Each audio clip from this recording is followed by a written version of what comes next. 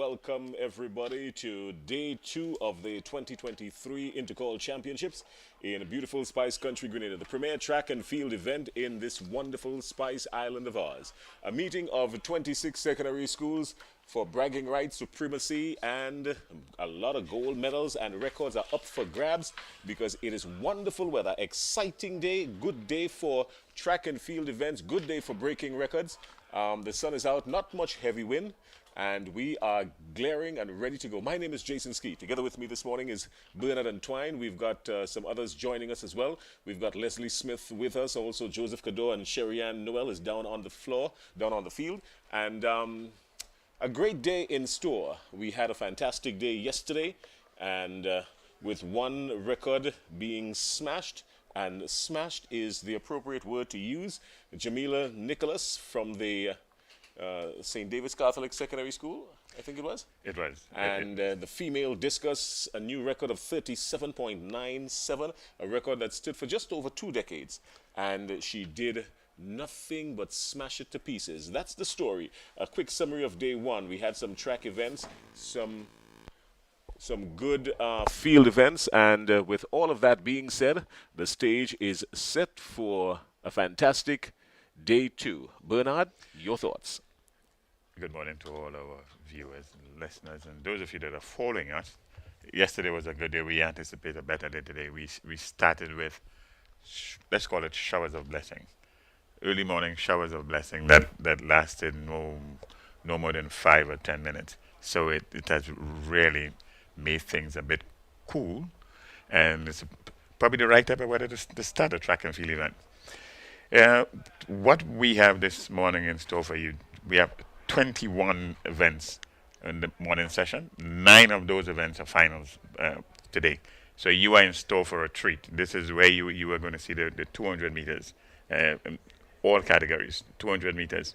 And then we have some relays as preliminaries. That will be this morning also. All right. Bernard, he's bringing us up to speed what we're looking at. We've also got to monitor the octathlon boys 110-meter hurdles, event number 34.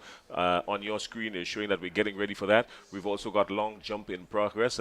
Joseph Cador is down on the field. He's going to bring us up to speed on that in just a little bit.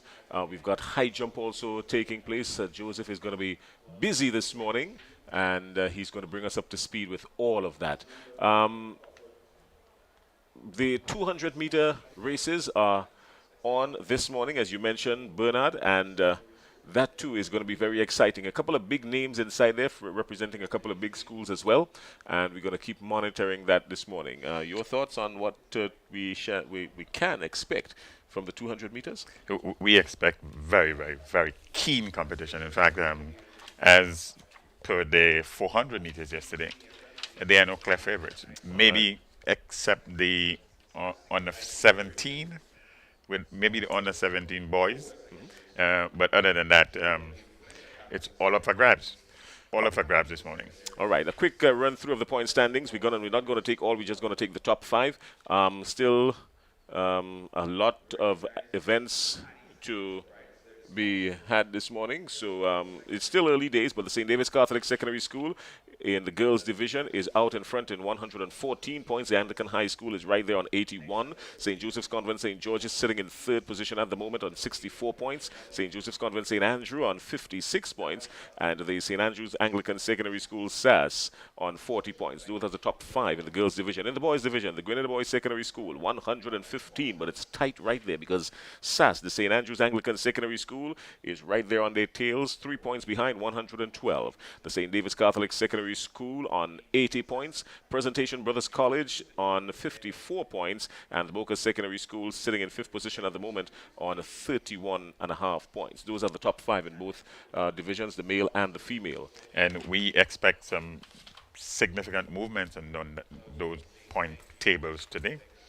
But the next event on the track would be the OCT for boys, the 110 meters hurdles.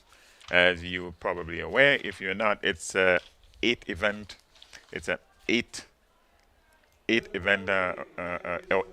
discipline event, and 4 discipline was competed and completed yesterday, and so today we will have the final four. All right, well, let's bring you up to speed quickly now on the points for that, because in the boys octathlon, Shamar Fleming of the Boca Secondary School is sitting pretty on 2,444 points after 4 events. Aviel Jr. Williams of the St. Andrews Anglican Secondary School is there on 2,368 points. Brent Edmond of the Hillsborough Secondary School, 2,284 points. Jordy Lewis of the St. Andrews Anglican Secondary, 2,253 points. And in fifth position, Shane Lett of the Happy Hill Secondary School on 2,081 points. Those are your top five after 4 events, with the other 4 events remaining, which will be had today. In the girls' heptathlon, let's go and give you the scores quickly there. Shamari Joseph of the St. John's Christian Secondary School, 2,141 points.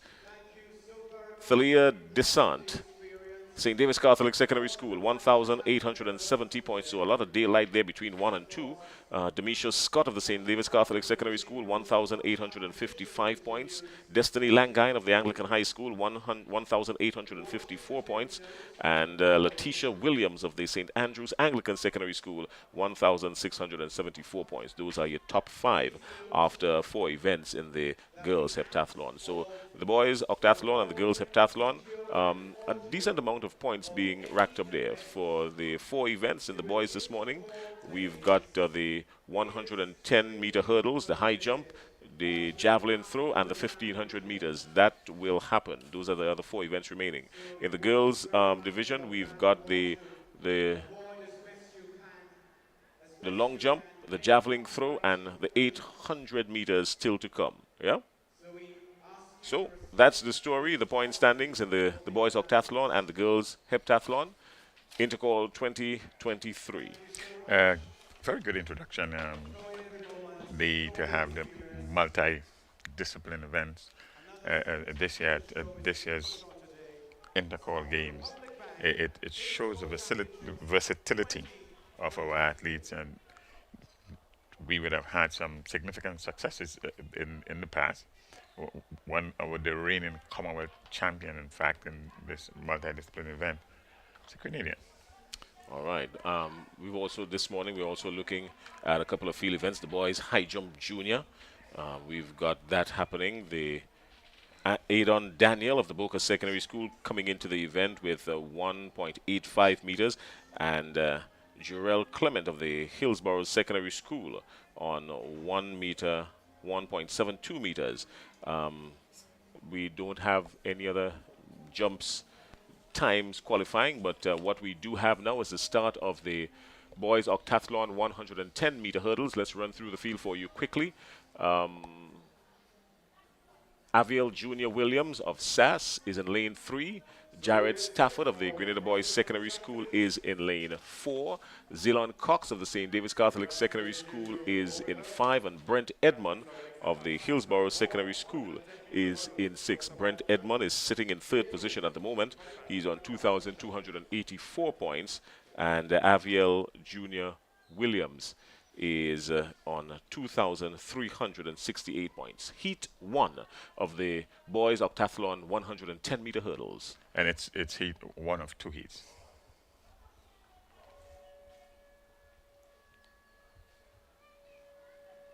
So grueling events really, because grueling events really. Javier Jr. of the St. Andrews Anglican Secondary School is in 2nd position in the boys octathlon, 2,368 points.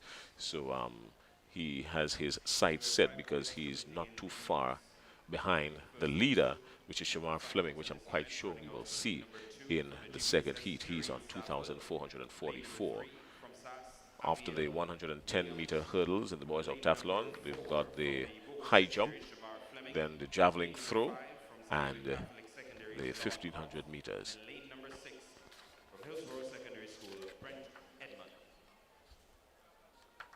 So Brent Edmond is in lane 6 of the Hillsborough Secondary School. So this is day 2 of the Intercall 2023, Republic Bank Intercall 2023, day 2.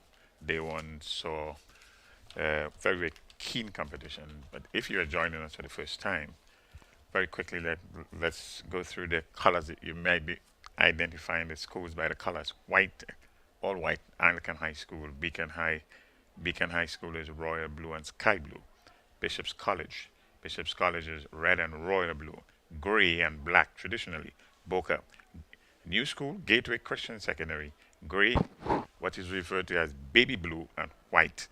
Grenada Boys Secondary School, traditional green. Grenada Christian Academy, Colombian blue, black and white. Grenada Seventh-day Adventist Comprehensive School, white and green.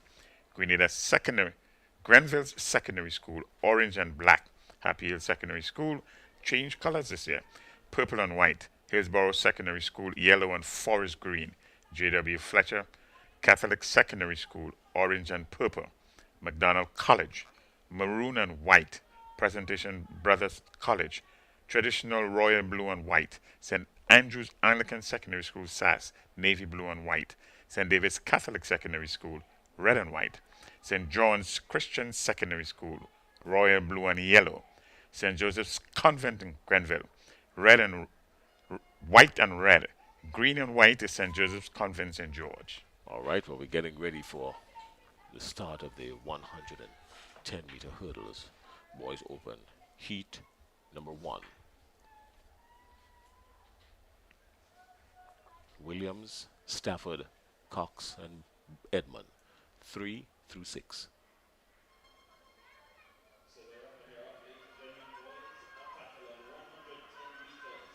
This has to be about rhythm. It has to be about rhythm, and it seems as though Cox has found the best rhythm, not the best in all of them, I should say. And I think he just made it to the finish line. St. David's Catholic Secondary School in the person of Zilon Cox coming through to win the boys octathlon 110-meter hurdles. Would be interesting to see the replay in the Hillsborough Secondary School. Brent Edmonds seems to have not hurdled one of the early hurdles. But we'll capture this on the replay. Well, Brent missed the second hurdle. We picked that up quickly. And so he would have some questions to answer there, if at all he's asked any. And I say if he's asked any because these officials are not in the mood for asking questions. It is what it is. So Zilon Cox, Zilon Cox of the St. David's Catholic Secondary School, 18.3. And so he comes out winning. He's currently in 9th position, so some points here would do him very well. He's currently in 9th position in the boys octathlon. Zilon Cox winning the 110-meter hurdles, heat number 1, 18.03. Heat number 2 is getting ready to run off. Jonathan Newton of the Grenada Boys Secondary School is in 3. Rondell John of the Boca Secondary School is in 4. Shane Lett of Happy Hill Secondary School is in 5. And Cale Lewis in 6. St. David's Catholic Secondary School being represented right there. So Newton, John, Lett, and Lewis. No Shema Fleming just yet.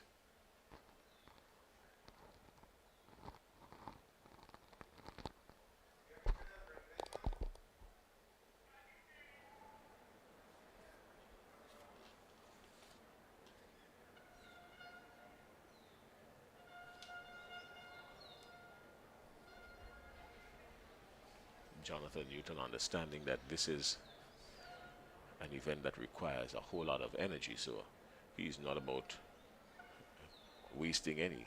And not at all. Let me just conclude with the colors for those of you who join us for the first time. Westmoreland Secondary School is in royal blue and white. Westerhall Secondary School is in Florence's green. Wesley College, all yellow.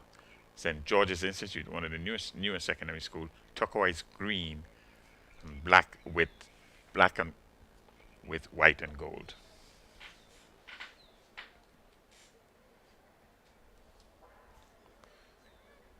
Heat number 2, the boys octathlon, 3 through 6. Newton, John, Let, and Lewis.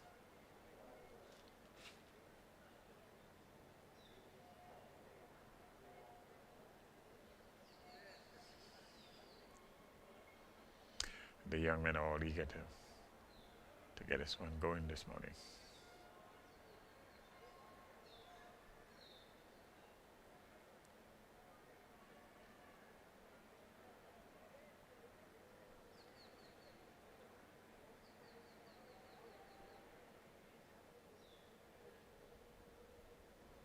Not too much of a heavy wind. You can see it blowing on their t-shirts. The rhythm is up. Lewis seems to have the best rhythm so far.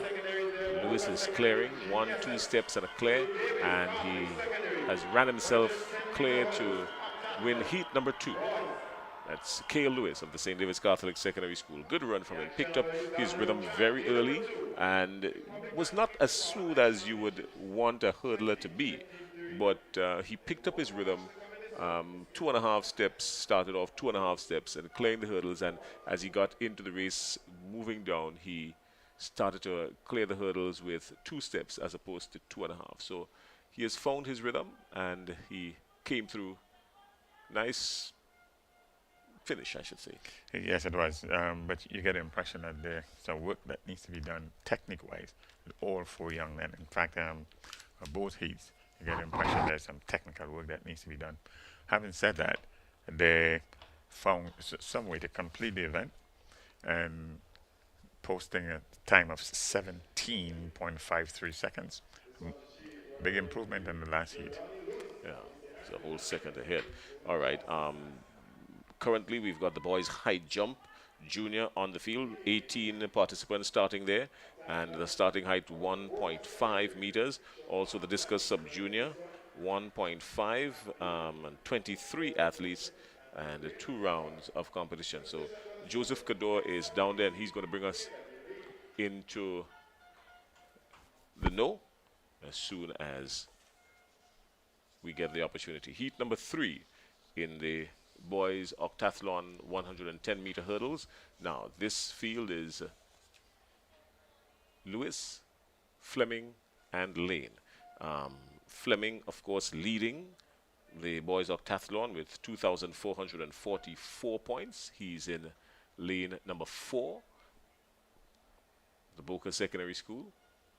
So he's the current leader. Looks relaxed, looks very focused, steering down the track. In the meantime, his compatriot right next to him, Jordani Lewis of the St. Andrew's Anglican Secondary School. Looks ready. If this race were to be won on looking dangerous, then Caleb Lane would be standing at the finish line, waiting for the others to come. Well, let's see how this one's going to turn out.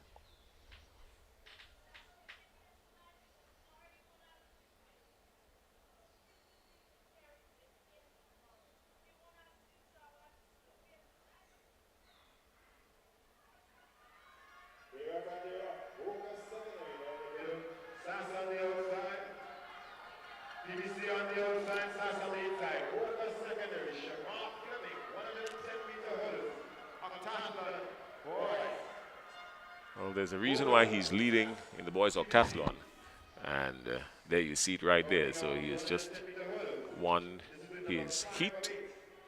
Shamar Fleming of the Boca Secondary School, not too keen on his landing after coming over the hurdles. It might show off some back pains for him later on. Technique. Needs to be, again, there coming down on might his be some heel. technical flaws. He's coming down too much flat-footed, and he's too flat-footed, so that could cause some issues with his back very soon. You want to watch that. So 18.01 seconds. It's the winning time for Shemar Fleming from Boca Secondary School, the leader in this event.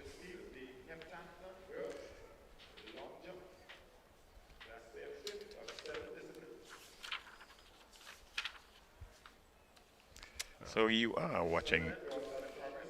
witnessing live the intercall secondary school games right here in beautiful Grenada. We are into day number 2. We've got the girls javelin throw. You're seeing that on your screen now. The girls javelin throw is the finals. Joseph Cador is down there, so no doubt he is going to keep us in the know with that. Joseph Cador, as soon as you can always come into us. But and Sherry Ann is also there. So it's Right, high jump for junior males. The girls javelin throw is what we're looking at on screen now. And And it's javelin for junior girls. javelin, yes, the girls junior javelin throw. Also happening on the field, we've got the boys high jump junior and the boys discus throw sub junior. So we've got some field events taking place. And Joseph, if you're there, use the opportunity, either you or Sherry Ann, to bring us up to speed on that. We also got the girls 200-meter sub-junior heat, number 1. That's coming up. They're going to be taking to the track in just a little bit. Event number 41, the girls 200-meter sub-junior. Girls 200 meters sub-junior. Preliminaries, we have some heats. The finals will be contested later in the afternoon. So these events are now in the morning session. It's to secure your place for the afternoon finals.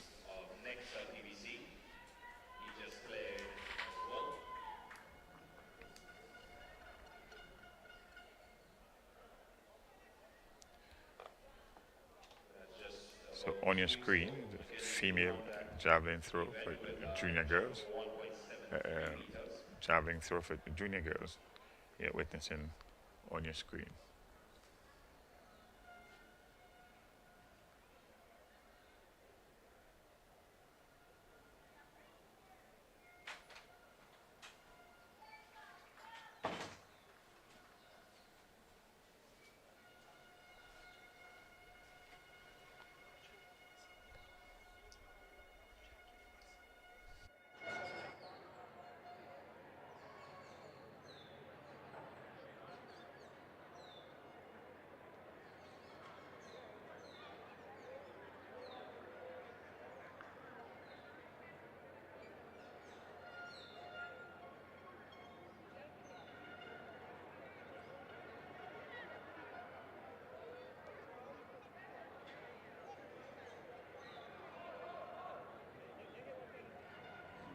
The boys have completed their warm-ups and the boys discuss through sub-junior.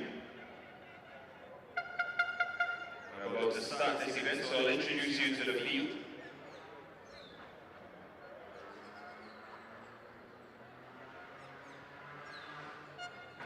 Representing the National GBSS. He claimed the gold in the high jump yesterday on day 1 of Intercol, silver in the shot put.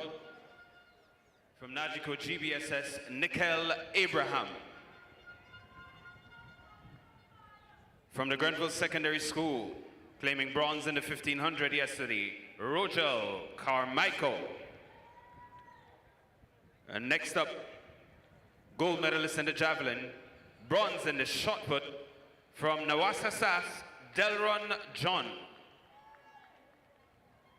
From the Nagico GBSS, Javid Noel. From Nexa PBC, Adriel Phillip. From Classic Lighting, Wester Hall Secondary, Jaziel Francis. From the St. David Catholic Secondary, Sione Fletcher. Nexa PBC, Stefan Strawn. Grenada Christian Academy, Malton Lindsay. Bishop's College, Zachary Thompson. From the St. Mark's Secondary School, Zanik Garans. From the Hillsborough Secondary School, Jalen McFarlane. Also from Hillsborough, bronze medalist in the javelin from day 1, Hillsborough Secondary School, Royshan Charles. From Boca Secondary, Aaron Smith. From Nawasasas, Tafari Williams. From Classic Lighting, J.W. Fletcher Catholic, Amarion Bruno. From Grenada Christian Academy, Nickel Courtney. From McDonald College, Zachary Grant. From Classic Lighting, Boca Secondary, Jaden Charles. Also from Boca Secondary, Kingsley Finley. From Classic Lighting, Westerhall Secondary, Giovanni Phillip. Correction, that's Westmoreland Secondary. My apologies. Westmoreland Secondary, Giovanni Phillip. From the St. Mark's Secondary School, Zuriel Fleming. From Classic Lighting, J.W. Fletcher, Ryan J. Joseph. From St. David Catholic Secondary, Elion Felix. From the Happy Hill Secondary, Francis Gibbs. And rounding out your field from the McDonald College, Dannon Mitchell.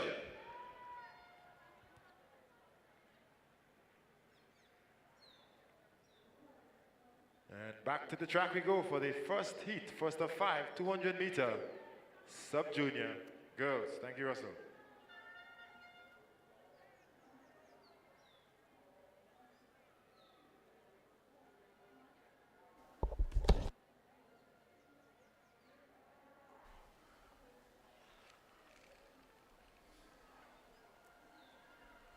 So the girls 200-meter sub-junior heat number 1.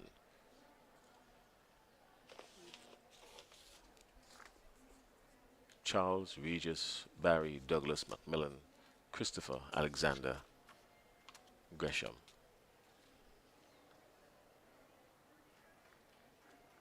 So it's Grenada Christian Academy in lane 1. Happy Hill Secondary School in lane 2. Barry from St. Rose Modern Secondary School in lane 3. Boca Secondary School in lane 4 in Douglas. In lane 5 is Christian Gresham in lane 5, Westmoreland Secondary School.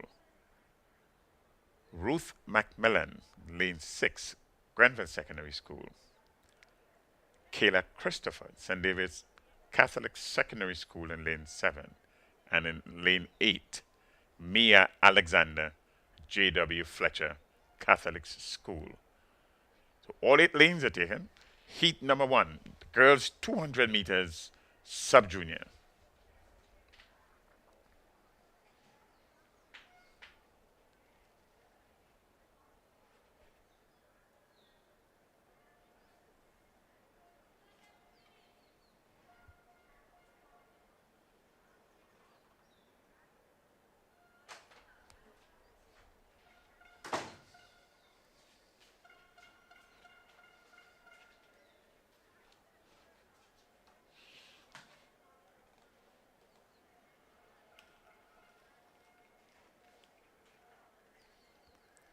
A bit of an infringement from the young lady from the Grenada Christian Academy. That's what the huddle is about with the officials. Let's see what the decisions will be. And she's given a red card, so she's out.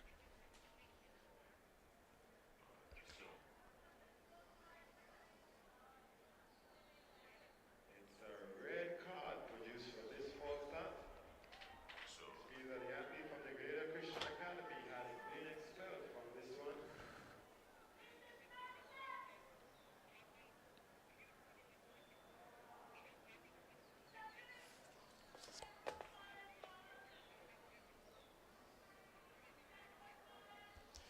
And that was really an easy decision there. It's a clear false start. So lane number 1 is out. That's Renisha Charles, and everyone else is dangerous looking. None more dangerous than Kishona Douglas and Mia Alexander. And Douglas is going to have to settle for second place, and Kayla Christopher coming through, winning heat number 1 of the girls 200 meters sub-junior. So Kayla Christopher looked a little bit more composed, actually, even from the start. Dangerous looking was Kedonna Douglas. She came around the bend, just maybe tried to kick just a little bit too late right there, but it was a nice, steady, decent flow from Christopher, Kayla Christopher. It's 26.13 seconds. She shut down with just about 5 meters, 10 meters to go. She did just shut down, locked into cruise control, and came across the finish line. 26.13. Kedonna Douglas of the Boca Secondary School, 26.96, and Arisha Regis of the Happy Hill Secondary School, 28.16. Yeah, so those are your top 3 finishers. What's interesting is wind assist of 2.5. So even with being assisted with the wind and 26 seconds going, but it was a shutdown. Let's just say that she did shut down. Kayla Christopher, she did shut down and allowed her momentum to carry her through the line. So heat number 2. Rihanna Thomas, Anglican High School in lane 1. Lane 5, Westmoreland Secondary. Lane 6, St. Andrews Anglican Secondary. Lane 7, MacDonald College. Heat 2 of 5, sub-junior girls, 200 meters.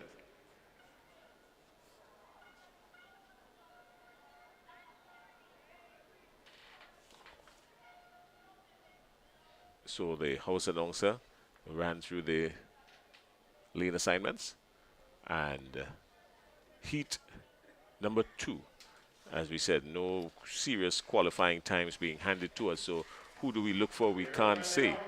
But sub-junior girls heat number 2.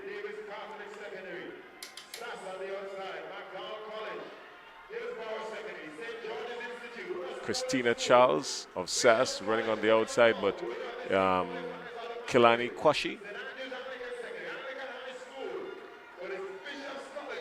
Bishop's College, and Kayla Allen coming through to win. Long stride from the jump. I mean, long stride. This is the kind of, with a stride like that, you really don't want to be in the middle lane. It was not the best lane for her. With a stride like that, you probably want to be on an outer lane so you can get a whole lot more from it coming around the bend. But she ran a good race. Bernard, she ran a good race. Yes, it's not very competitive in the end. She won quite easily, actually, in the end. And a time of 26.42 seconds. The second place finisher was almost a full second, 27.12 seconds. And for the second place, Christiana Charles from SAS. So it was Alan, Charles, Thomas, Providence, Kwashi, Cooper, Campbell, and Bain. That's how they finished. Heat number 3 of 5 now on the track. Let's go down to the house announcer. He's got the lane assignments. This one, lane number 1, St. George's Institute. Lane number 2, Happy Hill Secondary. Lane number 3, St. Mark's Secondary. Lane number 4, St. David's Catholic Secondary. To Shauna Bascom. Lane number 5, the Wester Hall Secondary. Shamar Alexis. Lane number 6, Bishop's College. Sierra Jones. Lane 7, St. John's Christian Secondary. Bernicia Hosler. And lane number 8, St. Andrews Anglican Secondary. Brianna Heat Oliver. 3 of 5, sub-junior girls, 200 meters. So Pace, St. Bernard, Stewart, Bascom, Alexis, Jones, Hosford, and Oliver. All 8 lanes are taken. It's heat number 3. 200 meters, sub-junior girls.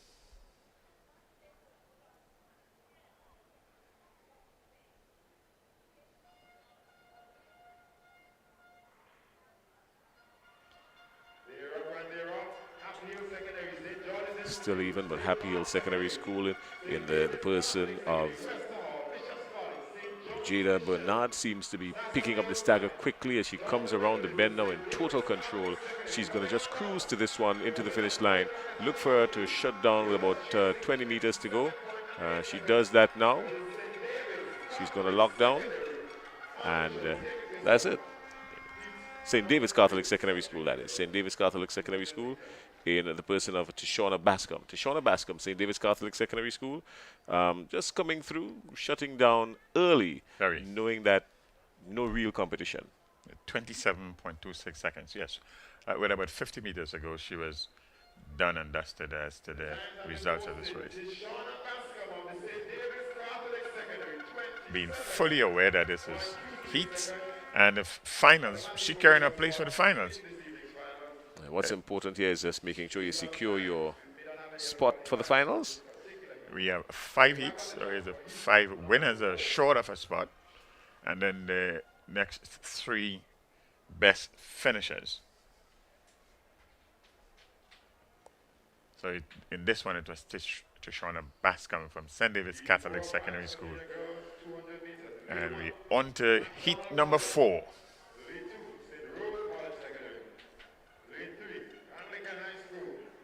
Dunia Modeste.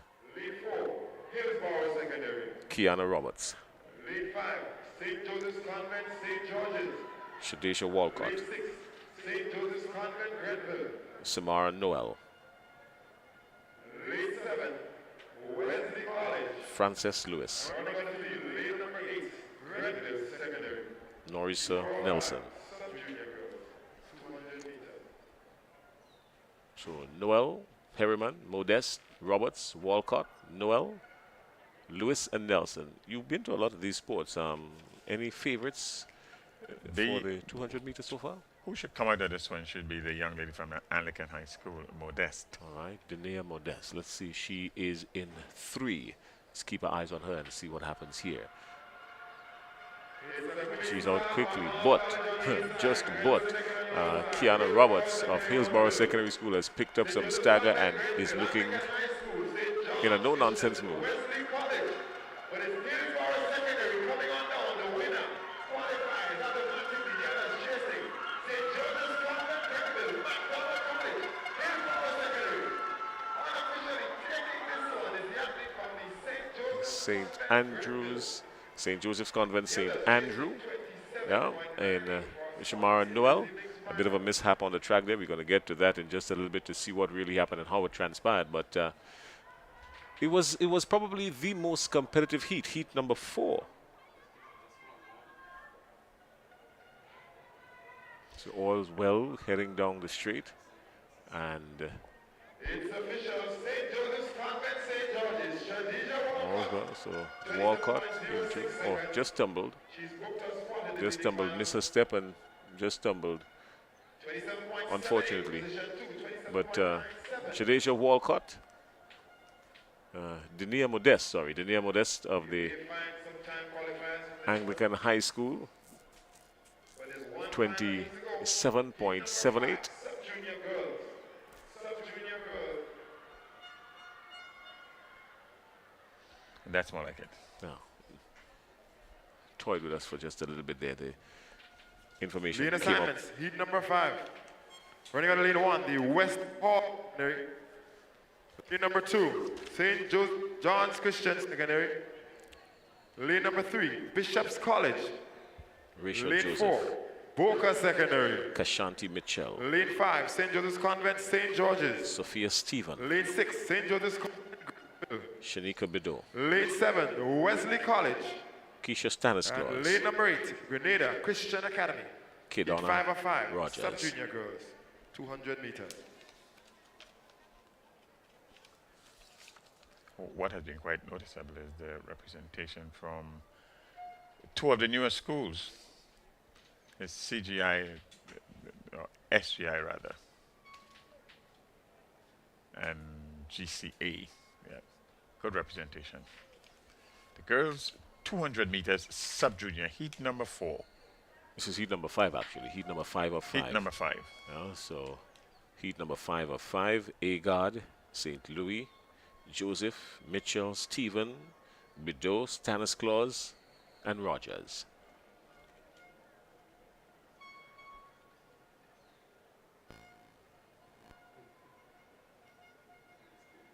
Rachel Joseph of the Boca Secondary School is in 3. Keep your eyes on her. And also Shanika Bideau of St. Joseph's Convent St. Andrew. And Sophia Stephen of St. Joseph's Convent St. George is in 5.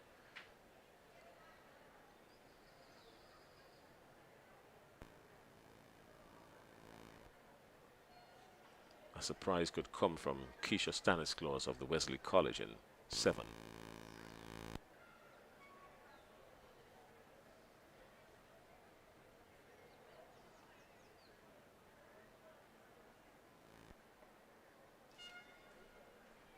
Right after this 200-meter heat, we're going to attempt to go down to Joseph Cador because we've got some female javelin taking place just around that area. So we're going to see what we can pick up. Female javelin happening just around that area on your screen. You can see just in the center of your screen. So we're going to attempt to get some information there.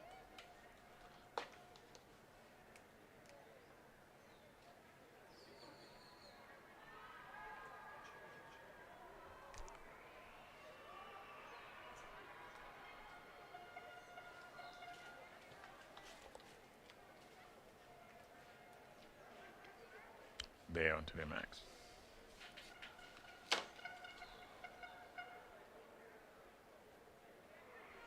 And they're off. Wow. Remember I told you look for the athlete from the Boca Secondary School. That's Kashanti Mitchell. And Kashanti Mitchell and St. Joseph's Convent St. George in the person of Sophia Stephen.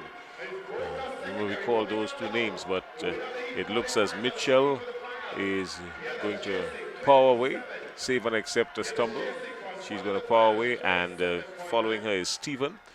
Stephen wanted to maybe finish a little quicker, understanding that is the first place and the top 3 times after that. You know, you want to. This is the final heat, so you must have an idea as to who's coming, and you know, yeah. Yeah, I'm actually wondering about the briefing from the coaches because she slowed down, realizing she was going to be second. But in heats like this, where the finalists are determined on times, she really should have ran all the way through.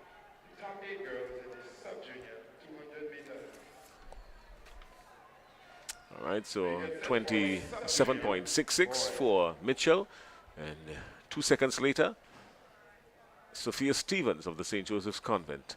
Will that come back to haunt her? Well, time will tell. The top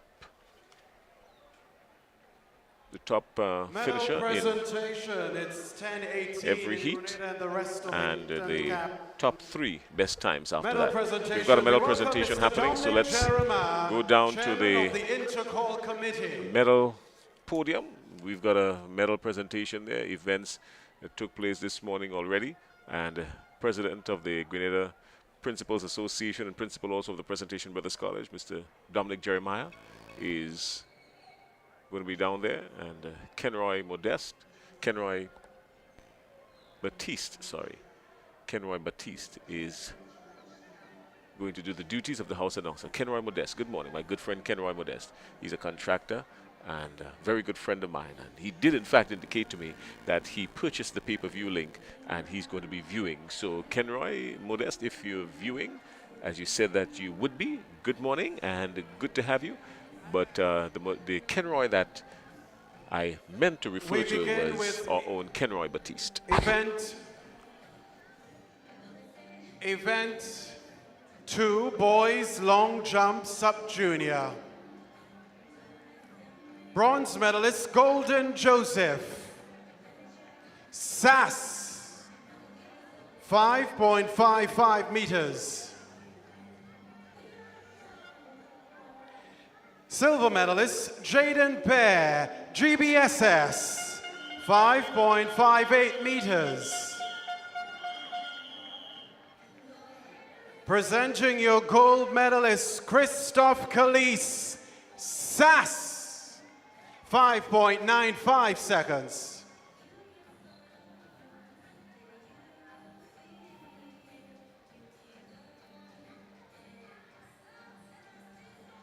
Event 12, boys high jump, senior. Bronze medalist Elisha Williams. St. David's Catholic Secondary, 1.80 meters. Silver medalist Joshua Richard, GBSS, 1.86 meters.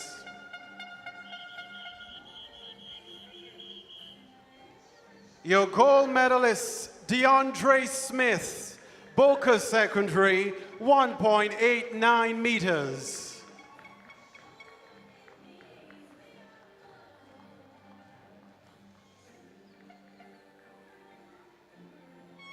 Event 15, girls discus throw, sub-junior. Presenting your bronze medalist, Jada Elcock, Anglican High. 19.09 meters. Silver medalist, Ebony Moraine, St. Joseph's Convent, St. George's. 19.41 meters. Your gold medalist, Naomi Augustine, St. David's Catholic Secondary, 20.16 meters.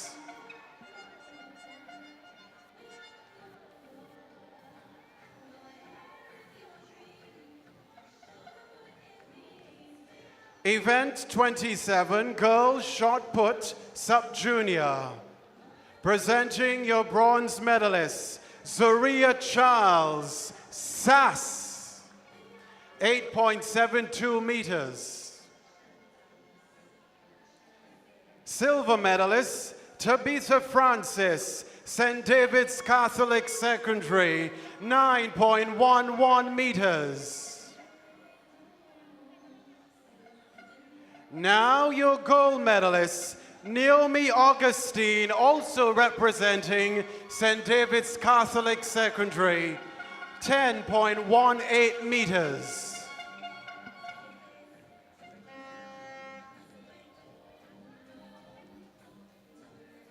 Event 29, girls shot put junior. Presenting your bronze medalist, Rihanna Alexander, SAS, 9.36 meters. Silver medalist, Shania Thomas, St. Joseph's Convent, Grenville, 9.37 meters. Ladies and gentlemen, presenting your gold medalist, Shaphonia Houston, Anglican High, 9.94 meters. This is the end of this medal presentation for now. Thank you very much, Mr. Dominic Jeremiah, Chairman of the Intercall Committee.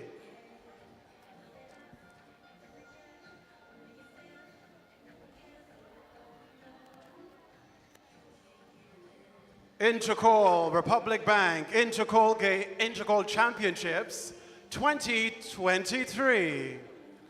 Right here at the Karani James Athletic Stadium. Welcome everybody, welcome, good to see all of you. Thank you for joining the experience, the excitement, the fun, the excitement all. So nice to have you with us. All right, I'll well, toss things over for now real, to the my experience colleagues. and the excitement of Intercall 2023, Intercall 55 in 2023. Joseph Cador is down on the field, and we've got some events. We've got some events happening on the field. So Joseph Cador is down there with us. Joseph Cador, if you're hearing us, Joseph, we are waiting on you. We know that there's some discus sub-junior happening, high jump boys happening. So if you're there, you can come over.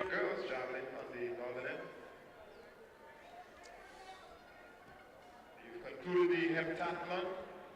Girls, a long jump. We get some results for you in just a few. But in progress on the southern end, we have the discus throw, sub-junior boys, and the high jump, junior boys. Much action here at the Kirani James Athletic Stadium with public band. Intercollegiate 2023. Okay, well, we've got the boys octathlon. We're going to get some updates for that for you, and of course the girls heptathlon, we're going to be monitoring that as well to bring you up to speed with some events. We started the day with Shamari Joseph in the girls heptathlon after 4 events, leading out front, followed by Thalia Desant and then Denisha Scott. St. John's Christian Secondary, St. David's Catholic, 1, 2, 3. Serving, protecting, maintaining the order and the discipline. In the boys octathlon, we've got out in the lead Shamar Fleming of the Boca Secondary School, Aviel Jr. Williams of the St. Andrews Anglican Secondary School, and Brent Edmond of the Hillsborough Secondary School, 1, 2, and 3 in the boys octathlon. So those are the top 3 positions, and we had the 110-meter hurdles. So with the points, well, the heats, we've got the 110-meter hurdles in the boys. Those heats will tell a story, and then of course we get to the finals of the 110-meter hurdles.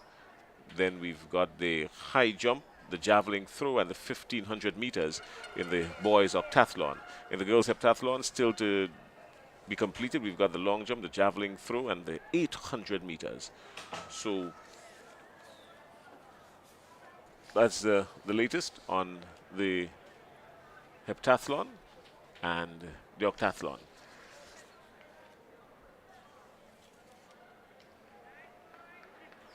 High jump, junior boys, cleared by the athlete from the Grenada Christian Academy, Rashid Joseph. So The record of this event is 1.95 meters, set back in 2001. Kieran Dixon. Boys are currently at 1.65 meters.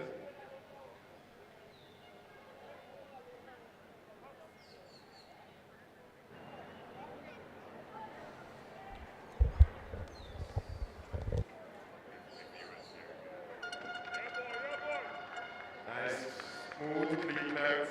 Yeah, we got the GBSS.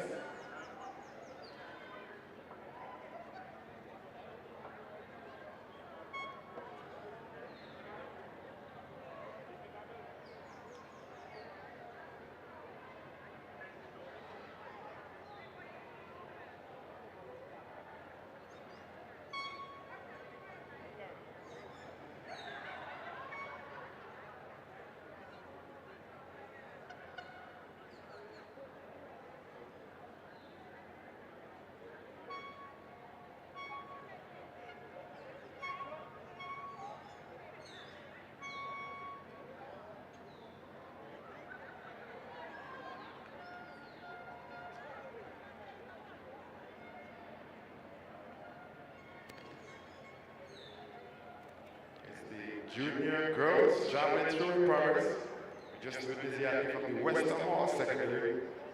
That's Janelle Griffin. About to witness Bishop's College. Kesia Matthew. Junior girls javelin throw.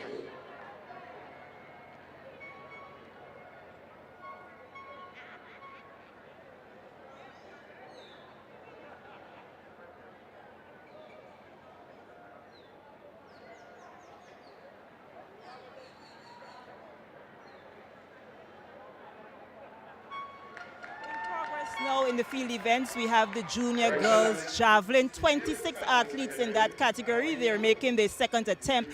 The record in that event is 41.75, set in 2017 by Holly Charles. Now, as I mentioned before, 26 junior girls in that particular event. The javelin is ongoing. It's one of the field events that is attracting a lot of athletes this time around. So we're here and we're trying to bring you an update as to how it's progressing. We are going to move from the javelin at the moment, and we're going to head on up to the discus and the high jump. And to give you an update as to what's happening there, I have my colleague with me, Joseph Kado. Joseph has been following the discus and the high jump juniors. They started at 1.50. I think they already crossed 1.55 meters. So he is going to give you now an update as to what's happening in the discus and the high jump.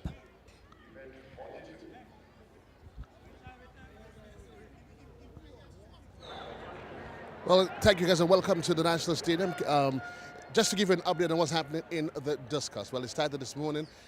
It's where the record in the record in the discus is 39.32 meters. That was set back in 2015 by Johan Jeremiah. The field started this morning with some 23 athletes participating. They would go through the round of three.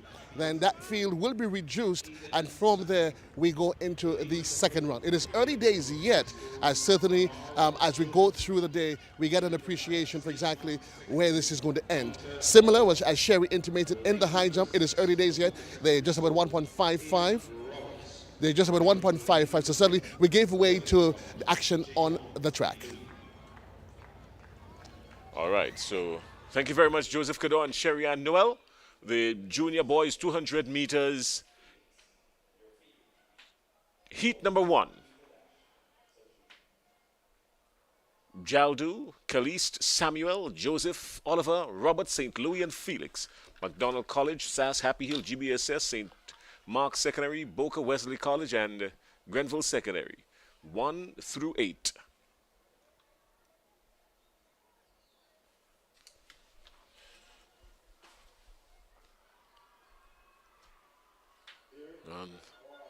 We thought it was clean, but they were called back. And somebody's in trouble.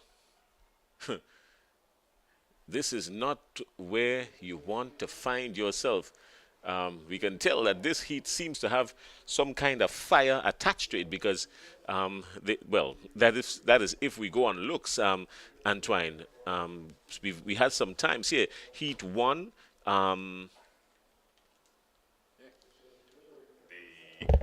The offending party here seems to be in lane 2. Christophe Caliste from SAS. Christophe Caliste from SAS.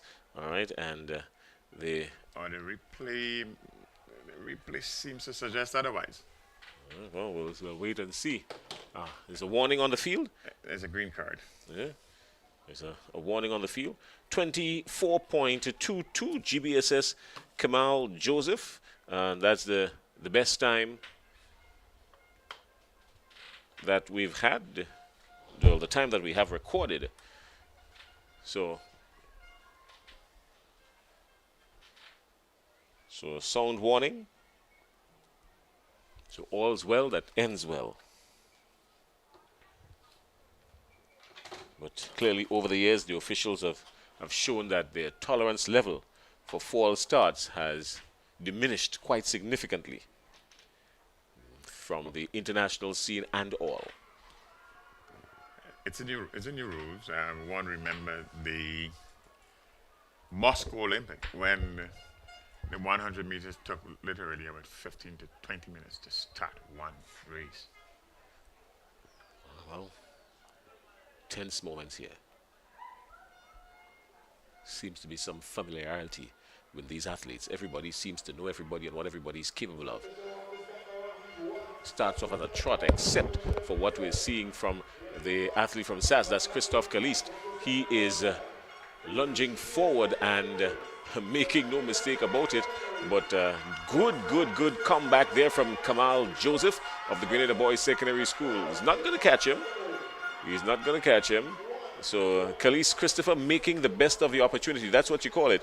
You found yourself having a bit of a difficulty on the warning, but you turn around and you make the most of it. So Christophe Caliste of the St. Andrew's Anglican Secondary School coming through in heat number 1, followed by Kamal Joseph of the Grenada Boys Secondary School. 5 heats in the boys 200 meter sub-junior. Heat 1 just being completed, and not going to spend too much time on it because Christophe Caliste came through, and heat number 2 is already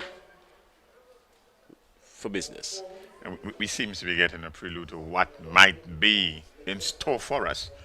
SAS versus GBSS. Christophe Calise and Kamal Joseph. A good display there. Calise seems to have run a measured run just to ensure that he was into the finals later on today. And Joseph was playing catch up all along. Well, you don't want to take any chances, not at this stage. This is a big meet. Ensure that you clear yourself, get yourself properly secured, and then you can shut down. Let's check out the lane assignments here for heat number 2. In lane 2, Andre Fletcher. Richardson. Lane number 4, Classic Lighting, Westall Secondary School, Omari Richardson. Lane number 5, from St. John's Christian Secondary, Vecchio Hines. Lane number 6, from the McDonald College, Alan Albert. Lane number 7, Classic Lighting, Boca Secondary School, Jamal Andrew. And running out of lane number 8 from Grenada Christian Academy, Keith Charles. Keith Charles, bit familiar. Did Keith win something yesterday, Jason? My memory didn't go back so far. Without pen and paper, between me, you, and the commentary, Bernard Antoine, I've already forgotten what I had for breakfast. So, heat number 2, the boys 200 meters sub-junior.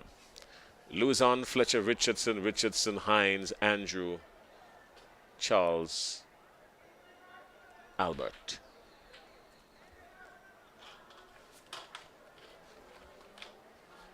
Omari Richardson of the Westerhall Secondary School coming into this with a time of 25.10.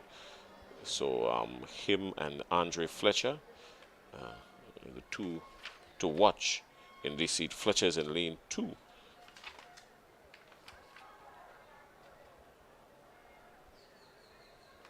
St. Mark's Secondary, Tristan Richardson is in 3.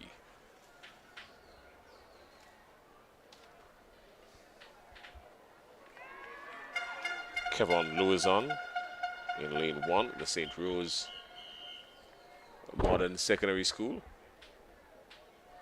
Heavily attired. Will probably learn that too much attire is not the friend of the wind in a sprint event. But just maybe he has something extra special to release. Let's wait and see. And maybe he does, because he had a good start from lane 1. Let's see how that's going to end for him. But out in the middle of the pack, St. John's Christian Secondary and Hines.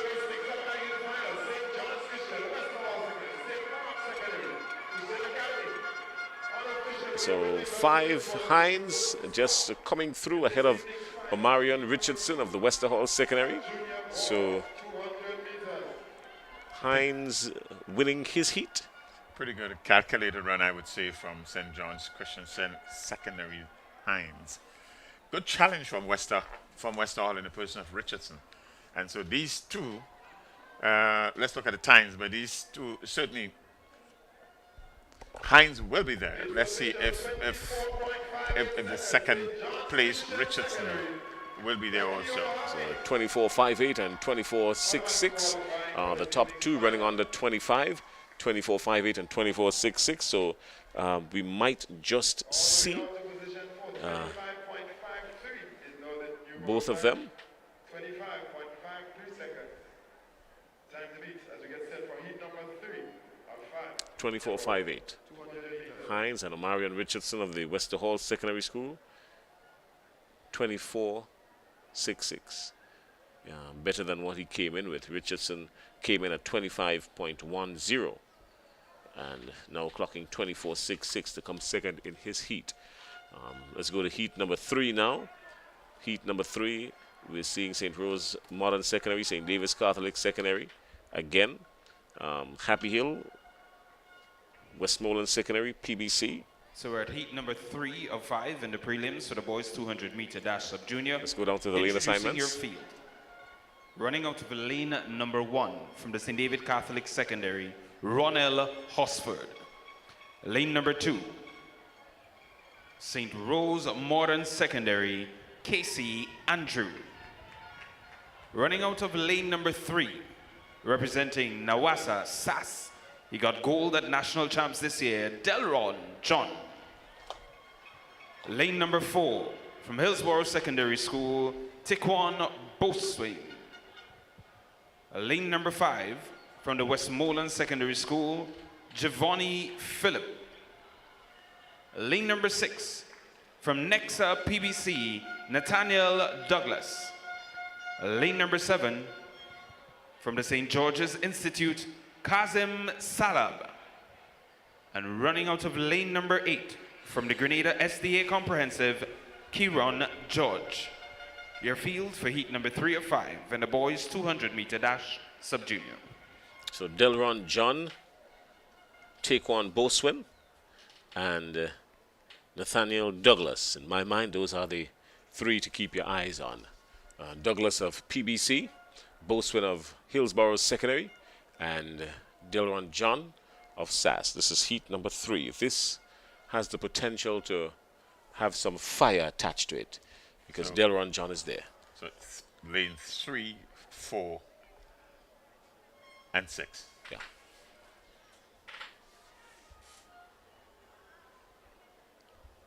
Look out for Delron John to pick up the stagger very early in this one, and if he has any comfortable window, he's going to shut down with about 60 meters to go. That's his style. He is the reigning sub-junior 200 meters champion from the national championships.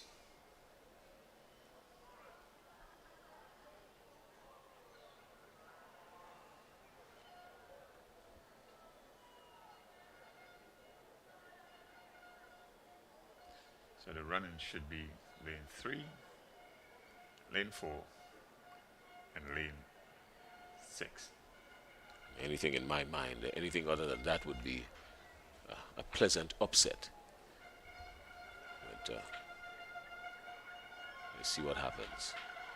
And immediately, just as we predicted, John picks up the stagger, catches 1, 2, and 3 before he comes around the bend, and clearly came around the bend with more than daylight, a week and a month to spare, and he has just shut it down, and momentum is going to carry him through the line. He has a whole lot more in the tank, and clearly he showed nothing short of real superiority there. So Delron John showing why he is the man to beat. What is interesting now is the time. Grimacing just a little bit.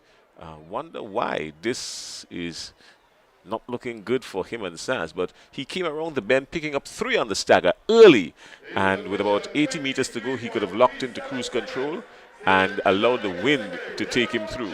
But just as he finished the race, we saw a little bit of a grimace there, and he came down just across the finish line a little bit flat-footed, so I'm not quite sure if it sent some sort of shock through his lower back. But 23.37 with no competition and with 60% of the race in cruise control. This is looking good for Delron John and Sass. As we said, he is the reigning sub-junior champion in national championships, but from 60-meter max, something seems to have tweaked. There was a twitch at the 60-meter mark, and he ended with some bit of grimace there. So let's see what happens in the finals. I hope the young man, everything is all right with the young man. So that's Delron John, 23.37 seconds in heat number 2. We're on to heat number 3. This is heat number 4, actually. In number 4. All right, so heat number 4 of 5 in the boys 200-meter Silver sub-junior. medalist at nationals this year, From Nexa PBC, Ethan Auguste. Out of lane number 2 from Grenada Christian Academy, Keldon Francis. Out of lane number 3 from the Happy Hills Secondary School, Alion Dikoto. Lane number 4, Paddy's Enterprise, Hillsborough Secondary School, Roselle Ross. Lane number 5, Classic Lighting Caribbean, Westerhall Secondary, Alden Clark. Lane number 6, from Wesley College, Tiandre St. Louis.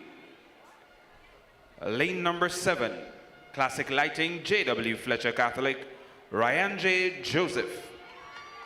And running out of lane number 8, from the Grenville Secondary School, Rafael Kadu, your field for heat 4 or 5 in the boys 200-meter dash sub-junior. This one, Roselle Ross of Hillsborough Secondary, 25.20. And Alden Clark of the Wester Hall Secondary School, 26.10. But the real danger in this one comes out of lane 1 in Ethan Auguste of PBC. He was second to Delron John, I think it is, at National Champs. So yeah, the real danger in this heat here is Ethan Auguste. He's in lane 1. Look for him to follow in similar fashion as John would have done. It's a blistering start from Wester Hall. Alden Clark comes around the bend in front, but PBC in Ethan Auguste has the ability to switch gears and then slow down. So he came around the bend maybe in about third, decided to elect fourth quickly, straightened up, and then held his compression and go right back down to number 2 and cross the finish line. That's the story, really. Ethan Auguste coming through with no danger. He knew that he was in a good position, ran a race, was not intimidated by Clark coming off the bend before him. He knew he had what it took to come through, and there he just decided, let's gear down, conserve some energy, cross the line. Measured race 24.64 for Ethan Auguste, and it was a measured run. We must add that it was a measured run. He had the race wrapped up in 65 meters out. Around the bend, it was Clark from the Westerhall Secondary School that was doing all the running. Ethan caught him. Ethan caught him, and at about 60 meters, and that was that. All that she wrote, as the saying goes. All right, let's go down to the track again. Heat number 5 of 5 in the boys 200-meter sub-junior. Sub-junior. Introducing your field for this event, running out of lane number 1 from the St. George's Institute, Jaleel Phillip. Out of lane number 2 from the Grenada Christian Academy, Nikel Courtney. Out of lane number 3 from the Grenada SDA Comprehensive, Henri Peters. Out of lane number 4 from Gateway Christian Academy, Nathaniel Alfred. Lane number 5 from Nachiko GBSS, Rashawn Daniel. In lane number 6, Classic Lighting Caribbean, J.W. Fletcher, Amarian Bruno. Lane number 7 from the Westmoreland Secondary School, Giselle Francis. And in lane number 8 from Grenville Secondary, Keneal Charles. Your field. And this is in fact a rather interesting heat number 5. 2 of the newer schools represented here. Jaheel Phillip in lane 1 from St. George's Institute, and from the Grenada Gateway Christian Academy in Nathaniel Alfred in lane 4. All right, well, who we're looking at here, basically, based on qualifying times, Rashawn Daniel of the Grenada Boys Secondary School came in with a qualifying time of 25.36, and a 25.28 of the Grenada Christian Academy, Nathaniel Alfred. If the times coming into this event suggest who should cross the line first. Those are the two you want to be looking at. Nobody in lane 8. Lane 8 has do not start attached to him. Right, so right after this heat, we're going to go down to Joseph with an update on the high jump. So we're just concluding the 5th and a final heat of the boys 200 meter sub junior, and then we go down to Joseph Cador. All right, so let's get ready for heat number 5 of 5. Keep your eyes on lane 5, Rashawn Daniel, and lane 4, Nathaniel Alfred. If it's going to come, it's going to come from the middle of the track. Amarion Bruno of J.W. Fletcher also posing, he's going to pose some danger. But, yep, it's Rashawn Daniel of a GBSS coming off the bend before everyone else and powering forward and starts to stamp his authority. Some good separation. I think he ran a little bit hard though, because coming around the bend, everyone was still in a bundle, and he had a stride or two. He had a stride or two coming off the bend, but kept his composure and powered through to the finish. Antoine? 25 meters in, he knew he had it. Other than that, he had to do some serious running because there were some challenges from Gateway, and there were some challenges also from Happy Hill. Yeah. Not Happy Hill, sorry, J.W. Fletcher. So it is the Rishon Daniel of GBSS, 24.77 seconds. Let's see if, in fact, the Gateway Christian Academy have their first finalist in Nathaniel Alfred. We will update you momentarily as to what the final 8 positions are. Well, with 25.88, it means that he has a lot of work to do, because there are a couple of folks who ran some 24s before him, and we've got 25.81 in Wester Hall Secondary School in Alden Clark. He came second in his heat. That's the only other 25 we've had so far. But apart from that, mostly everyone running 24. So for him to get through with 25.78, it's going to require some prayer and fasting. It's a Christian school. Yeah. Well, that's what I say. It's going to require some prayer and fasting. Joseph Cador is down on Sherry-Ann Noel, sorry, is down on the field. Sherry-Ann, if you're hearing us, we're ready for you. Take it. Thank you very much, Jason. Well, we're giving you an update on the junior boys high jump. Started around 22 athletes. We're now down to 4.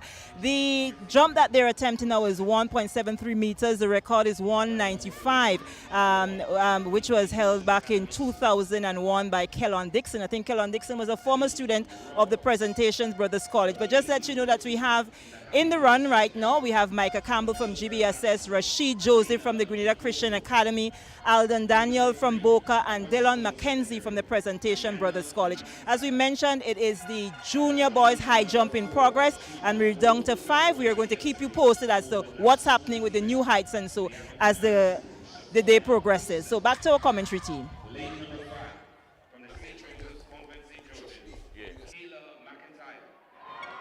Lane number 6 from the St. John's Christian Secondary, Keontae Williams. And running lane number 7, the heat for the girls 200 meters junior. Yep, the girls 200 meter junior, heat number 1. This is interesting here because a couple of 28, some 24 in heat number 1, Anglican High School, Shifona Houston. Shifona Houston, she is on the Carifta team as well, so look out for her in the middle of the track. She's in lane 4. Heat number 1. Forgot to say thank you very much, Sherry-Ann Noel, for that update, and we're going to be checking in with you again, or you check in with us. Either way, we're going to be checking each other, bringing our viewers up to speed on Joseph Cador is down there as well. So yeah, we're into the heats, the girls 200 meters junior. Girls 200-meter junior. Look out for Shaffonia Houston of Anglican High School in the middle of the track, lane 4. Houston is out like a rocket. Hence the reason why she's right there on the junior career of the team. She came off the bend in front of everybody, but she's seeing a little bit of a threat from Aliana Dikoto. Aliana Dikoto of the Happy Hill Secondary School. But Houston makes no mistake about it, and she secures her spot for the finals. I was expecting a little bit more from her. At this event, at this time, you've got to stamp your authority.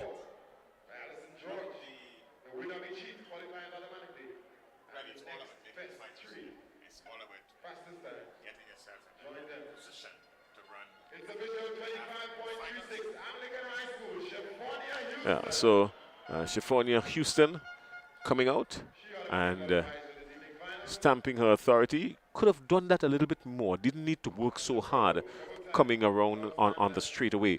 You want to stamp your authority in these heats as a character athlete. You want to stamp your authority in these heats from the jump. Come off the bend before everybody else as much as you can, and then lock down into cruise control. Send a clear message, yeah? 25.36 in the heats to qualify for the finals. That's not a bad time. 25.36 she ran. Her time coming into this event was 24.68. So clearly we know she can do a whole lot better than she did.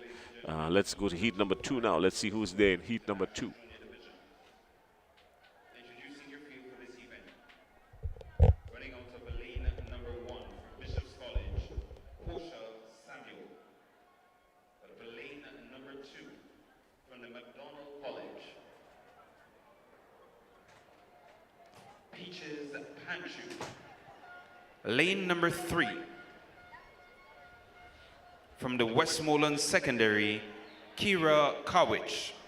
Lane number 4 from the St. David Catholic Secondary, Kamaya Telesford. Lane number 5, Classic Lighting, Boca Secondary School, Cassidy Mitchell. Lane number 6 from the Nawasa SAS, Tiona Bridgman. And in lane number 7 from Grenville Secondary School, Talia Nayak. Your field for the girls 200-meter dash, heat 205. All right, so who are we looking for in this one here, really? We've got someone who ran an eternity, the athlete from Westerhall Secondary School, Kira Kowich. Absolutely no way she can expect to run half a minute and qualify here. So the next time that we have is Kamaya Telesford, St. David's Catholic Secondary, 25:10. Let's see. They're up and they're off. Heat number 2, the junior girls, 200 Boca Secondary meters. School, St. David's down the middle. Cassida McDonald Mitchell. College on the inside. Grenville Secondary on the outside. Cassida Mitchell. Westmoreland School is in it. Boca Secondary is in it. But St. David's Kamaya Catholic Telesford. Secondary. St. Kamaya David's Telesford Catholic has Secondary. They're coming come on off the down. bend before Heat everyone number else 2 of 5 and in the junior girls. locked down 200 cruise control meters. and taking it home. St. David's Catholic Secondary unofficially taking this one. The bubble time stands at 27.36 seconds. Yeah. So Kamaya Telesford, St. David's Catholic Secondary, good run. Again, she knew what she had to do to qualify for the finals later today, and that's what she did. Kamaya Telesford, I would say, easy run, Jason. Yeah. Came off the bend before everyone else, stamped her authority, and then went into cruise mood and ambled across the finish line with no threat. Running 26.82. And Peaches Panchu, McDonald College coming in second, 27.31. Slow race. Much slower than heat number 1. The others seem to be just outside the bubble, which still stands So at with heat number, we get ready for heat number 3. number 3. The girls 200 meters juniors. We expect some real fireworks in the boys 200 meters juniors a little later on. All right. Well, let's see who's in heat number 3. keep your eyes on Tamaya Thomas of the St. Andrews Anglican Secondary School. Your field for heat and number 3 of 5. Akira the Moraine girls of the 200 St. meter David's dash Catholic junior. Secondary School. Also, Running out Kayla of lane Alexis. number 1 from the McDonald College, Abigail Williams. Out of lane number 2 from the Grenada Christian Academy, Rihanna Julian. Out of lane number 3 from Nawasa Sass, Tamaya Thomas. Lane number 4, St. David Catholic Secondary, Akira Moraine. Out of lane number 5, from Paddy's Enterprise, Hillsborough Secondary, Kyla Alexis. Lane number 6, from Classic Lighting, J.W. Fletcher Catholic, Kenaya Street. And out of lane number 7, from the St. Joseph's Convent, Grenville, Janelle Colimo. Your field for the girls 200 meter dash junior, heat 3 of 5. All right, well, heat 3 of 5. Here we go. Keep your eyes in the middle of the track, basically. 3, 2, 3, and 6. And here we go. They're up and they're off. It's heat number 4. Tamaya the Thomas. Junior girls, 200 meters. St. Tamaya David's Catholic Thomas Secondary, of the- St. Andrews Anglican Secondary, MacDonald College on the inside. Chasing a bubble time of 27.36 seconds. MacDonald College, St. Andrews Anglican Secondary, St. David's Catholic Secondary. Coming on down, unofficially, MacDonald College. Crossing the line first in this one. We await the official results. Heat number 4 of 5. Heat 3 of 5 in the junior girls, 200 meters. Sherry-Ann Newell is down on the field. The boys discus throw, sub-junior. Sherry-Ann Newell, you there?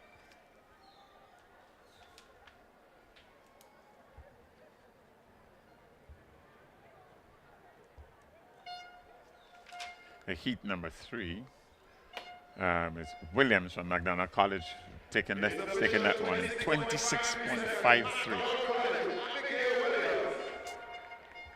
Booking us one in the finals. 26. Tamaya Thomas of the St. Andrews Secondary seems to be on the inside of the bubble all the way down to position number 3. Akira Moraine of the St. David's Catholic Secondary, 27.19. Seems to be the new bubble time in this one.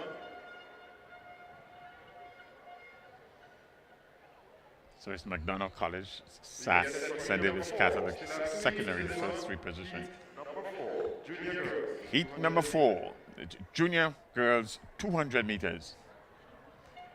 Lane assignments momentarily. Introducing your field for this event. Running out of lane number 1.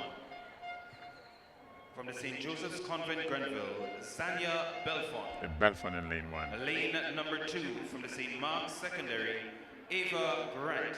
Grant from St. Mark's Lane Secondary in number lane 3 2. from Classic Lighting, Hillsborough Secondary, Talia Sampson. Sampson, lane 3, Hillsborough Secondary. Lane number 4 from GTC Anglican High School, Egypt Benjamin. Lane number 5 from Paddy's Enterprise, Hillsborough Secondary, Akelia Roberts. Lane number 6, Classic Lighting, Westerhall Secondary, Joanne Moraine. And running out of lane number 7 from Classic Lighting, J.W. Fletcher, Jazara Johnson. Heat number 4 of 5 in the girls 200 meter dash junior division. All right, Bernard and Twine, what's your thoughts on this one? We should look at lane 4, Egypt Benjamin. Egypt Benjamin of the Anglican High School. Egypt Benjamin of Anglican High School should come out of this one. She has been playing second fiddle to Shafuna all year. This is a time to shine in this heat number 4.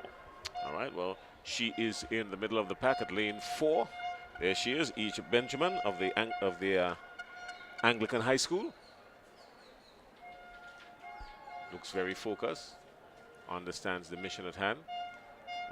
Right behind her, you can see Talia Sampson of the Happy Hill Secondary School. Look out for her as well. If it's going to come between 3 and 4. 4. Yes. But we are prepared for any surprises, which would be a good thing.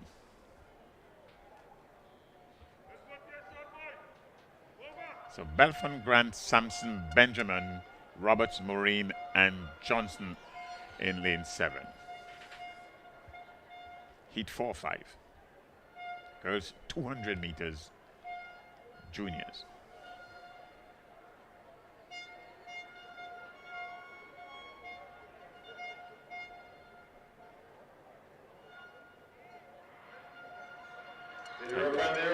Immediately, Benjamin is out. Benjamin has decided to pick up all the staggers quickly. But yes, just as we suggested, Samson of the Happy Hill Secondary School is not going to make it easy for her. But Benjamin and Samson, and out in lane 1, Belfon is there as well. But much to the surprise, Samson just made it through. Depending on how quick this one is, Egypt Benjamin may come through. She had the opportunity to do a whole lot more. I think she let out a little bit too soon, and maybe that can cost her a spot in the finals, Antoine? Well, it was good running from Samson. Samson took this race very early, and it was her intention to catch Benjamin, and she did very early. Benjamin was always playing catch-up, and Samson of the Happy Hill Secondary School coming through the tape in 26.21, and Egypt Benjamin, Anglican High School, 26.26, and Zena Belfon of the St. Joseph's Convent St. Andrew, 26.71. 26.26 should be okay.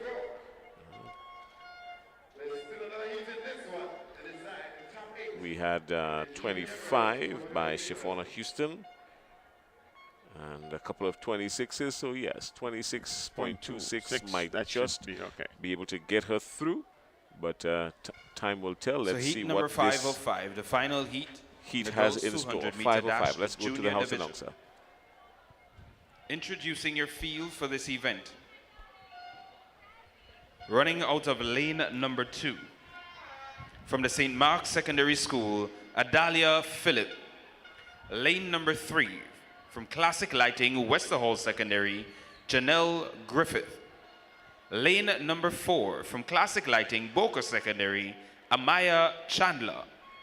Lane number 5, silver medalist in the 400 meters on day 1, from the St. Joseph's Convent St. George, Kamali Phillip. Lane number 6, from the Grenville Secondary School, Raquela Charles. And running out of lane number 7, the Grenada Christian Academy, Tiana Joseph. Your field for heat number 505 in the girls' 200-meter dash. And we should be looking for most of the running in lanes 4 and lane 5. Boca and St. Joseph's Convent St. Lane George. 4 and 5. You're saying Chandler and Phillip. That's Amaya Chandler of Boca Secondary School and Kamali Phillip of St. Joseph's Convent St. George.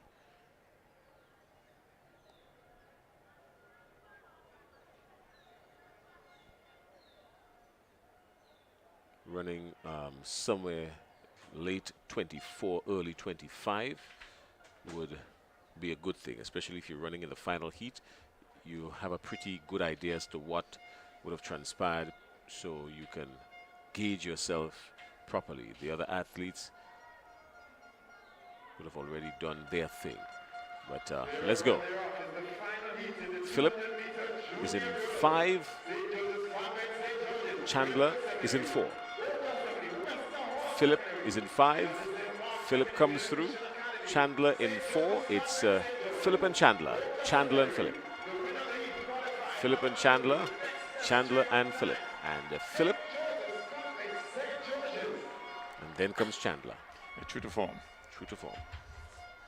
So Phillip comes through. Feels like just late 25, early 26. Let's wait and see, but it feels like that. Chandler ran a good race, but Philip was a little bit more tactical. Philip didn't really exert too much. Chandler kept her composure as well. They both ran similar races, and Chandler just decided, all right, I'm not going to push you too much. I'm here. She believes that she can get through with this time. Let's see what the time looks like. But Chandler probably felt good about it. 26.04. 26.04. 26.04 and 26.46. So with those two times, I think they're both safe for the finals. 26.04 and 26.46. Philip? But Philip is in. And Chandler. Philip is in as the winner of the heat. 26.46. Might be on the bubble. We shall wait for confirmation and see where this one go. But Philip, if you remember, was second to Shafona in the 400 meters. So that could be a good showdown, a clash or revisit of that little rivalry there. Shafona went for 25.36, and everybody else after that went 25, late 25. So cut above the rest. Yeah. So we've already switched gears with the boys. We've also switched to the boys 200 meters junior. Boys 200 meter junior. Lane number 3 from St. Rose Memorial Secondary, Shamo Andrew. Lane number 4, he won gold in the 400 yesterday from the North. Sorry, not GBSS, Ethan Sam. Lane number 5 from the Westmoreland Secondary, Sebastian Platinus. Lane number 6 from McDonald College, Mondel Lewis. Lane number 7 from Gateway Christian Academy, Andre Stanislaus. And running out of lane number 8 from Classic Lighting, Happy View Secondary, Timon Duncan. So it's Griffith, Jones, Andrew, Sam, Lewis. There seems to be a scratch in lane 5. Lewis in lane 6, Stanislaus and Duncan. Well, Duncan is out in lane 8. Muscular chap. He wants to use all that muscle and run hard all the way through if he has to make it into the next round. But with a time coming in of 21.57 from Ethan Sam, Ethan Sam is going to show off in this one. Comes around the bend long before everyone else. And Bishop's College in Randy Jones is putting some pressure on him, but Ethan Sam has some stuff in the tank, so he accelerates, gives some separation, and then shuts down, sends a message. Ethan Sam, comfortable athlete. Saw him yesterday running as well, and doesn't look too bothered at all. Keeps his composure all the way through, never bothered, never flustered. And Ethan Sam running a good race.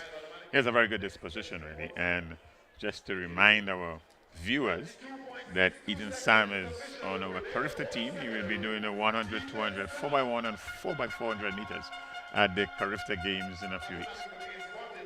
All right, so Ethan Sam coming through in 22.62. He's a lot better than 22.62, I can tell you that, because he came in at 21.57. He came in at 21.57, so he's a lot better than 22.62.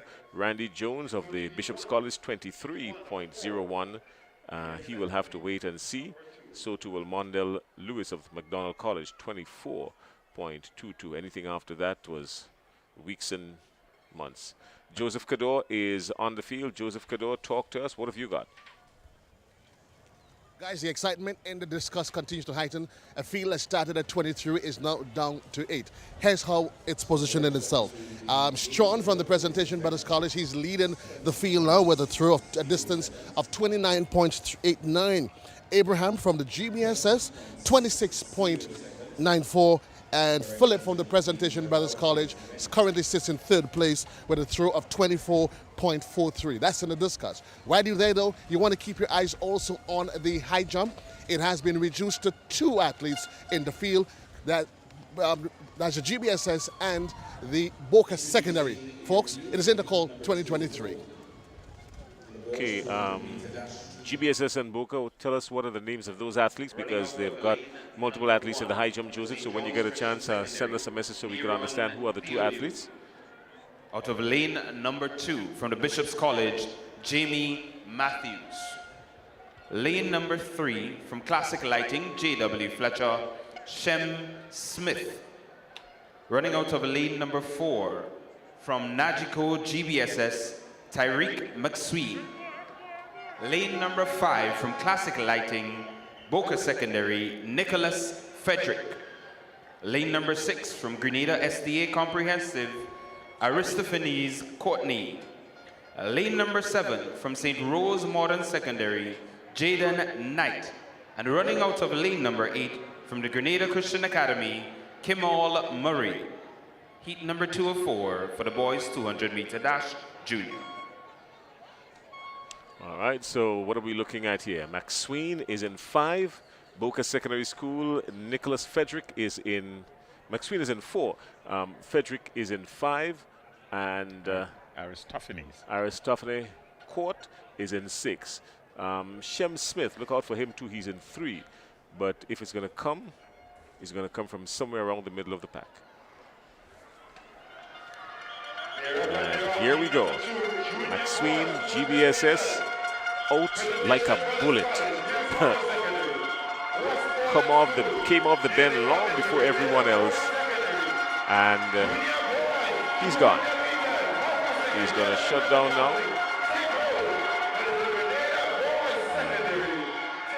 Tyreek McSween of the Grenada Boys Secondary School coming through easily.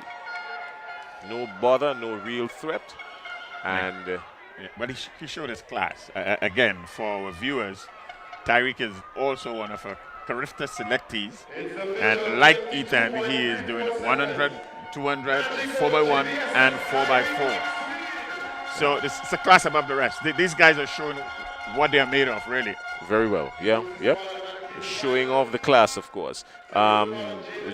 Just going back a little bit on that, the boys' discus throw that Joseph Cadeau just brought us up to speed on. Stefan Strawn of PBC throwing 39 point something meters in the boys' sub-junior discus. And his nearest rival is about 3 or 4 meters behind. Stefan Strawn, first time representing PBC at the Olympics, first time throwing the discus this year, actually. Told he just woke up one morning and decided he wanted to do something for sports. And when mommy says, well, you're big and you're strong, go and try the discus. And he's on the verge of a gold medal now, really. What a story that is. All right, let's head back to the track with the second heat of the boys' 200 meters junior. So we move to heat number 3 of 4 in the boys 200-meter dash junior division. Introducing your field for this event. Running out of lane number 1 from the McDonald College, Javod Nelson. Out of lane number 2 from the Nexa PBC, Yeshua Douglas. Lane number 3, your bronze medalist in the 400 meters on day 1 from Nexa PBC, Aidan McIntosh. Lane number 4 from the St. David Catholic Secondary, Mikhail Redhead. Lane number 5 from Paddy's Enterprise, Hillsborough Secondary, Tabil Joseph. Lane number 6 from the Westmoreland Secondary, Brandon Skeet. Lane number 7 from Nawasa Sass, Deron Sincere. And running out of lane number 8 from the St. John's Christian Secondary, Gavin Augustine. Your field for heat number 3 of 4 in the boys 200-meter dash junior. Well, Skeet is not there in 6. Skeet is not there in 6. And we go through 1 through 8, save and accept lane 6, which is vacant. But keep your eyes on lanes 2, 3, 4, and 5. Douglas, McIntosh, Redhead, and Joseph. We expect McIntosh to come from this one. He was third behind Sam and McSween in the Nationals. right, and McIntosh is in 3. And McIntosh has already started to pick up some stagger. No, but Redhead is having some serious questions asked. Redhead is going. Redhead is going to go through this one. McIntosh is going to cruise into second. He's probably confident that his qualifying time in this one will get him through. It looks a little bit quick. I think it's early 22. Well, Could be early 22. Again, both McIntosh and Redhead, they are Carifta selectees. So these guys are expected to perform at the way they are. 22.74 and 22.83. They are part of our 4x100 meters at the Carifta Games. Both. All right. Together with Sam and Maxwell. So a good quarter there. Good quarter. All right. So Mikhail Redhead of the St. David's Catholic Secondary School going over the line first in 22.74 in this heat number 3.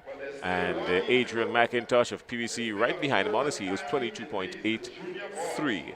Everyone else will probably have to wait and hope for a miracle. Let's go to lane assignments for heat number 4 in the boys 200-meter dash junior. Introducing your field for this event. Running out of lane number 1 from the St. George's Institute, Oluwaseneyo Abbey.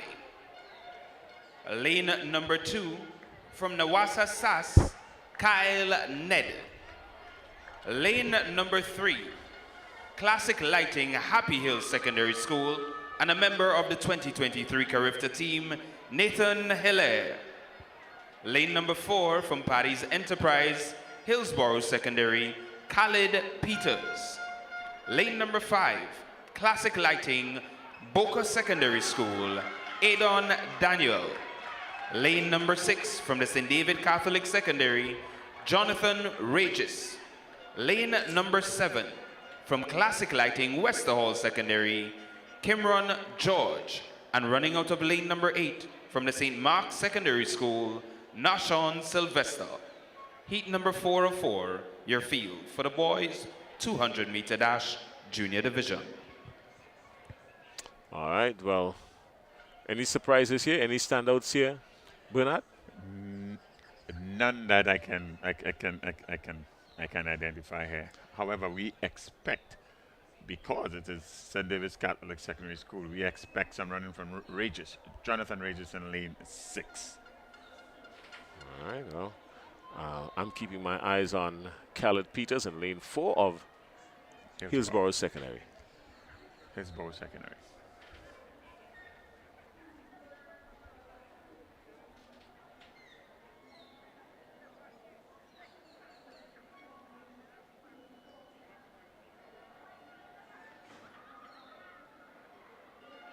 They're up and they're off. The final heat in the sub-junior boys. Sorry, the junior boys.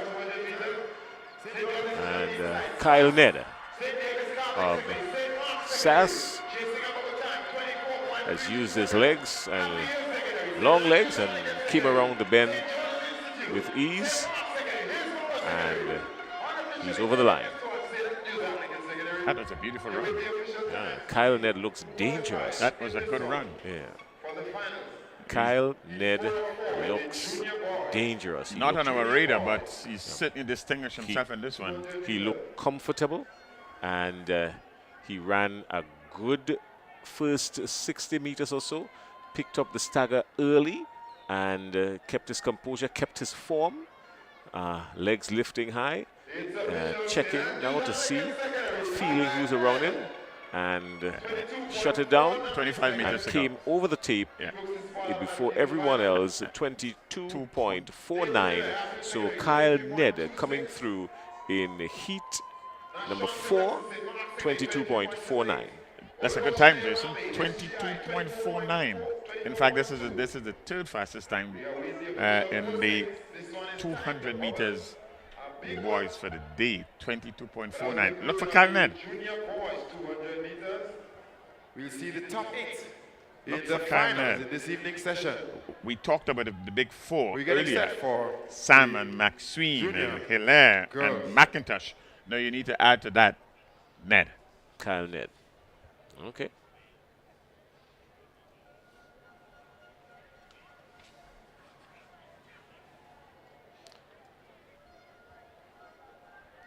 So we're getting ready for heat number 5.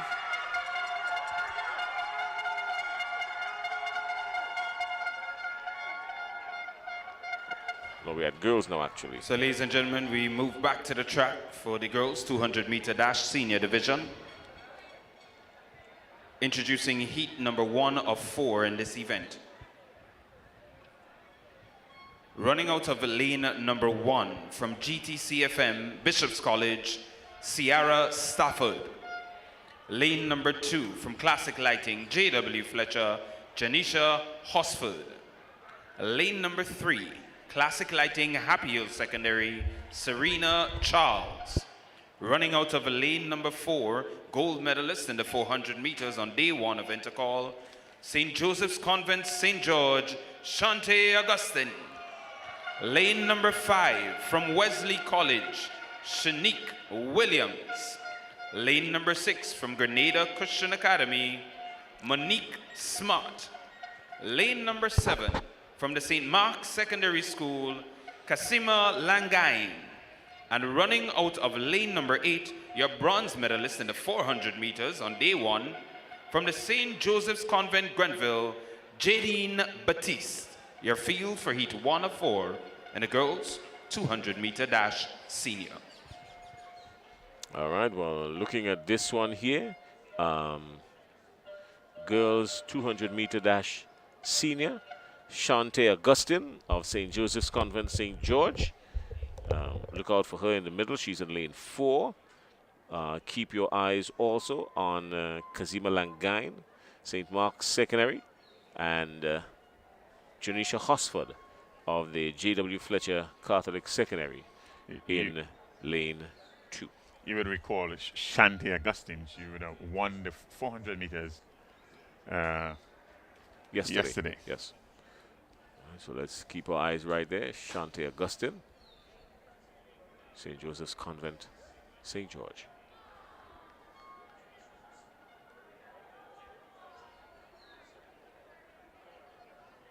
And another one of our Carifta selectees.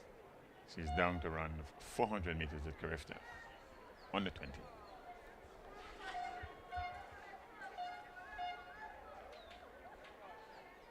As we await the start of the heat 1 of the junior girls 200.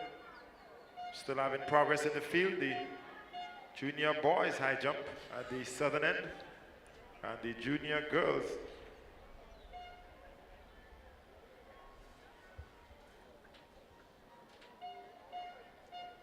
So it's Stafford Junior and lane girls 1. would have concluded, and we now see going to their paces the heptathlon girls preparing for discipline number 6 of their 7. The heptathlon girls, they've got long jump, javelin throw, and 800 meters still to go.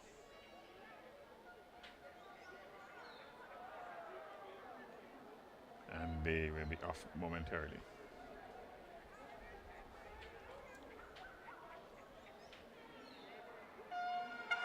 Here they go, they're up and they're off. Heat All right, well, Shante Augustine has stamped her authority early in this one. She's a year and a half in front of everyone coming off the bend, really. And here we go now. Shante Augustine, yeah, this is like light work for her. She is in cruise control early.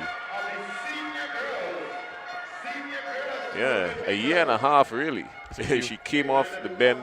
She was ahead of everybody even before 80 the bend. Yeah, Easily. So she came off, ran a comfortable race, smooth, never bothered, never flustered. She's not even breathing heavy. She's just going through like a normal routine on a normal day. I would say Nothing to pressure her too much. And she came off with no competition at all, 25.55 to win heat number 1 of the girls 200 meters senior, Shanti Augustine of St. Joseph's Convent, Grenville. Shut down quite early in this one. 25.55 seconds. She's the first automatic qualifier in the senior girls 200 meters. So 25.55 Shanti Augustine and Claire 2 seconds. Claire of Jadine Batiste of St. Joseph's Convent St. Andrews 27.61 and Horsford of J.W. Fletcher in 27.83 in third position. The minor positions, we'll have to wait and see what's happening for the finals later today. Heat number 2. Interesting. Heat number 2. The 200 meters senior girls. Heat number 204 in the girls 200 meter dash senior division. Introducing your feet. Running out of lane number 1 from the St. Joseph's Convent, Grenville, Naomi Allard. Allard in lane Out 1. of lane number 2 from Nawasa Sass, Sarah Holder. Lane number 3. Whole line lane 2. GTCFM Anglican High School, Cardine Phillip. Kadeen Phillip Lane 3. number 4 from the St. David Catholic Secondary, Kamisha Dominic. Lane number 5. Dominic 4. Lane number 5 is empty in this event. Lane number 6 from Classic Lighting Happy Hill Secondary, Amaya Sylvester. Sebastian Lane in 6. number 7 from the GTCFM Anglican High School. She's a silver medalist in the 400 meters from day 1, Rhea Flanders. Flanders. And running out of lane number 8 from the St. George's Institute, Leah Ross. Ross from one of the newest secondary school, Leah Ross. She's in lane 7.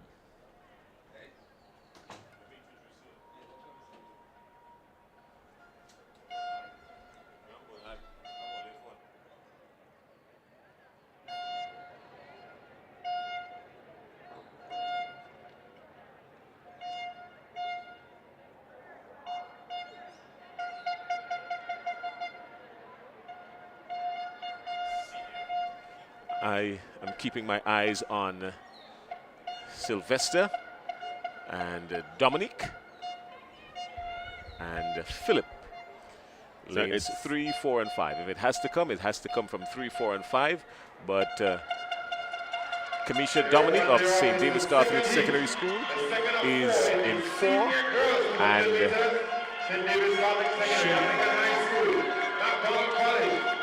yep, Dominic is off the bend in front of everyone else. And she's gone.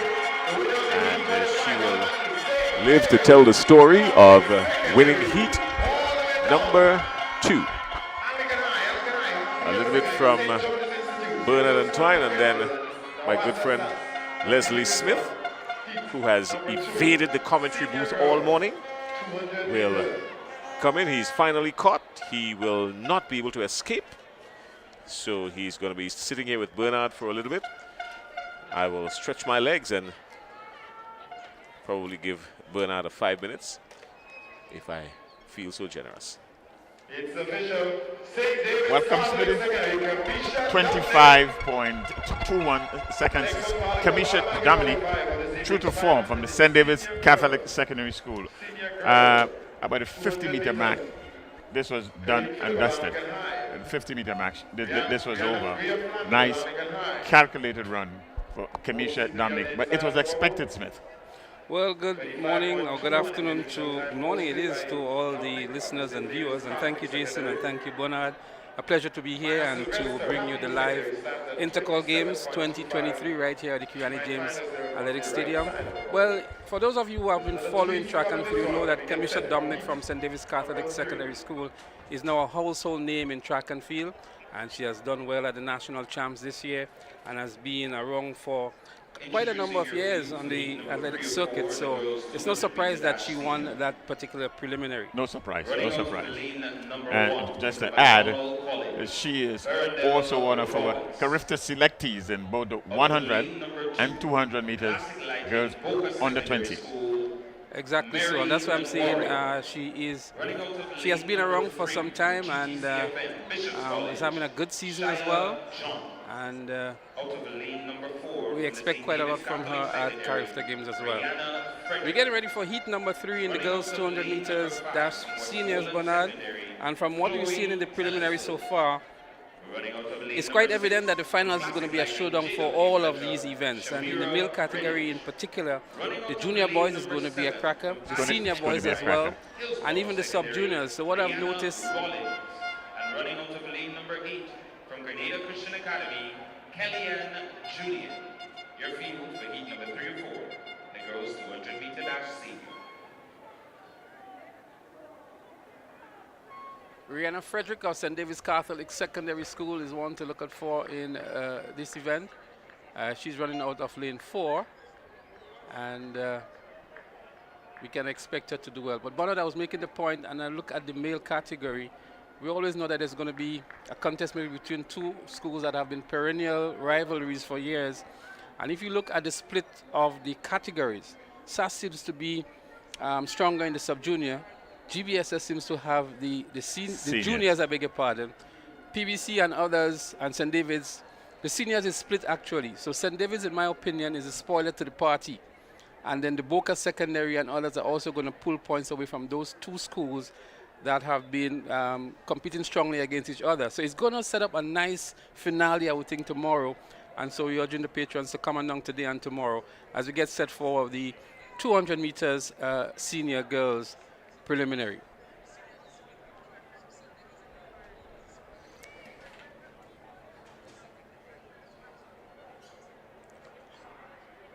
So they're up and running here. The 200 meters senior girls preliminary, Hillsborough Secondary. And Rihanna Rollins looking good on the outside. In the middle of the track from St. David's Catholic Secondary is Rihanna Frederick. She comes up the turn in the lead.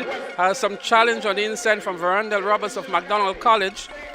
But it is Rihanna Frederick of St. David's Catholic Secondary in the middle of the track here, looking comfortable. McDonald College on the inside is going to pick up the second in Verandel Roberts. And on the outside from Hillsborough Secondary, Rihanna Rollins, the athlete picking up the third in this heat number 3 in the 200-meter dash for senior girls. Good expected run from Frederick in lane 4 from St. David's Catholic Secondary School. It was expected, actually. You can see from the 50-60 meter mark, that was all easy like Sunday morning afterwards. Rihanna Frederick it is. Again, Rihanna Frederick expected to win the seat, and she was true to form, so to speak. A time of 26.53. And St. David's Catholic Secondary looking good again, as we seeing them dominating some of the track events. They were quite up front from the overnight scores. And in speaking with Dennis Williams moments ago, she's quite confident that the girls from the East would win the championship in 2023.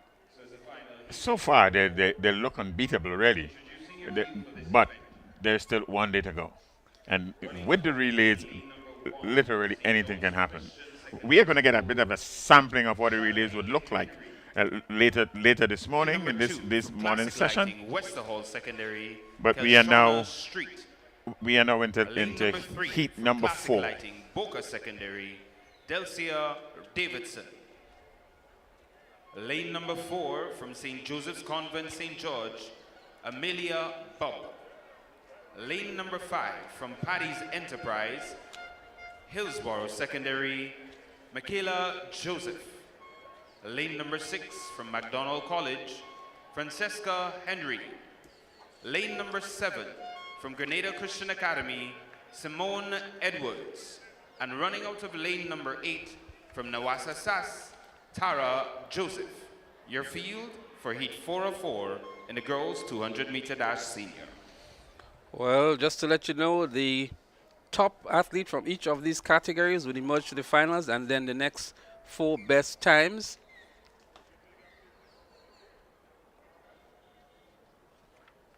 Amelia Bob comes in at 27.2, and Michaela Joseph from Convent St. George's, 28.3.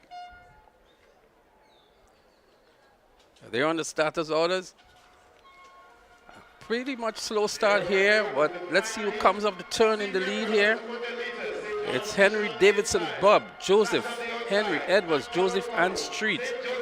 It looks as though it's McDonald College in Francesca Henry who is in the lead. Indeed, it is Francesca Henry who comes up the turn in the lead, heading down to the finish line. She has a 10-meter lead on the next competitor in this event from St. Joseph Convent St. George, Amelia Bubb. But it is McDonald's College, Francesca Henry, Bob of Convent St. George in second in the final of the 4 heats of the 200 meters dash for seniors. That was the last of the preliminaries for the 200 meters senior girls. And nicely set up for later in the evening, in the finals. As we look at the technique here for Francesca Henry from McDonald College, the arms sort of all over the place. The form is not that good, but she maintained that consistency of stride. She's strong. Approaching the finish line. You could have seen the strength there. So 26.36 for Francesca of McDonald College. As we get ready for the big man in business, so to speak, Bernard, the senior boys, and it's going to be a big showdown. We anticipate later on in the finals between the likes of Telemac and Elisha Williams. Seeing Telemac's name here, the rumor on the ground is that he wouldn't be competing today, but let's see. Let's see if, in fact, well, he's down here to compete in heat number 2 of 5. So let's see. So he didn't show in the 400. That's a conversation we would have in terms of the strategy and what it means for him and his team. But we will have that conversation later on, Bernard, because from what we saw of Telemac at the national champs, we anticipated a real showdown between himself and Elisha Williams in the 400 yesterday. Absolutely. But that did not happen. It did not materialize, to the disappointment of a lot of patrons, actually. Well, that has been the talking point in the ardent athletics fans. We're going to have that conversation too.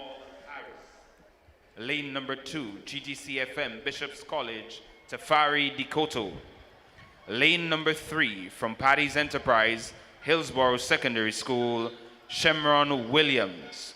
Lane number 4, St. Mark's Secondary School, Rodriguez Jules. Lane number 5, from Classic Lighting, Boca Secondary, Jolan Langain.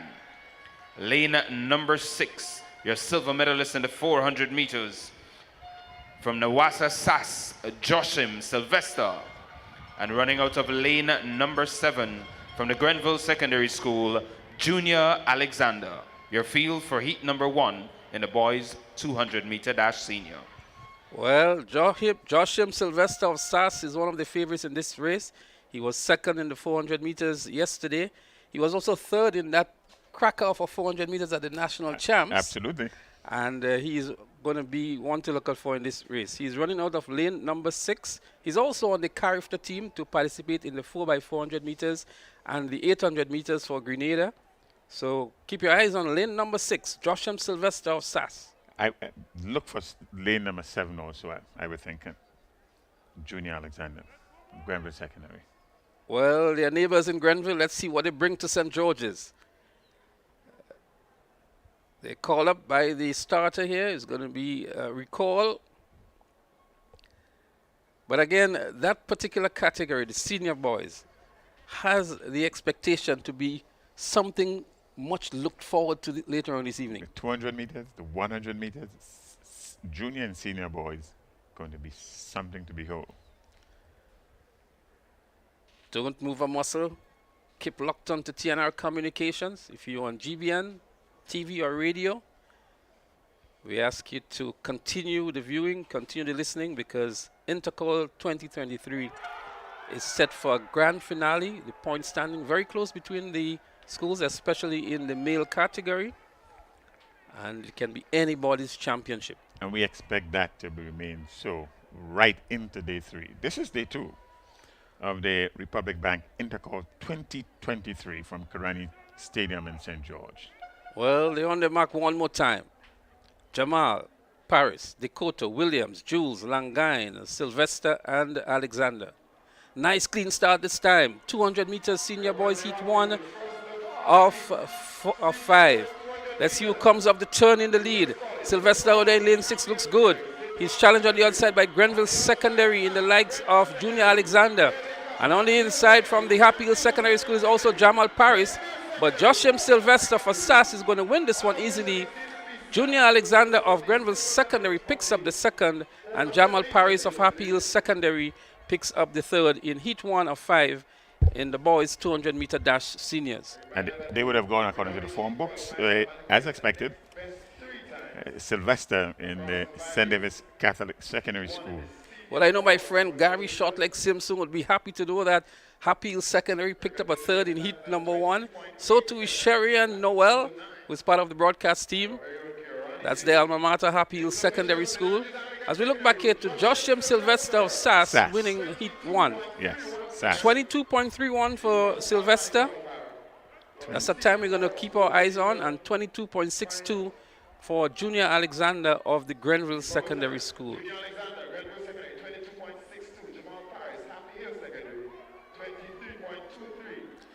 The wind here, 2.2, so the time wouldn't stand if it came close. It's almost hurricane speed winds we have here at the Kirani James Athletic Stadium, 2.2 meters. Well, Smitty, you know, it is Easter. It's kite flying season just around the corner, so somebody be smiling somewhere with the strength of the wind. So everything in perspective, it's still a good day for somebody somewhere with a wind. But now the record for this event at Intercol is 20.80 seconds, a massive, an impressive 20.8. And who do you think has that record? Well, of course you know. Well, 20.80. We have not had many Grenadians around this time. Kirani James is one of them. And that record was established in 2009. The Jaguar himself. The Jaguar himself. Secondary, Christian Laubach. Running out of lane number 4 from the Nexa PBC, Raquel Telemac. Running out of lane number 5 from Paddy's Enterprise, Hillsborough Secondary, Siobhan Cujo. Running out of lane number 6 from the St. George's Institute, Dylan Nelson. And running out of lane number 7 from St. Rose Modern Secondary, Japheth Sylvester. Your field for heat number 2 of 5 in the boys 200-meter dash senior.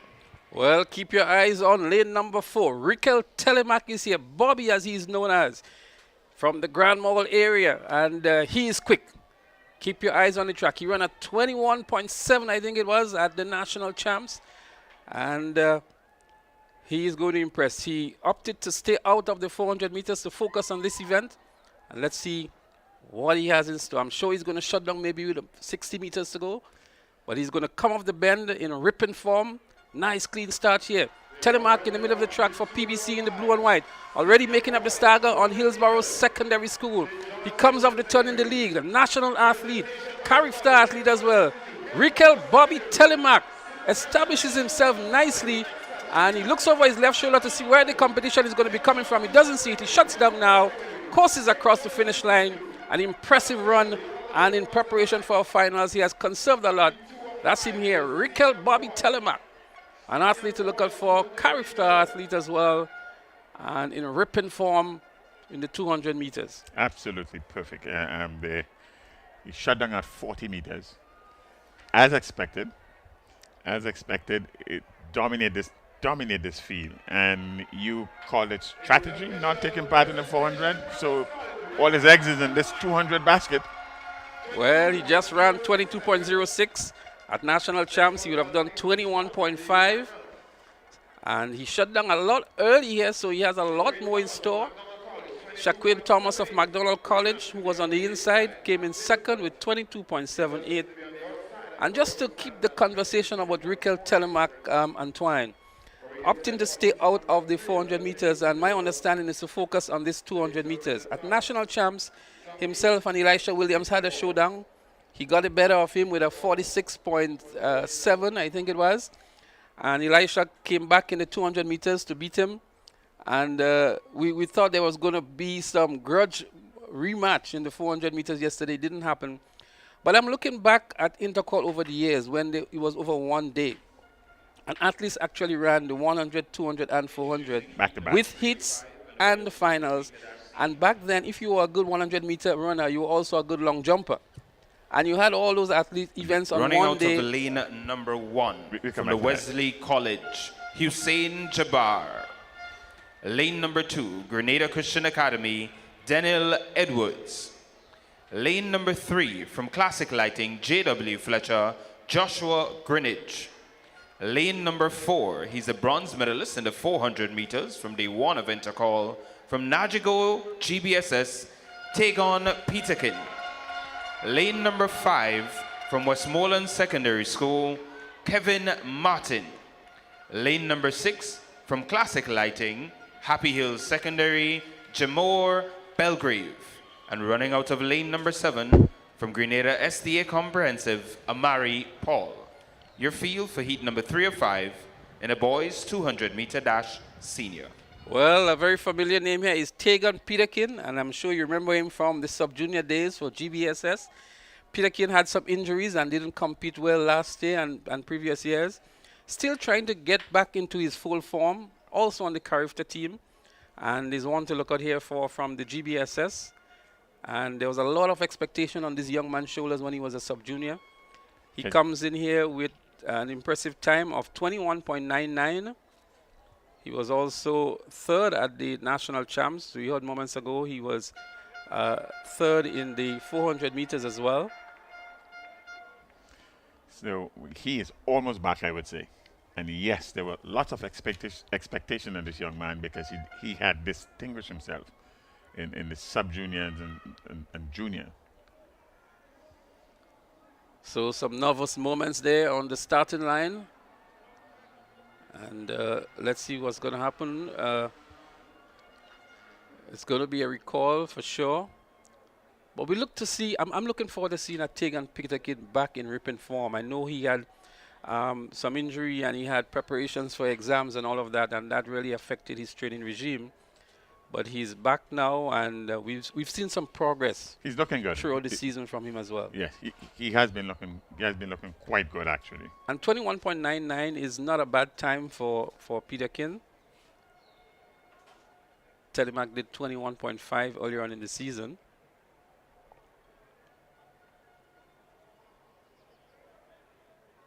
A measure of concentration.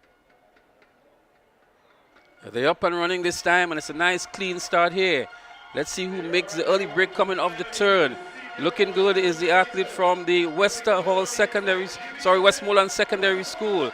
He comes off the turn right on the shoulder of Tagon Peterkin on the outside. As a matter of fact, he is giving Tagon Peterkin something to think about, but Peterkin, using his experience here, shuts down just above the line. But a good run indeed for Kevin Martin of the Westmoreland Secondary School. That's a good run from Martin from Westmoreland. Well, he came in with a best time, a season best of 23.27, and really pushed Peterkin hard up to maybe 30 meters to go in the event. As we look back here to see Martin in the lead coming up the turn, and Peterkin, you actually see him there grimacing and digging deep, and it's only because of his endurance and strength he was able to go past Martin with maybe 30 meters to go. 22.135 for Peterkin and 22.43 for Martin. Good run for Martin. Well, that's Martin's season best. His previous best was 23.27. So let's hope he has some more in the tank for the finals later on. But good progress here been made by Kevin Martin, and sending a clear message there to Tagon Peterkin that he's not just competing in this race, but he wants to get on the podium in the finals as well. Yes. And again, for coming from Westmoreland Secondary School, this augurs well for track and field. Do you remember that athlete from Westmoreland Secondary School? Oh yes, the name escapes me now, but I know exactly what you're talking about. I think it was Michael Joseph. Not Michael Joseph. Not Michael Joseph. So, ladies and gentlemen, we move to heat name is number not coming 4 right of 5 in the boys 200 meter dash senior. Introducing your field for this event. Running out of lane number 1 from the Nexa PBC, Leon Sutton. Lane number 2 from Wesley College, Judon Pear. Lane number 3 from St. Mark's Secondary, Shaquan Olive. Lane number 4 from Nagico GBSS, Emilio Bishop Blanco. Lane number 5 from St. David Catholic Secondary, Anton Daniel. Lane number 6 from the Nawasa SAS, Brian Isaac. And running out of lane number 7 from the Grenada Christian Academy, Khalil John. Your field for heat number 4 or 5 in the boys 200-meter dash senior. Well, that's another very interesting race here. Emilio Bishop of the GBSS and the South City Rising Stars is one to look out for. He has a very impressive time and ranked among the top 5 in the world this year, from what I saw on the internet last night. Yes, yes. Brian Isaac of SAS is also one to look out for in this event. He was dominating at SAS Sports in this event. And Daniel. And also Anton Daniel of St. David's Catholic Secondary School. So the competition is going to come from the middle of the track. And I'm sure Shaquan Olive of St. Mark's Secondary School would fancy his chances as well. This is going to be a very competitive one. And there they go, up and running here is heat number 4 in the 200 meters senior boys. And looking good also already is Brian Isaac of SAS on the outside. Emilio Bishop changes again now on the inside. As Bishop on the inside for GBSS. Brian Isaac of SAS, and sandwich between the two of them is Anton Daniel. It's a tough one here between Isaac and Bishop, but Bishop edges Isaac on the line here for GBSS. Isaac second, and Anton Daniel of St. David's Catholic Secondary School would pick up the 3rd position in this, the 4th heat of 5. Beautiful setup for the finals. Well, we look forward to see what time Emilio Bishop would have done in this 200 meters.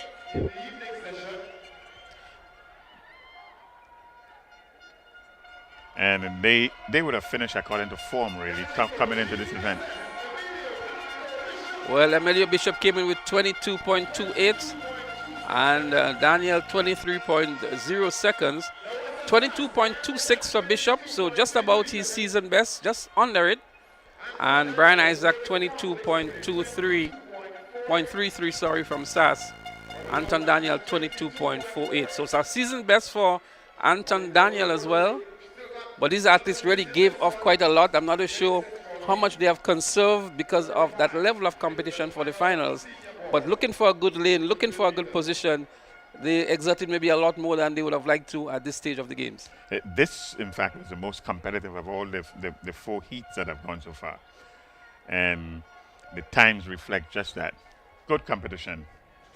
Well, nicely set up. It's going to be a cracker later on this evening for that 200 meters senior boys. Don't miss it. Following the 200 meters, we're going to have another update on the field events. We're going to go back down to Joseph Cardo right after this event. And Cardo is doing some wonderful job down there, updating us on the field events.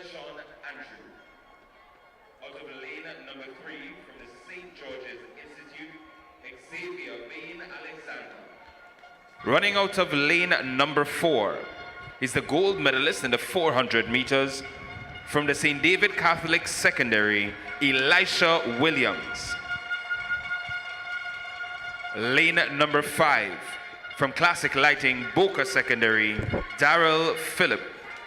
Lane number 6 from GTCFM, Bishop's College, Jaheim Tika. And in lane number 7 from Classic Lighting, JW Fletcher, DeAndre St. Louis.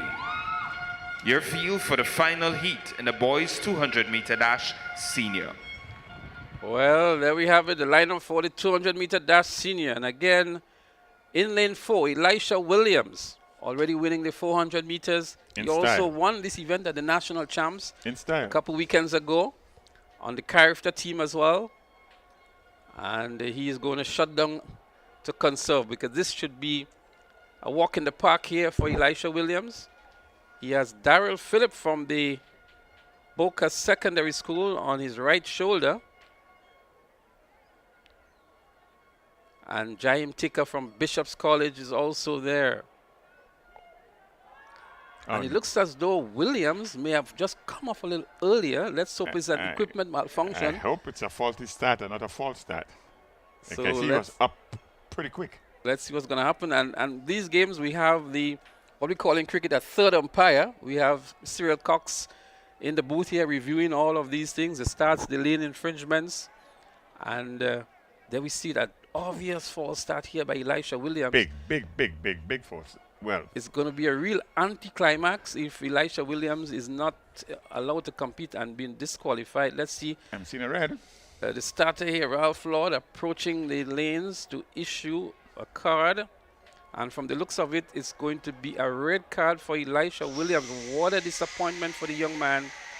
And a real anticlimax. We can see the disappointment on his face. Oh my God, that's all we can say here.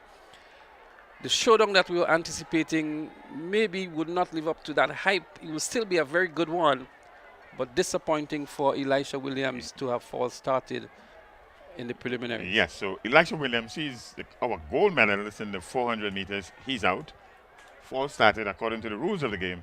He has false started and he is out. From the replay, it was an obvious false start. And Elisha Williams, with the speed he has, he could have sat in the lane and waited and then go off. So there was no need for him to do that. But nonetheless, the event is on. And we have there Andrew, Xavier, Philip, DeAndre coming on the outside. It's in lane 7, DeAndre St. Louis from the J.W. Fletcher Catholic School winning this heat here. And in the absence of Elisha Williams, he won the heat. But we're going to segment now to Joseph Cadeau. Is out there on the field for an update on what's happening in the field. Joseph? It's not going to be Joseph, it's going to be Sherry. So Sherry, it's over to you.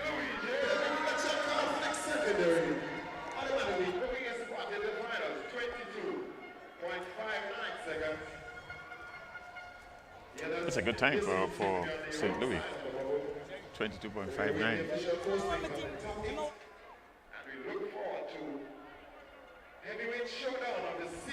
So 22.59 for DeAndre St. Louis of the J.W. Fletcher Catholic School. And Daryl Phillip of the Boca Secondary was in second. So we are here with the winners of the junior boys high jump. I have with me Tejon Frederick from the Grenada Boys Secondary School. He cleared a height of 1.88 meters, and we also have Delon McKenzie from the PBC, 1.85, and Aiden Daniel from the Boca Secondary. He too cleared 1.85. Now this is what you call good sportsmanship, because they're all three here. They are all going to speak to us, but they decided to stick together as a team to support each other. I want to begin with Tejon. Tejon, it was really competition. You came in, I understand this is like your first time in the high jump. Speak to us about the experience. Well, it was very good because I was competing with him because they say he's the one that, the high jump master, he's the best. So I come to compete with him and beat him. And good for the school, and I just come to win for the school. After you made the first jump, what was the feeling like after when you realized, okay, it's my first time and I can do this? Well, I was nervous. I was very nervous because the crowd and thing, and I was jumping, and he didn't really have no crowd when I was training, and now he had a crowd and make me very nervous. And all in all, you're very happy? Yeah, very. I want to cry. Okay, so that was Tejon. That is Joy. I want to move over now to Delon McKenzie from the Presentation Brothers College. You cleared 1.85 meters. Your colleague, your friend now, he said that he came to beat you. Tell us what happened outside there. You picked up second position. Miss, I feel like while I was jumping, I get too nervous, thinking that the third place position didn't clear the bar, make me feel like I need to clear it to still be in the game, and that threw me off my game. So what is your best height to date? Today I set my new personal best, which is 1.85. And what's next for you as a jumper? Miss, just try to elevate myself, train more, work harder to get over that.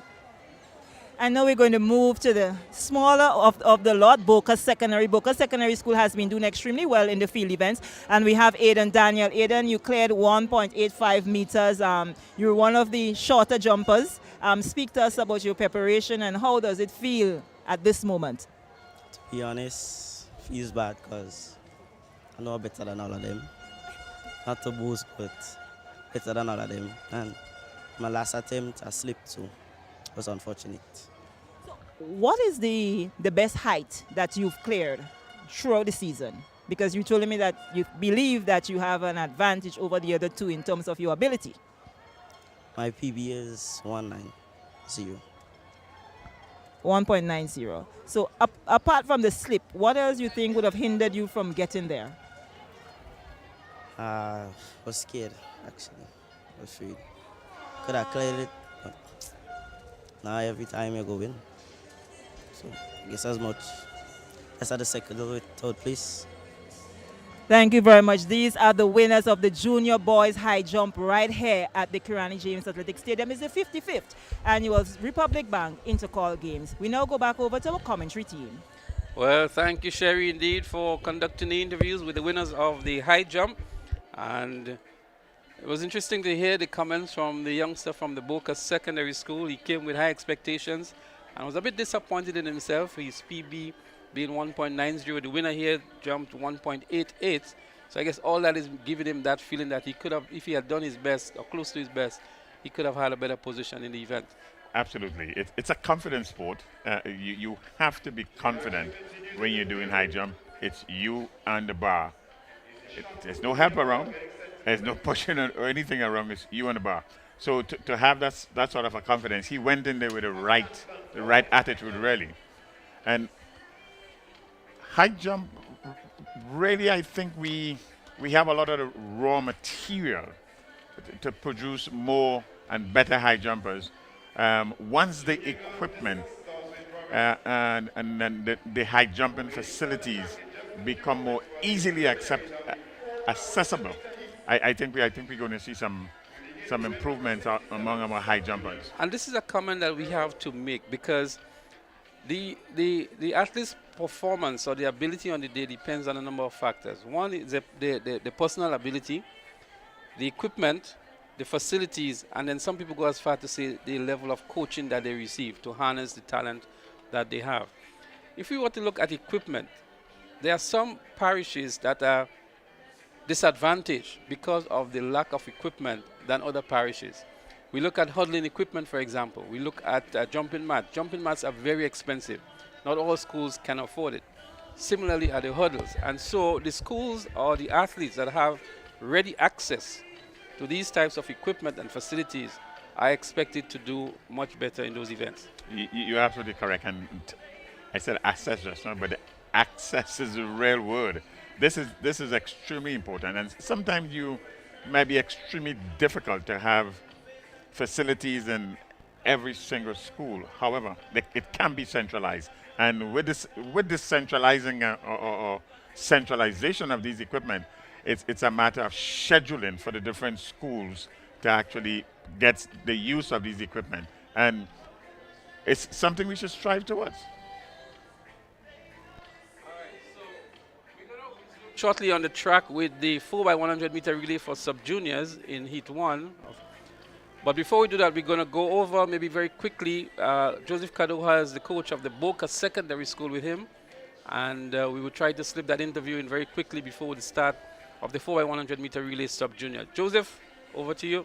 Thank you very much, Leslie. It's not Joseph, it's Sherry-Ann, but nonetheless, we're here with Angel Johnson. He is the coach of the Boca Secondary School. Now, the Boca Secondary has done extremely well in the boys high jump junior and senior cup, the gold last evening in the senior boys, and now third position in the junior boys as a jump coach. Speak to us about the preparation of your athletes. Well, the preparation was okay together to it. Mr. Dylan George, he's also an ex-jump coach. The preparation was okay. We put in some good work, so we expected good results. You also have an athlete doing extremely well in the oct. Yes, in the octagon, and that is Shimmer Fleming, yes. Yes. We're also looking out for a good show from him this afternoon, yes. So all in all, are you satisfied with your field of athletes and the competition that they're giving the other athletes in Intercol 2023? So far, Boca came out to be an underdog, so yes, I'm very happy to see that, yes. Thank you very much. We now turn back over to our commentary team as we get a bit of the relays. Well, thank you very much, Sherry. And Boca Secondary is making a name for themselves in recent times at Intercol games. Not only in track and field, but we also saw them in football, making the finals in the football competition. And they continue to impress us at national champs here at Intercol games. And I'm sure Conrad Francis, who have set the way for them as a coach back in the day, would feel very proud of the achievements of Boca Secondary School in recent years. But we're getting ready for the 4x100 meter relay sub-junior. We have in lane 2, Grenville Secondary School. Lane 3, Boca Secondary. Lane 4, St. David's Catholic Secondary. Lane 5, Hillsborough Secondary. Lane 6, SAS. And in lane 7, Grenada Christian Academy. There are 3 heats in this 4x100 meters sub-junior girls. So the first of 3. Well, the record for this event is held by Anglican High School, established in 2016, 49.24. The Boca Secondary School comes in with 51.02 as their best performance for the season. They're running out of lane 3. St. David's Catholic Secondary School is there in lane 4. They have been dominating so far in the female category. And they've been receiving some good challenges as well from the likes of Anglican High School, SAS, Convent St. George. We have not seen much of Convent St. Andrew this year. We'll come back to that. That's true. And they're up and running. Let's see who makes up the early stagger in the 4x100 meter relay sub-junior girls, heat 1 of 3. As they're about to make the first handover, it looks as though Grenada Christian Academy on the outside in lane 7. But St. Andrews Anglican Secondary SAS has now moved into the lead. Boca Secondary is looking good on the inside as well. The second handover happens now. Boca Secondary hands over first. It's not a smooth battle exchange. But there goes Boca Secondary. St. David's Catholic Secondary is making a good run back. SAS is in 3rd. Hillsborough Secondary in 4th. Final handover. Boca Secondary. St. David's Catholic Secondary. Then there is SAS. But it's Boca. It's going to be a strong run here from St. David's Catholic Secondary. She's running back really fast. She goes past Boca Secondary. Boca Secondary has the slowest athlete on the ankle leg. St. David's Catholic Secondary wins it. SAS in 2nd and Boca Secondary in 3rd. But again, Bernard, as we look back here, the placement of the athletes for Boca Secondary. Strategy. I think they missed something in this one. St. David's Catholic Secondary taking nothing away from them. A good run on the 3rd leg, the 2nd and 3rd leg. And the ankle lady here really took them home in fine style. Boca Secondary handing over first. St. David's fumbling the batter really, really badly here. So too was SAS. But Boca was actually running back, so to speak. There goes St. David's Catholic Secondary with a wobble of the head as well. And then there came SAS to pick up the 2nd position. Yeah, I thought Boca would have squandered a clear 10-meter advantage to squander a 10-meter advantage in a relay, sprint relay. It's given up a lot. Maybe there would be a revision if they make it into the finals. I would want to think, Bernard, that Boca Secondary may have an injury in the camp. Because they came in with a time of 52.1. They ran here 53.79. And it's obvious that that athlete on the last leg was the slowest of all the athletes. And most times, you generally tend to find the schools putting their fastest athlete on the ankle leg. So I'm beginning to feel there might be a replacement athlete for Boca Secondary School here. And the time that they've returned is way outside their season best time as well. So St. David's Catholic Secondary School is first in 52.10 seconds, 53.34 seconds was SAS. And Boca, we just spoke about, was 53.79 in 3rd position. And we'll begin with the male division. So it's live track and field action. St. Mark's Secondary School. 3 points, 16th position, Westmoreland Secondary. 4 points, 15th position, J.W. Fletcher Catholic Secondary. On 6 points, 14th position, St. Rose Modern Secondary. 7 points, 13th position, St. John's Christian Secondary. On 8 points, 12th position, Grenville Secondary. On 11 points, 11th position, Bishop's College. Now we are top 10. On 12 points, in 10th position, Hillsborough Secondary. On 16 points, 9th position, Happy Hill Secondary. On 22 points, 8th position, Wester Hall Secondary. On 22.5 points, 7th position, Grenada Christian Academy. On 30 points, 6th position, McDonald College. On 31.5 points, 5th position, Boca Secondary School. On 71 points, 4th position, Presentation Brothers College. And your top 3 in the male division. In 3rd position, 86 points, St. David Catholic Secondary. And 12 points separate 1st and 2nd. In 2nd position, 114 points, St. Andrew's Anglican Secondary, which means leading your pack up front, 126 points, the Grenada Boys Secondary School.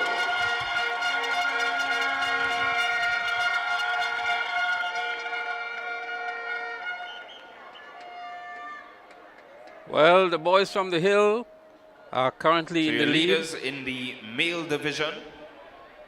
And they lead by some 12 GVSS. points. SAS in 2nd. St. David over 3rd. SAS, As we who head is back to the currently field in for our next event. 2nd position. And then St. David's Catholic Secondary in 3rd Your lane position assignments in for the this boys. heat. McDonald College in lane number 2. St. Joseph's Convent Grenville, lane number 3. In lane number 4, St. Joseph's Convent St. George's. Lane number 5, Happy Hill Secondary. Lane number 6, Bishop's College. And in lane number 7, J.W. Fletcher Catholic Secondary. Well, there you have it, the lane assignment for the 2nd heat in the 4x100 meter relay for sub-junior girls. We're going to provide you with a point standing in the female category in a short while, right after we have the completion of this event. I know there are many of you out there who are anxiously awaiting the updated scores in the female category as well. So whereas there's a lot of focus and emphasis because of the close rivalry in the male category, we do also want to bring you the updates in the female category because we know there are several of you here on the live or listening that are also interested in the female category.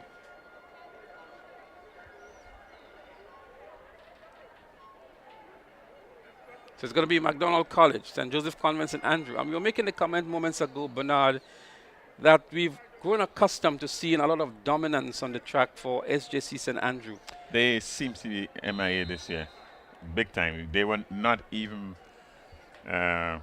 noticeably or visible as they have been in the past at the mini meets and the national champs. But surprisingly, Bernard, they're currently in 3rd position, so they're picking up a lot of points on the field, it seems.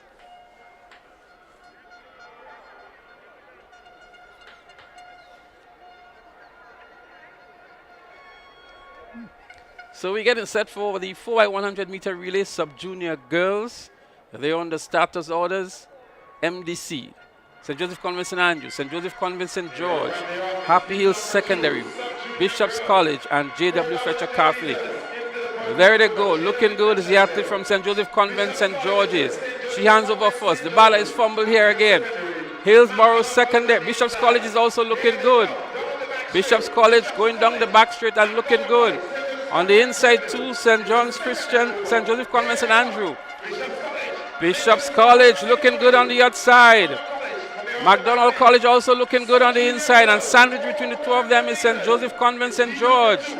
The final handover. McDonald College on the inside looks good over St. Joseph Convent St. George. Let's see who wants it more. Who's hungrier for the qualification? McDonald College, St. Joseph Convent St. George. But look at a run back here from Bishop's College. Look at Bishop's College on the outside. It's a close one indeed. We'll have to go to the photo finish for this one. But that was a blistering ankle leg by Bishop's College. Competition. Competition. Well, it was too close for us to call from the commentary position. a battle between McDonald College, St. Joseph Convent, and Bishop's College. Bishop's College actually won in 52.72. So a good anchor leg here for Bishop's College. And that had to be maybe Morticia St. Bernard, I think it was.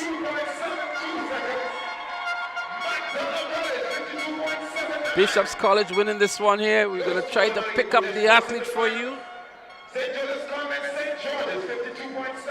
But a good run back here by Bishop's College. And there's only guarantee for the first two places. The first two places guaranteed, and the best of the other finishers of 52.79. Well, that's a very competitive time to what was done by St. David's Catholic Secondary School. I think they did 52.1. 52.10. And we have 52.72 here by Bishop's College. The folks in Carriacou, you have something definitely to look forward to in the finals of the Sub-Junior Girls 4x100 meter relay. Your anchor girl here was in blistering form. A good run back here to win the seat for her school. In fact, she got the batter in either third or fourth position. And she ran back well. As we say, she ate up the track. Yes. And everyone that was in front of her as well. Bishop's College out of Carriacou. And we are now getting ready for heat number 3, off 3.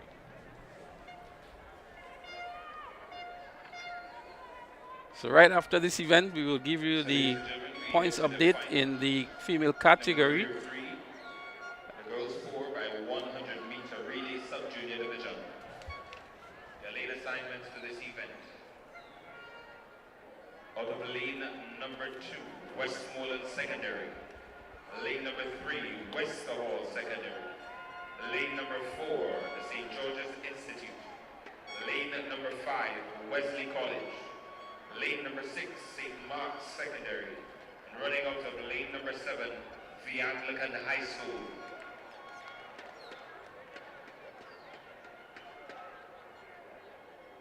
Your field for heat number 3 of 3 and the girls 4x100 meter relay. So there you have it, the assignments, the lane assignments for heat number 3 of 3 in the girls 4x100 meter relay sub-juniors. And from what we've seen so far in the first 2 heats is going to be a close finish already, with 2 schools running 52 points thereabout. Let's see what's going to happen here now with Westmoreland Secondary, Westerhall Secondary, St. George's Institute, the Wesley College, St. Mark's Secondary, and the perennial powerhouse Anglican High School. It's good to see Westmoreland in this one. They have had scratches in quite a few of the individual events, so it's good to see them in the relay here. Well, they're on the starters orders. And they're going to be vying for a position in the finals. The top 2 automatically qualifies. Let's see who's making up the early stagger here. It looks as the Westerhall Secondary is making it up on St. George's Institute. Anglican High School looking good on the outside in lane 7. But Anglican High School has a commanding lead in this one. And Wesley College is out there in second position.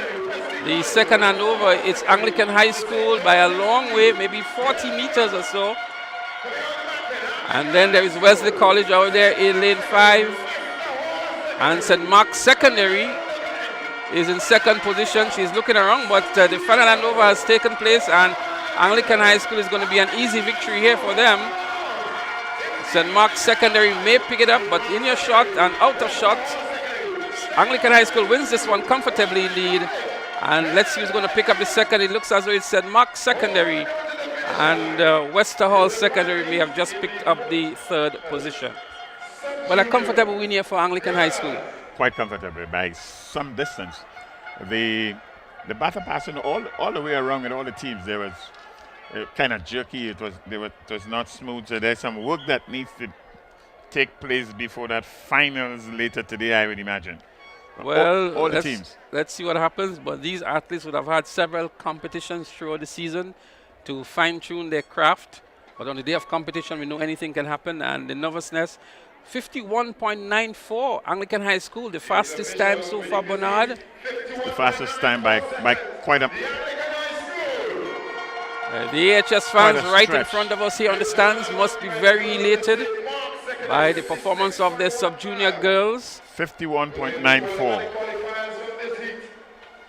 A blistering run indeed by Anglican High School to emerge with the fastest time of the 3 heats. And it's going to be a real showdown in the finals between, I would think, an Anglican High School, St. David's Catholic Secondary, and we also saw another of the schools doing well. And if Boca can fine-tune their craft, it's going to be a Boca in the mix as well. The relays are always very exciting, Bernard, and unpredictable. So we're urging all you Grenadians who can still make it on to the Kirani James Athletic Stadium. The finals are going to be on later on this afternoon. It's an opportunity for you to come on down and enjoy live and exciting track and field action, and to show your support for the youngsters as well, both in the male and female categories. But very quickly, we're going to give you a points update. And because the athletes are already on the track, we're going to give you the top 10 positions. In the girls division, position 17 on 2 points, St. Mark's Secondary. Position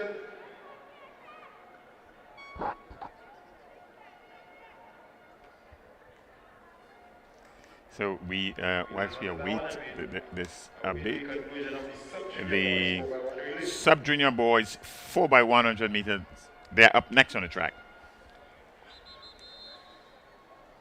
So the events are going very quickly and smoothly now, Bernard. Not giving us enough time between the events. Before we give you the updated point standing, we'll take lane assignments for the boys 4x100 meter relays sub-junior. This is heat number 1 of 3 in this event, running out of lane number 2, Grenville Secondary School. Out of lane number 3, Hillsborough Secondary. Lane number 4, St. David's Christian Secondary School. Lane number 5, Wesley College. Lane number 6, Presentation Brothers College. And lane number 7, St. Mark Secondary.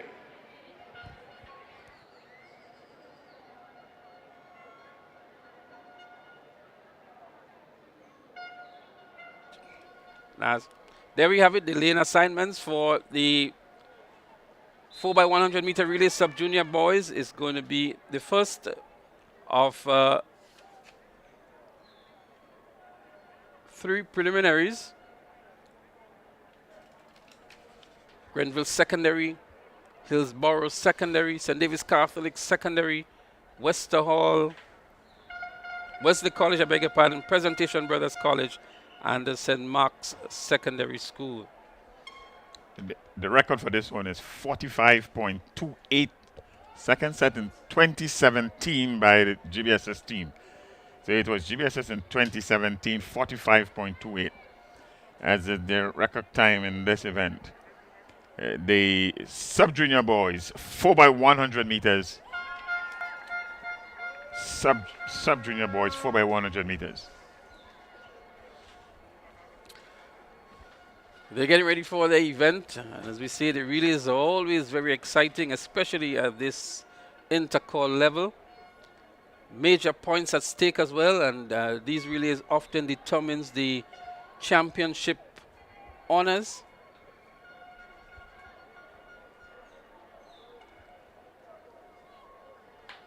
The high jump is still in progress, and we're going to go back to either Sherry or Joseph for an update in a short while, because simultaneously a number of the field events are occurring: long jump, high jump, and there is some activity in the discus as well. The heptathlon and octathlon are also in progress. The combined events for both male and the females.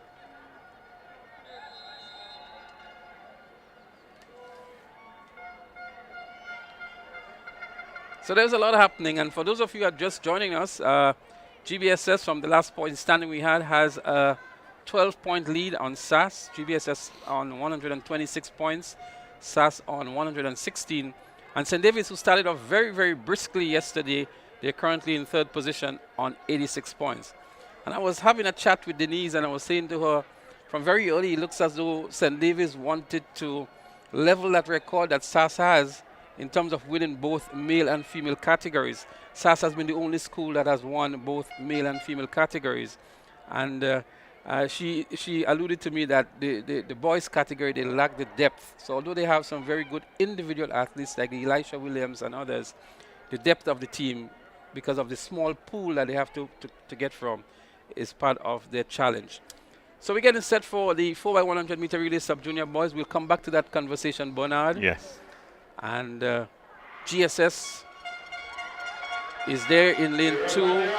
Hillsborough Secondary is there. St. David's Catholic Secondary. But making up the early stagger is Presentation Brothers College over St. Mark's Secondary.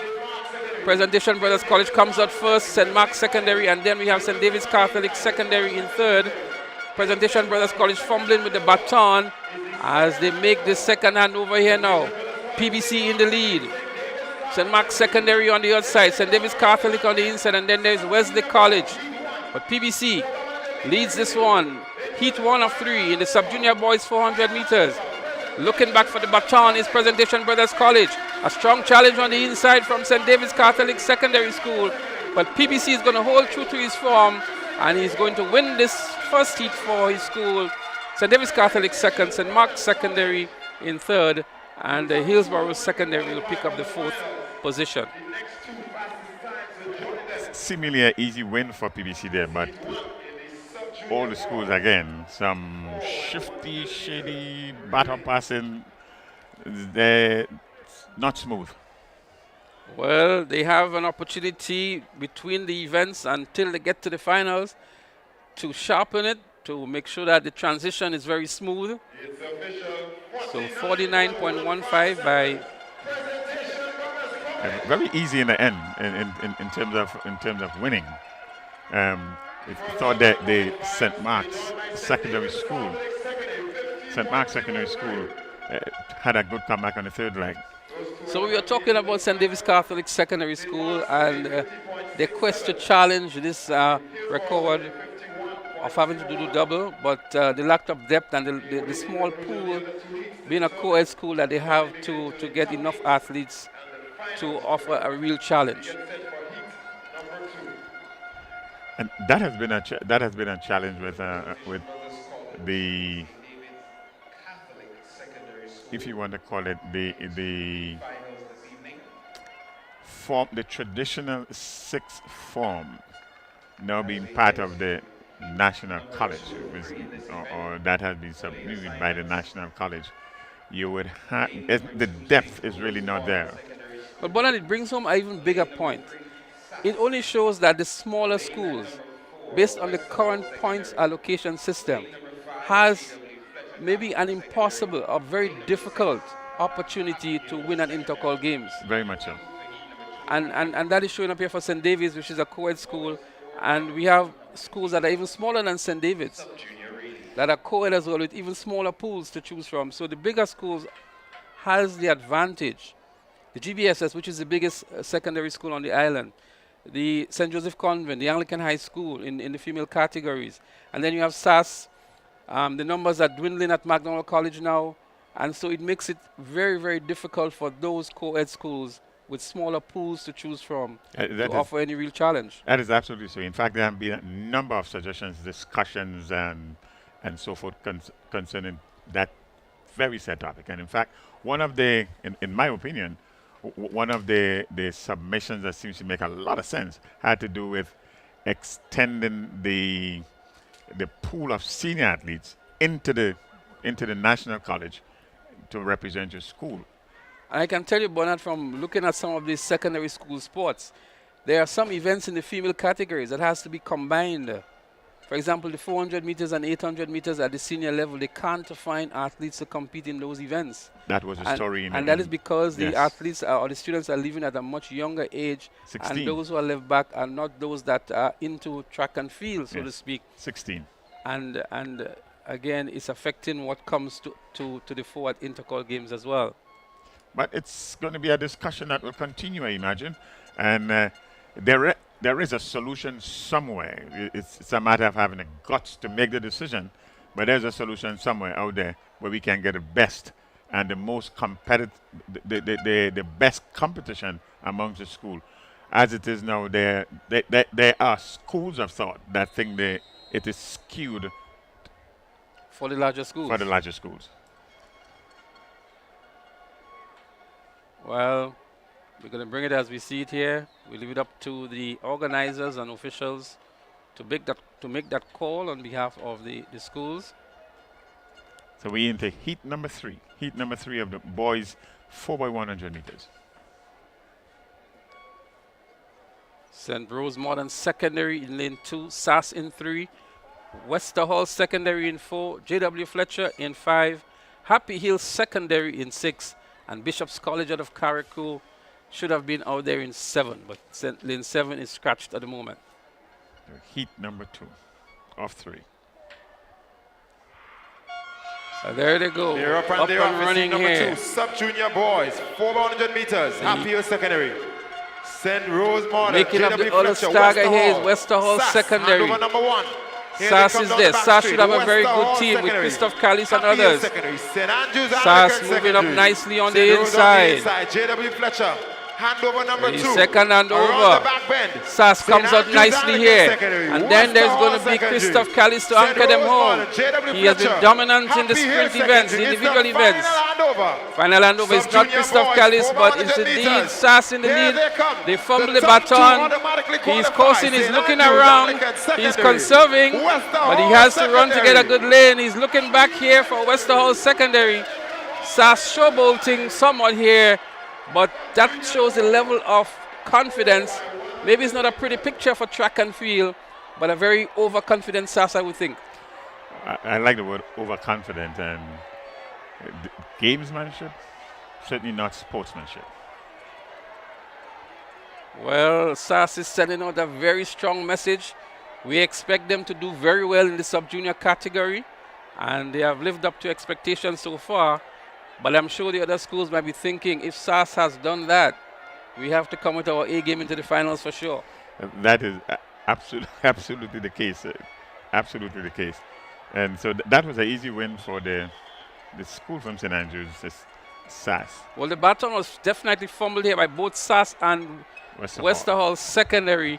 But you can see him in cruise mode from the start of the race. He really was not exactly. He's looking over his left shoulder, looks back over his right, and really playing games here, gamesmanship, so to speak, with Wester Hall Secondary.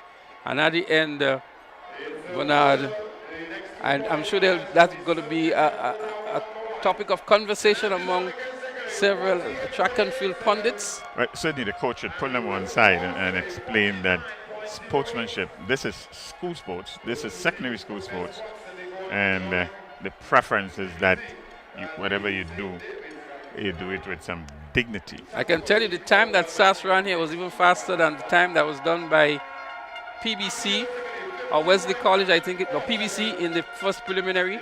PBC would have done 49.15 and SAS easing at 48.88. Literally toying with the field, as you would say. Let's see if they can deliver on that in the finals. That's where it's going to matter most, Bernard. That's where it matters. Heat number 3 of 3. And in this heat, we will see Grenada Seventh-day Adventist Comprehensive in lane 2, GBSS in 3, St. George's Institute in 4, MacDonald College in 5, St. John's Christian Secondary, that's Shaper, they're in 6, Boca in 7, and Grenada Christian Academy in 8. St. George's Institute. Lane number 5, MacDonald College. Lane number 6, St. John's Christian Secondary.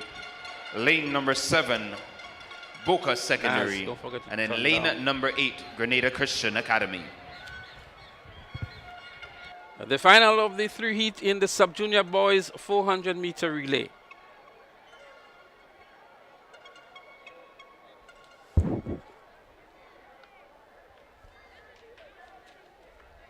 You see from St. Davis, from Seventh-day Adventist Comprehensive, Edwards, Peters, Moses, and George. GBSS, we should see Haley, Daniel, so again, it's the top Frame, and 2 Joseph. teams in each heat, plus the next St. George's 2 best Institute, times. Philip, Salhab, Purcell, Smith, Walters.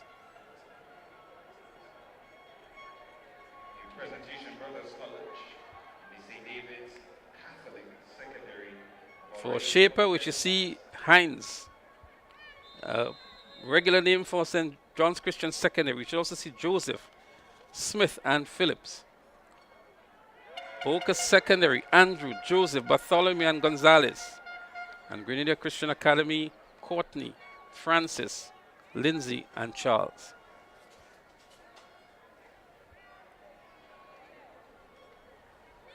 The boys 4x100 meter relay sub-junior. He's 3 of 3. They're on the starter's instruction.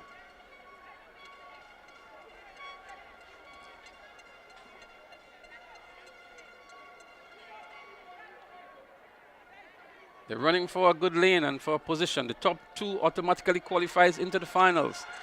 There they go. Let's see who makes up the early starter. McDonald College is looking good here over St. John's Christian Secondary. McDonald College is looking very good. So too is GBSS. It's GBSS and McDonald College. And McDonald College is pulling up for whatever reason. I'm not sure why he slowed down here. But St. John's Christian Secondary is also looking good in the yellow and blue. Here comes GBSS on the inside. And then we also have the Grenada Christian Academy on the other side. McDonald College is making a run back. The second leg really messed them up in this race. But GBSS in the lead. McDonald College for second. And on the inside we have the Grenada Seventh-day Adventist Comprehensive. But GBSS is going to win this one. McDonald College runs back to pick up the second position. But a comfortable win for GBSS in the third and final heat in the sub-junior boys 4x100 meters. Very strange second exchange on McDonald College. Well, he was in the lead, and I'm thinking he must have thought, I'm all there by myself, the others may not be coming. And he actually slowed down and allowed the others to go past him. 48.32 by GBSS. Running hard for 48.32, I would think as well. It's setting the stage really for later on today. Well, I'm sure McDonald College can do much better than that. They ran 49.34. But looking back here, a comfortable win for GBSS. McDonald College really did injustice to themselves on the second leg. And I'm sure he has an explanation he will give to the coach. But his teammates wouldn't want to hear any of that. But they're going to get into the finals nonetheless with maybe the third best time. Remember, the top 2 from each event goes through. So on that basis, they are automatic qualifiers as well. And they can right the wrong in the finals, so to speak. Yes, but again, it's a question about getting a good lane. That's where time matters. You really don't want to be starting in a lane 2 in a lane 1. So GBSS would have the fastest time of 48.32. SAS the second best time of 48.88. And then we have Presentation Brothers College with 49.15. And then McDonald College with 49.34. The table is set for some really exciting relay races a little bit later this afternoon. And we say to you, don't go away. The 4x100 meters juniors are coming up shortly. But again, we promise you the points update in the female category, and we'll do so at this moment. We're going to give you all positions. So Grenada Christian Academy on 1 point. Grenada Seventh-day Adventist Comprehensive on 1 point. St. Mark's Secondary School also on 1 point. Westmoreland Secondary on 2.5 points. Westerhall Secondary on 3 points. Wesley College on 6. J.W. Fletcher Catholic Secondary, they're on 8. St. John's Christian Secondary on 10. Happy Hills Secondary, they're on 15. Hillsborough Secondary on 16. Bishop's College on 28.5 points. McDonald College on 31. Sorry, I beg your pardon. Bishop's College on 31. So too is McDonald's College. Boca Secondary, they're on 36. St. Andrew's Anglican Secondary on 50. St. Joseph Convent, St. George, they're on 64. 1 point ahead of them is St. Joseph Convent, St. Andrew. Anglican High School is in second position on 81. And up front are the athletes of the St. David's Catholic Secondary School on 117 points. So the top 3 being St. David's Catholic Secondary, Anglican High School, and St. Joseph Convent, St. Andrew in the female category, and the top 3 in the boys category are GBSS 126, SAS 114, and St. David's Catholic Secondary 86. St. David's Catholic Secondary challenging again for the overall winners when you combine the male and female points.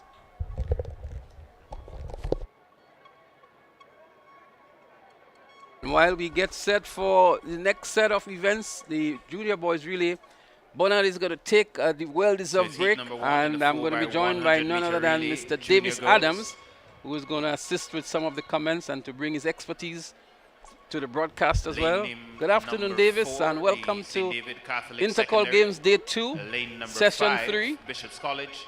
Lane number Good 6. afternoon, Leslie. It's wonderful again being in your company. It's been quite a while for sure.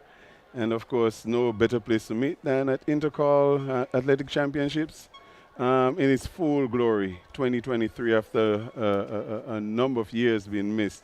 So it's good to be in your company. It's always a pleasure bringing your expertise, your influence, your knowledge of what's happening around, and hopefully I'm able to complement that as we go along. But it's wonderful being able to be here for Intercol 2023. Indeed, it is pristine conditions here for track and field. Slight flutter of the flags, a gentle breeze blowing across the Kirani James Athletic Stadium as we get set for the 4x100 meter relay for juniors. St. David's Catholic Secondary is there, so too is Bishop's College, SAS, Westerhall Secondary School, and the St. Mark's Secondary. Some of the lanes have been scratched, so it seems as though only 3 schools would compete here. In lane 4, we would have St. David's Catholic Secondary, lane 5, Bishop's College, and in 6, St. Andrew's Anglican Secondary. There is no St. Mark's Secondary, neither is there any Westerhall Secondary. 4x100 meters junior girls.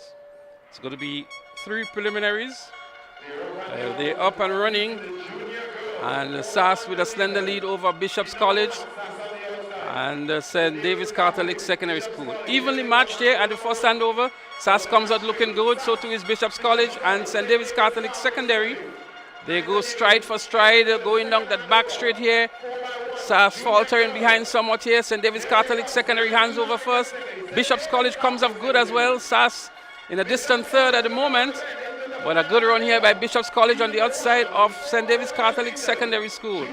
The final handover as they go for the finish line here. Bishop's College looking good over St. David's Catholic Secondary.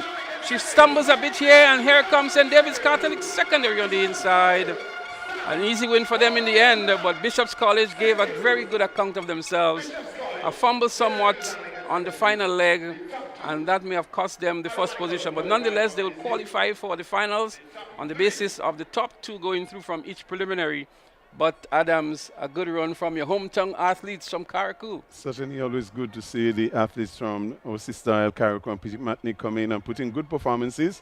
You could see she had the passion, the desire to win. The effort was there. I think because of that effort, you could have seen in the final handover, that stumble really trying to produce that extra more, which just allowed St. David's to just come through very easily. St. David's been a bit more relaxed. You can see where that extra effort was made, and it causes a stumble, and that is why St. David was able, they kept their composure, kept everything going, and was able to come through very easily in the end. But good to see St. David's Catholic, as per usual, powerhouse in athletics, and of course Bishop's College from Carriacou, followed by SAS. Kind of disappointingly from SAS for sure, and I'm sure they'll be hoping that they have done enough in terms of time to qualify for the final.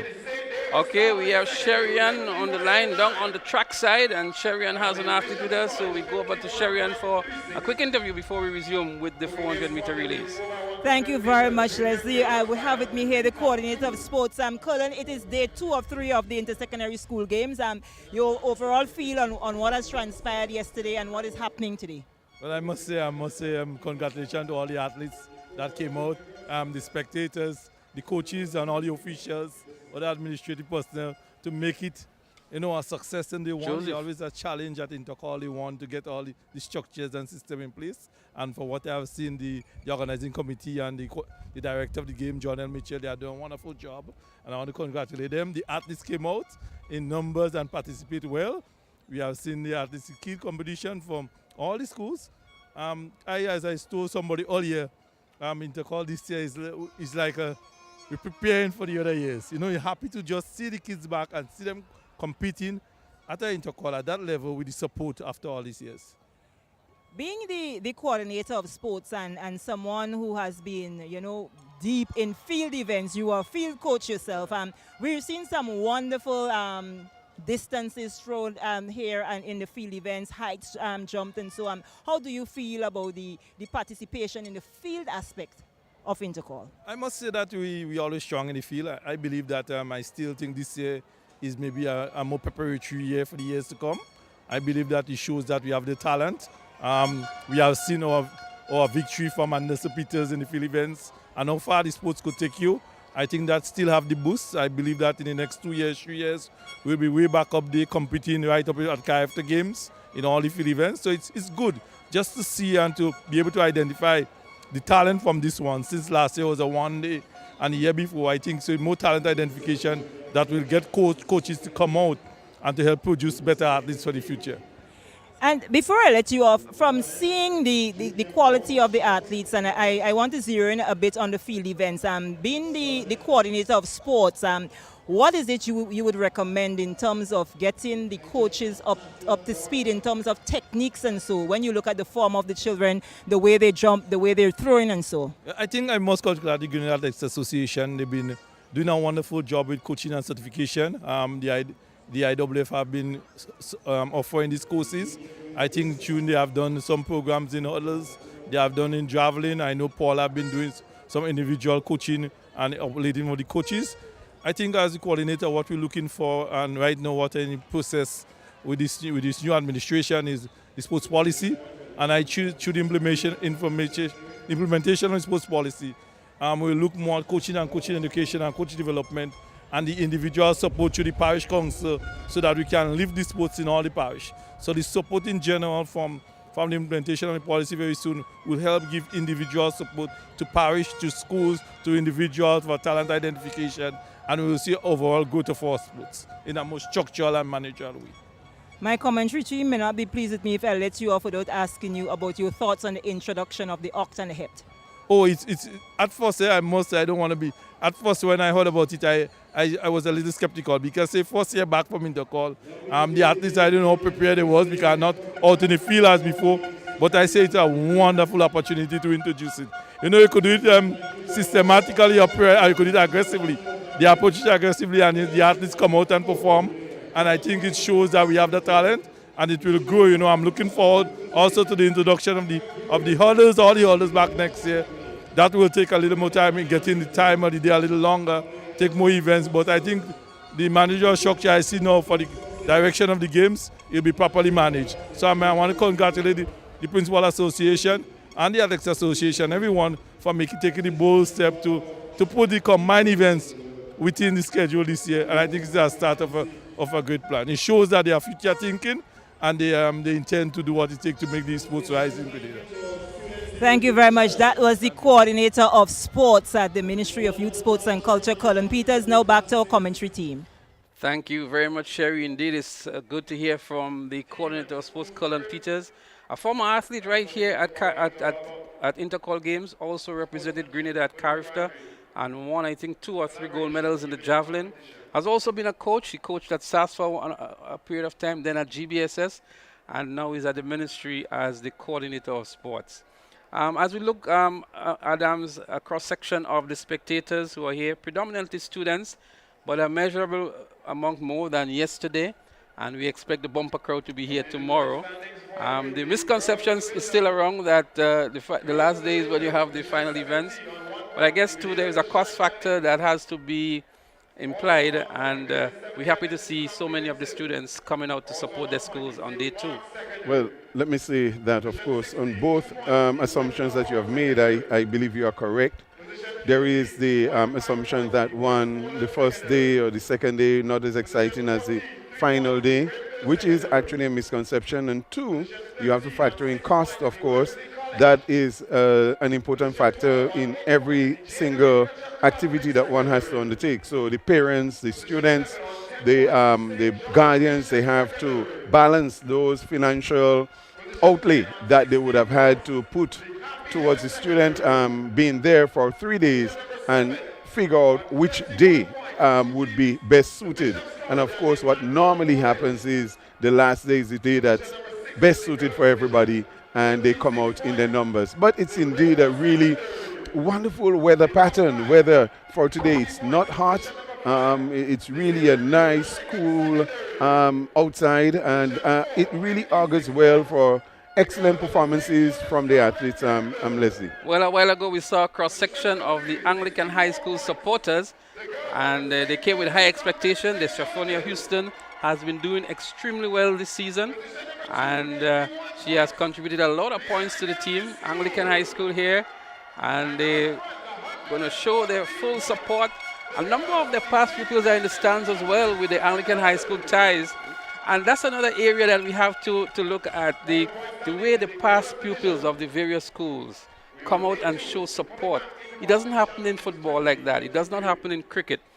But at intercol games, there's a different kind of support that these past pupils give to the alma mater. That's correct. And I'm telling you, Anglican High School is like a foundation in Grenada. St. Joseph's Convent in Georgia Foundation. And each of them have their own following that's really, a very fanatic base that they have.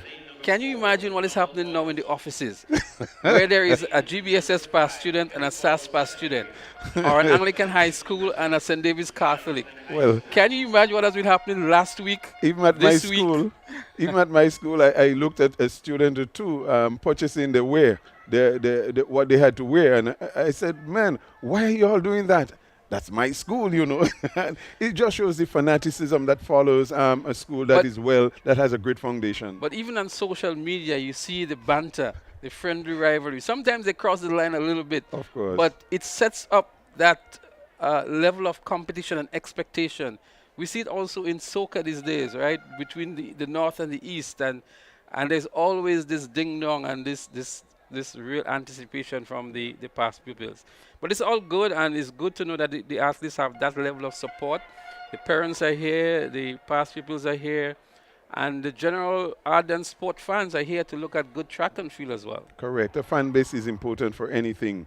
If you want to know how well you're doing, if you want to know how you're appreciated, look at your fan base. And that will give you a measure of how much you have support out there. That's very important. And Anglican High School is second to none when it comes to the fan base. Well, we're getting ready for heat number 2 of 3 in the 4x100 meter relay for junior girls. Grenville Secondary is there in lane 1. St. John's Christian Secondary Shaper in 2. Convent St. Andrew in 3. MacDonald College in 4.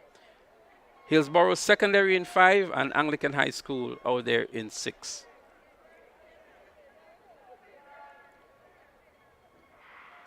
They're up and running. 4x100 meters for junior girls. Let's see who makes up the early stagger here. It's a relatively even match here. Anglican High School on the outside looks good. Hillsborough Secondary fumbles. MacDonald College comes out good here in lane number 4. But Anglican High School has gone out like a tracer bullet here. Anglican High School hands over first on the second handover. MacDonald College second. Hillsborough Secondary is there. So too is Convent St. Andrew. But by 40 meters or so, it's Anglican High School. It's going to be a comfortable run here. She looks back to receive the batter. So too is MacDonald College. But Anglican High School has gone out. It's going to be difficult to catch her. MacDonald College is making a run back. So too is St. Joseph Convent St. Andrew. But an easy victory here for qualifying into the finals for Anglican High School. MacDonald College second. Convent St. Andrew in third. And it looks as though it was St. John's Christian Secondary in lane 2 who may have picked up the 4th position. So there she is from Anglican High School in the second of the preliminaries, and that looks like Shedal Antoine. It's not Shedal Antoine, but it's Anglican High School picking up that top spot in heat number 2.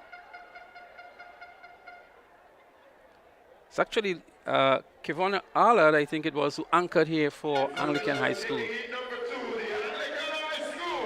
So 50.19, much faster time, marginally so, for Anglican High School in the second heat.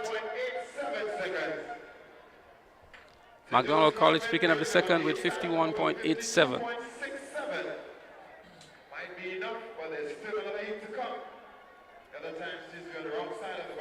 In the first heat, we saw a good run from St. David's Catholic Secondary 50.89.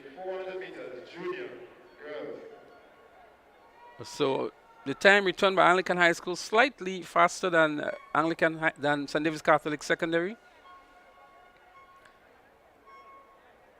The third heat would feature Grenada Christian Academy, Boca Secondary, Happy Hill Secondary, St. Joseph Convent St. George, St. Joseph Convent, Westerhall Secondary, and the J.W. Fletcher Catholic School.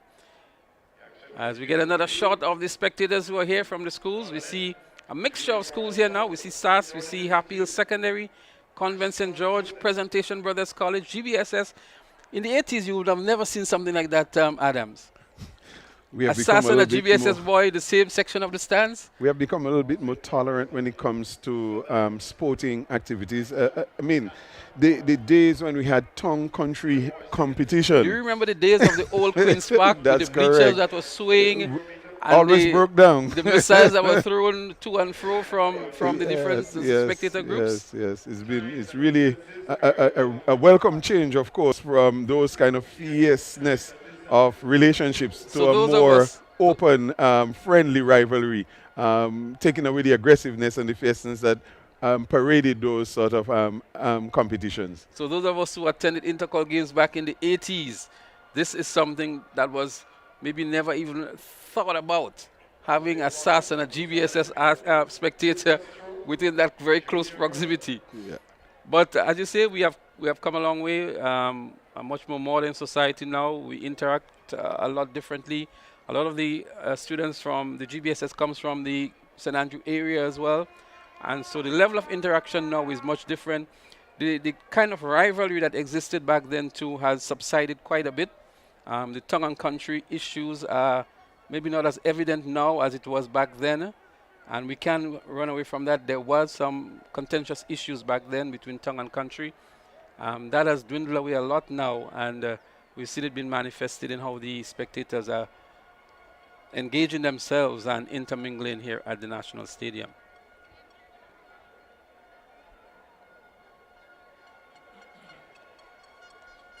So we have just a few more of the preliminaries in the relays. We still have the boys in the junior category, and then we're going to have maybe a much welcome break. We have the seniors to run as well in the preliminary, and then we go into the evening session.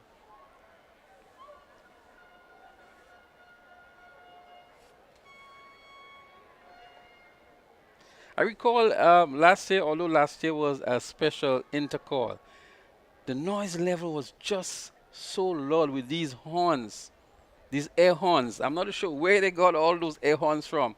This year they have something different. They have these, can't recall the name now, that they strike at each together. But the air horns last year made it very, very noisy. I recall the starters having to ask the spectators to keep the noise level down because the athletes can't hear the instructions from the starters. Are we going to see something like that tomorrow again, Adams? I actually don't. I think the influence of when the World Cup was held in South Africa, you had... This is the call for you had the onset of, which was kind of unique to the African continent and South Africa by extension, the Vuvuzela.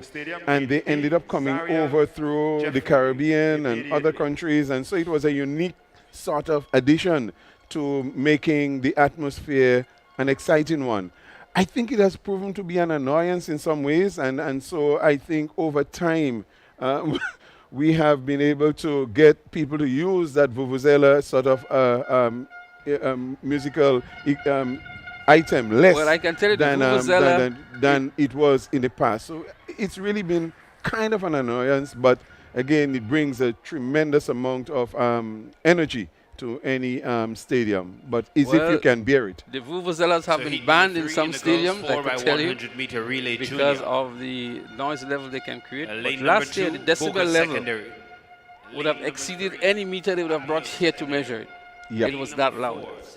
So it is Bishop's College Secondary. Lane number 5, Westerhall Secondary. And then lane number 6, J.W. Fletcher Catholic Secondary. Your field for heat number 3 in the girls 4 by 100 meter relay junior.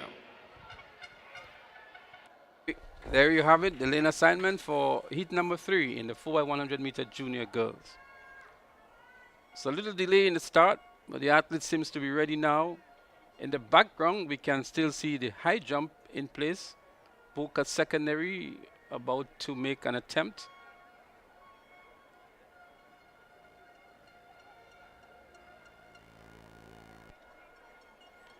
And momentarily, we would segue to Sherian to give us an update on what's happening in the high jump. We also have the discus happening in the background as well in the female category. And there is also some long jump happening.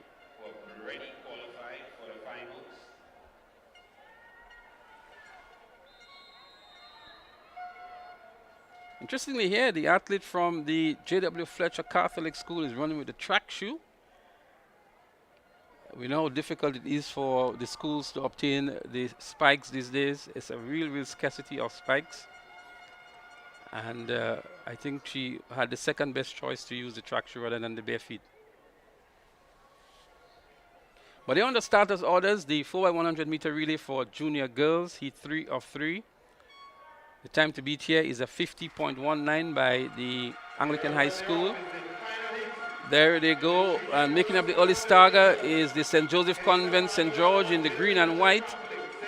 Making up the stagger nicely on Westerhall Secondary. St. Joseph Convent establishes a good lead here over J.W. Fletcher Catholic. Westerhall making a run back. So too is Happy Hill Secondary. Second and over now, Convent St. George. Nice clean take here by Convent St. George. And Happy Hill Secondary is giving good chase. Boca is trying to make a run back here for second position. Indeed, it is Boca Secondary in second now. A good run back by Boca. Boca hands over first, actually. Boca is now in the lead, followed by SJC and then Happy Hill Secondary. But what a run it was for Boca Secondary on that third leg. Here comes Happy Hill challenging for the second and gets it over St. Joseph Convent St. George. But a very impressive run here by the athlete from Boca Secondary on that third leg. Yep, it was really a tremendous run from the athlete from Boca Secondary. They seem to be on the back foot a bit in the between the first and the second leg of the relay.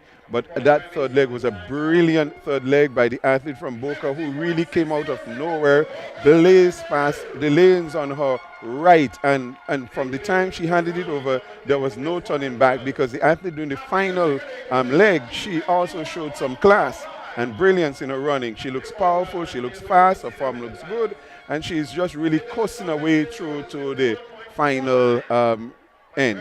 So it's really a wonderful run by the athlete from Boca Secondary School. And again, for me, it's just beautiful to see them running thus well. And the time that they've brought is going to be a competitive 4x1 relay for 4x100 meter relay for the junior girls. Well, Boca Secondary would have the second fastest time. Anglican High School still has the fastest time of 50.19. But I also like the run from the Happy Hill Secondary School athlete on that final leg as well, to run back to get the second position over the athlete from St. Joseph Convent St. George. So it's going to be a very competitive finals, I would think, between those top 8 schools. Of course, Anglican High School would feature there prominently. So too would be McDonald College, Boca Secondary, and of course, St. David's Catholic Secondary School. If Boca Secondary could sort out some of the issues that they would have had probably in the first 2 legs of that relay, they would be tough to beat. I can assure you about that one. The Happy Hill Secondary, again, if they could sort out some of the issues that they would have had, and leading up to the final leg, they could be very competitive. But Boca Secondary, for me, looks extremely dangerous in the junior relay for girls.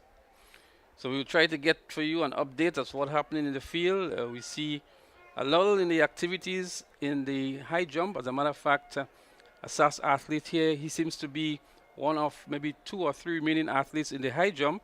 He has an attempt for the bar now and goes over it very easily. So SAS in contention for a position there in the high jump.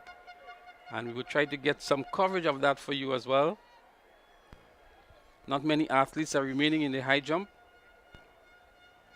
I see SAS there. I also see an athlete from the St. David's Catholic Secondary School. But from all indications, it looks as though SAS might be one of the few competing schools still remaining in the high jump. The next event on the track would be the 4x100 meters for the junior boys. We still have the seniors to go in the preliminaries before we take a break and come back with the finals in the evening session. So we encourage you to stay with us here at the Kirani James Athletic Stadium for the live track and field action. We are seeing on the screen the some activity taking place with the high jump for sure. So maybe Leslie, you can try figuring out what is happening there.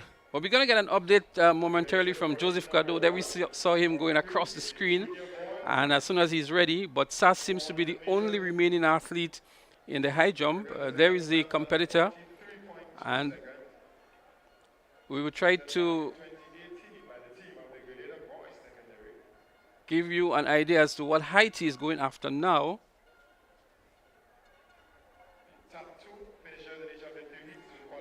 But Hillsborough Secondary seems to be also in the event.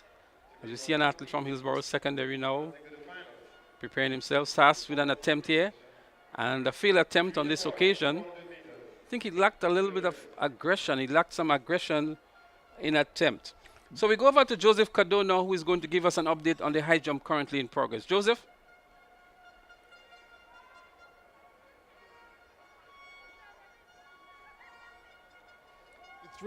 At present, they're attempting 101 meters 70.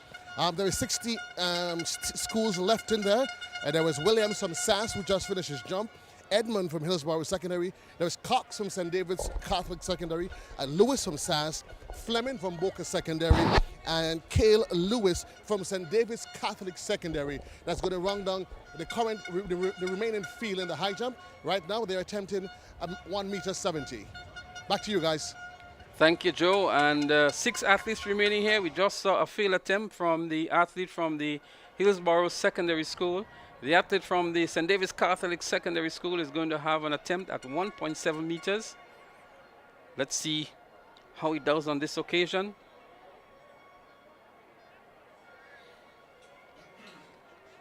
And another failed attempt here. His approach was good. He had good clearance, but I think the leap was maybe just a little bit too close. On his way down, his glutes really brushed the bar and resulting in a failed attempt.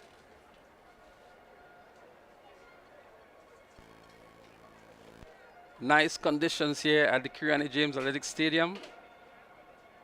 Nice breeze blowing across the field. Not too hot as well. Interestingly, we have not seen many injuries this year at Intercol Games. I recall previous occasions when a lot of the athletes were collapsing on the track.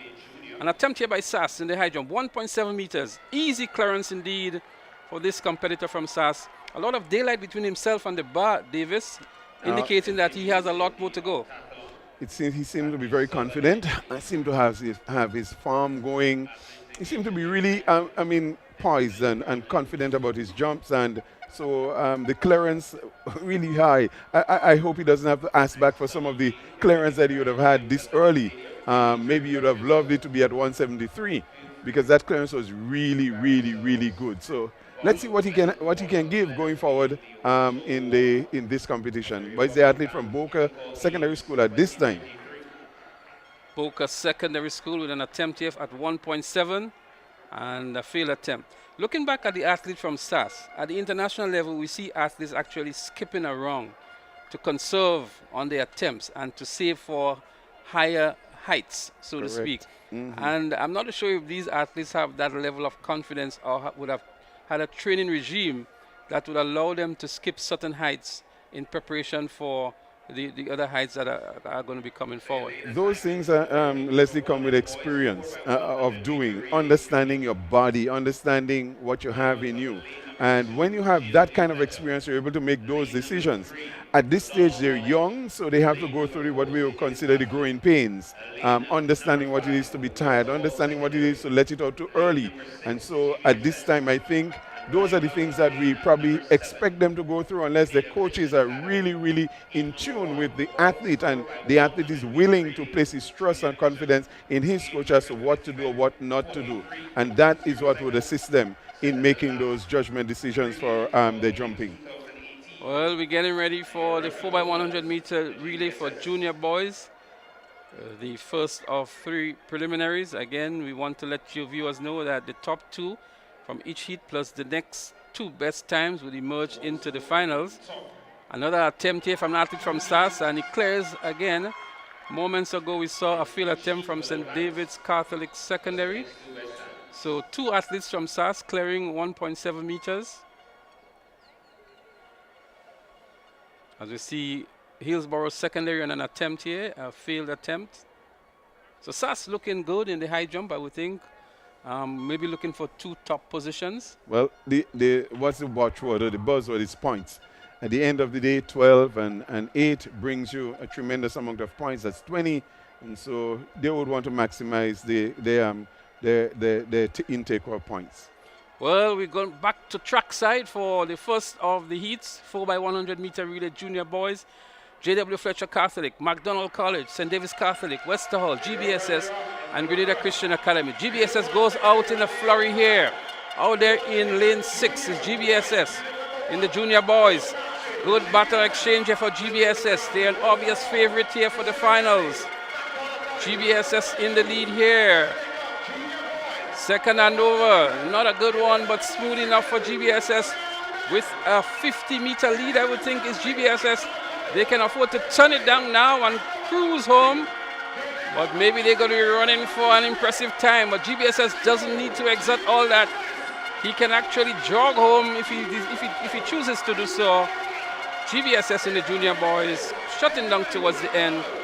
But a commanding victory indeed. St. David's Catholic Secondary would pick up the 2nd position. But a very impressive and strong signal sent out here by GBSS. What can you say? Brilliant run. Brilliant indeed. Maybe an understatement here for GBSS. Usain Bolt style, taking the baton in the left side and then changing it over to the right. Looking good too, and maybe not needing to use up all that energy because of the commanding lead that he had going into the last 50 or 80 meters. Maybe we could have seen a SAS kind of attitude as we saw earlier on.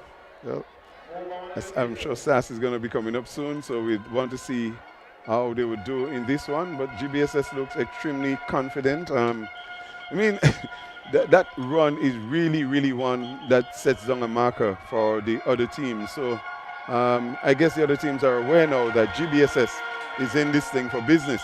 Well, I can tell you, GBSS has a quartet that is going to be very difficult to beat. The Ethan Sam, the Quaynell Pair, Mario Pope, Tyreek McSween. They actually have 2 character athletes on that team. Or maybe it's 3 character athletes on that team. And Ethan Sam has been so impressive.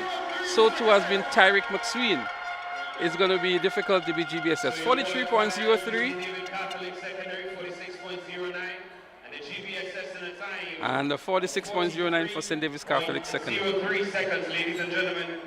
The game's record stood at 43.20 seconds, which means establishing a new record!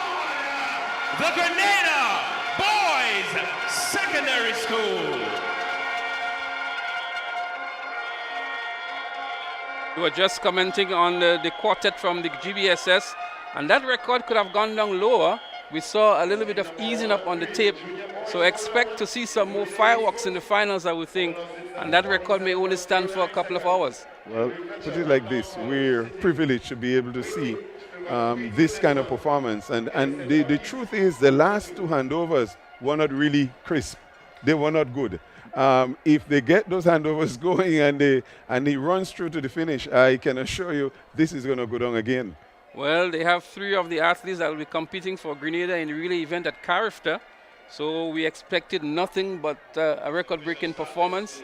If you have 3 out of 6 athletes on a relay team at the intercol level, you have set a very high expectation of yourself, and they have delivered on that premise. Well, Ethan Sam has been the standout athlete in the juniors sprints thus far in Grenada as a whole. And the fact that he's running for GBSS gives them a shot at any time they're in a relay. But to couple that with two other athletes. Tariq McSween, a Quenel player who still has a number of records at the private primary school games. It's no easy feat here, that GBSS quartet in the junior boys relay.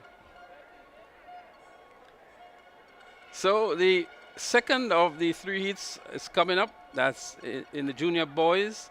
We will see Bishop's College in 2, St. George's Institute in 3, Presentation Brothers College in 5, Happy Hill Secondary in 6, and Rose Modern Secondary in 7, and Grenville Secondary is expected to be there in 4. The starting blocks is there, but we have not seen any athlete from the GSS.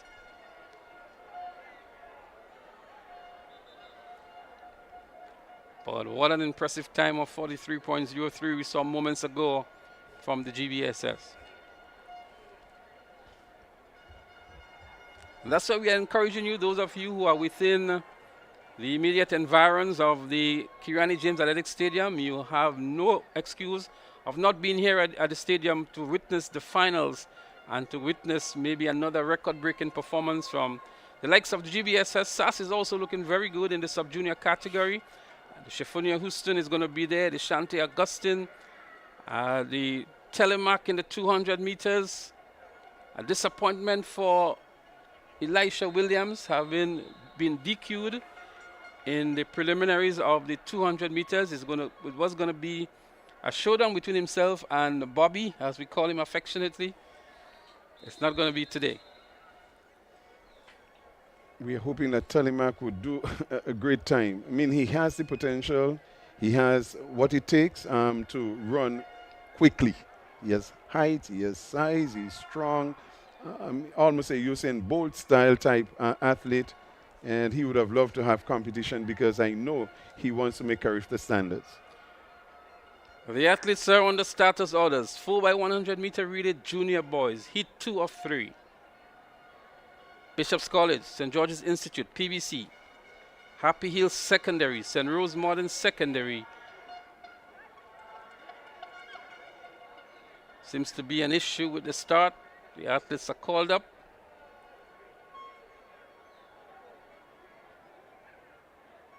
St. Rose Modern Secondary, athletes competing with the long tights.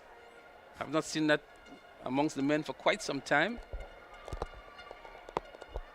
A bit of swagger, I would think. Put it like that. It's good to be the standout person, even if it means it's in terms of looks. You want to stand out. You would be remembered for something for sure. They're going to have another attempt at it. 4x100 meter relay junior boys.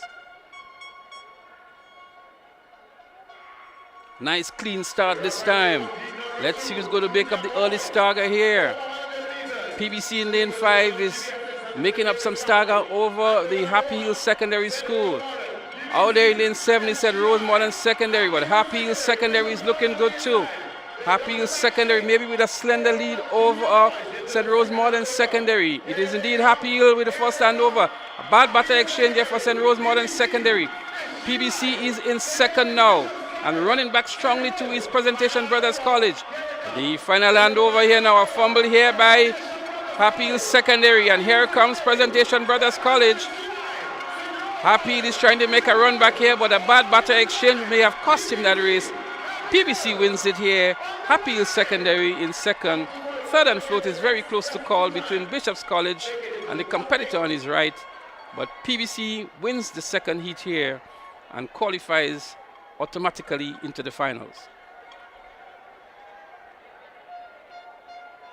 So it's a good run by the guys on the hill. I would not say that it was not an excellent run, because you could have seen quite a bit of confusion in the passing. Not so sure what the strategy was, but luckily for them, the Happy Hill Secondary School messed up the final batter passing, and PBC was able to establish themselves. But it seemed as if Happy Hill is much closer to PBC than the win would have suggested.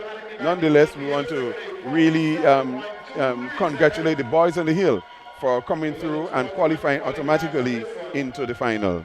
Not the best of time, but a good time nonetheless. Almost a 3-second delay from the GBSS performance in the first heat, and 3 seconds on the track is a lot of real estate. And that is true. There's no other way to put it. It's quite a lot of real estate in 3 seconds. Lots of meters. A cross section here of the St. Joseph Convent St. George and Presentation Brothers College, two schools that are physically, geographically located close to each other. And at one time they had the school sports together as well. They have opted to go separately in 2023. So it's happy to see some of the students out here on day 1 and day 2. We know that they're going to be out here tomorrow in even larger numbers. As the principals will say, it's a day of school at the National Stadium. But I'm sure there are a lot of cooks and beach limes going on today for those students who are not here at the National Stadium. Yeah, as the principal would have said, Brother Jeremiah, it is school at the stadium. For those who could make it, because economically it is pretty easy, then fine. Those who can't make it, as you would have said, they would have find some other place to enjoy that time, and the beach might be just that one. They don't have to spend the bathe, of course. Just chill out on the sand and so on if they can't make it. But of course, all with responsible behavior that we want them to do that.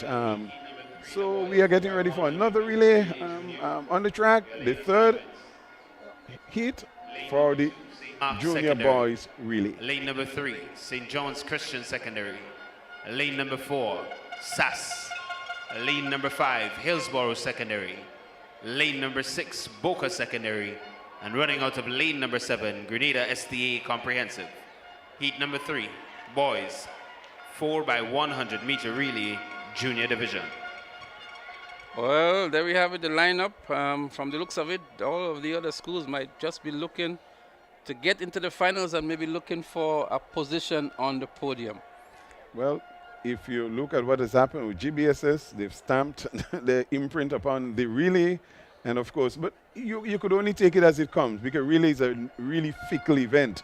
When it comes to that, the batter must find itself around the track. If it doesn't find itself around, you could be as fast as anything else, as we have seen with the United States in so many big games and championships where they've lost to lesser teams, the Jamaicas, the Great Britons.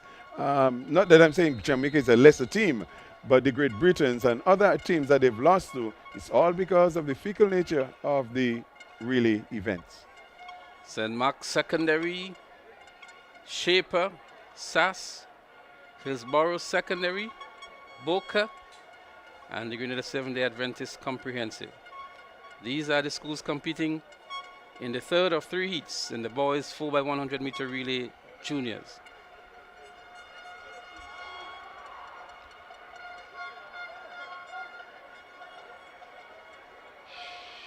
They're on the marks.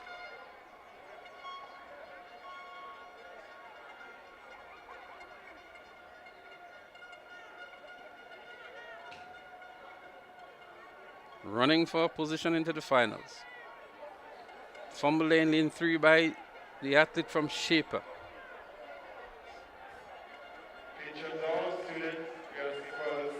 You can just only imagine the nerves of these athletes. And tomorrow when the bumper crowd comes in, it's going to be even more anxious moments for these youngsters on the track. Support your classmates and your friends by giving them some silence when they're on the starter's order. So far, we've seen a very smooth and efficient running of the events. The organizers must be commended for that. It's very important that the games on each day finish within reasonable time. We do have a number of athletes who have to journey all the way to St. Patrick and then to come back down in time to compete for 9 in the morning. And I was making the comment that having to use the bus to go up to St. Patrick or St. Andrew is almost like running an 800 meter after you'd have been out in the sun all day. And so these schools that have these long journeys have maybe an extra challenge than some of the other schools that are within closer proximity to the National Stadium. Well, that's an argument that has been preferred over the years. It's always more difficult for the schools coming from the rural areas because they have to travel all the way down to St. George. it is what it is because it happens in every country, and we just have to work with it. I mean, I understand the additional hassle that they have to go through, but nonetheless, when they come, they really give good representation. As a matter of fact, it puts an additional incentive for them to come down here and compete. Because as far as they're saying, hey, you're allowing us to go through all of this hassle, we're not going to come down here and go up empty-handed. And we have seen that attitude from the teams coming from the other outer parishes at Intercol. Well, a card has been issued here to the athlete in lane number 3. That's the school here, St. John's Christian Secondary. And we did see some jittering and some early movements from him on the track. It's difficult to pick up what card was issued, whether it was a green or a red. But the expectation, it was not a red. The expectation would be the single false start rule would be in effect. But the athlete is still on the track, so it must have been an infringement that would have warranted a green card instead of a red. I was having a conversation with Mr. Cox, who is the official who is monitoring the footages and the replays, and he was explaining to me some of the rules governing false start and lane infringements, and it's quite interesting to see how these rules have evolved over the years. And what I've noted from Cyril is that they have been applying the rules to the letter. I've seen a couple of judgments that they've had to make yesterday. And while they were I was speaking to them, they were saying, hey, Mr. Adams, we can't be soft here. We just have to apply the rule to the letter, and so that we are guided by in a proper manner. And they know that when they go to international meets, that's what guides them. They have to obey and work with the rules that govern them. Well, it's something that is maybe equivalent to the VAR in football and the third umpire in cricket. But that's the nature of sports these days. But there seems to be some issue with the event. We'll try to get an update for you.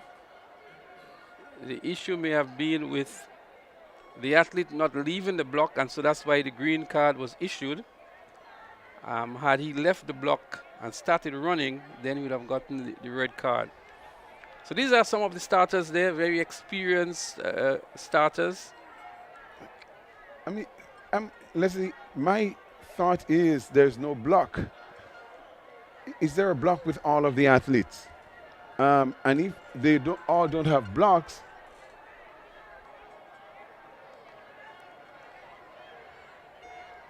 it would have to be general movement that they would have made. Now, how do you penalize those sort of movements and what would have caused it? So I think those are some things that they probably are talking about. Just to update you on the high jump, the athletes there are now going at 1.8 meters.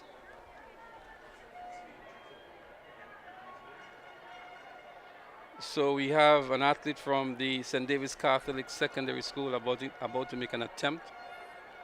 We're still waiting for the event on the track to resume. But in the meantime, we'll try to keep you up to date on what's happening in the high jump. St. David's Catholic Secondary on the runway. May have just missed his run up here. Must be mindful that he has 90 seconds to complete his jump.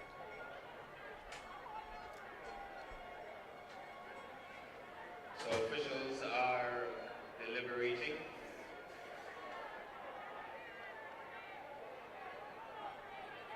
Officials are deliberating. Failed attempt by St. David's Catholic Secondary. We'll await the official decision. But we remind our students. They're going after 1.8 meters. Once a student. You see two athletes from SAS still left in this event. It's going to be valuable points for SAS, considering that they were trailing GBSS by 12 points from the last points update we've had. So it's an opportunity for them to close the gap on GBSS. It's going to be valuable points, considering the close nature that these two schools have and their quest for championship honors. When we look at the championships over the years, I think the difference between SAS and GBSS at this time is about 1 or 2 championships. When I checked it, it was about 21 to 19 in favor of, I think, SAS yesterday, with GBSS, of course, sharing one of those championships with McDonald College. But the difference between the both outfits have been very, very, very close, with GBSS dominating over a period, SAS dominating over a period. Really, really is extremely close in terms of the competition between them.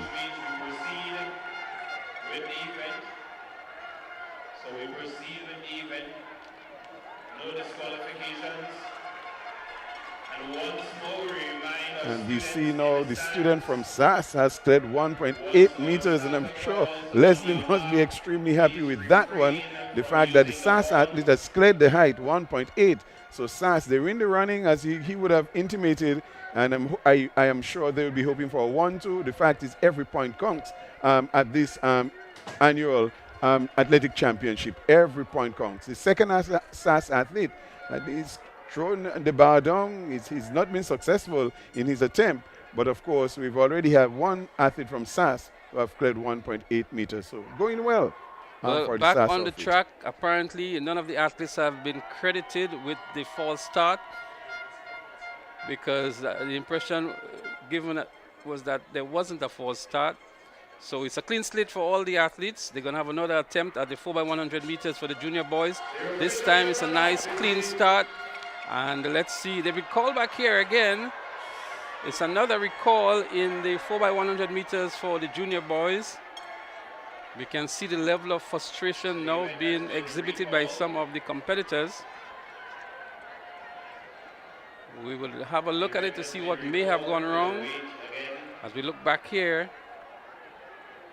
seems to me quite an even start. Let's have another look at it. Looks as though in number 6, that could have been Boca Secondary, who may have just come on a little bit ahead of the rest of the field. And that may be the reason why the race has been recalled.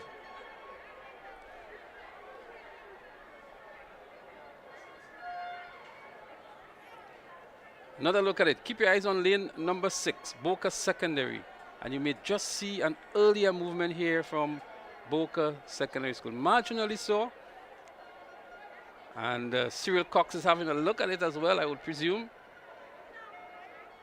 Indeed, Boca Secondary School jumping out ahead of the rest of them.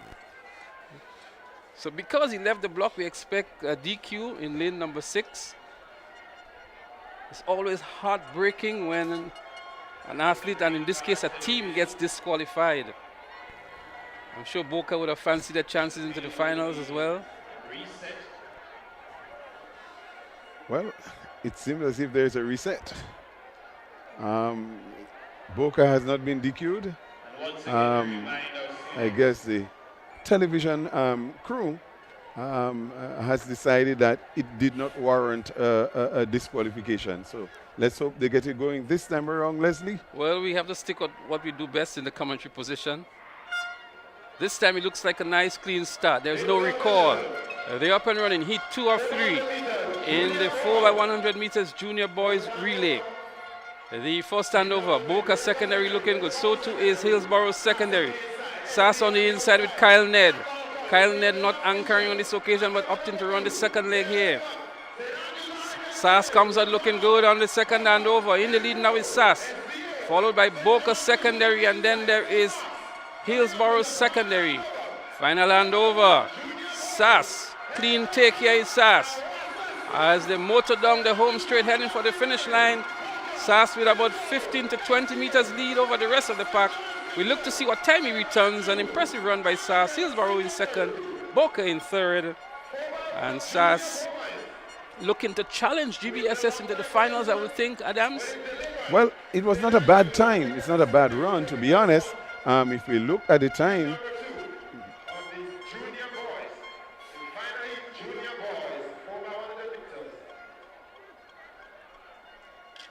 44.63, the time by SAS. GBSS ran 43.03.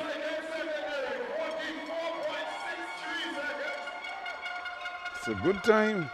Of course, not record time, but it's a pretty good time that we must say for the boys junior relay, considering that the record was 43.20, broken today, of course. 44.63 is nothing to sneeze at, Leslie. Well, we're going to have a showdown in the finals. And as you were saying earlier on, a slip up in the transitioning of the baton could cost the race. So although GBSS looks as the obvious favorite by virtue of the time that it did in the preliminary, the margin for error is so slim that anything can still happen in the finals. Yep, and that's what we always say. You're never finished until the battle goes all the way around. And so GBSS, I mean, to be honest, the determinative favorite for the junior relay, but of course they've got to get it around, and we are hopeful that we want to see the best race take place. We want to see the team, the best team win, but it goes by rules. You cannot drop the relay baton and expect to get to the end winning. So well done to SAS. GBSS has something to look at and probably an incentive to do even better. That relay record could go down even more in the final. The girls are getting ready for their relay event, as in the senior category, and we see some more excitement and some more agitation in the stands from a female section of the crowd. And it means that we see Anglican High School, and that is because they're anticipating a great run from their team. Shafronia Houston is one of the star athletes. She's going to be in this event. And we can't finish talking about Shafronia Houston. No, Shafronia is a special athlete. Let's put it this way. On the track, she has also received the Principal's Award for achieving above 93% average in her academics. She's on the character team. She looks like a very humble individual, a model student, so to speak, a model athlete.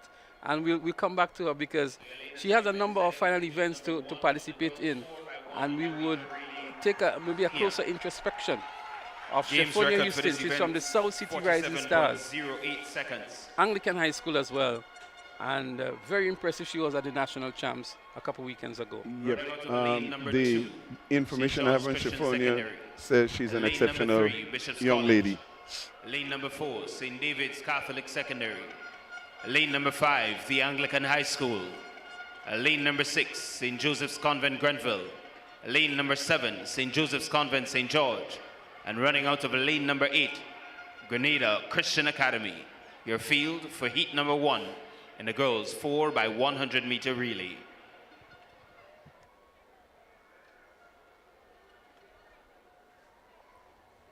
So there you have it. The first of 2 preliminaries in the senior girls relay. So the top 3 from each heat would emerge into the finals, or would advance to the finals, and then the next 2 best times would get the automatic qualifying positions.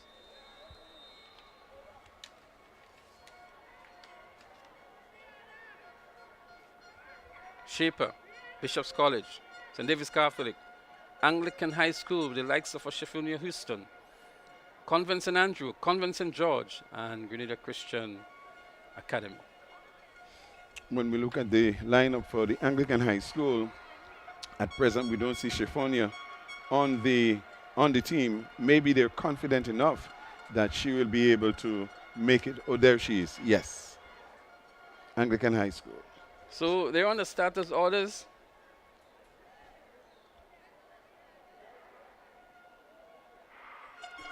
They're up and running. It looks like a clean and even start. It's the first of 2 heats. Anglican High School making up the starter here, but Convent St. George is looking good in lane 7. Convent St. George followed by Anglican High School. High School fumbling to switch over the baton. Then Convent St. Andrew is there. Here they come, senior girls, 4x100 meters. Is there 4x100 meters? Anglican High School hands over first. Convent St. George is also there, and then St. David's Catholic Secondary. Final handover. Anglican High School. Let's see who St. hands Joseph's over Convent, first. St. There George's. is Anglican High School, St. St. Joseph Convent, St. George. St. David's making a good run back here. St. David's Catholic Secondary looking good. Closing the gap over Anglican High School. St. David's Catholic Secondary wins it. Anglican High School in second and Convent in third.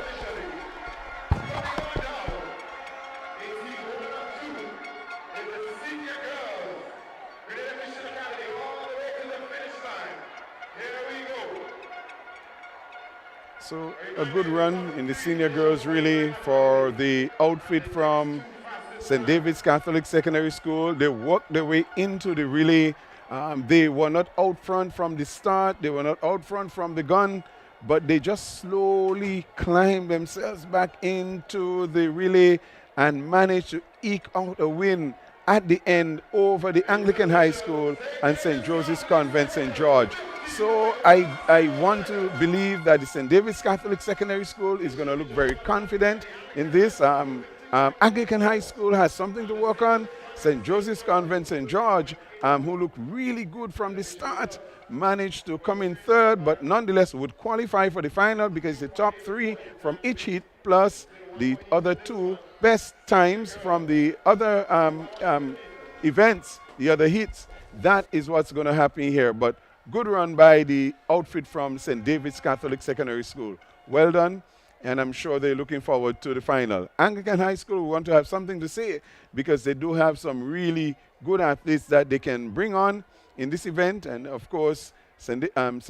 Joseph's Convent, St. George, they look good for the first two legs and slowly petered out, but hopefully they can work out those issues and be able to provide greater competition in this event when the final comes along. Well done to the outfit from the St. David's Catholic Secondary School.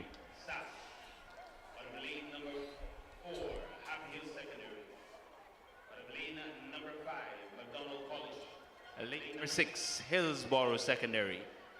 Lane number 7, J.W. Fletcher. And running out of lane number 8, Westmoreland Secondary. Your lane assignments for Heat 2 and the girls 4 by 100 meter relay senior division. So St. David's Catholic Secondary, Anglican High School have already booked their place into the finals. And now these schools are looking for the remaining positions. The top three goes through.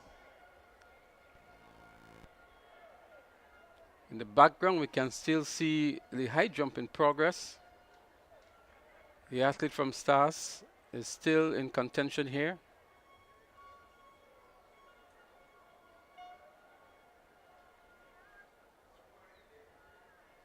Our roving camera would bring us some updates momentarily.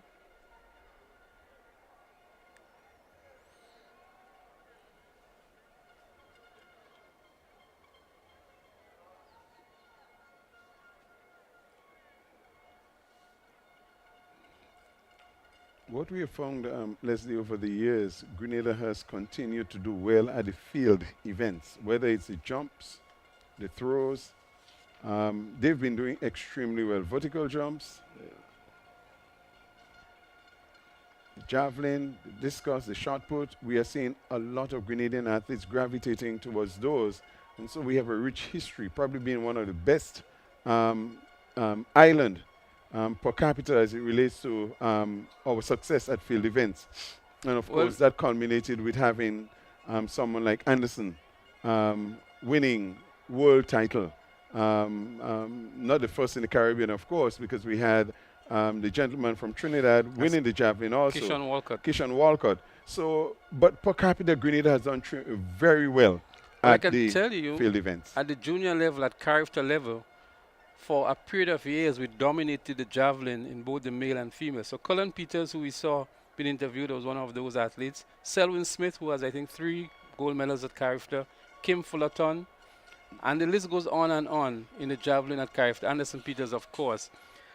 If you look at the current character team, we have actually 3 athletes who will be competing in javelin. We have Telesford, we have Cameron Thomas, we have a Sorina Alexander, and we also have a Mikkel Redhead.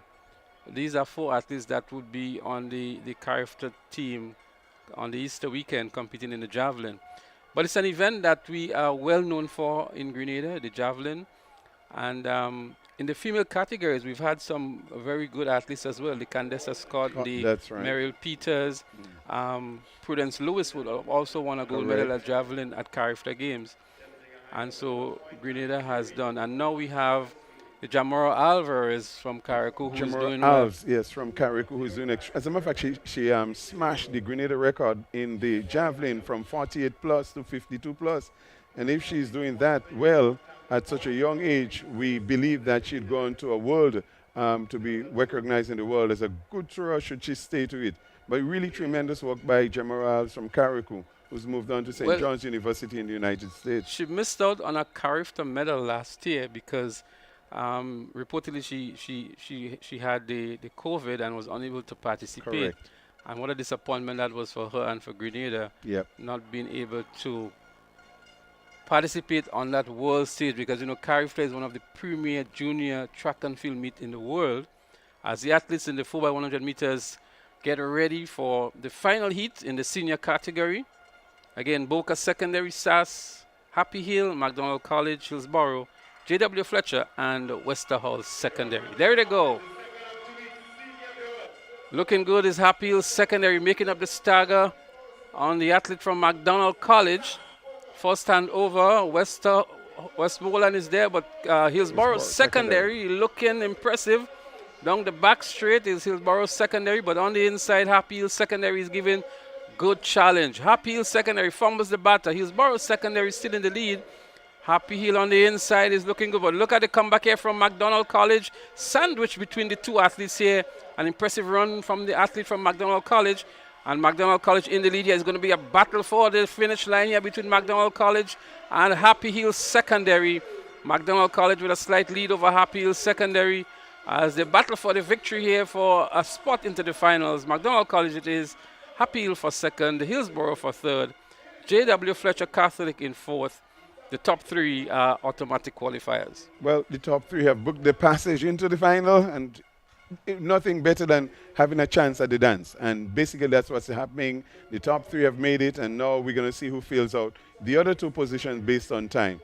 Not a bad run by the athlete from Bishop Scott from Hillsborough Secondary in Carriacou.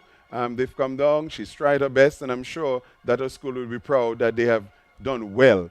Nonetheless, we got to give credit where credit is due. And McDonald College slowly reeled in the Happy Hill Secondary School athlete and seemed to have depth of in strength and was able to take this heat. Well done to the McDonald College, the team from the north. Well, it's going to be a showdown in the finals.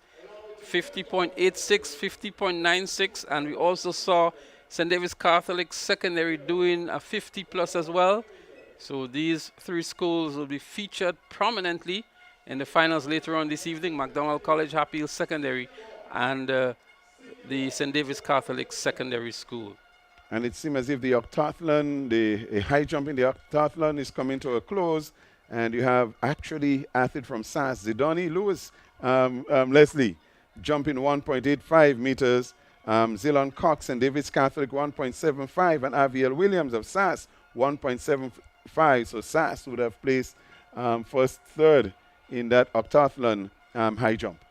Well, remember the octathlon is a combined event, and so they're not jumping for positions here, but for points. Correct. And these points would contribute to the overall points. Earlier on today, we got an update on the overnight scores in the heptathlon, and those points will be valuable points for SAS. I think SAS overnight would have been in either second or third position, and those points would mean a lot to them when the points are tallied up. The big men in the business are getting ready for their preliminaries, I beg your pardon. That's the senior boys, the 4x100 meter relay. There's going to be 3 preliminaries. And the athletes are already on the track and getting themselves ready.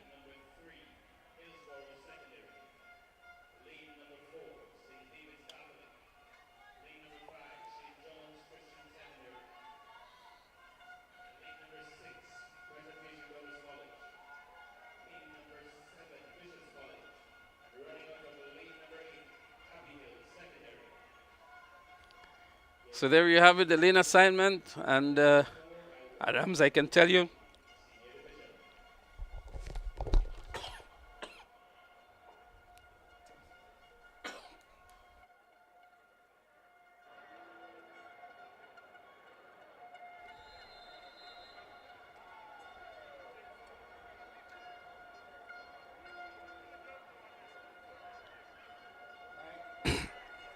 like several other events we've seen today, this one has a very long-standing record.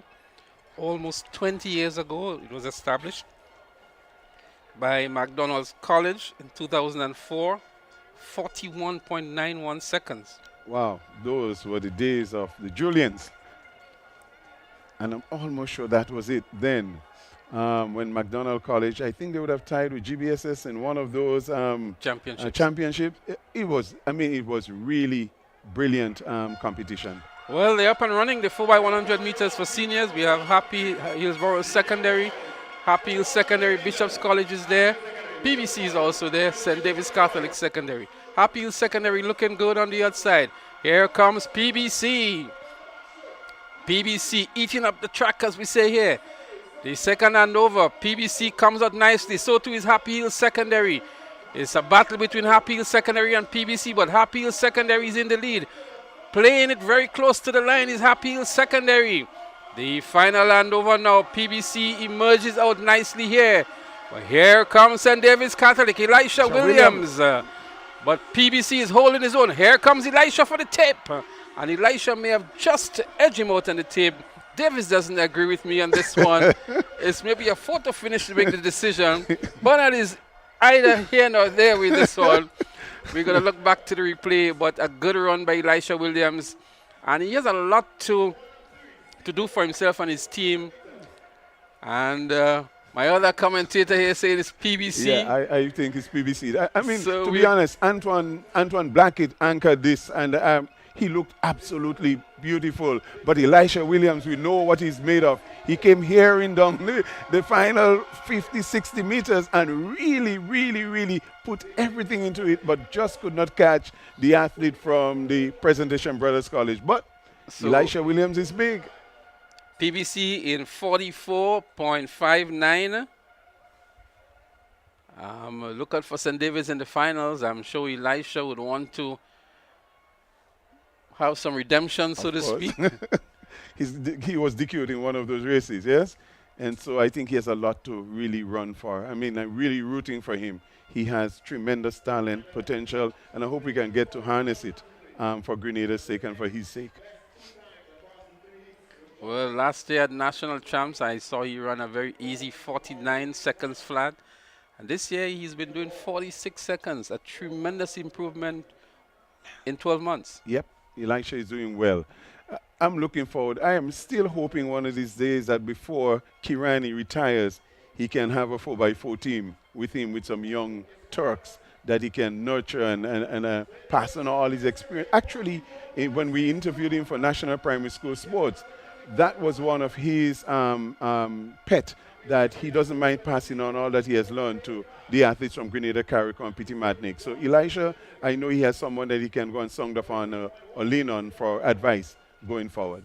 Well, in the last race, it was that close. 44.62, 44.59, 44.85, the top three.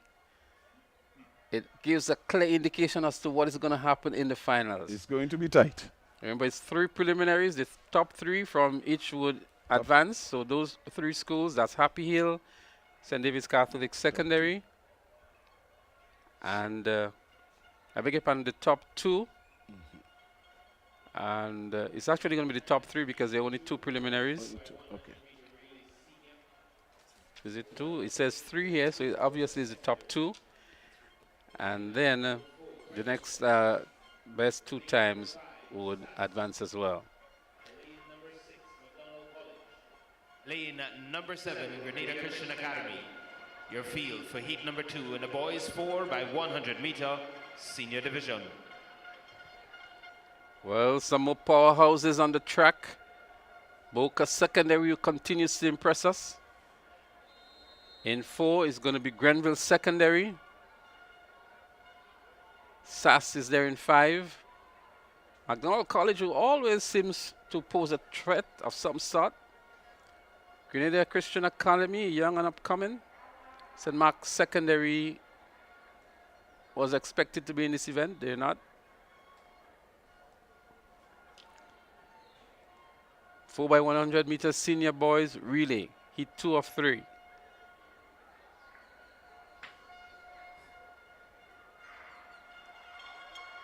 A nice clean start, and they're up and running here now. McDonald College looking good and making up the stagger. So too is Sass on his inside. First hand over. Sass comes out first. McDonald College is still there. And Christian Academy on the outside. As they go down the back straight here. McDonald College slowing down to adjust the bottom. Sass hands over first. Sass taking the lead now over McDonald College. As they approach the final handover with 100 meters to go. Brian Isaac from Sass. McDonald College is also there on the outside, and Boca Secondary, but it's Brian Isaac from Sass who eases down to the tip and secures a position for his school into the finals. Sass on the way to the finals. Pretty good time too. We must say it was really a clear winner. There was no doubt about it. From the time the first handover took place, Sass seemed to have been in control of this really, and they never relinquished it to any of the other teams. So well done, Sass. They stated their intentions, and we're looking forward to seeing them in the final. It's going to be a really wonderful final because with Telemac and Blackett from PBC, and you're having the team outfit from Sass, is going to be extremely good. St. David's Catholic with Elisha Williams. It is going to be a really, really brilliant 4x1 senior relay, Lester. Well, Leslie. Sass has returned a better time from the previous heat. Sass with 43.23. And we saw Brian Isaac really easing into the tape. So Sass sending a clear message there already to the likes of Elisha Williams and his quartet, as well as the PBC with the likes of Rikel Telemac, and of course, Happy Hill Secondary. Yes, Telemac and Blackett. I think Blackett won a gold medal already at one of the events, one of the races. I can't recall which event that he won the gold in, but he's really buoyed at this time because he's tasted success. So with Telemac and Blackett, PBC is going to be making quite a bit of noise. Well, this event, the top two schools in the previous heat actually ran faster than the first heat. Both Sass and McDonald College had better times than all three schools that were the top three in the previous heat. So it's a real showdown into the finals. We have GBSS in this one, along with the likes of St. Rose Modern Secondary, Westmoreland Secondary, J.W. Fletcher, and Wesley College. So we're going to see what comes out of this heat and the time that they return to contest for a podium position in the finals. Well, I mean, let's put it this way. Again, depth, strength in depth. GBSS will have quite a lot to lean on, and we're looking forward to seeing how GBSS would perform. Look at the return on time, and then we can match it up against what Sass has done, and McDonald College, and PBC, and then you have some talking points. Well, Tegan Peterkin is there, Ethan Sam, Emilio Blanco Bishop. So these are three names that would feature even in the 100-meter sprint. Correct. And they're part of the quartet of the GBSS that is competing here in lane 2 in the final of the 3 heats. So let's see what time they return to set the stage for a very, very exciting finals.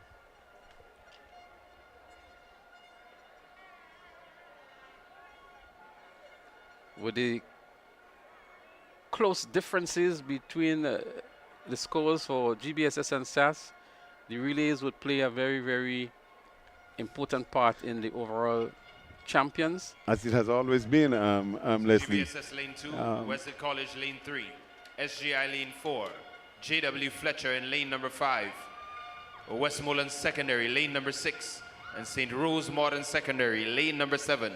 This is heat number 3 of 3 in the boys 4x100 meter senior division.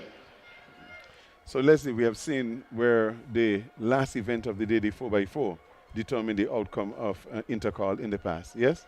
I've seen that several times. I Correct. recall the days of Aline Francique. I recall Junior Charles. I think Junior Charles may be the most notorious It was one. the most I notorious. think everybody every year looks back at that event.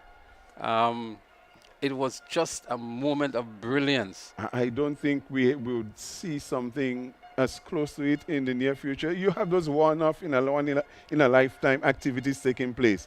And And I can that tell one you- was a one in a lifetime event that we were privileged to witness and see.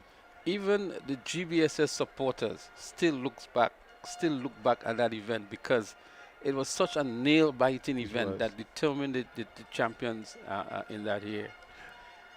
As we go trackside for the final heat in the 4x100 meter relay seniors, we have GBSS, Wesley College, St. George's Institute, J.W. Fletcher, Westmoreland Secondary, and the St. Rose Modern Secondary.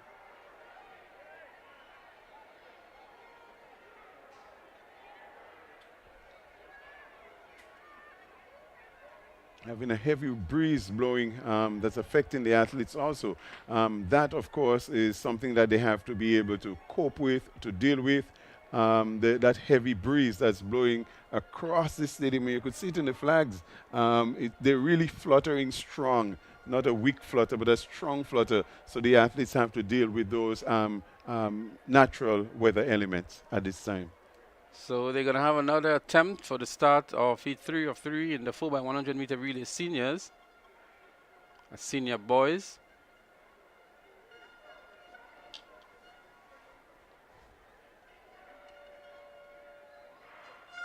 This time it looks like a nice clean start here. Let's see who makes up the early stagger. J.W. Fletcher Catholic is looking good. GBSS struggling a bit here on the first handover. J.W. Fletcher Catholic looking good. GBSS eating up some good track on the inside, down the back straight. GBSS running back nicely here. Hands over first is GBSS. J.W. Fletcher Catholic struggling on the exchange. GBSS emerges in the lead now. And they're going to coast home to the final leg. It's GBSS followed by J.W. Fletcher Catholic. GBSS with some 20 meters lead here. He's going to ease up into the tape. He does so. J.W. Fletcher Catholic for second, and it looks as though it's Wesley College for third. We look to see what time has been returned by the quartet from GBSS. Brilliant time.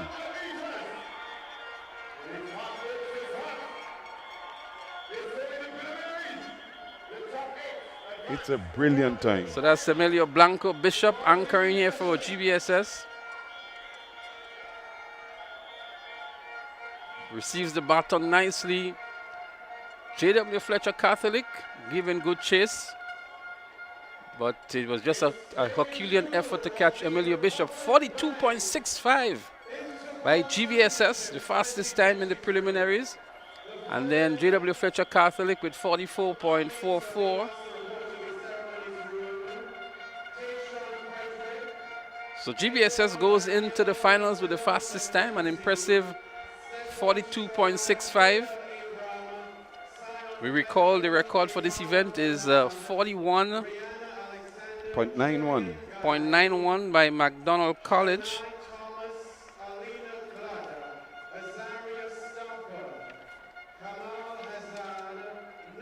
So Leslie, the gauntlet has been thrown down once again by GBSS that this is not going to be a walk in the park for any of the teams. If they can tighten up on their baton passing and they can get everything right, it is going to be a really tremendous race. 42.65 is nothing to sneeze at because the record is 41.91. It's brilliant run by GBSS. So from the looks of it in the male category, SAS seems to have the edge in the sub-juniors relays. Yeah. And GBSS, having already broken the record in the juniors, would obviously be the favorite going into the finals. And now with the fastest time in the seniors, also they would go in as the favorite as well. So that may be, and I'm saying maybe how the relays may be determined, but as we continue to say, is man v man, yep. 400 meters around the track, a 1 foot baton in hand, that has to get around safely, Must get and around. that will determine the eventual winner. And I always term the relay has been fickle. Really, really fickle. You don't You can't say anything until it has completed itself, as opposed to running a 100 or 200 flat where it's you alone and the track. But when you have friends to deal with, when you have a family to deal with, sometimes you can have fallouts. And that's the case with the relays. Well, that's the final preliminary event on the track. We're going to have a short break in the track events. The field events would continue. What we will do is try to summarize what would have happened. We'll try to get you the updated point standing as well, and to recognize some of the outstanding performances. We saw a record-breaking performance by GBSS in the 4x100 meter relay in the junior category. And we also saw some brilliance from some of the athletes in the individual events. I think a notable disappointment is the disqualification of Elisha Williams in the 200 meters. We anticipated a showdown between himself and Rikel Telemac. Yeah. A sort of a grudge race, sort of, with Elisha Williams getting the better of Telemac at the national champs. Correct. And Telemac winning the 400 meters. Telemac opting not to run the 400 meters. So it's going to be a sort of an anticlimax, but nonetheless it's going to be a brilliant race. The likes of Sylvester from SAS is still there in the race, and others who can challenge Telemac for the podium positions. All in all, it has been a wonderful first session today, which is actually session 3 of the games. Smooth flow of events, good performances. We have not seen many athletes collapsing from injury or fatigue, which is a noticeable difference from what we would have seen several years.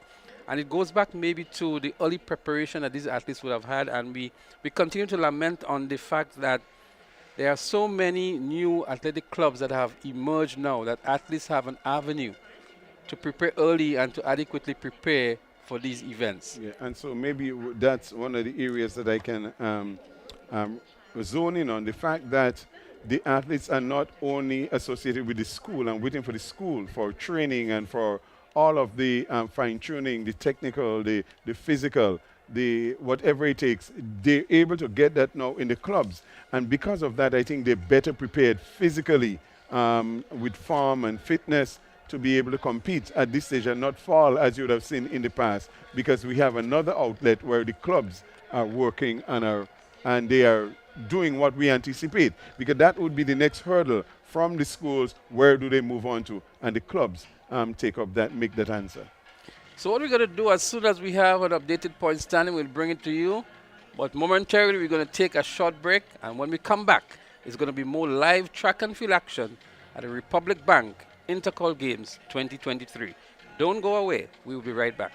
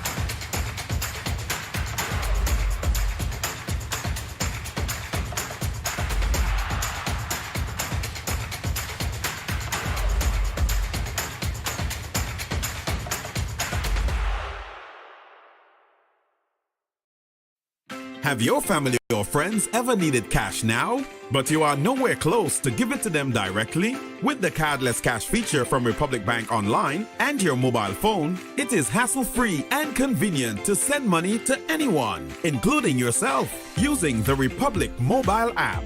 Simply log into your account, access the cardless feature, enter the amount you want to transfer, and using the access code provided, the cash can be withdrawn instantly from a designated Republic Bank ATM without a card. Republic Bank Cardless Cash is convenience at your fingertips. To learn more about our cardless cash features, visit republicgrenada.com for more details. Special terms and conditions apply. Republic Bank, we're the one for you. Home is easy as 1, 2, 3. Thinking about your new home? Think easy.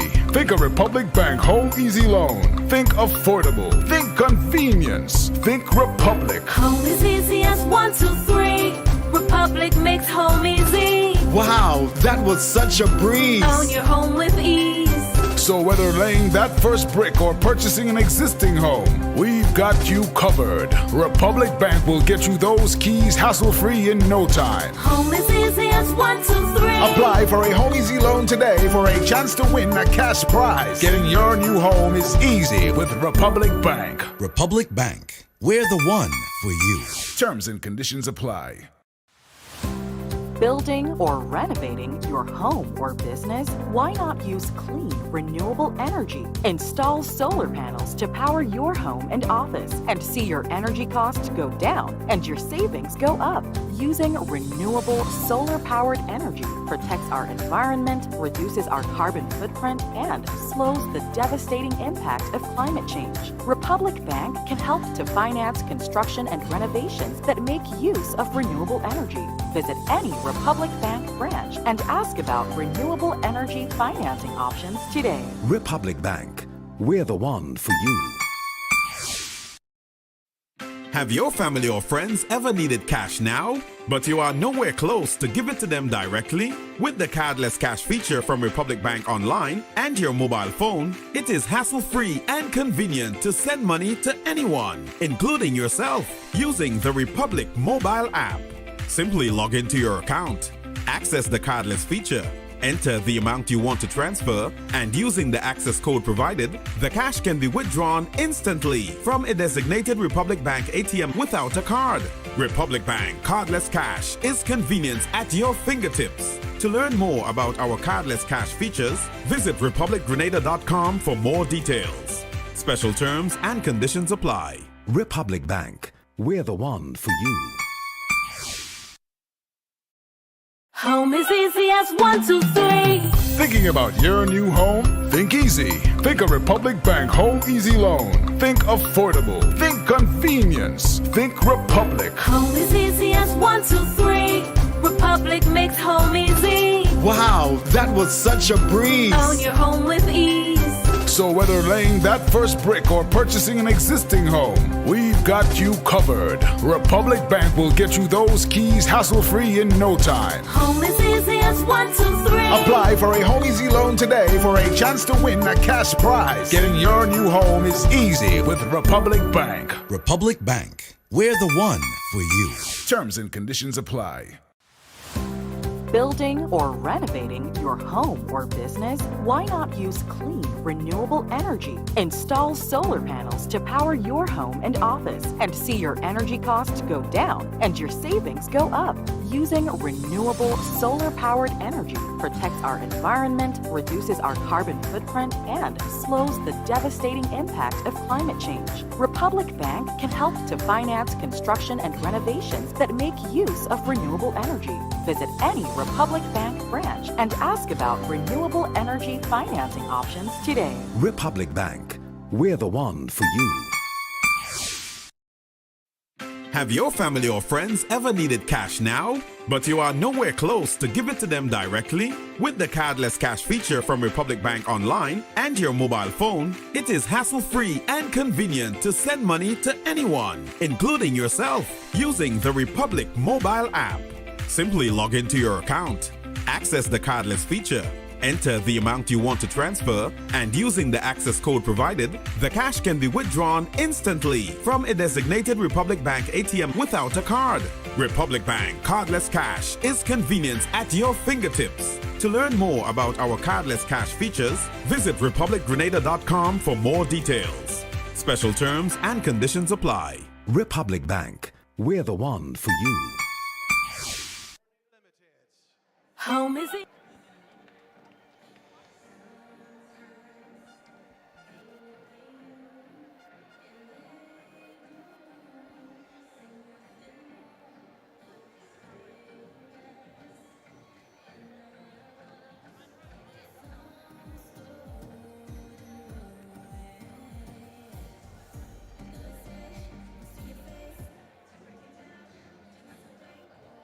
Event 10, Boys High Jump Junior.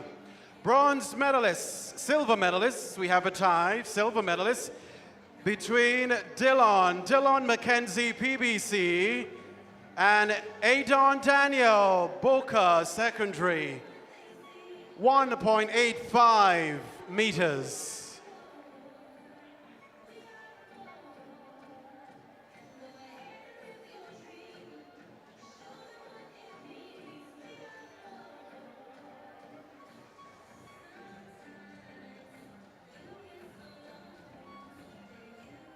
Presenting now your gold medalist, Tayshawn Frederick, GBSS. 1.88 meters.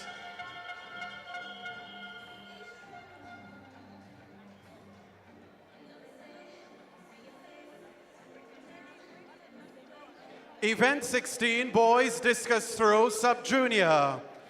Bronze medalist Zion Fletcher, St. David's Catholic Secondary, 26.13 seconds.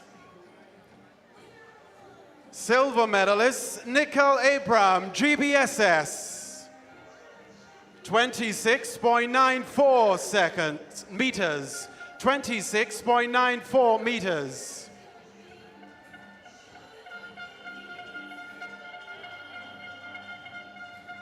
And your gold medalist, Stefan Strawn, PBC, 29.89 meters.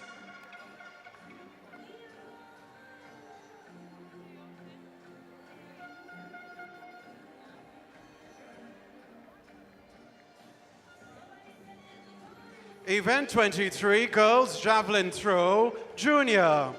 Presenting your bronze medalist, Jerian Guy, Hillsborough Secondary, 29.46 meters.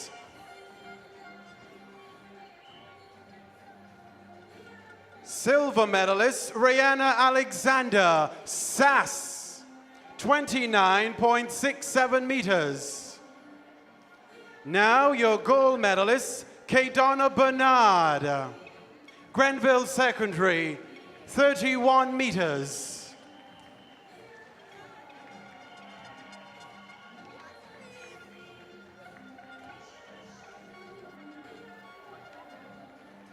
We can back up to event 17, girls discus throw junior. Bronze medalist Azaria Stafford, Anglican High, 23.68 meters. Silver medalist Alina Glad, St. David's Catholic Secondary, 23.85 meters. Now your gold medalist, Shania Thomas, St. Joseph's Convent, Grenville. A distance of 25.94 meters.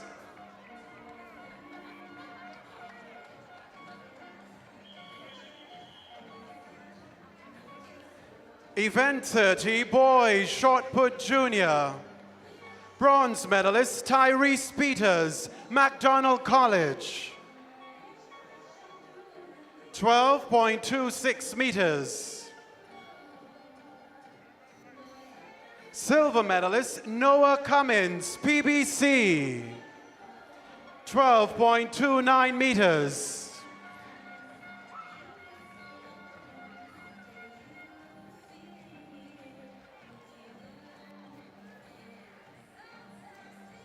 Presenting your gold medalist, Kamal Hazard, GBSS, 12.70 meters.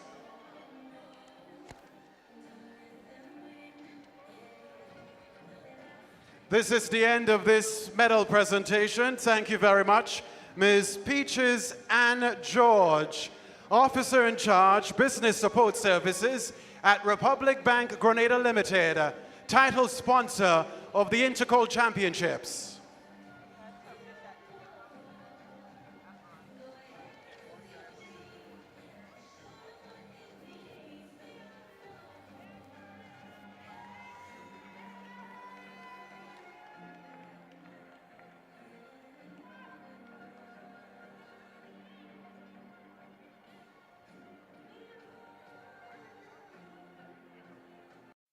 Have your family or friends ever needed cash now, but you are nowhere close to give it to them directly? With the cardless cash feature from Republic Bank Online and your mobile phone, it is hassle-free and convenient to send money to anyone, including yourself, using the Republic mobile app.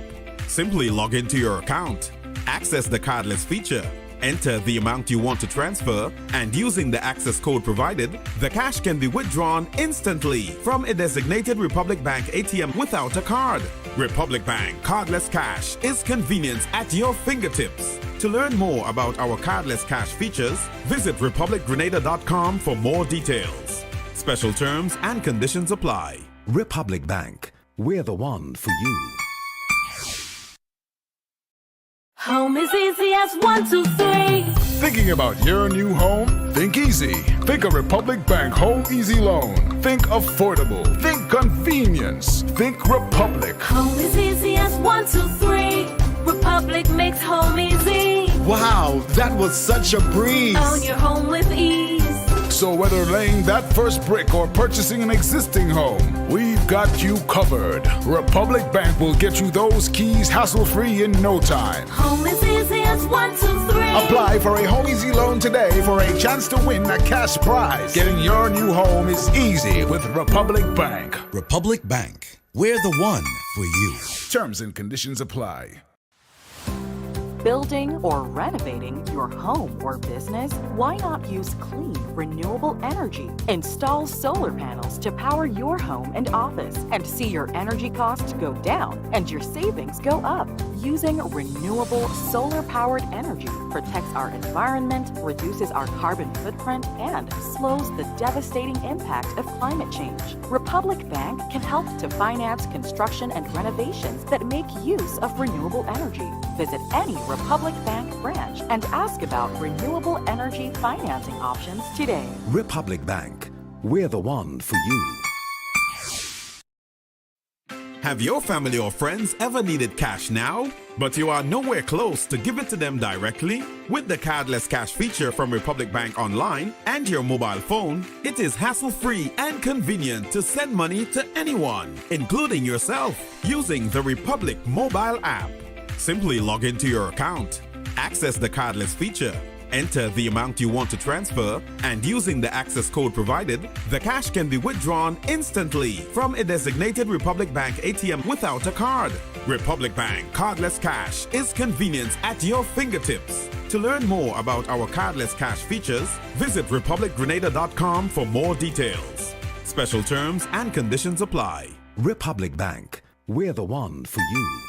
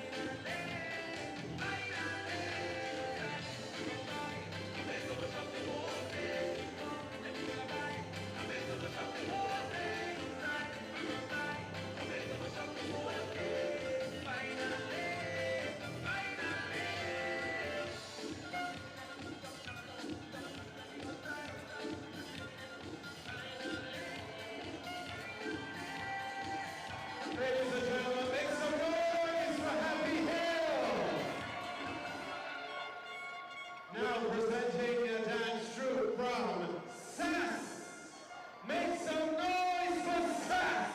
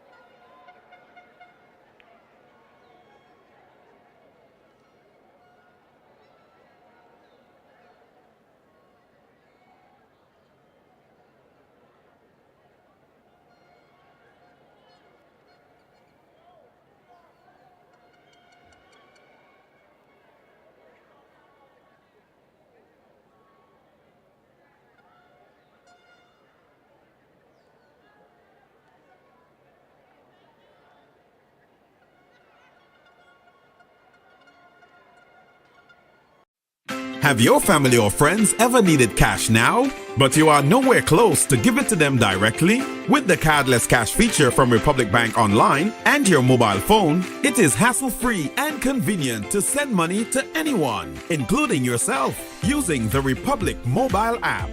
Simply log into your account, access the cardless feature, enter the amount you want to transfer, and using the access code provided, the cash can be withdrawn instantly from a designated Republic Bank ATM without a card. Republic Bank Cardless Cash is convenience at your fingertips. To learn more about our cardless cash features, visit republicgrenada.com for more details. Special terms and conditions apply. Republic Bank, we're the one for you.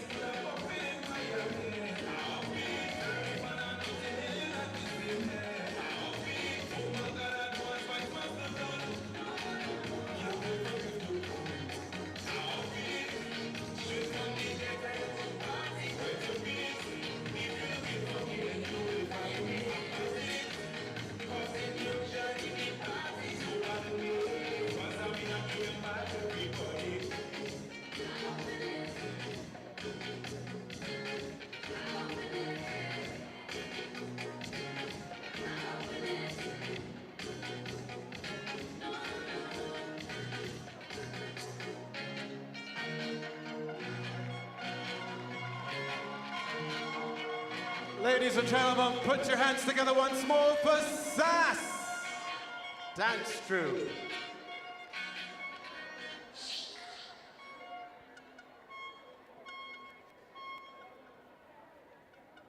It's now 2:34 in Grenada and the rest of the Eastern Caribbean. Hello, everybody. Reminding you that the act of recording and sharing video and audio during the days of the Republic Bank Intercollegiate Championships 2023 is strictly prohibited until after the championships. Please do not engage in this copyright infringement. We want you to stay away from that sort of thing. Please respect the policy of the organizers.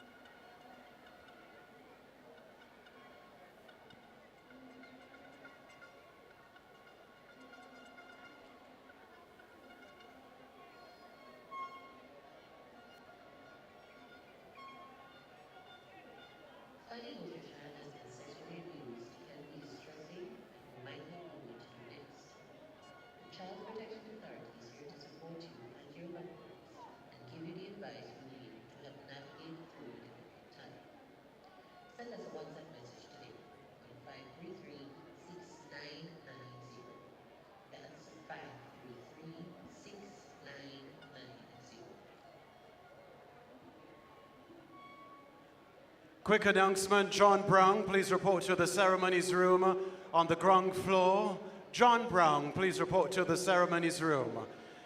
We invite, of course, some entertainment at this time, music, that sort of thing. We'll be back with much more competition, all part of Republic Bank Intercol Championships 2023.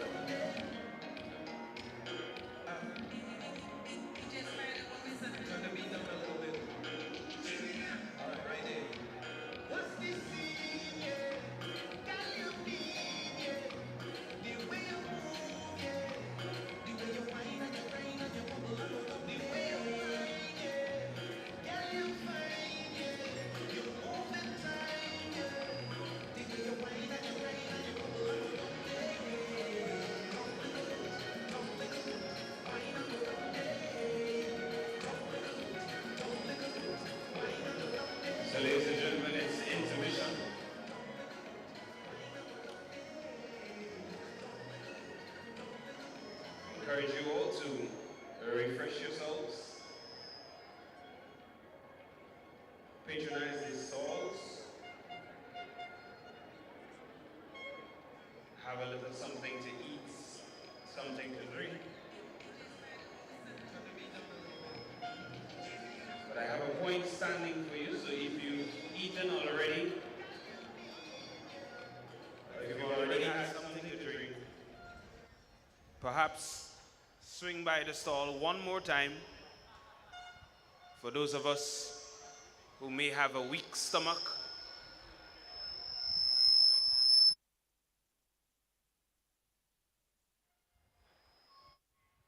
Because I feel the point standings may give some people indigestion.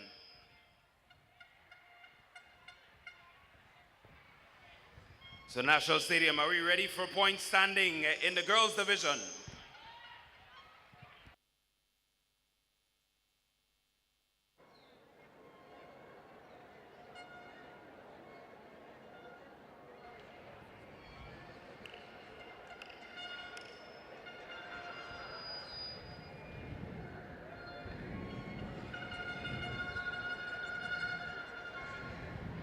National Stadium, are we ready for point standing in the girls division? I take it some people are at the stalls.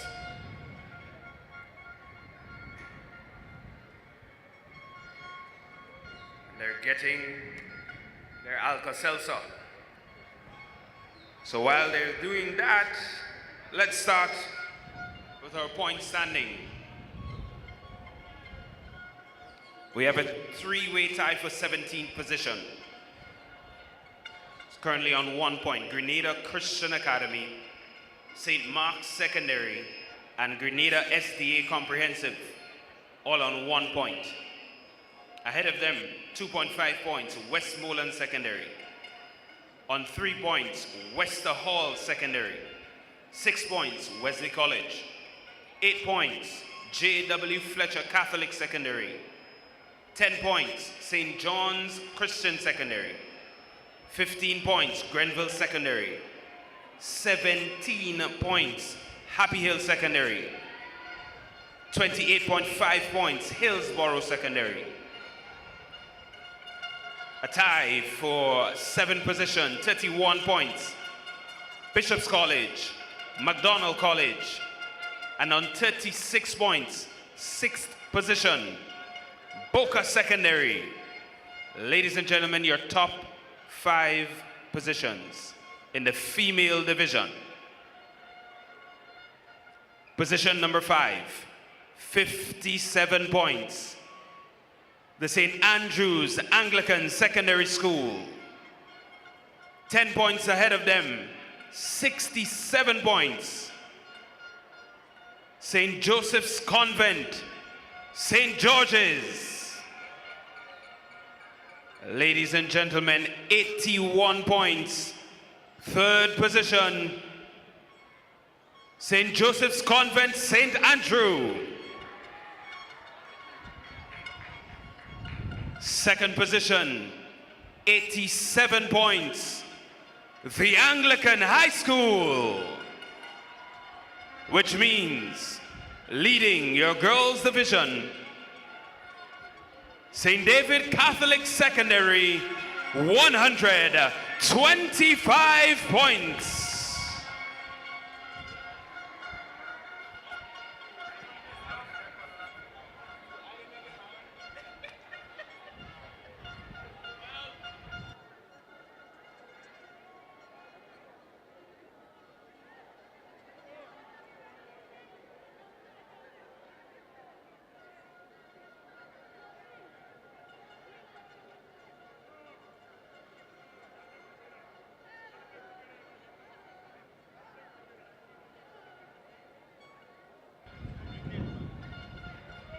And if you turn your attention to our main screen, the top 5 positions in the boys division, currently posted to the screen.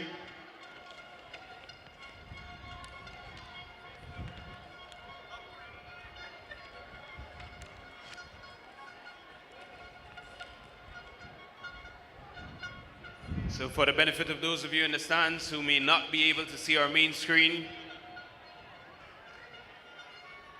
in the boys division, your top 5 standings, 57 points.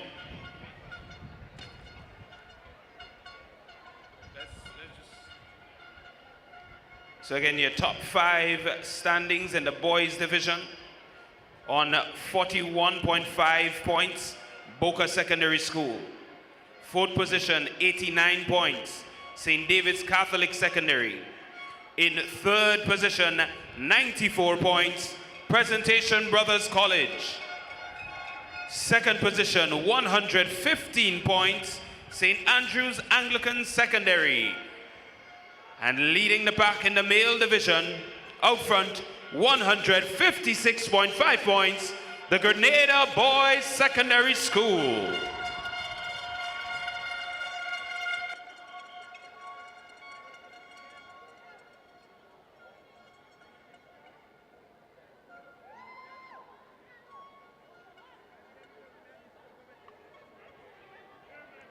It's keen competition. It's only day number 2. We're only on session number 3 of 6 at these 2023 Republic Bank Intercall Championships. A lot more action to take place. We're getting set for the start of today's evening session. Session number 4. This session to see the conclusion of the girls' heptathlon, the boys' octathlon, as well as the 200-meter finals.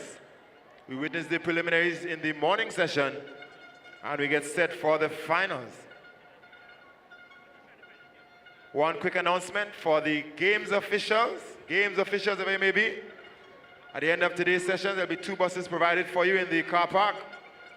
One for the western side, one for the eastern side. Games officials. At the end of today's games, your transfer shall be at the car park appropriately.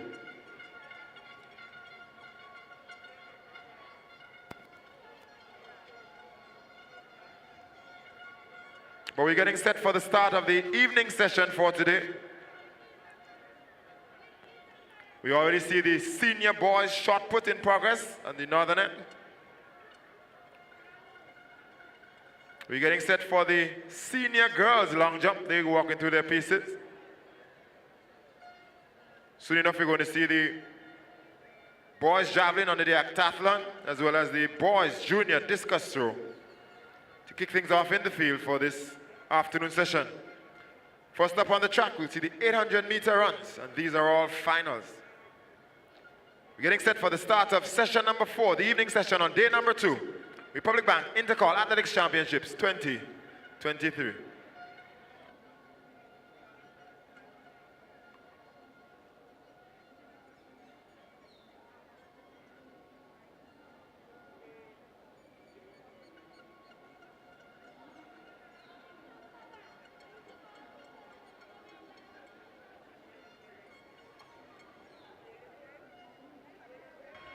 So we will start this evening. Our afternoon session will begin in just a few moments. Our athletes in the field already warming up. And as mentioned, we will see the conclusion of the heptathlon and the octathlon.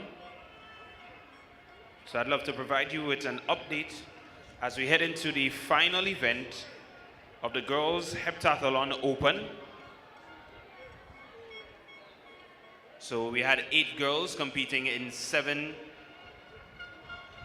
events over the 2 days. They've already completed 6 disciplines. And they'll be closing things out with the 800-meter run. And so the point standing in the girls' heptathlon are heading into the 800 meters this evening. 8th position, 2,079 points, Boca Secondary, Andean Courtney. 7th position, 2,085 points, St. Andrew's Anglican Secondary, Keshona Rogers. 6th position, 2,088 points, Hillsborough Secondary, Khadijah Bristol. 5th position, 2,245 points, St. David's Catholic Secondary, Talia Desant. 4th position, 2,366 points. The Anglican High School, Destiny Langain. Third position, 2,386 points. St. Andrew's Anglican Secondary, Letitia Williams. Second position, 2,500 points. St. David's Catholic Secondary, Denisha Scott. And ladies and gentlemen, leading the field heading into the final event of the Girls Heptathlon Open, from the St. John's Christian Secondary, Shamari Joseph.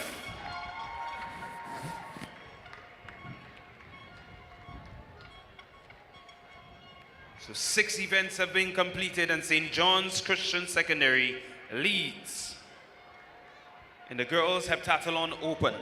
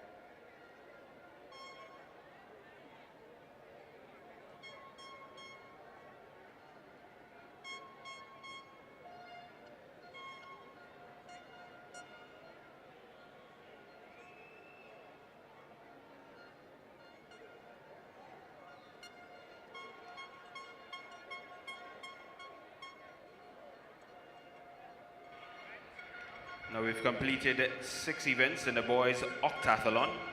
We have 11 boys. They're scheduled to complete in 8 different disciplines. We've already completed 6. So there are 2 more disciplines to go. And I'll provide you with a point standing for that shortly. The boys have the javelin throw and the 1,500 meters disciplines.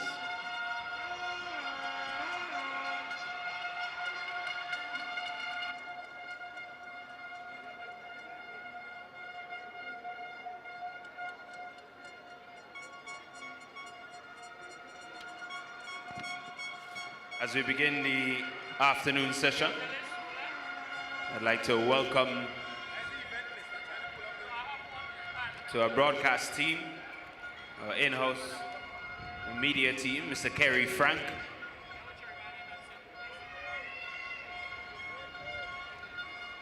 Mr. Frank is going to be joining us for the afternoon session as we see our athletes for the 800-meter run.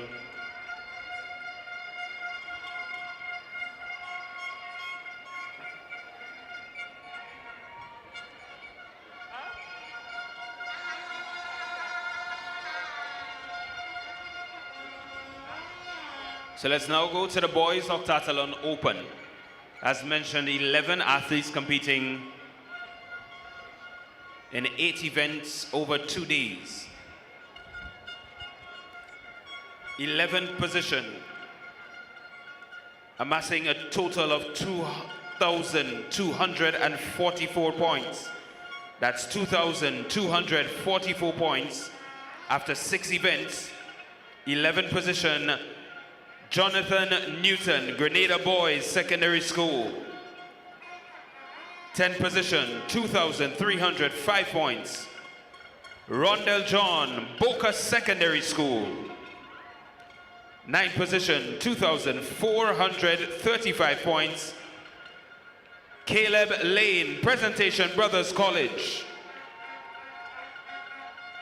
8th position, 2,734 points. Jareed Stafford, Grenada Boys Secondary School.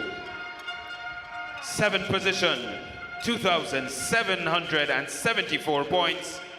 Shane Lett, Happy Hill Secondary.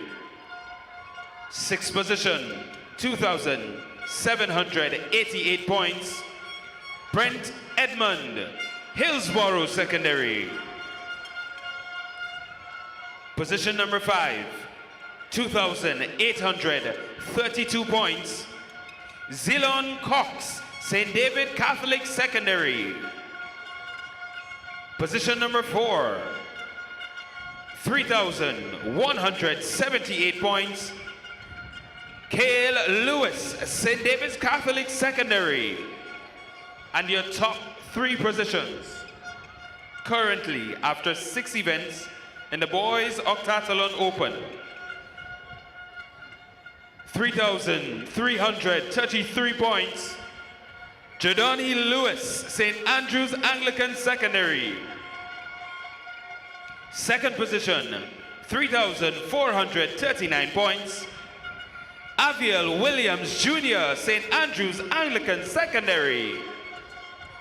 And ladies and gentlemen, leading this event, heading into discipline number 7, 3,511 points, Shamar Fleming, Boca Secondary School.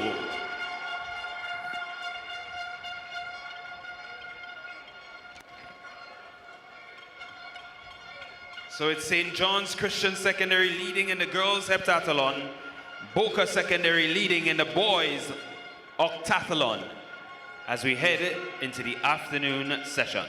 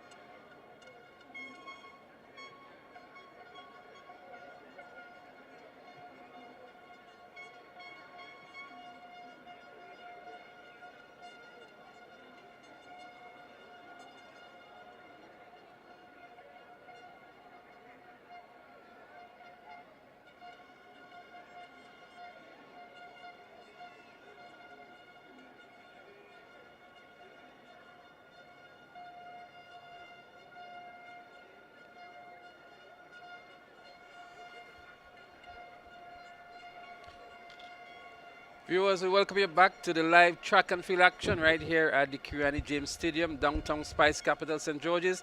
It's Intercol Games 2023 and it's been sponsored by Republic Bank. We're about to go into the evening session on day 2. Moments ago we had a points update in the girls category. St. David's Catholic Secondary still up front on 125 points. And in the boys category, GBSS has advanced to 156 points. My name is Leslie Smith and alongside me is Jason Skeet.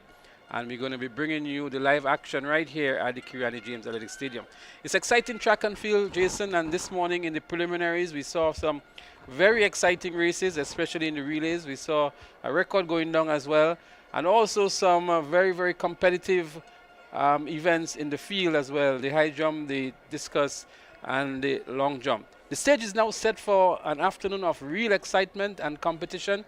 Pristine conditions here at the Kirani James Athletic Stadium. The wind has subsided a bit. It was very strong moments ago, and pretty much cool conditions, ideal for track and field. Your thoughts on the morning session and looking forward to the afternoon? Yeah, well, welcome again to our viewers, and good afternoon, Leslie. Good afternoon to our viewers. The morning session, a really good session.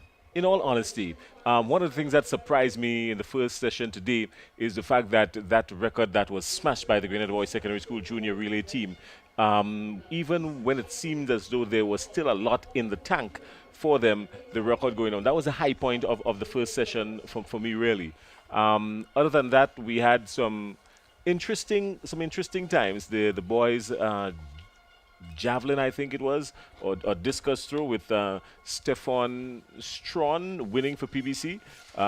Really and truly a novice at the event, just one young, tall, strong chap, and he's shocking everybody really, and you know, just coming through and just doing this out of fun and winning. So, and then I heard both you and Adam speaking about the fact that our young boys and girls have been doing really well in field events over the last decade or so in Grenada. So a nice balanced morning, and the stage is set. It can really go anyway, save and except for St. David's Catholic Secondary, who was way out in the front in the ladies. The boys category is still pretty much close. You know, anything can happen there.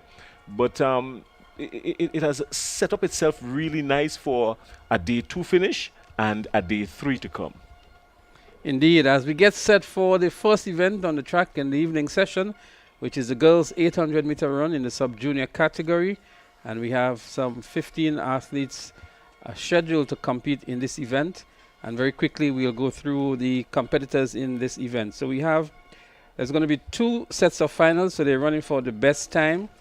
The first set of finals will see Aliyah Moses of Hillsborough Secondary, Denaya Modest, Anglican High School, Josel Antoine, Happy Hills Secondary, Kayla Olive of McDonald College, Renis Bethel, Bishop's College, Soraya Phillip, Boca Secondary, Annalisa Brown of Boca Secondary as well, Kaylee Hyacinth of Happy Hills Secondary, Kate Fletcher of SAS, Rishana Charles of Grenada Christian Academy, Lachey Pascal of J.W. Fletcher Catholic, Akiva Williams of Wesley College, Ajay Regis of McDonald College, and Brendan James of St. Joseph Convent St. Andrew, and of course Kelly and Thomas of the Grenada Christian Academy. So they will be in the first batch of the finals. There's going to be a second batch, and they'll be running for best times. It's a timed finals, and so the best times from the 2 batches will be judged for the podium positions. 2 minutes 26.20 seconds, a record established back in 2014 by Crystal Archibald, and that's what they're going to be looking to smash here. They've got to pay attention to that. The advantage that they've got is that the clock is on the screen, so they can look up ever so often and check their times. Some of the times that we've had here posted for us from Sharia Phillip from Boca Secondary School and Annalisa Brown, 2:59.30, and Annalisa Brown, 2:32.50. So look out for Annalisa Brown, 2:32.50, her time in the 800 meters. Well, McDonald College has always been a good school in the long distance. We recall Stephanie Ferguson, Sorana Patterson, Kim Frederick, among others. As we see the start, it's a 2-lap event. In the first of the 2 timed finals, we remind you that the best times from the 2 batches will be judged for the podium positions. So a packed field here, and they're going to scratch to the inside lane now as they go down the back straight for the first time. Boca Secondary, as we mentioned, we have the times for the 2 athletes out of Boca Secondary, and they're currently in 1 and 2, so I think they have a good measurement of themselves and the rest of the field, and already they're leading from the front, and they fancy their chances as well. I would think McDonald College, as I mentioned, has always been a good contender in the long distance events, and they nicely perched there and positioned in 4th and the 5th position, 4th position. Convent St. Andrew also in the mix, and it's very early to call, just about 300 meters gone in this 800-meter event in the sub-junior category, but a nice brisk pace by the competitors so far. It's not pedestrian by any means, and the bell has sounded to indicate there's 1 lap remaining, Jason, and it's early days to call, but the athletes from Boca definitely looking good. That's Annalisa Brown in front there. She is known to have some fire and some kick even in the last 80 meters or so. So look out for Annalisa Brown. She is stretching her lead now, Leslie. Well, Brown has a 10-meter lead on her compatriot from Boca Secondary, and the other athlete from Boca Secondary, Soraya Phillip. So Annalisa Brown in the lead here, and Convent St. Andrew is giving good chase, moves into 2nd position now. McDonald College is in also a good position and looking comfortable, edging up on Convent Grenville. But Annalisa Brown looks very, very comfortable up front with maybe just about 200 meters remaining in the 800-meter event. So the field nicely spread out here It's going to be a kick for the final 150 meters, I would think. Convent looking to gain some ground on Boca. Secondary as Annalisa Brown. But Brown has changed gears and motoring on nicely, knowing that there's going to be some competition. She's pulling away from Convent Grenville and looking very good, maintaining good form is Brown. Boca secondary running against the clock for a good time as well. She's using all the energy she has. She's powering nicely and pushing hard for the finish line. She could have dealt with some more competition. Boca secondary, it is Annalisa Brown. A good and spirited run. Convent Grenville is going to pick up the second position, and McDonald College will pick up the third. Again, remind you, there's going to be 2 final events, and the best time from the 2 would be the overall winner. But Annalisa Brown here, looking good and very comfortable, not even looking tired at the end of the race, Jason, and a very strong and confident run from Annalisa Brown. Extremely so. I mean, she came off the final 80 meters with a kick, and and she still had something in the tank. I am thinking, Leslie, that if she had only glanced up to the clock and realized where she was and what time it was showing, she would have actually gone for the record, because she was just about 4 seconds out in cruise control. Well, her coaches would have to tell her in the future she has a clock that she can look at. And I believe also, Jason, had she had some competition on her shoulder, it would have really pushed her, because we saw her at the end of the race. She still had a lot in the tank, as you mentioned. She could have been pushed harder for a better time. But Annalisa Brown, Boca secondary, Boca continues to impress. We saw them at national championships, and they were looking good. And now, again, Boca secondary, Annalisa Brown, 2 minutes 30.14 seconds. And she has bettered her season time of 2 minutes 32.5. So a good run here by Annalisa Brown. And we were saying that had she been pushed, she could have returned a better time. Brendan James of St. Joseph Convent St. Andrew was second in 2 minutes 40.55.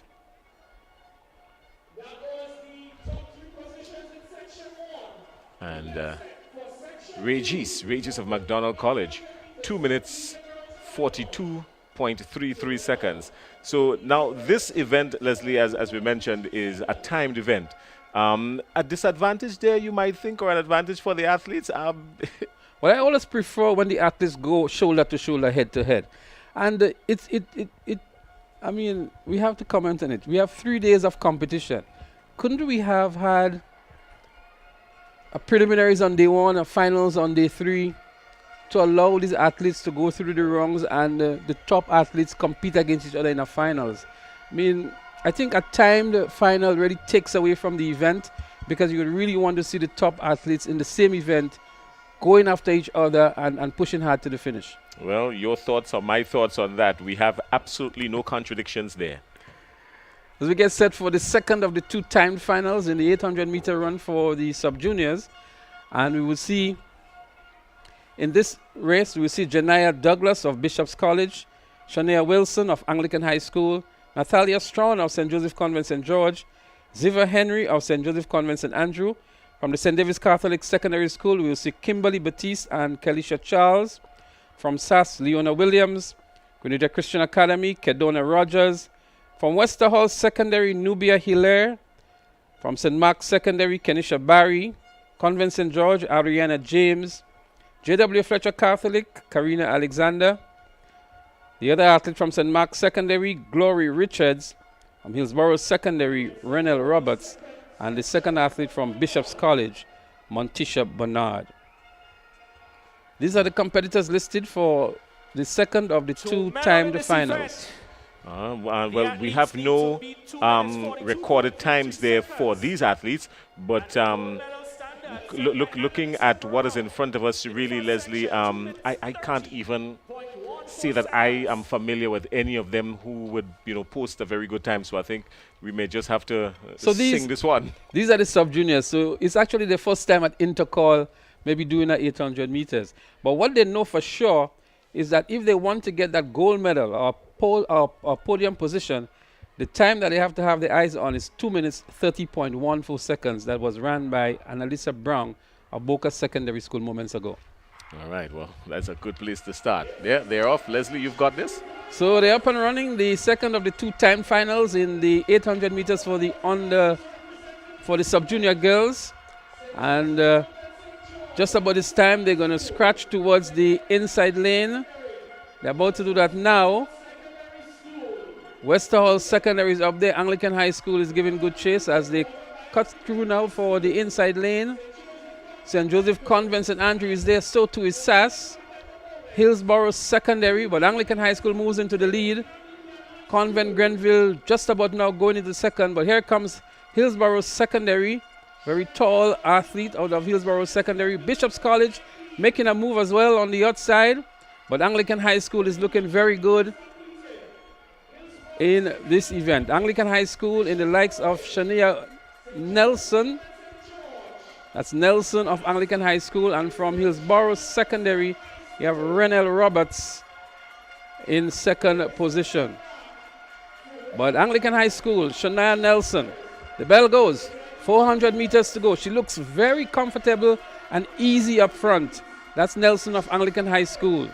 Well, if she holds form, Leslie, she's right on pace for 2 minutes 30 seconds, somewhere thereabout, because the clock is now running at just about a minute and 26 seconds, and she has, what, just about another 300 meters to go. Jason, moving into the lead now is the athlete from Bishop's College, and then St. Joseph Convent is making up some grounds here on Anglican High School.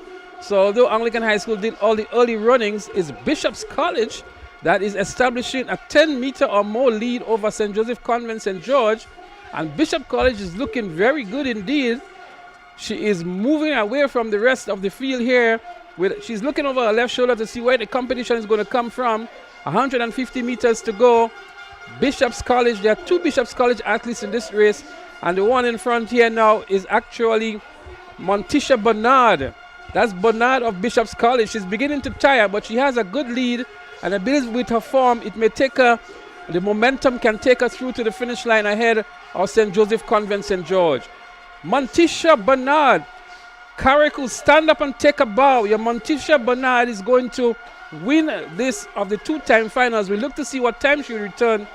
She's outside of the 2 minute 30 seconds, so she will not get the gold medal. We'll tell you what time and what position she will pick up. But a good run by Montisha St. Bernard of Bishop's College. Yeah, she came, I mean, she ran a smart race. She gave it everything she had, because you even notice that when she got to the finish line, one of the officials were right there in the person of Keith Williams to assist her from even going down. She gave it everything she had, and this is the definition of leaving everything you have on the track, really. She separated herself with about 150 meters to go. There was clear daylight between her and the rest of the field. The athlete from the Anglican High School who was leading for a long time, that's Shania Nelson, I think it is. And Shania Nelson really and truly just had to settle for third in this heat. But really and truly, the athlete from Bishop's College, Montisha St. Bernard, leaving it all on the track, and a very good run. 2:32.86, and that would give her the silver medal. So Montisha St. Bernard will pick up the silver medal. The gold medal will go to Annalisa Brown of Boca Secondary School. We'd have loved to see the two of them in the same event, but nonetheless, a silver medal goes to Bishop's College, the folks in Carriacou. There's a lot to celebrate. Your Montisha St. Bernard did justice to you in picking up the silver medal in the 800 meters for sub-junior girls. All right, well, now we're going to wait and see, because basically the clock is to decide from here on in who comes second or down. But we understand already that the top time in the two events came from Annalisa Brown, 2 minutes 30.14 seconds, coming out of Boca School. So she's going to pick up the gold. And Montisha will pick up the silver with 2 minutes 32.86. Montisha picks up the silver. All right, well, that's it for the girls 800 meter sub-junior run. We're jumping straight to event number 54, the boys 800 meter sub-junior run as well. While we're looking at that, Leslie, while we're dealing with that, we've got some field events happening. We've got some high jump, and that is happening down on the field. We're going to send it over to our guys down there in just a little bit to bring us up to speed on what's happening, because we've got to continue staying on the ball with that, so to speak, or on the bar. Well, Ariana James of Convent St. George, she will pick up the bronze medal. 2 minutes 37.47 seconds. All right, so Sherry-Ann Noel and Joseph Cador is down there. So as soon as we can get some information on the high jump that's happening, the high jump that's happening this afternoon,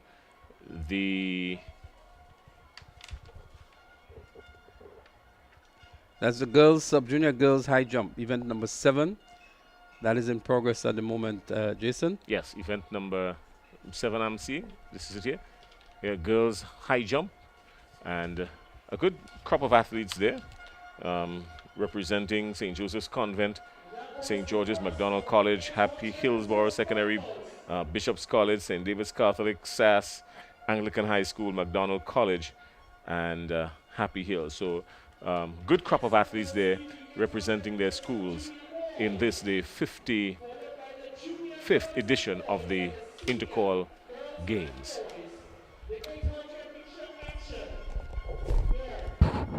Students from the Anglican High School starting to be a little bit more visual, showing their support, hoping for what many might refer to now as a miracle, especially those in St. David's would probably saying, well, Anglican High School, you're hoping for a miracle. Does the athletes from the St. David's Catholic Secondary School, the female, you think they have enough to think that, well, maybe we have this covered, or it's too early for them to feel too cocky? Well, maybe it's a little bit premature, but from what we saw in the preliminaries, St. David's Catholic Secondary will have a number of athletes in the finals and athletes who can also win a position in the top 3. And so they would always be accumulating points. And the lead that they have now, which is like maybe 38 points, is a commanding lead that can really take them to the championship honors. Well, we've got the boys 800-meter sub-junior run coming up. This one is loaded. 24 athletes in this one, loaded in every sense of the word.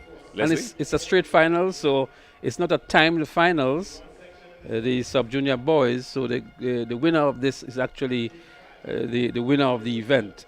So J.W. Fletcher is there, GBSS, St. David's Catholic, Hillsborough is there, PBC, Christian Academy, Boca Secondary, Wester Hall, MacDonald College is there, and SAS is there as well. So a very, very packed field of 24 athletes in the 800 meters for sub-juniors. Are you familiar with any of them? Well, Trevor and Josie from Boca Secondary, he has a season best of 2 minutes 29.3. The game's record by Kevin Roberts is 2 minutes 9.21 seconds, established in 2016. So some distance away from the record, but these are youngsters who we are basically seeing for the first time in that event at the sub-junior level. I would have seen some of them at the school sports, but not very impressive times from them to be on the radar at this point in time. But again, these schools have been preparing very early, and this is the big stage for them. We expect them to give up their best. These athletes, this may be their very first event of the games, and so we expect that they have a lot of energy and are raring to go. Well, look out for Keone Jacasal of PBC. I think he's wearing 1615. That's him right on your screen there, second from the left on your screen. One of our commentators here saying they know of him, so he has some potential in this event, so we're going to keep our eyes on him as well.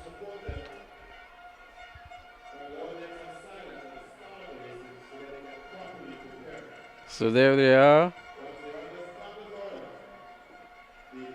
Robino Phillip from SAS is there in 1775.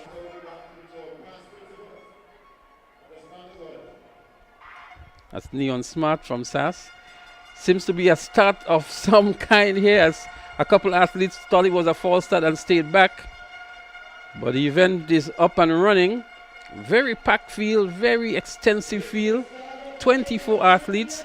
Making some of the early runnings here are the athletes from SAS and the J.W. Fletcher Catholic School. Boca Secondary is in third and fourth. Then there is PBC, there is Hillsborough Secondary. But SAS doing a lot of hard work very early. Maybe it's a strategy by the two athletes from SAS. We've seen that happen over the years where one athlete goes off hard to pull the rest of the field and to tire them out a bit. And the other athlete who is the more dominant one will just emerge. I'm not sure if that's the strategy here by SAS, but a very brisk start by the athlete from SAS. He looks as Neon Smart. That's Neon Smart, you're correct. 400 meters to go. SAS in the lead. Then we have the Grenada Christian Academy. J.W. Fletcher is there. The other athlete from SAS is moving up nicely. The rest of the field pretty much at a pedestrian pace. There they go. SAS looking good. If he maintains that form, Jason, it's going to be a very impressive time. He's looking over the shoulder, beginning to tire up. And it looks as though it's an athlete from the Grenada Christian Academy that is closing in on him. But SAS up front here in Smart. 20 meters lead, but motoring on nicely and closing the gap on Smart is the athlete from the Grenada Christian Academy. 150 meters to go. Can he hold on? Is the athlete from Christian Academy having to do too much? But he's picking up speed. He's approaching to take him on the bend. There's going to be a sprint for the finish. Does SAS have more in the tank? He's trying to take him over on the outside. He has to do an extra running, but he's very strong. The stronger of the two. An athlete from SAS is in third position, but what a strong run it was from SAS. But at the end of the day, it's the athlete from what looks like the Grenada Christian Academy who had to run back hard, but a good run indeed from SAS. A battle for third and fourth, but SAS picks up the third. So SAS picking up some very valuable points here for second and third. All right, so two athletes from the Grenada Christian Academy, Keith Charles and Nikhil Courtney. Not sure which one of them because we weren't able to see his number. But whoever he is, I mean, he made a strong run. It was a real strong run, you know, by this athlete. He left it all outside there. He also won the 1500 meters yesterday in the sub-junior boys category. And you can see he's the stronger of the athlete. But I thought the SAS athlete had a good strategy to go out hard and try to pull him. He did not take the bait. He had confidence in his ability. As we look back here to the final 80 meters, you can see he had a lot more. He was able to run around the athlete from SAS, having to do more as well. But look at him here, not even looking as though he's tired. And so the strength of the athlete really come into play here. But a very gutsy run from the athlete from SAS to pick up the silver medal in this event. And then the real battle was for second and third, as we saw the athlete from SAS closing in quickly here to pick up the bronze medal.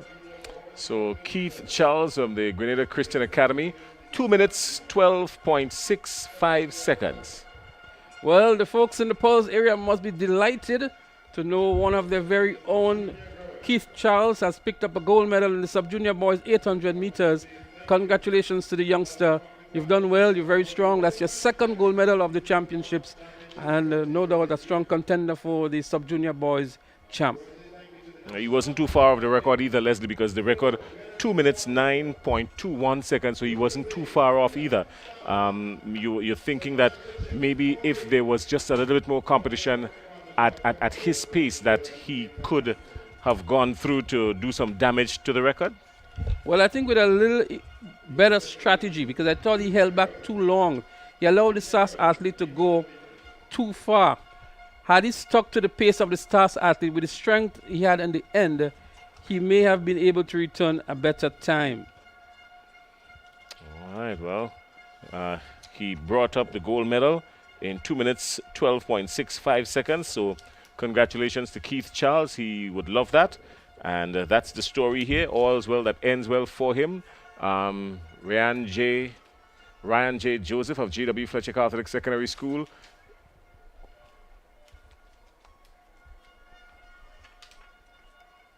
coming in second, and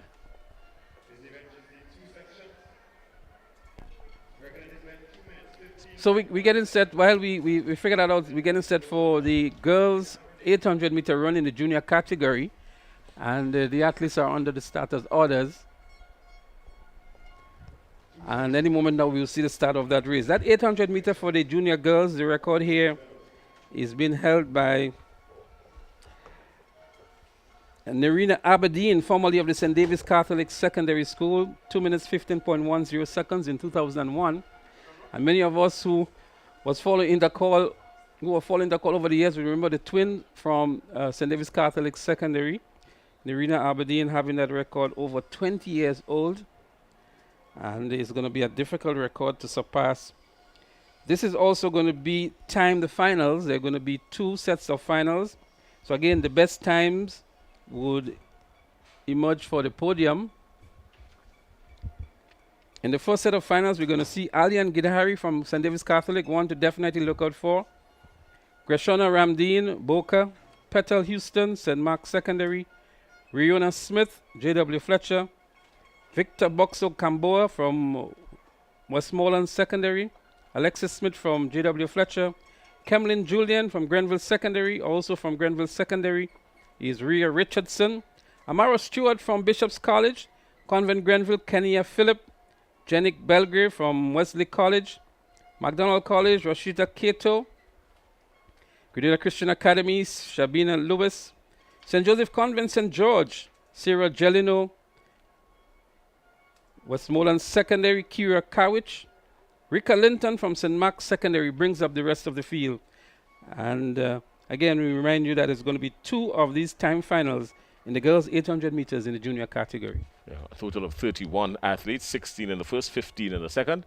And again, as you said, Leslie, they're running against the clock, really. It's a timed finals. I know we've been going on and on about the disadvantage of this. At this level competition, you want to make sure that your athletes give their best going against each other head to head. It makes better for keen competition, good rivalry, and some more bragging rights, as opposed to, well, you won the goal in that heat because I wasn't there. And then it sends a bad signal to people who are viewing the broadcast, because you see your athlete crossing the line first, only to be told that they didn't even medal, because the best 3 times came from the other event. So let's hope the athletes understands that well, and so they will give off the best and not thinking, well, I'm ahead, I can slow down, but they're running for a good time. So these are final events. This evening session are all final events on the track. We've had a number of preliminaries earlier today, a number of 200-meter events, and some relays as well. So the afternoon is well set for keen and exciting competition. Republic Bank Intercol Games 2023, the 55th edition, right here at the Kirani James Athletic Stadium. And we expect this race to be much faster than the previous ones in the sub-junior category. These are the junior girls. And we can see some maybe jitters amongst them as well. Westmoreland Secondary is there. St. Mark's Secondary. We see McDonald College, Wesley College. And what we will try to do is to provide an update from the field from Joseph Kado and Sherion right after this 800-meter event before the next one starts. They have some updates for us that we want to keep you updated with as you view the broadcast.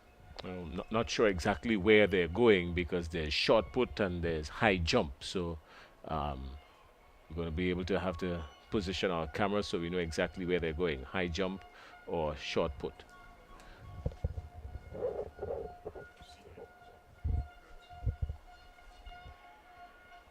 So there's some delay of some sort to the start of this 800-meter event. But Jason, already the stage is set for what looks like keen competition this afternoon. Well, it has been keen competition all the way around for the first day, from day one. And I do believe it's going to hold true to form all the way to the end of the games tomorrow evening. The battle is on in the female and male categories. We can tell you the top 3 schools in the female category are St. David's Catholic Secondary, Anglican High School, and St. Joseph Convent St. Andrew. And in the boys category, the perennial powerhouses in track and field at intercollegiate level, GBSS, SAS, and Presentation Brothers College.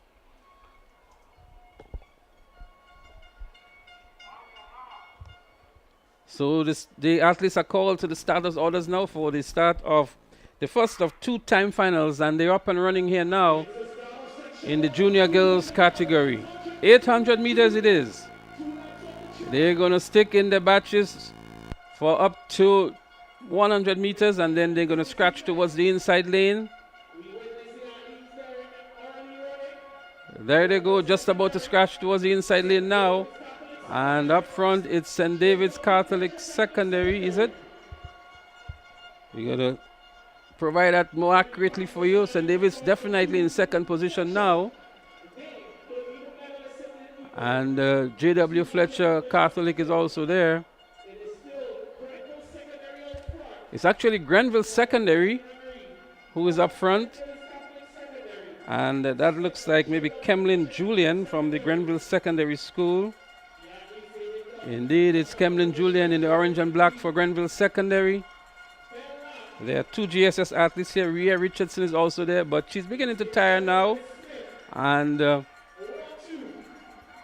J.W. Fletcher is looking comfortable. So too is Alian Gidhari of St. David's Catholic Secondary. She is one of the favorites in this event. That's Gidhari. We saw her at the national champs and doing pretty well. But these 2 athletes have separated themselves from the rest of the field. Alian Gidhari of the St. David's Catholic Secondary, and from the J.W. Fletcher is either the Rihanna Smith or Alexis Smith. It is Rihanna Smith. Rihanna Smith is 1352. So there are 2 Smiths here from the J.W. Fletcher Catholic. Rihanna is the one who is in a slight lead over St. David's Catholic Secondary. That's Alian Gidhari. It's going to be a real sprint for the finish line between these 2. With just under 200 meters remaining, they bump into each other. That's how close they are running. And J.W. Fletcher Smith, Rihanna Smith, with 2 strides ahead of Alian Gidhari. They look very comfortable indeed. Gidhari making a move on the outside around the bend and goes into the lead now. Can Rihanna respond to that challenge? Let's see what she has left. But Alian Gidhari is going to be Gidhari. The legs beginning to pump even higher. The arms are pumping as more. Gidhari it is. She's going to win by 20 meters or more. Alian Gidhari, St. David's Catholic Secondary, wins now. And Rihanna Smith of the J.W. Fletcher Catholic picks up the silver. And it looks like J.W. Fletcher or McDonald College to pick up the bronze. Or the 3rd position. Again, it's a timed finals. Yeah, well, Gidhari, she ran a smart race. She held back for as long as she could, and then with just about 80 meters to go, understanding that she was being stretched for most of the event, kept her cool, kept her composure, and just as she came around the bend with just about 80 meters to go, turned things on and used her momentum to carry her through the finish line. So a good run there from Alian Gidhari of the St. David's Catholic Secondary School, winning the first of 2. And we wait to see what happens in the second. So then that will determine who gets the gold medal. But what we can tell you is that Joseph Cador is down on the field. So Joseph, thank you, team. Guys, everything's happening down here all at one time. First thing I want to bring you up to speed is what's happening in the heptathlon and the arc. Believe me, it's been a busy, busy day. Remembering that these are multifaceted events. So as such, what I'm going to give you is a preview as to where the individuals are.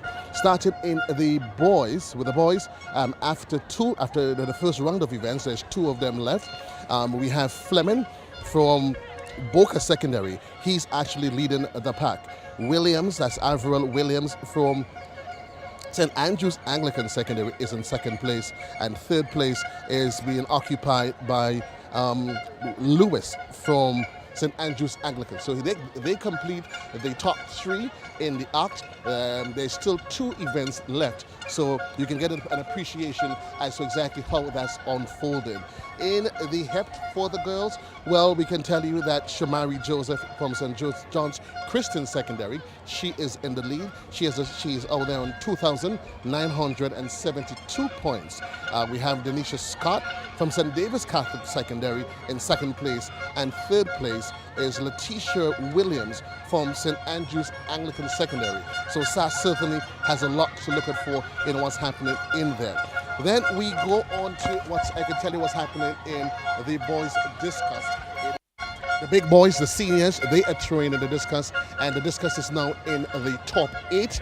And let me just run through it quickly for you who's in the top 8. There's Nelson from Wesley College, Isaac from SAS, there's Holston for PBC, Thomas from Hillsborough Secondary, Williams again from Happy Hills Secondary. You have Mason, Hosford, and Tellisford, which is St. David's Catholic SAS and St. David's Catholic in that order. I also have for you an update on what's happening in the girls, the senior long jump. Just to run through the top 3 for you. Gihari from St. David's Catholic Secondary, she's out front with a leap of 4.87. Shanti Augustine from Convent in St. George, she's in 2nd place. And in 3rd place, it's Thomas from Convent in St. Andrews. So folks, that's the roundup. That's what's happening down here on the field. Well, thank you very much, Joseph Cadeau, for updating us on what's happening on the field and in the HEP and OCT as well, as we get set for the second of the 2 time finals in the junior girls 800 meters. So folks, you've heard it, SAS looking good in the HEP in 2nd and 3rd position, and in the girls they're also in the 3rd position. And then we got also some updates on the long jump. So the second of the 2 time finals, we would see Shanae Sylvan of SAS, Angelique Belgrave of Wesley College, Ashley Mitchell of Happy Hill, Shephonia Houston of Anglican High School, Kay Williams McQueen from Bishop's College, Janaya Williams from SAS, Azuri Isaac from Convent St. George, Esther Fletcher from Happy Hill Secondary, Maya Noel from St. John's Christian Secondary, Tony Lewis from Grenada Christian Academy, Antonia Stephen of Boca Secondary, Charis Alexander, Convent St. Andrew, Peaches Panchu, McDonald College, Shania Peters of Westerhall Secondary, and Kiara John of the Anglican High School. These are the competitors in section 2 of 2 in the finals of the girls 800 meters in the junior category. Some 15 competitors.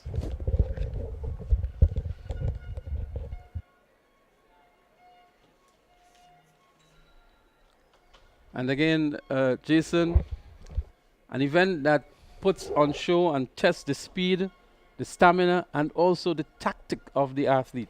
In my days when I used to be an athlete, I hated the 800 meters. It was the kind of race you don't know if you're up or you're down. You miss one little tactical part in your run and everything goes haywire, everything goes up in smoke. I hated this event with a passion, and I do admire everyone who has the tenacity to run the 800 meters.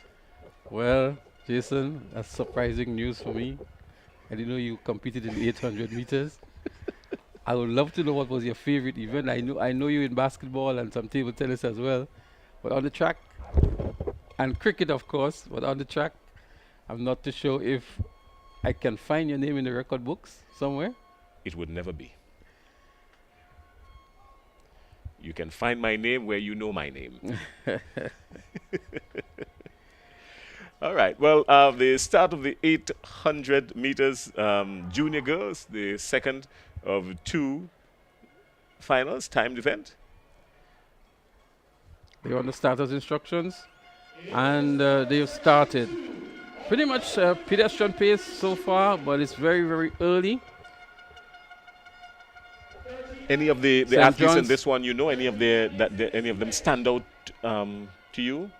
Well, St. John's Christian Secondary, so too is the athlete from the St. Joseph Convent St. Andrew, that's Shiris Alexander. She's in 2nd position at the moment. But up front, it looks like though it's St. John's Christian Secondary in the likes of Maya Noel. All right, well, Maya Noel is out front and running and seeming to be in control, at least for this part. Comes around the bend here now with just about 100 meters to go before the end of the first lap. The bell will sound and she will look to turn on the heat, but she's mounting a good challenge there. Has been mounted by Maya Noel of. Is it Maya Noel of Shiris Alexander Shiris from Alexander. Convent Grenville.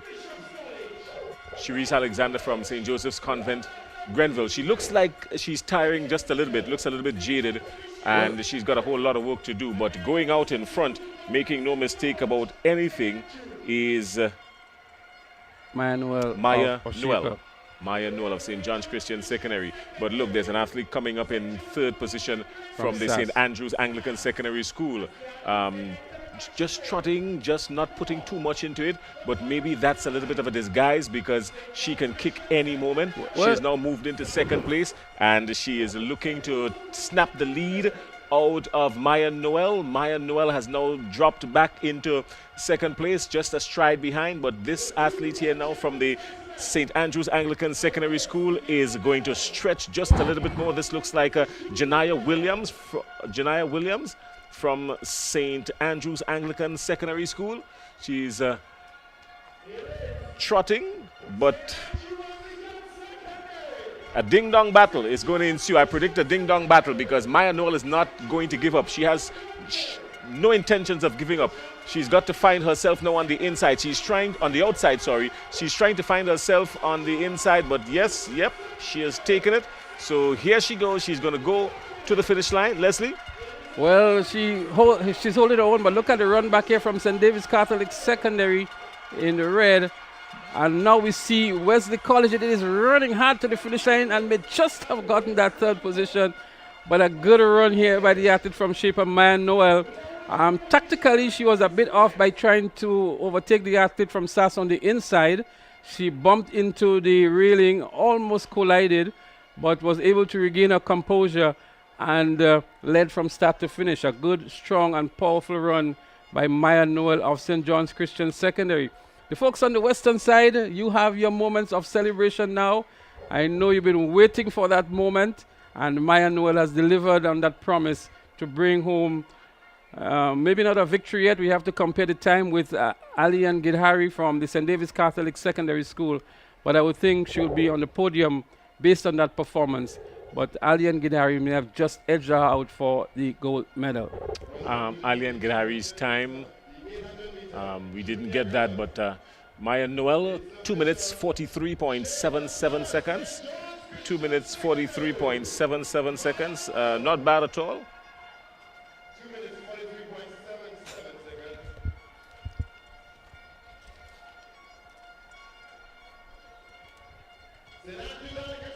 So as soon as we get the result of that one, we will let you know. But it's going to be maybe Alian Gidhari from the St. David's Catholic Secondary.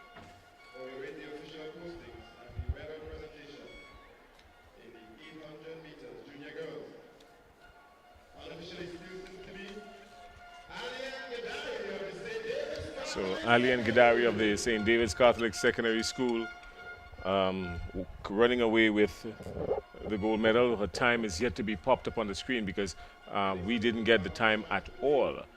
So we've got to depend on the information coming in from the house announcer. What we can tell you is that there's a slight drizzle coming down at the Kirani James Athletic Stadium. The officials, the field officials, will not be too happy about that, but the athletes who are scheduled to run long distances would love it. What does that mean for the track and the athletes running the shorter events, especially with the fact that the relays are to come in just a little bit, and then the 200 meters, that's to come as well. What are your thoughts on it, Leslie Smith? Well, the rain does not do well for the athletes. So in addition to the officials, the spectators are also being affected. We see the umbrellas going up in the foreground. But the athletes, the cooler the conditions is much more difficult for them, especially in maintaining warmth, maintaining the temperatures in the muscles and so on. And so you will not get the best out of them in rainy conditions. Of course, the track too can affect their performance. But it's only a slight drizzle at the moment. And there's a very stiff wind that's blowing now. So let's hope it can blow away those showers and those rain clouds. The spectators have also taken covers under the umbrellas and the bandanas and whatever they have. And it's only a slight drizzle at the moment, and let's hope for the interest of the athletes and the spectators that will subside shortly, and the athletes would get a good atmosphere to compete. All right, let's just pedal back a little bit, Leslie, because earlier on you spoke about 3 of the 4 athletes representing GBSS being part of the Carifta 4x1 team. But here's what's interesting now. What time did that GBSS crew run? Can you remember? Of course, they ran 43.03. They ran 43.03, but listen to this. In 2022, the under-17 boys 4x1 relay, Jamaica won gold in 41.74. Now, with those 3 guys running 43.73, and you include someone like an Aiden McIntosh that is running for PBC, you include someone like an Aiden McIntosh in that, do you believe that this Grenada team could run away with gold, get to somewhere an early 41, or even find ourselves on the medal podium at Carifta? Well, I think they can earn a podium position. To say gold at this stage, I think it might be premature. But they're impressive enough, and it's a quality field of athletes that I think they can get a podium position. All right, I hear you talking. We're going to see these guys running. And remember, that 43.03 was in the preliminaries. They still have to run the finals later on this evening, where they will have an opportunity to even do better. That's where we're going, because with 43 early in the preliminaries, with little or no competition at all when you look at it, and then including another powerhouse in that national quartet to represent Grenada, anything is possible.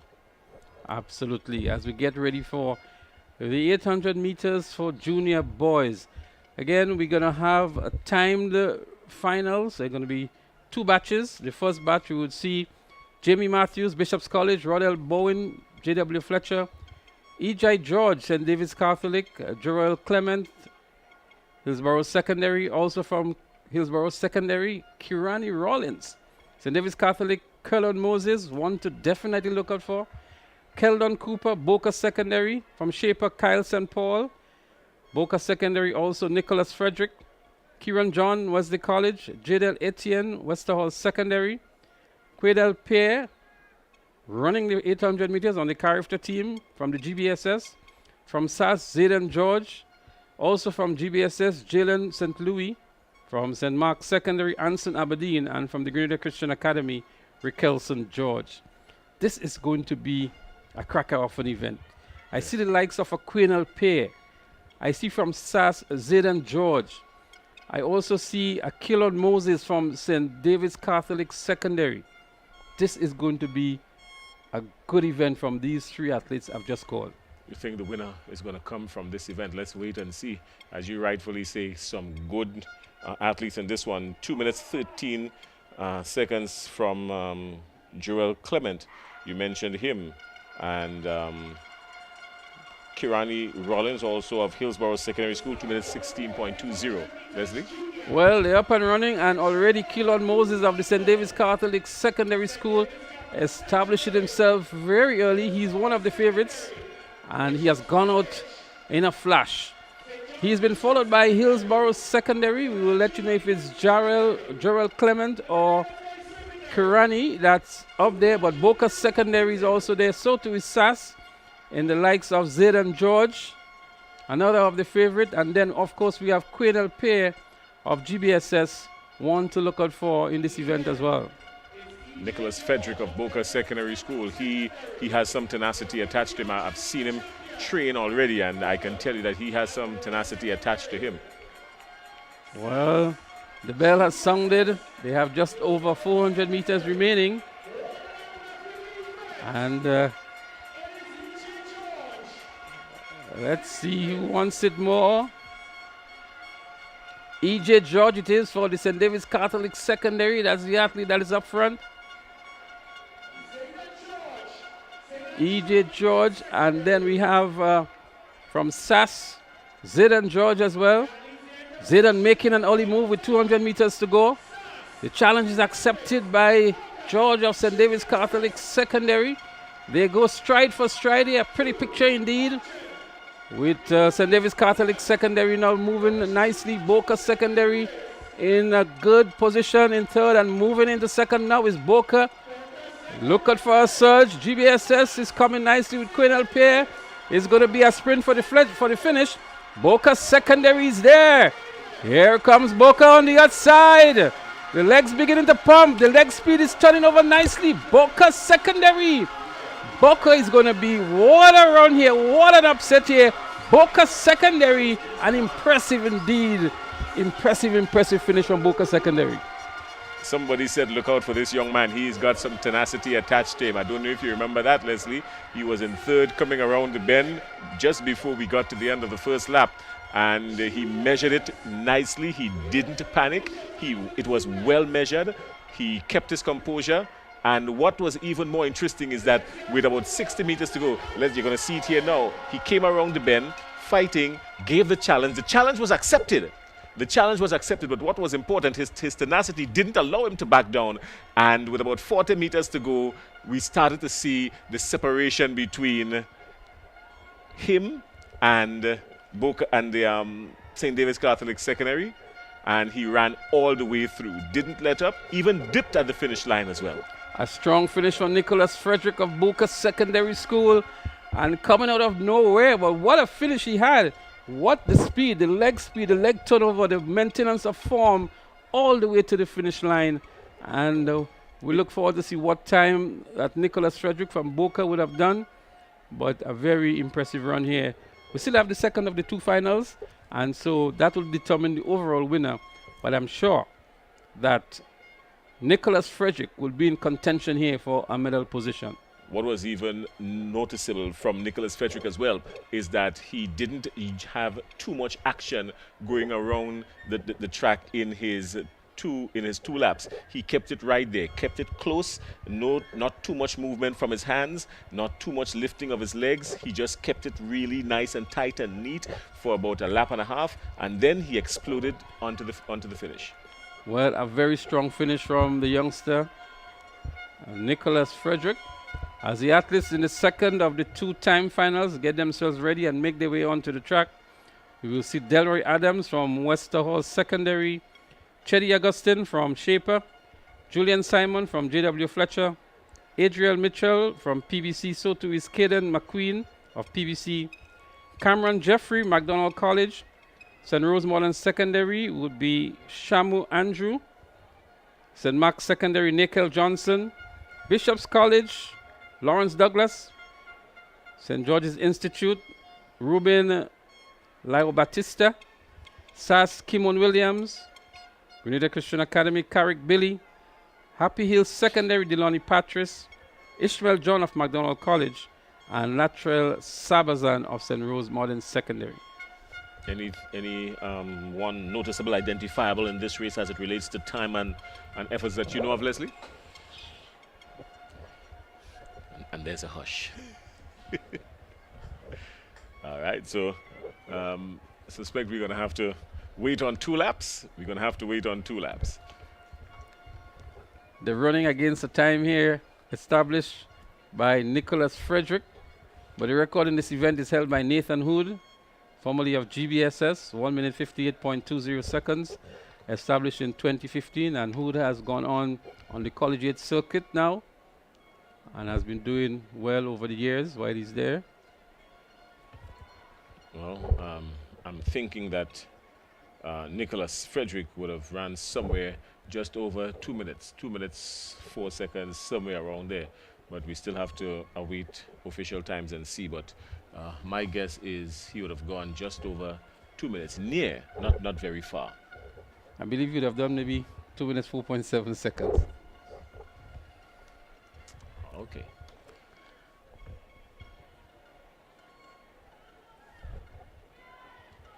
So if they're looking at the screen, if these athletes now are looking at the screen at the start of this second of 2 finals, they would know that paying attention to the screen, seeing 2 minutes 4.7 seconds is what you're running against. So time your run and pay attention to the clock. The clock will signal whether or not you've got the chance of a gold medal or even a podium position.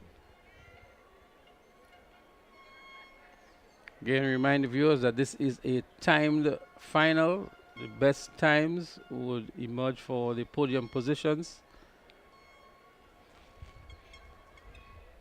These are your competitors.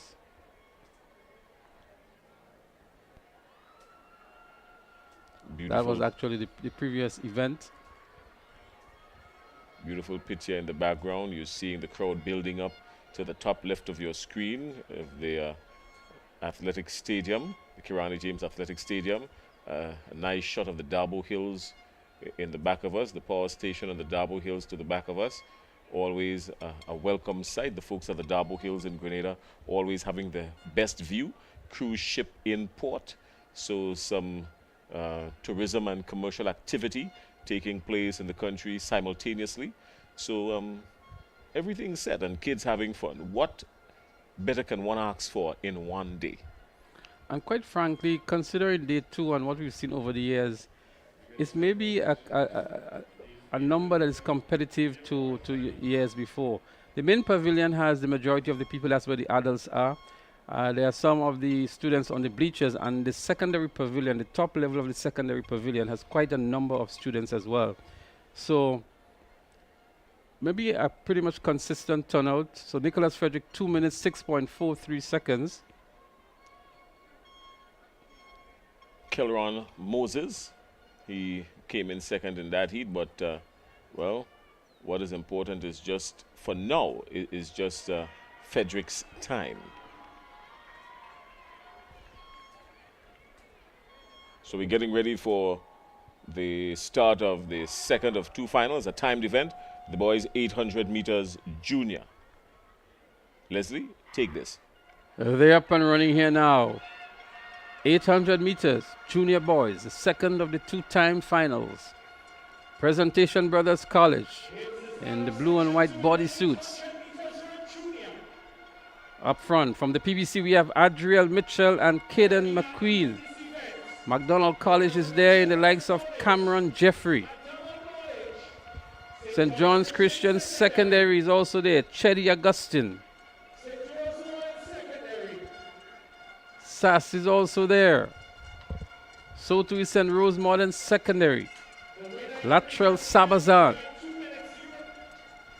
But Presentation Brothers College,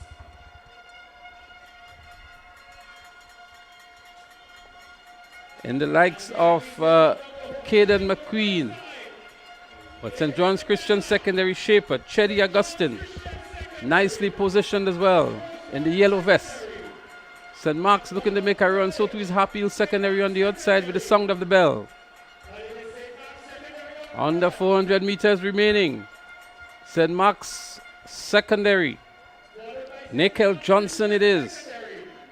That's Nickel Johnson from St. Mark's Secondary, with a 10-meter lead over Presentation Brothers College. And that looks like Caden McQueen of PBC. Happy Hill Secondary is in third. Delani Patris it is of Happy Hill Secondary. And then there is the other athlete from the Presentation Brothers College. But PBC looking good with 150 meters to go. It looks as though it's Caden McQueen of PBC. He's beginning to pump here. St. Rose Modern Secondary is also making a charge for it. Shamu Andrew. But he has a good challenge here from Happy Hill Secondary School in the likes of Delani Patris. But it is Presentation Brothers College, Caden McQueen. McQueen it is who is going to win this of the second of the 2 finals. Happy Hill Secondary would pick up the 2nd position, and St. Rose Modern Secondary would pick up the 3rd position. We await the time of this event to know who the overall winner would be, but a strong run for Caden McQueen of the Presentation Brothers College. I think Caden McQueen and Mitchell did similar times. It's actually really. Adriel Mitchell of Adriel PBC Mitchell, yeah, who was the winner. Both him and Frederick did similar times. Their times were really close, I can tell. So it is going to come down to what the officials say. But judging from whatever little times that we keep here, it is close. It is close. It would be good for him to pick up a gold medal here. He has been in the hunt for quite some time for a gold medal. That's McQueen from Presentation. It's actually Adriel Mitchell, Mitchell from Presentation College. Mitchell apologies to the young man. Adriel Mitchell it was who actually won this batch, and we are waiting to see what time he returned to know who the overall winner is going to be.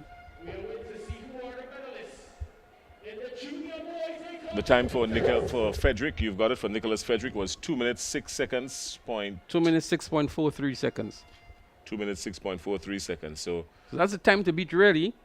And let's see if Adriel Mitchell of the Presentation Brothers College was able to do a better time, or at least come close to earn himself a silver medal.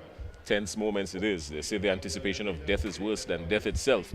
So tense moment it is here for everyone on the ground, including including Adriel himself.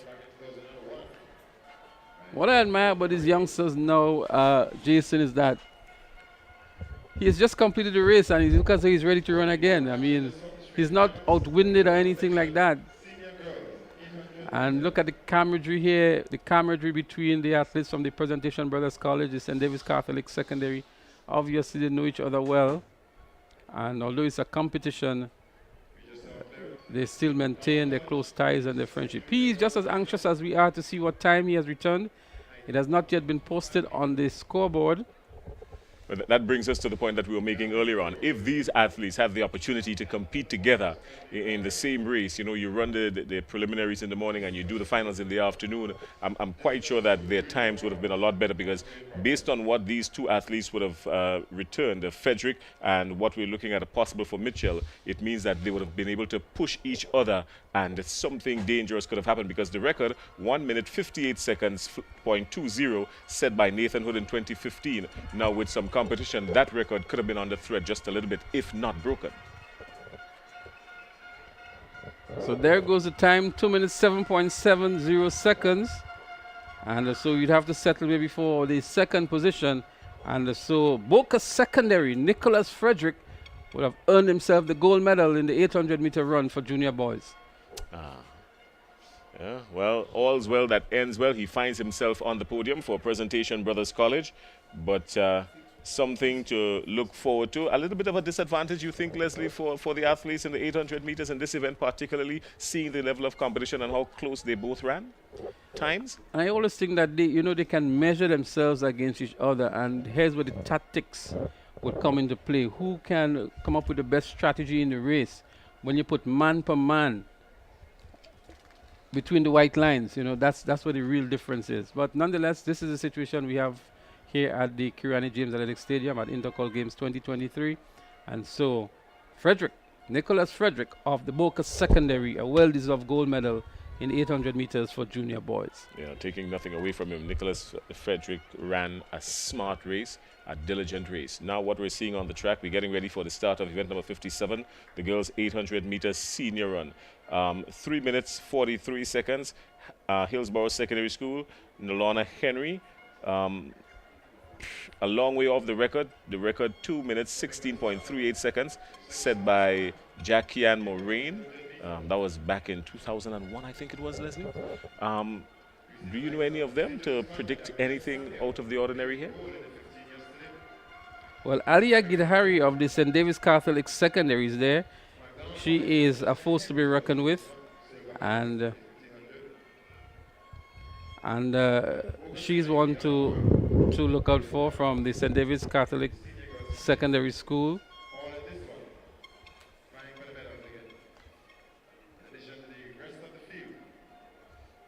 All right, well, Gidhari is always a threat. Anytime you see her name, you've got to make allowances for something special that can happen. She's been a busy athlete for the season so far, especially inside these Intercol games. She's been very busy and showing up and representing her school to the maximum. Well, there is a McQueen from McDonald College, and if she's part of that family of McQueens from McDonald College, she would definitely be one to look out for as well. Geraldine McQueen, we recall from over the years.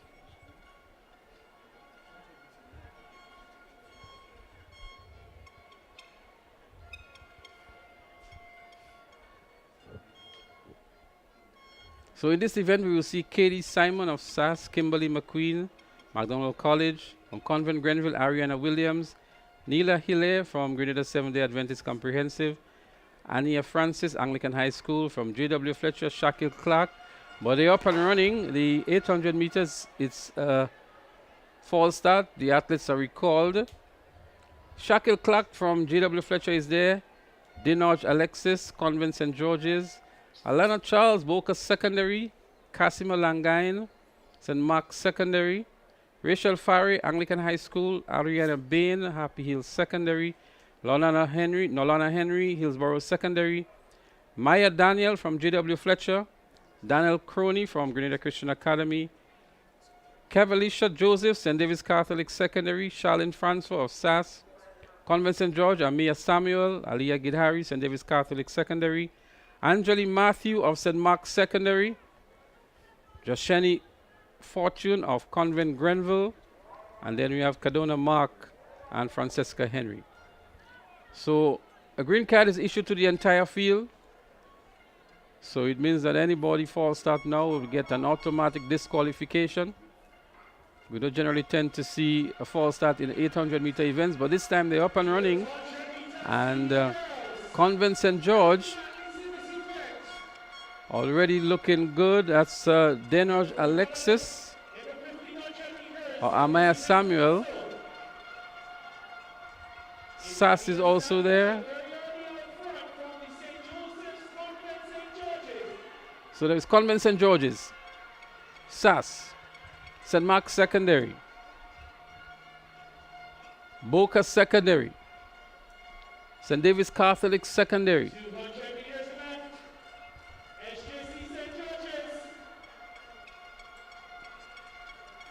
it's Convent St. George. It looks like Amia Samuel. Indeed, it's Amia Samuel of Convent St. George. St. Mark's Secondary is giving good chase here. Angeli Matthew, it looks like. Angeli Matthew of St. Mark's Secondary moves into the lead with the sound of the bell. But on the outside, from the St. David's Catholic Secondary, it looks as though it is Aliyah Gidhari. McDonald College is gaining some grounds as well. But St. Mark's Secondary, Angeli Matthew. And then there is some Convent St. George, Amia Samuel. McDonald College is into third. St. David's Catholic into fourth.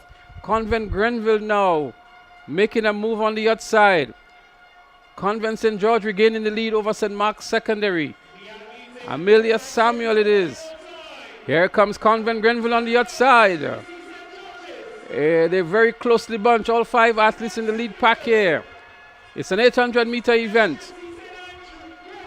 Amia Samuel of Convent in the lead, and in second position is Convent St. Andrew as well. Josephine Fortune might just be the athlete here from Convent St. Andrew, but here is a run back here from St. David's Catholic Secondary School. McDonald College is also there, but Amelia Samuel, Convent St. George. It might be too late for St. David's Catholic Secondary, but she's giving a good fight, a good account. Amia Samuel, St. Joseph Convent St. George's. Power into the finish line. There goes the supporters in the stands. A very strong finish by George of St. Joseph Convent St. George. And St. David's Catholic Secondary would have to settle for second. McDonald College would pick up the bronze medal. And Convent Grenville would have to settle for fourth position in this, the finals of the 800 meters for seniors. I think it was tactful. I think it was well thought out. She didn't take any unnecessary chances. She kept her cool. She had the opportunity to even stretch earlier on, but she decided against it. And coming down to the last 60 meters or so, that's when she really started to put on the separation and for good measure powered to the end, even though she knew no one was around her. But what was even more important was the fact that coming out of the first lap, she was right there and could have, gone on to stretch, but didn't want to take any chances because she understood that in this 800, a gasp for breath could be the difference between the gold and no medal at all. A very strong finish by Amia Samuel of the St. Joseph Convent St. George. Delighting her fans right in front of the finish line. Those young ladies from the St. Joseph Convent St. George, as they refer to themselves as the girls. 2 minutes 32.48 seconds for Amir Samuel, Aliyah Girari, St. David's Catholic Secondary, 2 minutes 37.15 seconds. She looks a little bit jaded because she has been working really hard for the St. David's Catholic Secondary School, even from the gun yesterday. So Girari showing signs of fatigue, and she's still got a whole lot more work to do for the St. David's Catholic Secondary School. Smith? Indeed, a powerhouse of an athlete is Aliyah Gidhari, and she'll be called on to do more events for her team as the senior boys make their way onto the track. It's going to be a time finals for the senior boys. There's going to be 2 of these finals. And we will see Javon Felix from GBSS in the first batch. Antoine Blackett of PBC. He's doing the 800 meters. Hillsborough Secondary, Joshua Collins. Boca Secondary, Jay Phillip. SAS, Joshim Sylvester. He's on the Carifta team to compete in the 800 meters. St. Mark's Secondary, Alex Bartholomew. Boca Secondary, Jasani Phillip.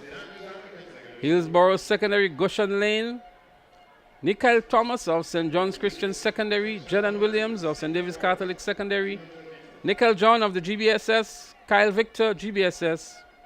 Nikhil John of McDonald College. St. John's Christian Secondary, Renato James. And Elon Alexis of Westall Secondary. And the final athlete, Carl Noel of Happy Hills Secondary School. The 15 athletes in the first of the 2 timed the finals of the 800-meter run for senior boys.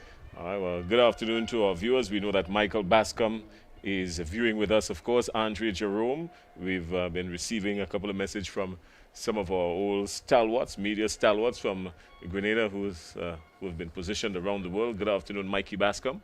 And we'd love to have you here, so make some arrangements so that you can be with us, if not in 2024, before that. But good afternoon again, Bascom. Good race you think it is? Anyone in particular you want to identify as this one in the boys 800 meters senior? Well, of course, we have the Carifta selectee here. That's from SAS.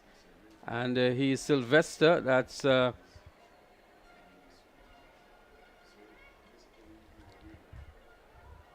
SAS we have Josh M. Sylvester. He was the senior boys champ at the Star Sports. He placed 3rd in the 400 meters at the national champs. Also medaled yesterday in the 400 meters, and he has been selected to participate in the 400 and 800 meters at the Carifta Games. All right, so Josh M. Sylvester, definitely one to look out for in this event here from South. By virtue of him being on the Carifta team, Jason, obviously he will be one of the top athletes in this event. All right, so we can anticipate some fireworks in this one. That is what it comes down to. All right, the anticipation of fireworks here. Joshua Collins is there. Jay Phillip. Joshim Sylvester. Goshen Lane. Nikhil Thomas. Good strong field. 15 athletes. 3 positions on the podium up for grabs. Bragging rights and a chase at the record. 1 minute 55.30 seconds. A Kendall Simon 2001 record. Well, Kendall Simon still holds the record in the 1500 meters and the 800 meters. And let's see what happens here in this event. St. Mark's, that's McDonald College, making a very early run here in the likes of Nikhil John. And St. Mark's Secondary School goes after him in Alex Bartholomew. Sylvester is still in the 3rd position and measuring his race nicely. But a very quick start by St. Mark's Secondary School in the likes of Alex Bartholomew. McDonald College is there in 2nd position at the moment in Nikhil John. And then we have Joshim Sylvester in the 3rd position. Sylvester has improved on his performance all throughout the season. I saw him at the Star Sports, and then I saw him at National Champs, and he was a completely different athlete He has progressed nicely throughout the season. St. Mark's Secondary in the lead, Alex Bartholomew. McDonald College in second, Nickel John and Joshua Sylvester of SAS in the third position. PVC in fourth with about 300 meters remaining. Now we see Joshua Sylvester making his move and moving into second position. He pulls along with him the athlete from Presentation Brothers College. It's going to be a sprint. Is that Telemark here? Blackett. It's Blackett actually here for Presentation Brothers College. It's going to be a real sprint. Antoine Blackett and Joshua Sylvester. They're going to go after each other. Sylvester and Blackett. McDonald College is still in the race. Joshua Sylvester, does he have that kick? McDonald College making a comeback for it here. Goes past Blackett now and heading for Joshua Sylvester. Sylvester turns it on as well. What a race to the finish line here. Joshua Sylvester. Here comes Antoine Blackett. Here comes Sylvester. Sylvester Blackett. Sylvester Blackett. Sylvester wins it over Blackett. And that's what we expect from a Carifta selectee, a national athlete, to really maintain his form and composure and winning nicely here for SAS. Good run by both Sylvester and Blackett in particular. Blackett was nowhere in the race to start when you check it. You remember, if you look back, he was nowhere in the race to start, but he came in, took his time, and then suddenly his name started to call. His name started to call when Sylvester started to make the run. What Blackett was doing is that he was using Sylvester as his marker. So he continued to use Sylvester as his marker, knowing that whenever Sylvester kicks, he's going to kick too. The thing is, when Sylvester kicked, if he had kicked earlier, that 1 meter difference could have been, made up on the other end. But Sylvester ran a good race. Blackett ran a great race as well. And Javon Felix of GBSS coming in third. So, as you said, what we expect from a Carifta athlete now, you've moved to the next level. We expect you to take the bull by the horn, so to speak. Leslie? Well, we must also recognize the athlete from McDonald College. He did most of the work in this race. He was in the lead pack from start to finish. He had a kick towards the end, but the likes of Sylvester and Antoine Blackett was just too much for him on the day. But again, a good run from Nickel John from McDonald College. He was featured all the way through this event. And we look to see what happens in the next of the two finals. And maybe Nickel John of McDonald College may just be good enough to get a podium position. All right, well, if this just concluded heat is the marker, well, a marker it has been, because this bunch right here, three of them, 2 minutes 2.37 seconds, 2 minutes 2.46 seconds, and 2 minutes 7.01 seconds. So a nice bundle there. So this second of two finals, they've got some work to do. Who do you see in this lineup here, Leslie? Well, there's a Zaid Douglas from SAS, a Joshua Cadet also of Grenville Secondary School is one that we can look out for. He was featured in the 1500 meters yesterday for Grenville Secondary School. And there's always a surprise package coming from Carriacou. There is a Desron Williams and a Tyrone Matthews of Bishop's College here that maybe can just spring a surprise for us in this event. Well, if we were to play on this one, St. Rose Modern Secondary School. Now, St. Rose Modern Secondary School has had some good 800-meter athletes in recent times. We're seeing Romel Charles here being in this lineup. Do you think he has a chance as well? Well, time will tell. Time will tell on this one here from Charles, from St. Rose Modern Secondary. Not a name on the radar at the moment. And let's see how this one turns out here. But a noticeable absent from the 800-meter events is Zaid Richardson from McDonald College, the son of Stephanie Ferguson. We saw him at the national champs. He's also selected on the Carifta team, but I have not seen him today in the 800 meters. I'm thinking maybe he's injured, but he's an athlete with tremendous promise. He does not get tired. I've never seen that in a long time. And I have not seen him featured today at all for McDonald College. but he impressed all of us who were here at the national champs, and definitely one to keep on the radar for the future, Zayed Richardson of McDonald College.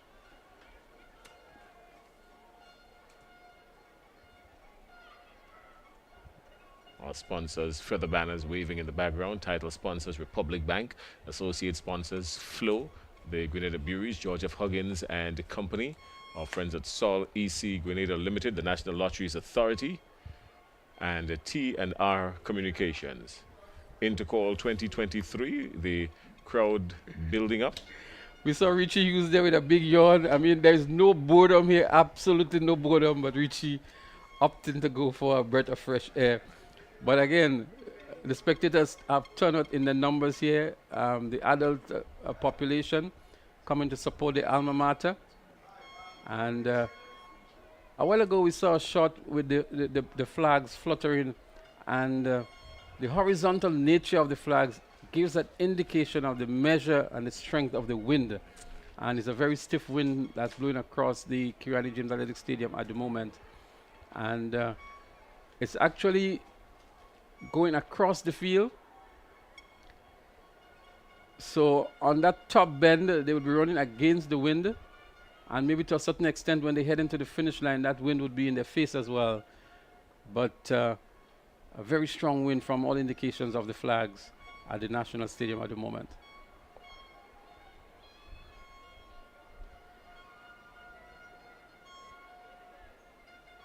View of the entrance to the Darbo Hills. Always an awesome view from up in those mountains. Any sporting event taking place at the National Stadium, they've got the best seat in the house with the best view. And the best seat in the house is the seat outside the house.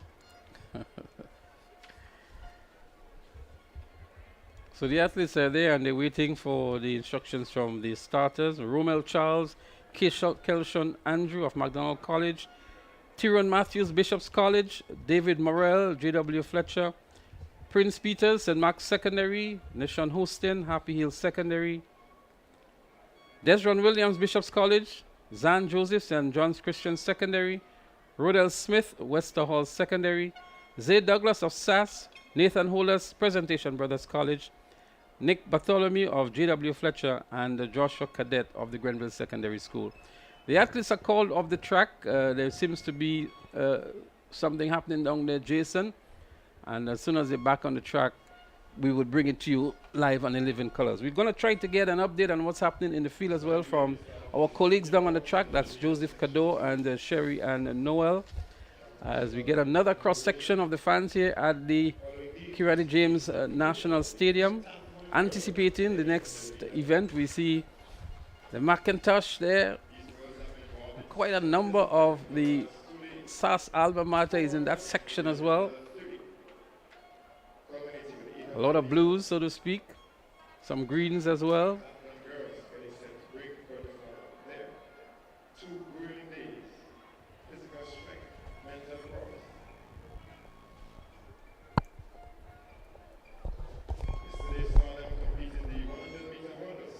The high jump, shot put, and the 200 meters.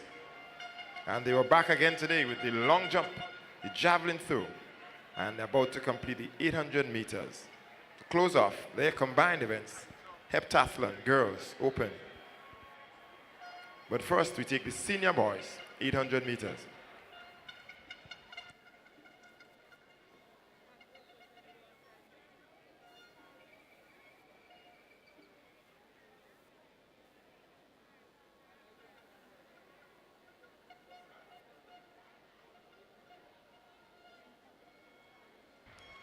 Again, we take this opportunity to thank you to all of our corporate partners, beginning with the Republic Bank, the title sponsor of these Intercall Games, as well as all of our others who came on board to make these games possible. The National Lotteries Authority, Flow.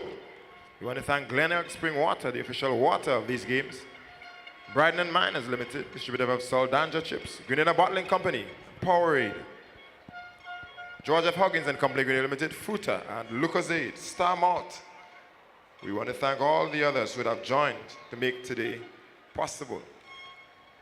We We also want to thank all of the team sponsors, those who have sponsored the individual teams. We think of Mr. Martin Bideau and the folks at the Grenada Trade Center and Classic Lighting Caribbean, sponsoring 6 of these teams at these games, in addition to Paddy's Enterprise, Hillsborough Secondary, and Wassa SAS, Nexa, PBC, Nagico, GBSS. But we're getting set for the Section 2, Senior Boys, 800 meters.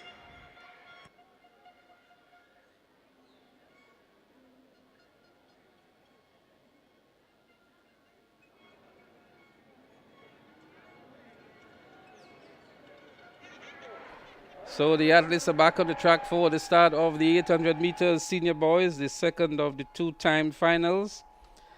And again, we will see Charles, Andrew, Matthews, Morrell, Peters, Hosted, Williams, Joseph, Smith, Douglas, Holas, Bartholomew, and Cadet.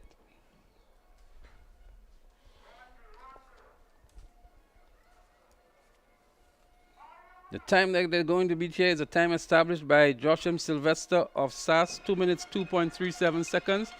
They're up and running, and St. John's Christian Secondary Shaper making an early run here.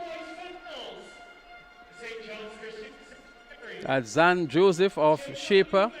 And then we have J.W. Fletcher in second position. SAS in Zay Douglas is in third. And then there is McDonald College making a good run on the outside. Kelson Andrew of McDonald College. Now in the lead, it is the athlete from the J.W. Fletcher Catholic School. J.W. Fletcher, it looks as though it is Nickel Bartholomew. Indeed, it's Nickel Bartholomew. And then from Shaper, we have Zane Joseph. But Nickel Bartholomew from J.W. Fletcher. St. Rose Modern Secondary also looking good at Romel Charles. And that's Jason's favorite, Romel Charles from St. Rose Modern Secondary in the long blue tights here. He is now moving into the lead, going past Bartholomew of the J.W. Fletcher Catholic Secondary School. But St. Rose Modern Secondary, Romel Charles is pulling along with him. Another athlete from the Happy Hills Secondary School. Happy Hills Secondary School, Nishon Hostin. Here comes Cadet of the Grenville Secondary School. One of the athletes that I think is a favorite in this one as well. That's Joshua Cadet of the Grenville Secondary School. McDonald College look as though he's struggling. But from St. Rose Modern Secondary, Romel Charles. Happy Hills Secondary, Nishon Hostin. He's moving into the lead now, he's hosting. The folks from the Happy Hill Secondary School will be delighted in the performance here of hosting of the Happy Hill Secondary School. Charles will have to settle for second. Happy Hill Secondary School wins the second of the 2 timed finals. Nation hosting. And I'm sure the likes of Sherry Noel and Gary Shotleg Simpson and others from that alma mater would be delighted with Nation Hosting's performance. We await his time to know if he's good enough to get a medal position. Of course, Joshua Sylvester in the previous finals would have returned a better time than we saw here. Yeah, definitely, I believe so. But this young man from the Happy Hills Secondary School, Nishon Hostin, I think he ran a smart race and he caught, I think he caught Charles by surprise. Charles running and not paying attention to his surroundings, and it's only after Hostin went along his way, then Charles realized someone is close to me. So by that time it was too late. So Nishon Hostin picking up the win for the Happy Hill Secondary School in this timed event. Will it get him the gold medal? We're waiting to see. Well, it would actually earn him a bronze medal, so he is in line for a bronze medal. The fastest time, 2 minutes 2.37 by Sylvester of SAS. And then we had in second position Antoine Blackett, 2 minutes 2.46. And the next best time would have been Nishon Hostin of the Happy Hill Secondary, 2 minutes 6 seconds flat. So a good run to earn himself a gold medal for himself and his school. And the Happy Hill Secondary School fans must be in jubilation here in picking up this bronze medal. All right, well, we're going to look now. We've got the girls heptathlon 800-meter run coming up, and in the girls heptathlon, the latest point standings that we have in the girls heptathlon, I think it might just very well be a clear cut at this stage, because we've got Shamari Joseph of St. John's Christian Academy. She is out there with 2,972 points, and Denisha Scott of St. David's Catholic Secondary School with 2,500 points in second place. Letitia Williams of the St. Andrew's Anglican Secondary School, 2,386 points. And so this 800-meter run, a run for points really, is going to tell the story. Whether or not, I don't think it will affect Shamari Joseph's chance at a gold medal. I think she just needs to cross the finish line, and it will earn her the gold medal in the girls heptathlon. So she did pretty well in all the events. I mean, she ran 16.83 in the 100-meter hurdles, clearing 1.43 meters in the high jump. The shot put 6.72 meters, and the 200 meters 27.58 seconds. So pretty consistent average times and distances throughout. The long jump 4.71 meters, the javelin throw 23.24 meters, and now she just needs to complete the 800 meters, and she would walk away with a gold medal. This is Shamari Joseph of the St. John's Christian Academy. Leslie?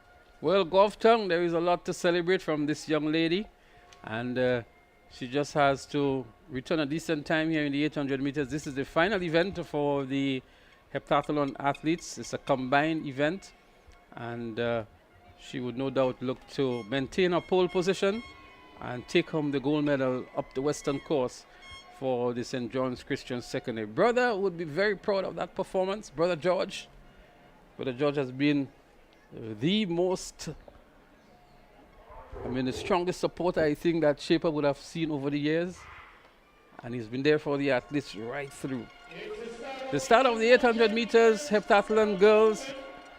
And we have Langine, Rogers, Descent, Williams, Courtney, Joseph Scott, and Bristol. And making an early run here, St. John's Christian Secondary, Shamari Joseph. She's leading the event.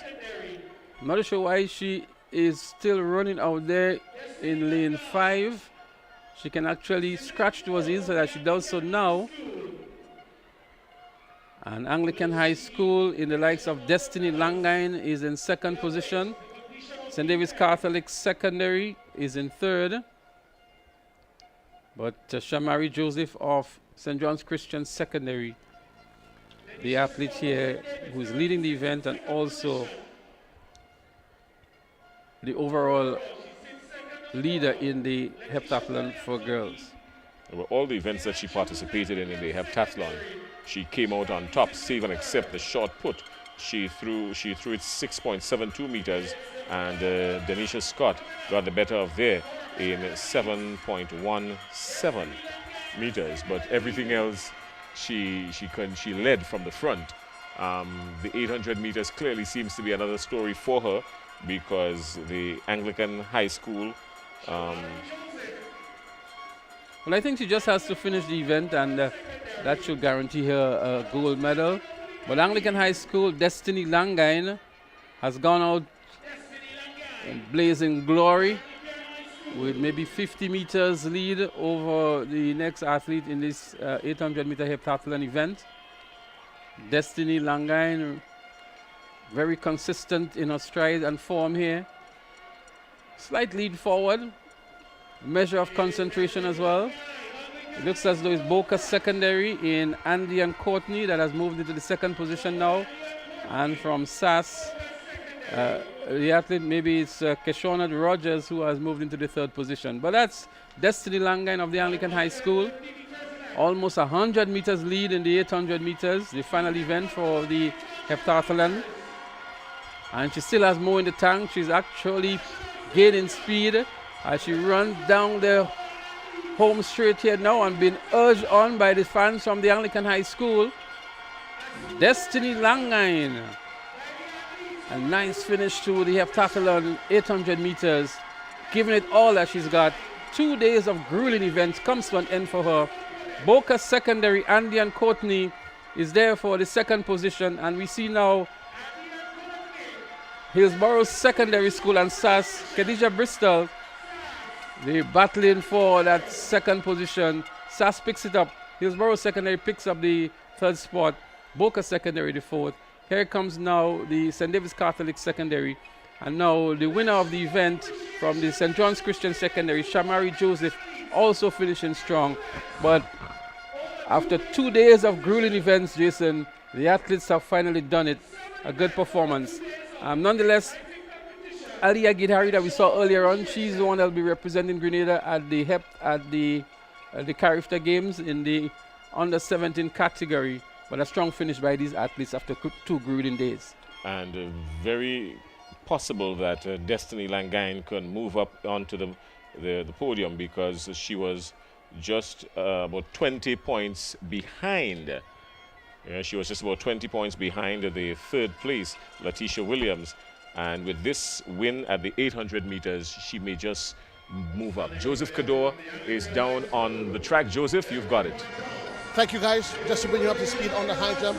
Guys, it's the sub-junior high jump, and we're down to the final 3 that's in the field. Right now, they're attempting a meter 43. Out in the lead right now, it's Rachel Etienne from the Anglican High School. In second position, Kate Fletcher from St. Andrew's Anglican, and in third place, bringing up the end of the field, it's Kalina Kwashi of the Hillsborough Secondary. We continue to watch the drama as it unfolds. Thank you very much indeed, Joseph Cado, for keeping us up to date on what's happening in the field. As we heard there, the 3 top athletes there, Hillsborough Secondary in third, SAS in second, and I think it was Anglican High School currently in the pole position in the high jump for the sub-junior girls.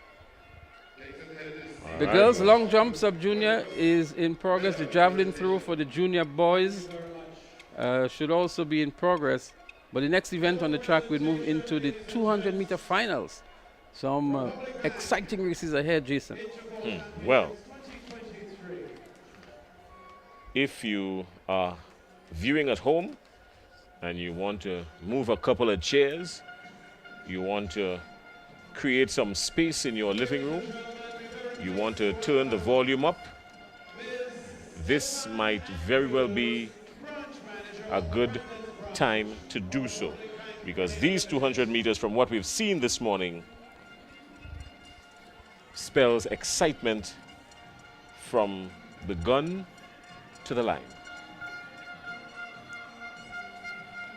Any clear favorites, any clear predictions anywhere along the line, Leslie, or well, you're not taking chances? Indeed, there are some favorites. We have the likes of a Telemark in the senior boys category. Well, let's start from the bottom up. So from the let's start with sub-juniors. the girls sub-junior 200 Well, Kayla meters. Christopher from the St. David's Catholic Secondary, obviously one to look out for in the sub-junior girls. In the sub-junior boys, Christoph Kalis of SAS. Also, Delron John of SAS. These are 2 athletes from SAS that have returned the best times and want to definitely look out for. Christoph Kalis, I think he won the 400 meters on day 1. Also, Shafonia Houston is there, a Carifta athlete, and she has returned some impressive times this year, meeting the Carifta standard. She's in the junior girls category. In the junior boys category, that's where we're going to have a real battle, and we're asking fans to stick around for that one. Ethan Sam, GBSS, Tyrick McSween, GBSS, Kyle Ned, SAS, and we're going to continue with some more features, but what we're going to do now, we're going to go to the house microphone for the medal presentation that is currently in progress. We'll be back with more live action in a short while. Your gold medalists, Annalisa Brown, Boca Secondary, a time of 2 minutes 30.14 seconds.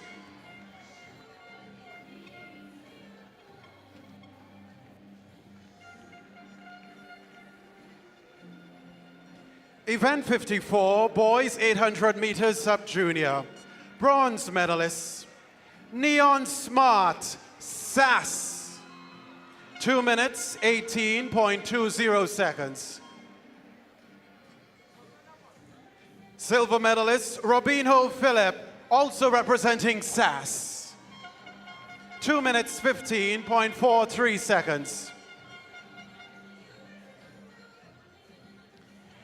And your gold medalist, Keith Charles, Grenada Christian Academy, a time of 2 minutes, 12.65 seconds.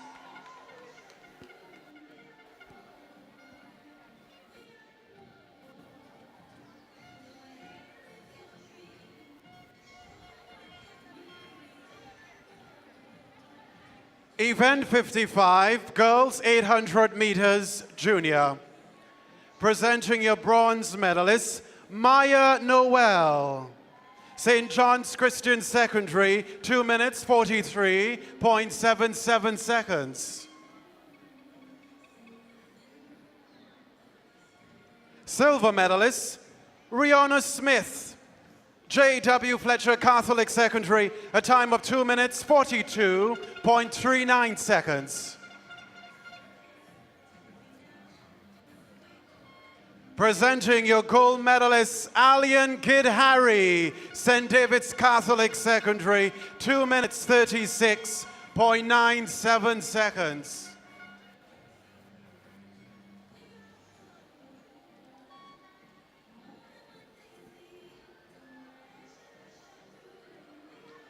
Event 56, boys 800 meters, junior. Bronze medalist, Adriel Mitchell, PBC, 2 minutes 07.70 seconds.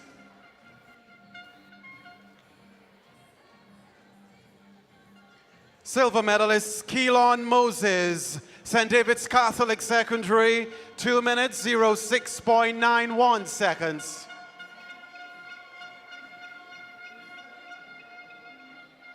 Presenting your gold medalist, Nicholas Frederick, Boca Secondary, 2 minutes 06.43 seconds.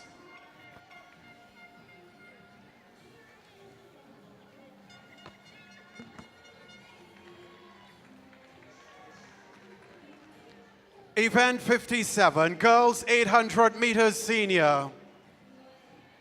Bronze medalist, Francesca Henry, MacDonald College. 2 minutes 38.83 seconds. Silver medalist, Aliyah Gidhari, St. David's Catholic Secondary. 2 minutes 37.15 seconds.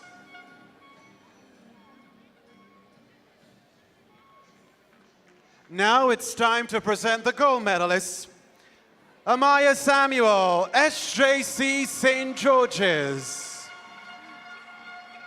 A time of 2 minutes 32.48 seconds.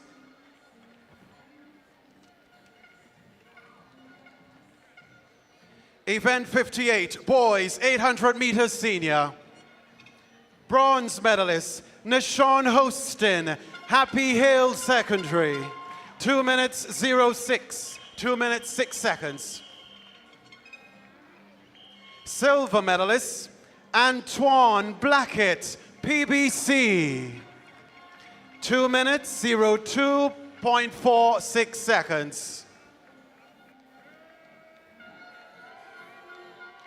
Ladies and gentlemen, your gold medalist, Joshua Sylvester, SAS. 2 minutes 02.37 seconds.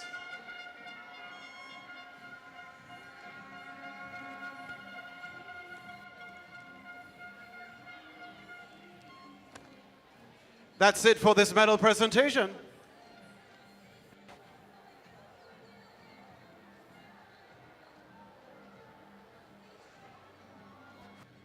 We have one other medal presentation at this time for event 32, boys shot put senior.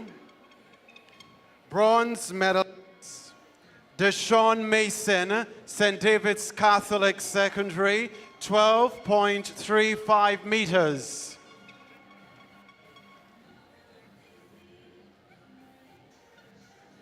Silver medalist Shellon Hosford, SAS, 13.23 meters.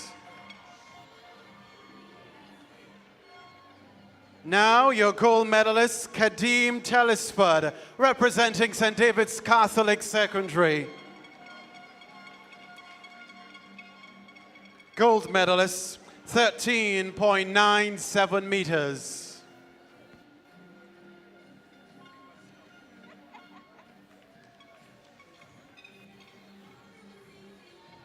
This is the end of this medal presentation. Thank you so very much, Ms. Stefan Andrews, branch manager of the Grandens branch of Republic Bank Grenada Limited, title sponsor for Intercol Championships in 2023. Thank you so very much.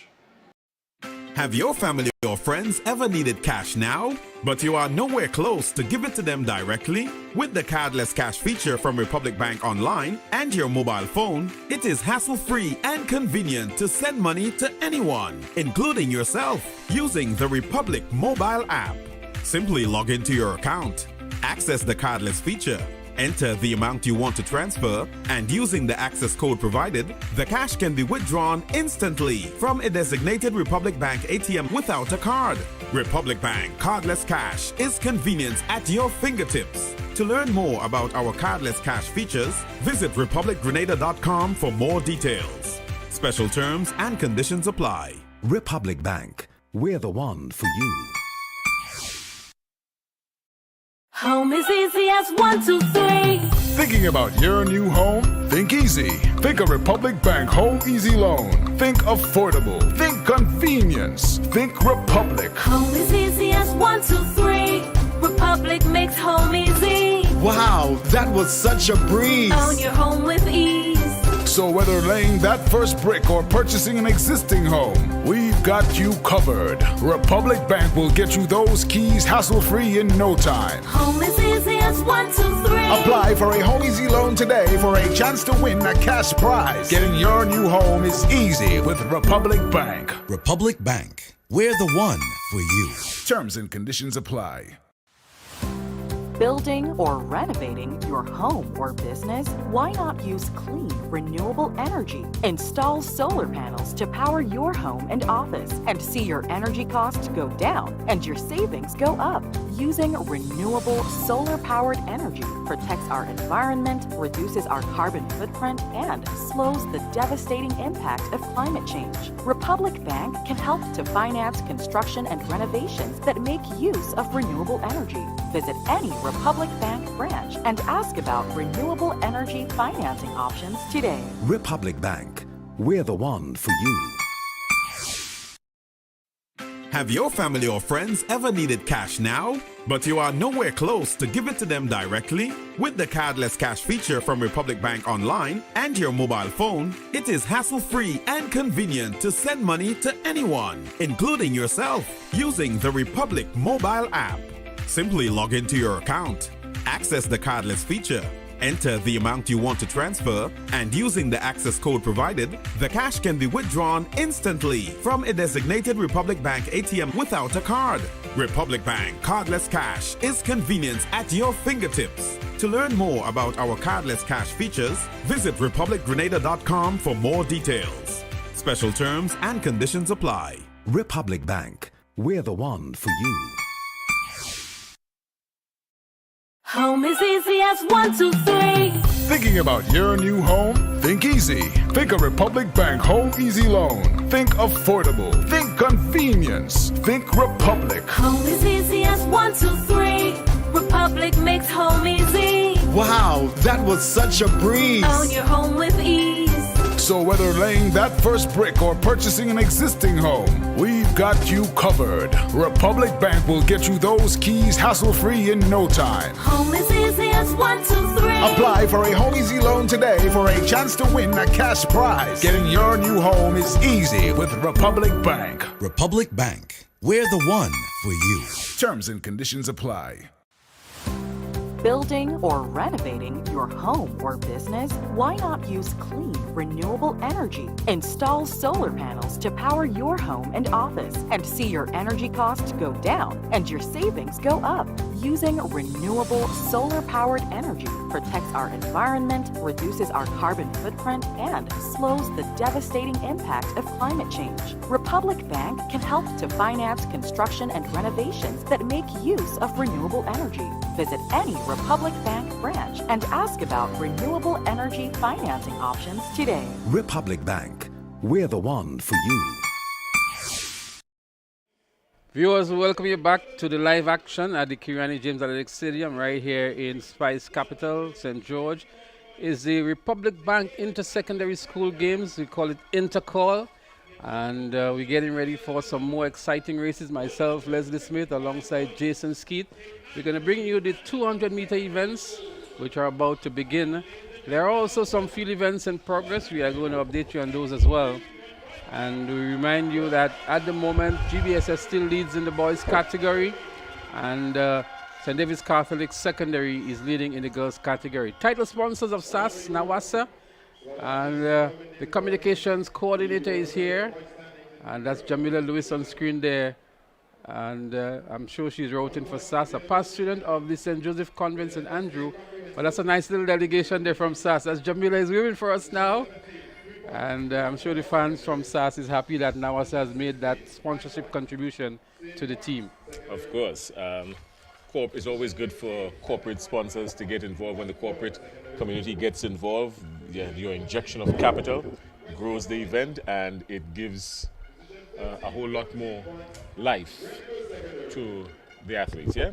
So it's always good for when corporate sponsors get involved. Shot put in progress, an attempt here by an athlete from SAS. Maybe he needed a little more energy as we see the javelin happening as well. So there are some field events going on, and the athletes on the track for the 200 meters, they're going to make their way in a moment. But Jason, looking back again and maybe assessing what's going to happen in the finals of the 200 meters, I was mentioning earlier too, in the sub-junior girls category, Kayla Christopher is one to definitely look out for.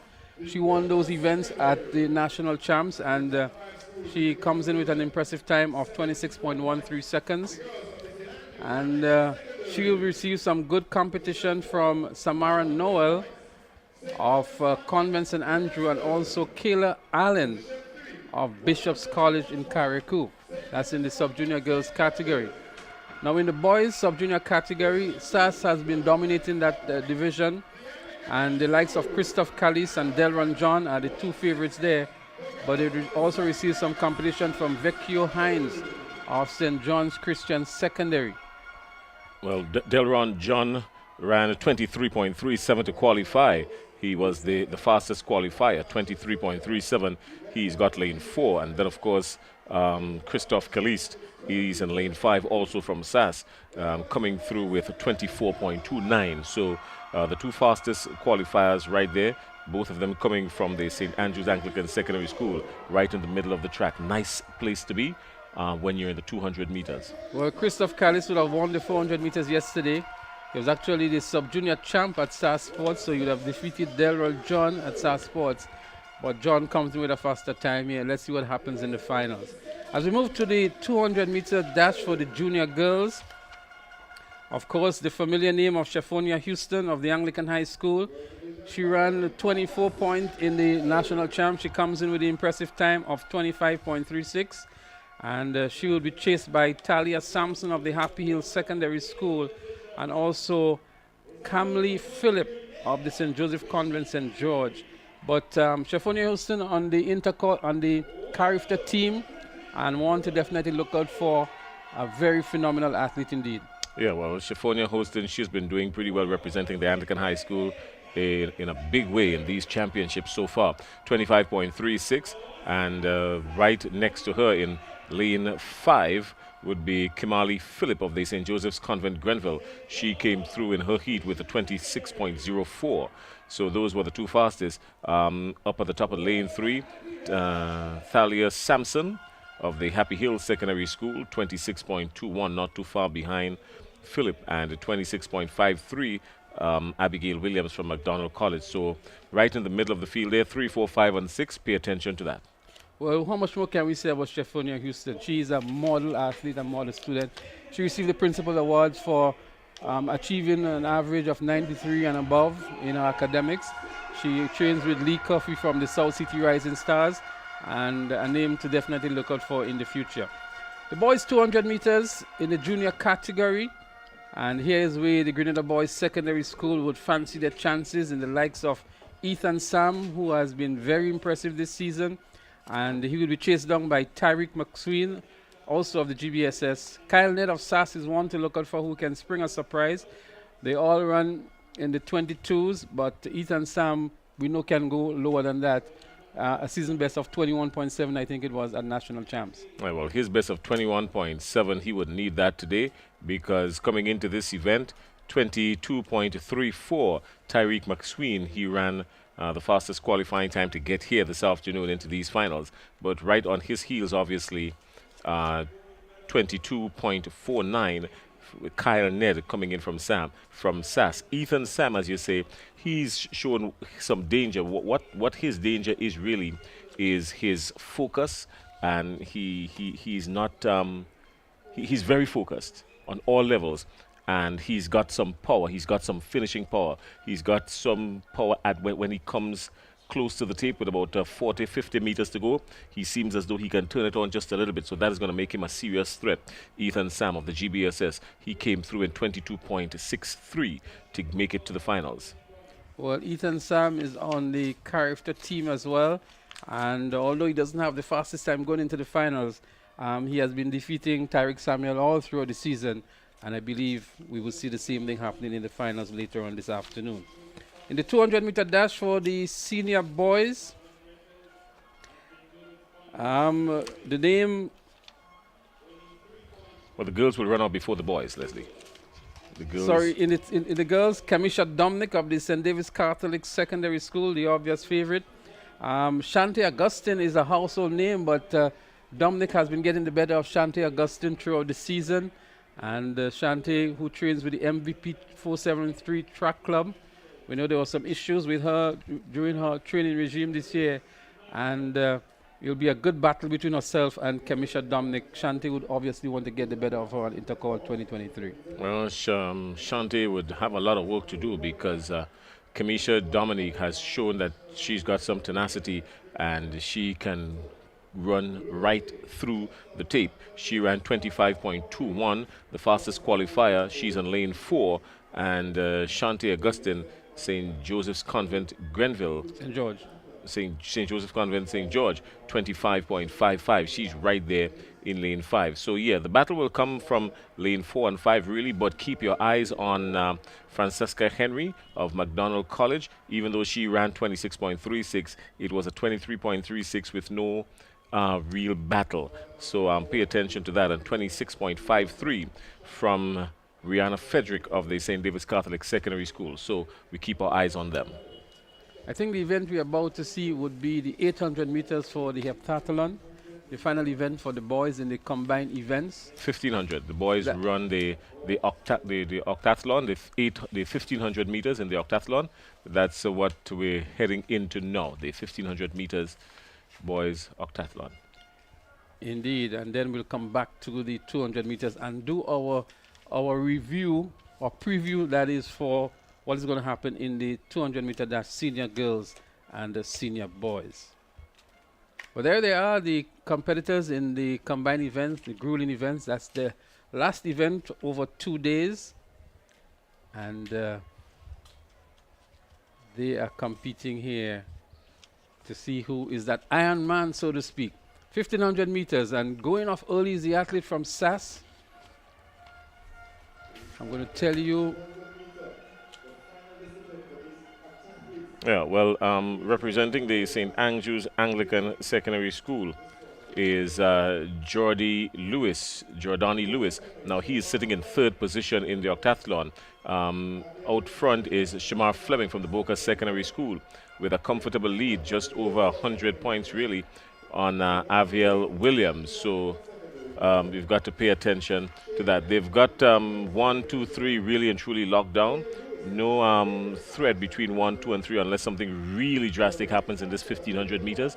But Shamar Fleming out in front for the Boca Secondary School.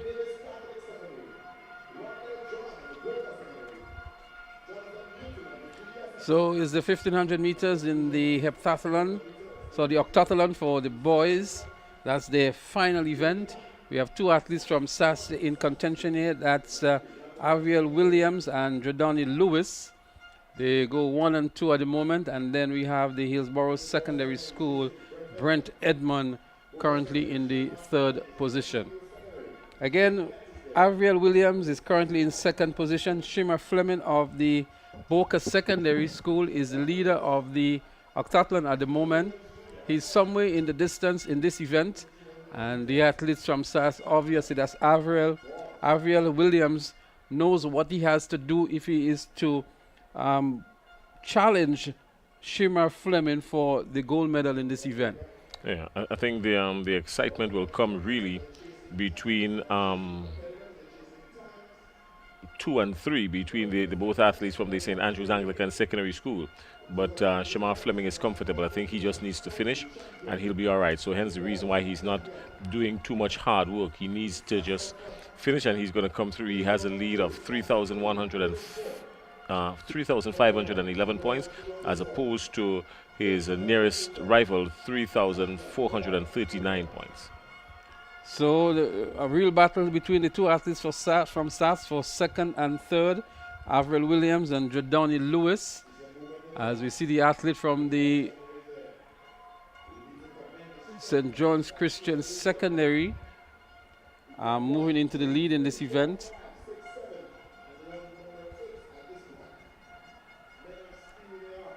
And then the 2 athletes from SAS.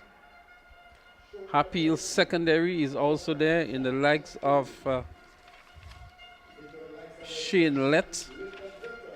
He is currently in 4th position, but from the St. John's Christian Secondary, from the Hillsborough Secondary is Brent Edmond that is currently in the lead in this 1500 meter event for the octathletes.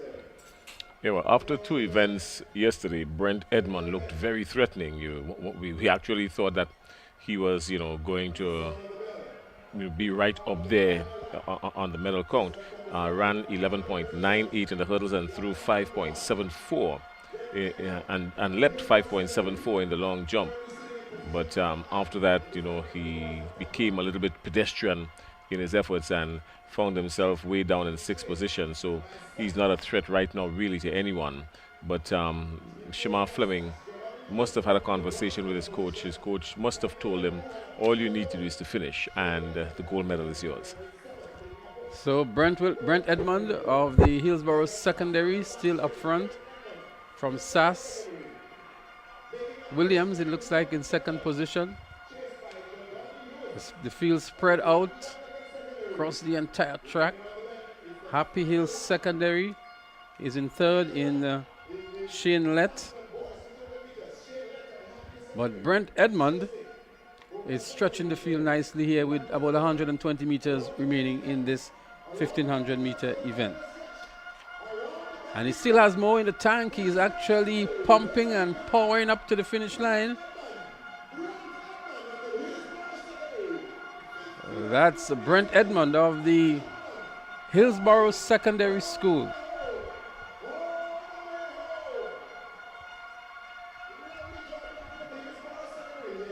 So congratulations to him on winning this final event. The overall winners we'll give to you. But we have some interesting news in the high jump. A record-breaking performance there. We'll go down to Sherry and Noel in a short while to update us on what's happening there as we look at the finish to the 1500 meters in the octathlon for boys, their final event over the 2 days, as the excitement continues to build up here to a crescendo at the Kirani James Athletic Stadium in the 2023 Republic Bank Intercol Games. So these athletes have been battling, Jason, for 2 days, and finally it has come to an end for them But Shimar Fleming of the St. John's Christian Secondary from the Booker Secondary School would be the winner. So in the high jump from the Hillsborough Secondary School, she's going after the record that she has just set moments ago.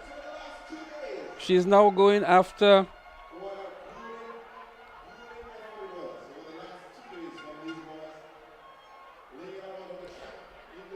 So she's going after 1.56 meters that was set by Aliyah Bartholomew in 2014. But we're going to go over to Sherry in a short while, who is going to update us on what's happening down there at the high jump area.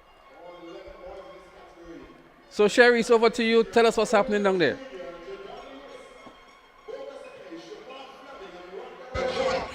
Leslie, at the moment, what you're seeing behind me is the sub-junior athlete from the Hillsborough Secondary School. She's attempting to break that 2014 record in the high jump set by Aliyah Bartholomew. Aliyah Bartholomew was a student of the Anglican High School. Her record is 1.56 meters. She has already crossed 1.55 and she is about to take that record down. She's going to give it her best. So that is what's happening here on the ground at the moment. The Hillsborough Secondary School athlete is going for the record of 2014 set by Aliyah Bartholomew, 1.56. So let's see if with her final jump, she can do just that. Give us a name before you go, Sherry.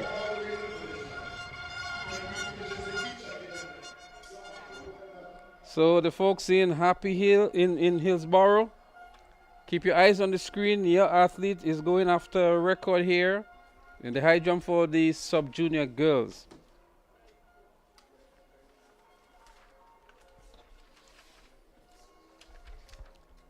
So the folks in Carriacou, you should be happy now that she has already won the gold medal from the Hillsborough Secondary School. That should be Kelani Kwashi.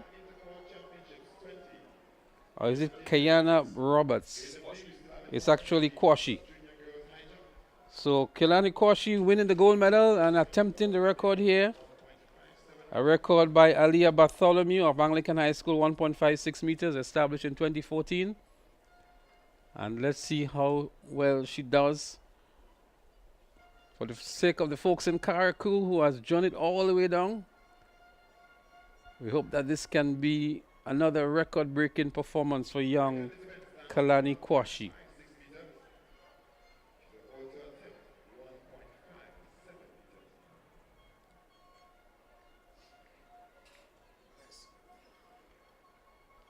A measure of concentration, Jason.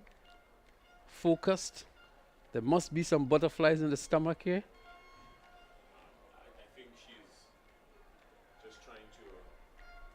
I think she's just trying to build up some energy, because it must have, taken a lot out of her to get to this point. So she must have been advised to just relax, take some deep breaths, get as much as you can, and then go for it, because you want to always give yourself the best chance. There's no one rushing you.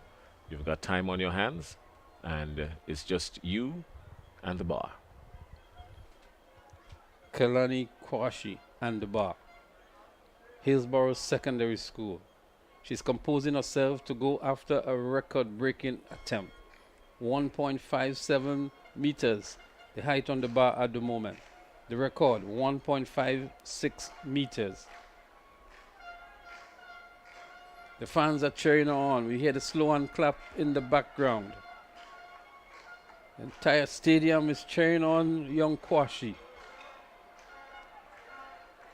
She's really trying to compose herself here.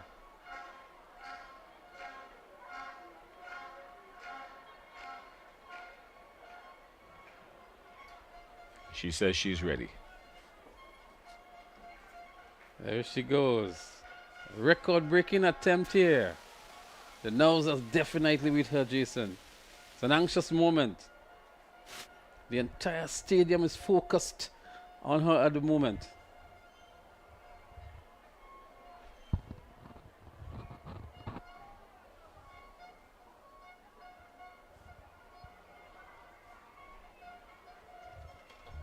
She's going to make a second attempt to it here. This has to be nerves mixed with Fatigue. Nerves mixed with fatigue. Here she goes again. And she almost got there. So she's using the traditional scissors jump, Jason. She's not doing the flop, but she's clearing some good height as well. And maybe that is the end of her road towards the record. Sherry will try to get an interview with her in a moment. And we're going to update you on young Kwashi. But she's following in the footsteps of Shira Eno of Carrick, who is currently in the USA and who was a high jumper as well and did well here at Intercol Games. Carrick continues to impress us, especially in the field events. And we spoke about Jamara earlier on today, and the Kina Williams and all the others who came through the Hillsborough Secondary School. They continue to impress whenever they come onto the mainland to compete at these track and field games. The athletes for the 200 meters, they're getting themselves ready. There they are. We're going to start with the 200 meters in the sub-junior category. And Kayla Christopher of the St. David's Catholic Secondary School, she'll be running out of lane 4. And she qualified with the fastest time, 26.13.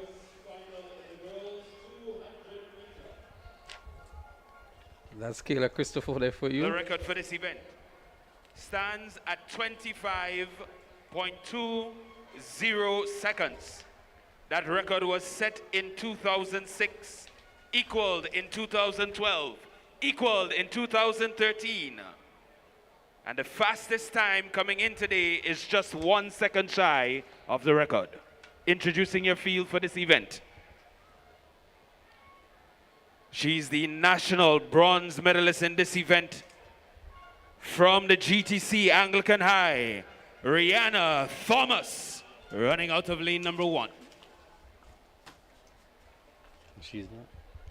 Out of lane number 2, Classic Lighting, Boca Secondary, Kashanti Mitchell. Out of lane number 3, bronze medalist in the 400 meter, from St. Joseph's Convent, Grenville, Samara Noel. Out of lane number 4, gold medalist at nationals from GTC Bishop's College, Kayla Allen. Lane number 6, from the St. David Catholic Secondary, Tishona Bascom. Lane number 7, from Classic Lighting, Boca Secondary, Kedonna Douglas. And running out of lane number 8, from Nawasa Sass, Christiana Charles. There you have it, the lane assignments for the 200 meters sub-junior girls. Another athlete to look out for is Kedonna Douglas of the Boca Secondary School. She has always been there with the likes of the Kayla Christopher and the Rihanna Thomas. And let's see if she can bring her A game into the finals. They're on the starters' orders. They're going after a record time of 25.2. In the middle of the track is Kayla Christopher from the St. David's Catholic Secondary School. But Bishop's College and Kayla Allen is also looking good. But here comes Kayla Christopher on her inside. Boca Secondary and Kedonna Douglas is also looking good. And there seems to be a mix-up in the lanes here. Boca Secondary maybe infringing here badly. She's in the lead, but she may be DQ'd.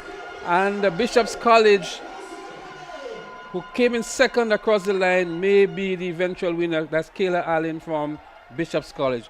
I think there was a mix-up here with the 100-meter track and the 400-meter track, and that really threw the athlete from Boca Secondary, that's Kedonna Douglas, out of the race. Yeah, she was. If we look back here, Jason, coming around the turn, she was in the lead, and just about as she got to the 100-meter track, we saw her going straight inside on the 100-meter track, and really a bad lane infringement here. She would be disqualified from my estimation. Definitely she would be. That's the reason why they painted the curves on the track. Painting the curves on the track tells you you've got to stay in your lane, and she just missed it and cut across, and yes, it's going to be an automatic DQ. So unfortunately, Kadonna Douglas will be DQ'd. So the athlete from Kayla Bishop Allen College, yeah, will end up being your automatic gold medalist. Let's go down to Sherry-Ann Noel. Sherry-Ann, you there? Yes, I am here, Jason, and I am here with the winner of the high jump sub-juniors, Kelani Kwashi out of Carrick-Hoo, Hillsborough Secondary School to be exact. Kelani, speak to us about that particular event. You were telling me that you've been winning all the jumps so far this evening. Speak to us about this particular event and the mindset going into it. Well, while I was jumping, I was scared, but my teachers keep telling me to push myself and I can do it. So while I keep jumping, I keep aiming for the record, but I didn't make it. You are the relative of Kwashi. I think Keston was his correct name. He was a national jumper. What role does he have in your success today? Well, he was the one that trained me very hard after school. And did you think that you executed most of what he taught you? Yes. What next for Kelani in the jumps? Long jump. How much are you looking forward to that one? First. But that was the winner of the high jump sub-junior girls. She was going to actually see if she could have taken down Aliyah Bartholomew's 2014 record of 1.56. However, that was not meant to be this time around. So we head back to our commentary team. So thank you very much, Sherry, and congratulations to young Kelani Kwashi of the Hillsborough Secondary School for winning the high jump in the sub-junior category. Yeah, Kelani Kwashi, she was a little bit fatigued, I think, because from all indications, she seemed very comfortable, even in her attempt at the record. She seemed very comfortable. I think it was just fatigue that created the distance between her and the record. Well, the sub-junior boys 200 meters is the next event on the track. We go to the house announcer for the lane assignments. Rashawn Daniel. In lane number 3, from the St. John's Christian Secondary School, Vecu Hines. In lane number 4, from Nawasa Sass, Delron John. In lane number 5, again from the Nawasa Sass, Christophe Caliste.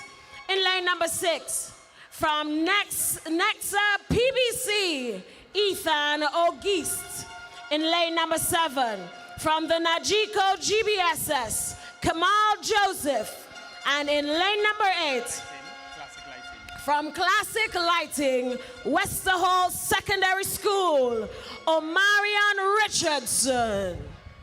It's the 200-meter sub-junior boys. Well, there you have it, the lane assignments for the 200-meter sub-junior boys. Again, the middle of the track, the two athletes from SAS, Christophe Caliste and Delron John, the favorites. Caliste, although coming in with the second best time, was the winner of the 400 meters. He was also the sub-junior boys champ at SAS Sports and already winning the 400 meters yesterday. Very tall and lanky figure of Christophe Caliste. And I'm sure his mom and dad in Grenville are glued to the television set, if they're not down here at the National Stadium, to look at Christophe Caliste. There he is, a measure of concentration. Delron John would fancy his chances here with the better time coming into the finals. But Delron John is the guy we saw in the relay that was really, really showboating here with that easy victory for SAS in the relay of the 4x100 meters in the sub-junior boys category. So let's see what happens here. The record time, 22.80 seconds. Kirani James, 2006. It's the start of it. Everybody's out nice and clean. Delron John and Christophe Caliste. Look at the middle of the track. Here they come around now. Good stride. Everybody's almost even. They come off the bend now. But oh, this is John. John is gone.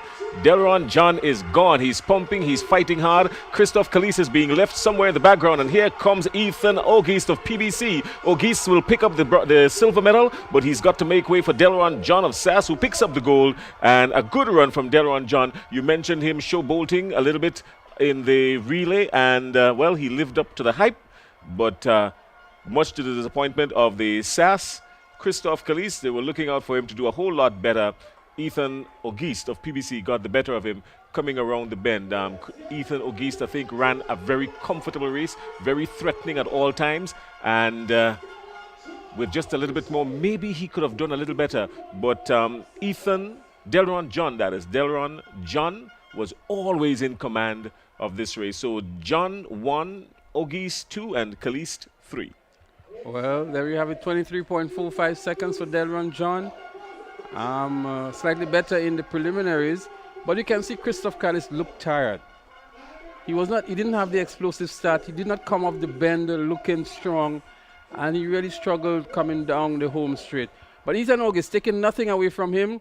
His dad and mom, I'm sure they're very happy. They've been following him, and they are his biggest supporters from the Westmoreland Secondary School days. And they must be proud that he has picked up the silver medal here at Intercol Games 2023. Congrats to Delron John of SAS, 23.45. Interestingly, those first and third positions for SAS would have implications for the overall point standing. GBSS picking up 4th and 5th, as these two schools are the top contenders in the male category. All right.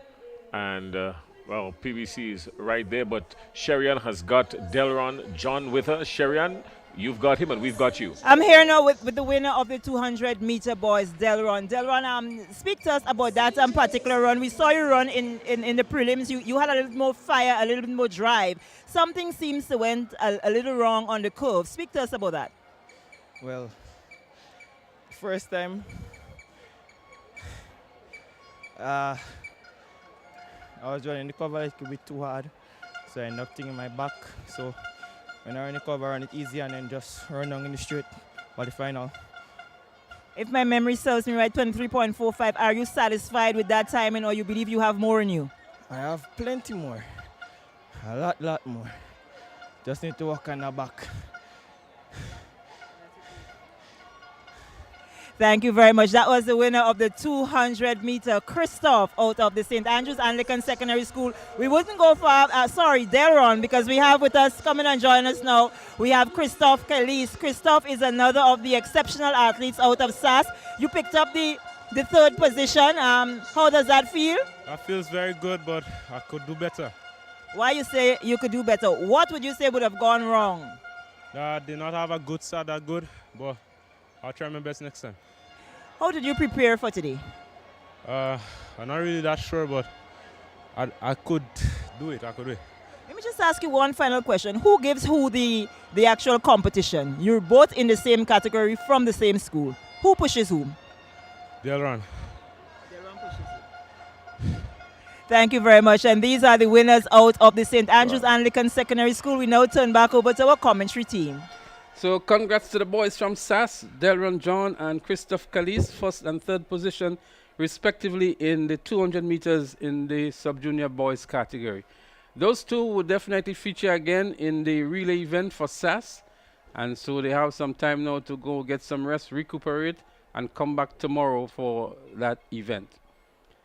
The girls are making their way onto the track for the junior girls 200 meters, and we're going to preview this event again. We're going to feature Shaffonia Houston of the Anglican High School.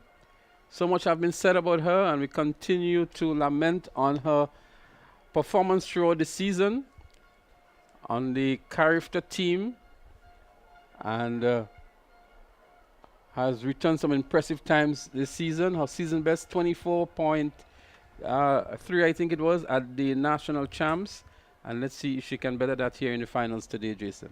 All right, well, she's coming in, running in lane number 4 with a 25.36. That's Shaffonia Houston. And she's going to be right in the middle of Kamali Phillip of St. Joseph's Convent St. George. And in lane 3, Thalia Sampson of the Happy Hill Secondary School. Sherry-Ann is down on the field. Sherry-Ann, we've got to make this one really Yes, quick. Jason, I have with me now Ethan O'Geese. Ethan O'Geese placed third in the just concluded, second, in the just concluded race. Speak to us about that particular event and what was the strategy going in? The strategy going in was to have a nice, clean, fresh start, miss, and to come off the bend and finish up strong. And what did you think hindered you from getting the gold? I think my bend, I came out a little too wide out of my lane. So it kind of hindered me from coming in close and getting what they call a slingshot and propel myself forward to get the 23. So what are the other events that you have? We still have another day to go. Any other sprints for you? Yes, Mr. 100 meter. And how much are you looking forward to that one? I'm looking forward to it a lot, but not my favorite event. But I'm looking forward to it. So which is your favorite event? The 400 meter dash. Thank you. And this was the athlete from the Presentation Brothers College. He placed second in the event that just concluded. We're back to our commentary team.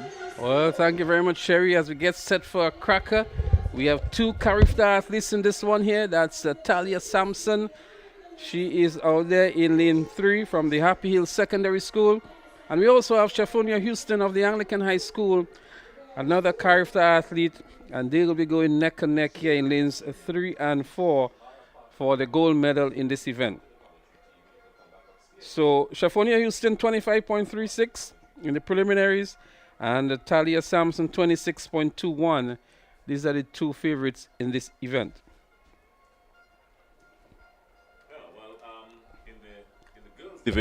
In the girls division in this event, the 200 meter junior. Shafonia Houston, as we say, Kamali Phillip and Thalia Sampson. Those are the three grouped right there. But some threat can come from Abigail Williams of the MacDonald College and Kamaya Telesford of St. David's Catholic Secondary School. Well, they're on the starters orders now with two Carifta athletes in there, so we will definitely see what shape and form they are in for the Easter weekend. Shafonia Houston and Talia Sampson. They're up and running here. Nice clean start. Shafonia Houston looking good here. Shafonia Houston rounding the turn here in the lead already.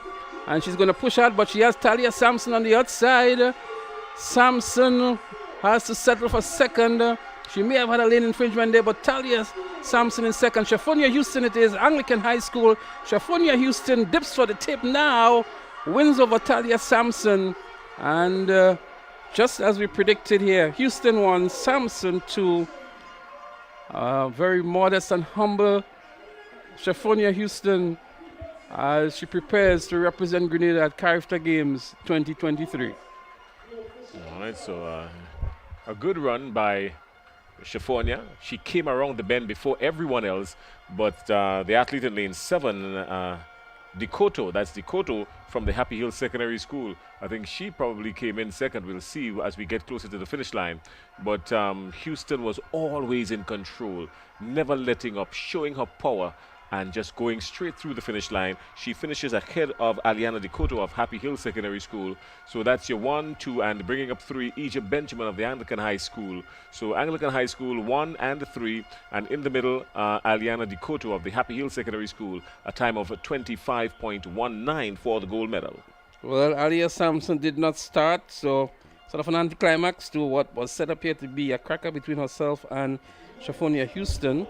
But nonetheless, her teammate from the Happy Hill Secondary, Alina Dekoto, represented her well to pick up the silver medal, sandwiched between the two Anglican High School students, or athletes. That's Shafonia Houston and Egypt Benjamin. All right, well, that's the story. Sherry-Ann, you're with us again. Take it, it's yours.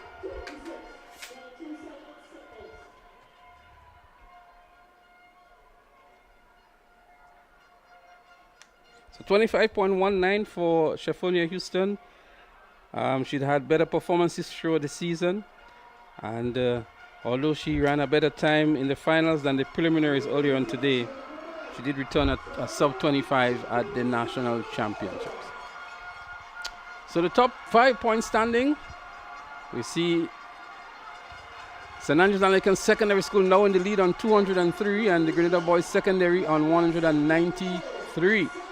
SAS 203.5, GVSS 193, St. David's Catholic 128, Presentation Brothers College 127, and Boca Secondary 73.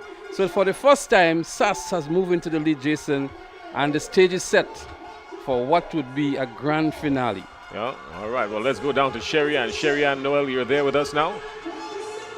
With me now is Alina Dikoto. Alina Dikoto just placed second in the 200-meter junior girls, 25.73. Speak to us about that particular race. Well, in the beginning of the race, all I was set in my mind was go for the goal, and even if I don't get the goal, try and improve my timing. And I ran and I didn't improve my timing. I ran faster than that in national champs, I think. Yeah, but I'm still happy with my timing. So how hard did you prepare for today's event? I prepared very hard because I haven't been training for 2-3 months, and since I started back training, the comeback was very good. Any more events for today? No, this is my last event for the day, but tomorrow, please Lord, I'll be doing the 1 and the 4x1 junior and senior relays.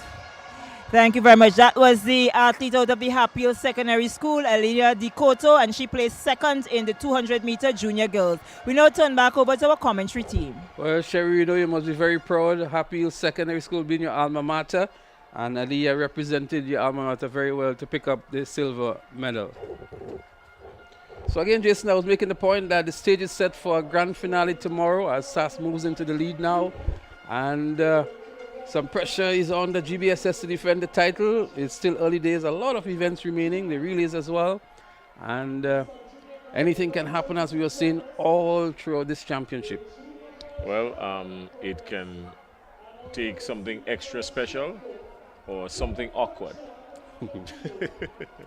Something extra special like a record being broken, or something awkward like a baton being dropped somewhere in the middle. But I know what's going to happen definitely, Jason. Both teams will have a serious club meeting tonight.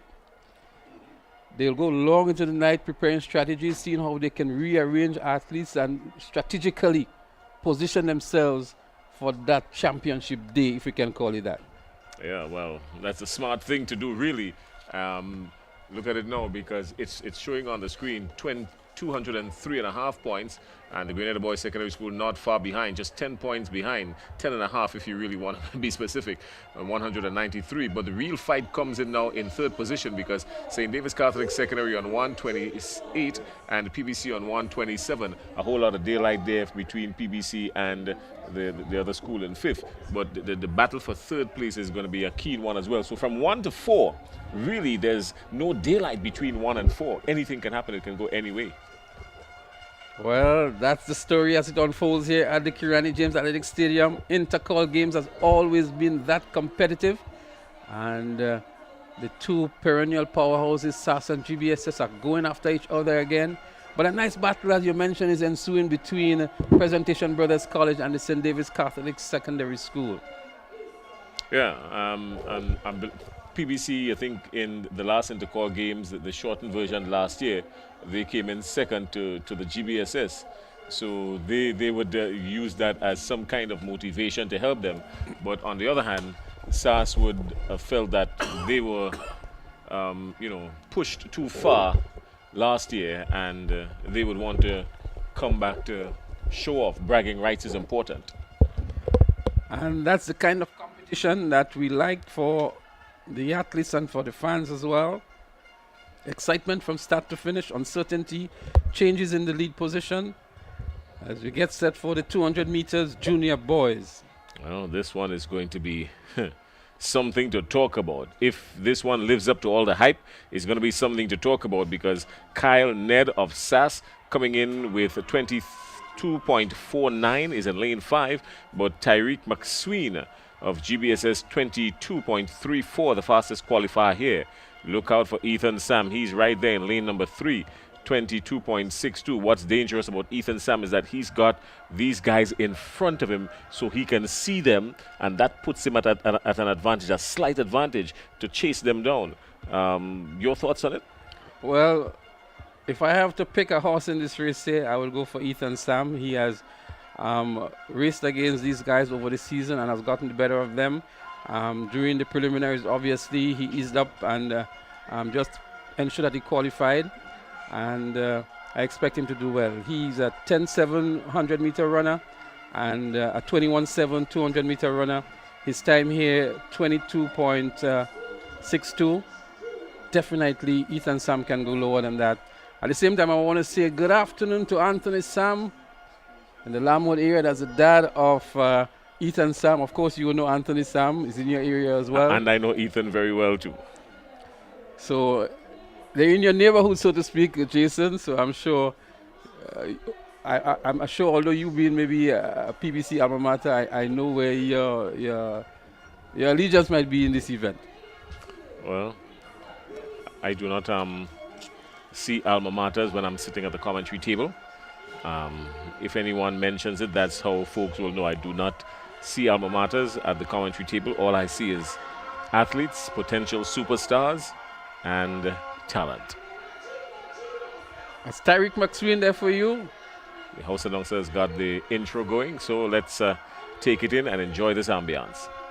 In lane number 5, from Nawassa Sass, Kyle Ned. In lane number 6, from the St. David's Catholic Secondary School, Mikael Redhead. In lane number 7, from GTC Bishop's College, Randy Jones. And in lane number 8, another Carifta athlete, Classic Lighting, Happy Hills Secondary School, Nathan Hille. 200-meter junior boys. There you have it here, a number of Carifta athletes in this race. But I can tell you, Kyle Ned is going to give them a good fight. Kyle Ned has been the Victor Loderon for SAS for the last 2 sports meet at SAS, and he has been improving all along. GBSS in the likes of Ethan Sam and Tyreek McSween will be the obvious favorites here, but Ned can just be the spoiler in the party. And also look out for Nathan Hille of the Happy Hills Secondary School. Hille is expected to compete in the 4x100 meters and the 4x4 for Grenada at the Carifta Games on the Easter weekend. So he would fancy his chances here in the 200 meters as well. If one athlete has in his mind to leave everything on the track here this evening, it is Nathan Hille. I can tell you that, because knowing what is behind him, and he's out there in lane 8, he is going to move from 0 to 100 in split seconds. Because, I mean, you've got, this is what you call run for your life in lane 8, when you know you've got Kyle Ned, Mikael Redhead, Tyreek McSween, and Ethan Sam behind you. And don't forget Aidan McIntosh. He's also on the Carifta team. And Aidan McIntosh. He's there. So really and truly, if there's one athlete that knows he's got to literally run for his life, it's Nathan Hille. And he's got the potential to be the sort of Wade Van Niekerk upsetter spoiler in this event. Out of lane 8. He can run in lane 8 in this event if he decides to leave everything out there. He can run in lane 8 and upset everyone here this evening, even Ethan Sam. Well, it's going to be a huge undertaking for Nathan to do that. But Aidan McIntosh, he's also competing in the 4x1 and 4x4. He's scheduled to compete for that for Grenada at Carifta Games. And saying good afternoon to Brent McIntosh as well, the dad of Aidan McIntosh. And his mom and dad are here. They're always here. Aidan trains with the MVP Track Club as well, under the stewardship of Coach Albert Joseph. And we know Albert Joseph being the first, or maybe the coach that really put Kirani James on the map in his amateur years.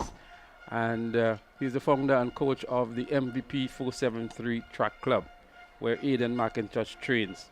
The real. But we can't rule out also Randy Jones of Bishop's College. We have not said much about him. That's him right here, and he comes in with a 23.01.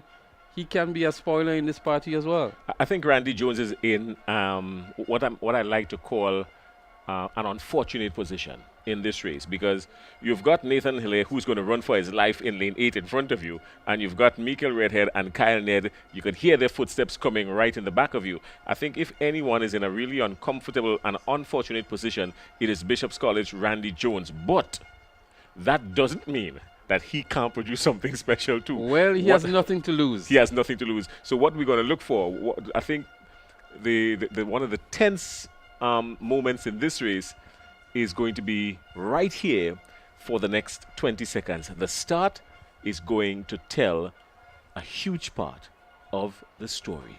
Well, they're on the starter's instructions now. Keep your eyes on the screen. Call your friends. Tell them this is going to be a cracker for the next 23 seconds thereabout. The 200 meters junior boys. It was quite a while since we've seen such high level of competition between the junior boys. So competitive. The times are so close. Ethan Sam has his work cut out for him. So too is Tariq McSween. Kyle Ned looking for a podium position. They're up and running here now. Who's hungrier for it? Let's see what happens here between Ethan Sam, Tariq McSween, and Kyle Ned. Running off the bend is still too early to tell. As they straighten up here now with 80 meters to go. Here comes Ethan Sam on the outside in lane number 4. Ethan Sam pulling away from Tariq McSween. And Ethan Sam wins it. McSween second, Ned third. And on the outside of Ned, it looks as though the athlete from Happy Hill Secondary School or St. David's Catholic, but a good run here by Ethan Sam. We look to see what time he would have returned. A convincing win indeed. Yeah, he was always up. The pack was really tight. This is what intercall races are really about. This is what people come to see. The pack really tight, and generally coming around the bend, you'll be able to pick someone, but not here, not now. They're still really tight, even with about 60 meters to go. Then you start to see the separation, and Ethan Sam started to pull away. Yes, McSween was trying his best to hold on, but he gave up with about 20 meters to go, knowing that Ethan Sam had this thing under lock and cover. 21.80. His best for the season was 21.7. Tariq McSween 22.09 and Kyle Ned at 22.3. The top 3 finishers in the 200 meters junior boys. So true to form, Ethan Sam of the GBSS. I expected him to win, and he has delivered, and is one that definitely can make the finals at Carifta if he continues on that level of performance. Yep, I like his focus. Sherry-Ann Noel is down on the track. Sherry-Ann Noel, if you're hearing us, take it, it's yours.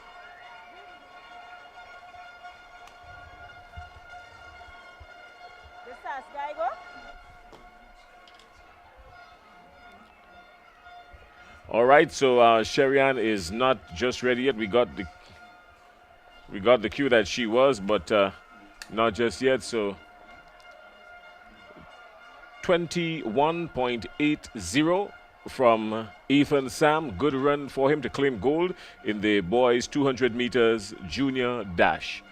Sherry-Ann, is Sherry-Ann ready? We're not quite sure.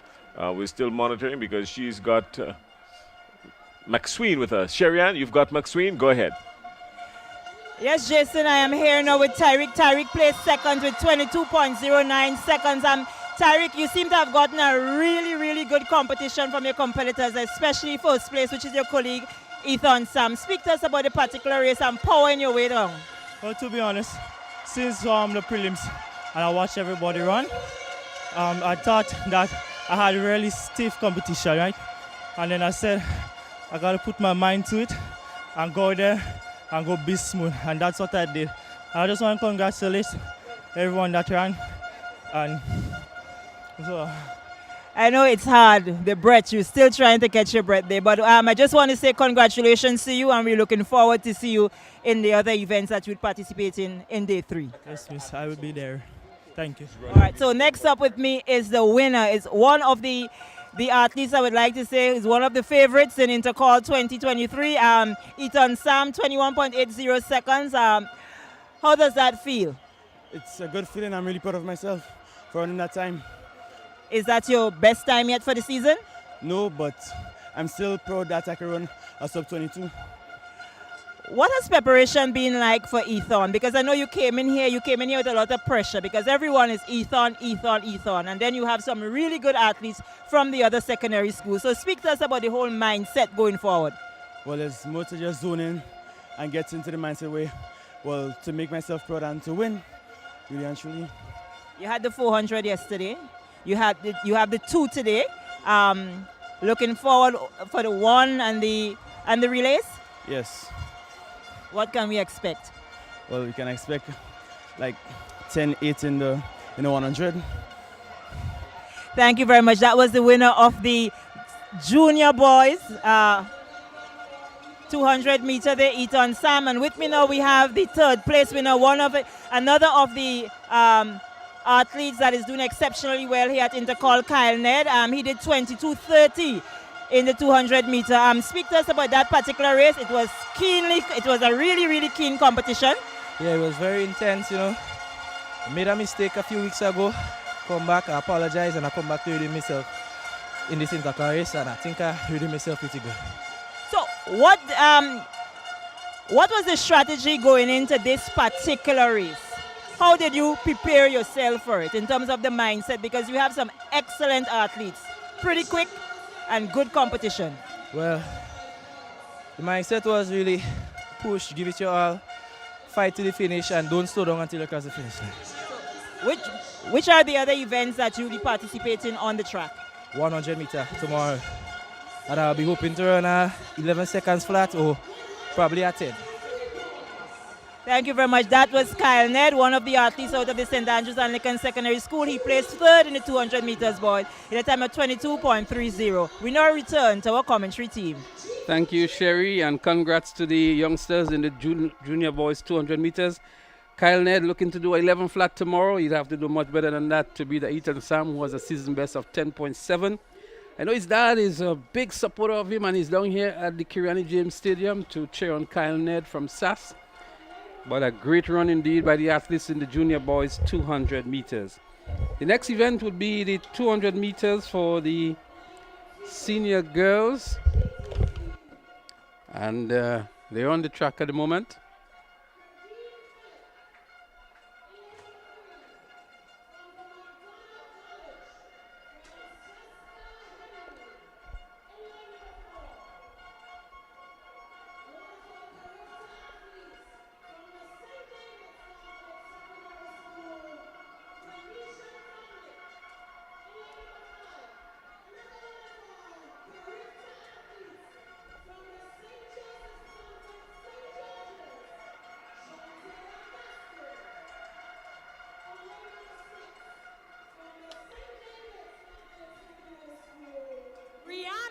Frederick in lane number 7, GTC Anglican High School, Rhea Flanders. And in lane number 8, from the McDonald College, Verandel Roberts. 200 meter senior girls.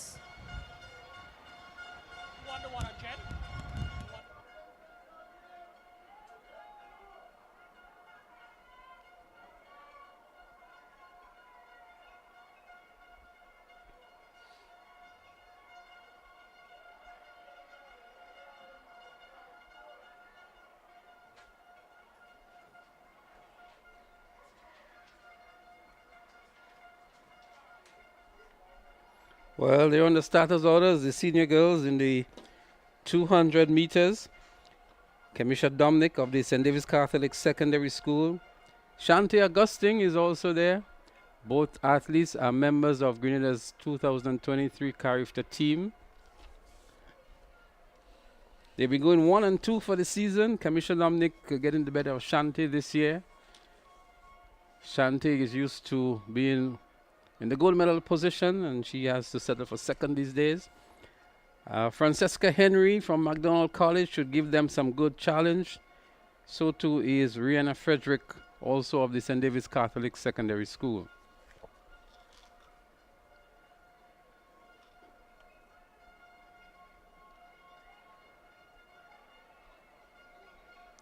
They're on the starters orders one more time.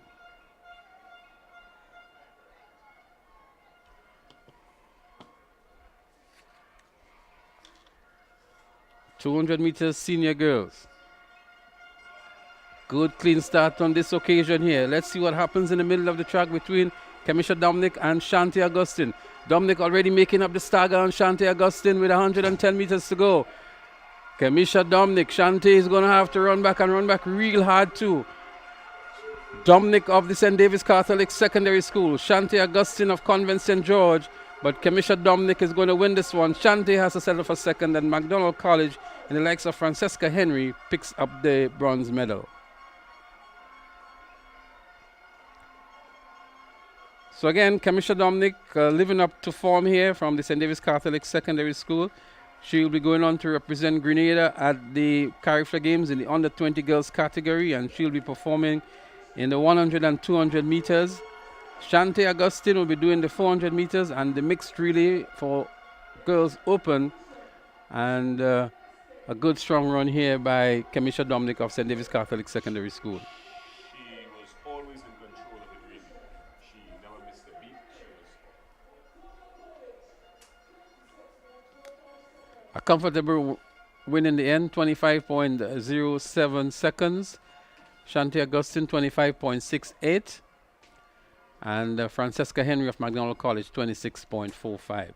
The winners of the 200 meters dash for senior girls. Up next on the track would be the 200 meters for the senior boys, and that should be our final event on the track for day 2 of Intercollegiate Games 2023, Jason. A day in which really lived up to expectations in terms of the performances on the track. But we wait to see what happens here, because we're going to see the likes of Raquel Bobby Telemac from the Presentation Brothers College. Josh M. Sylvester of SAS will be there. Both athletes on the Carifta team. And it's going to be another cracker. Elisha Williams is going to be missing out. He DQ'd in the preliminaries. But we go down to Sherian, who has an athlete from the St. David's Catholic Secondary School, Kamisha Dominic. Thank you very much, Leslie. Leslie, I'm here with the winner, Kamisha, 25:07. Are you satisfied with that timing? Not really, but I'm pleased. Throughout the athletic season, the national champs, and so you've been getting some competition. You and Shante Augustine of the St. Joseph's Convent in St. George's has been going neck to neck.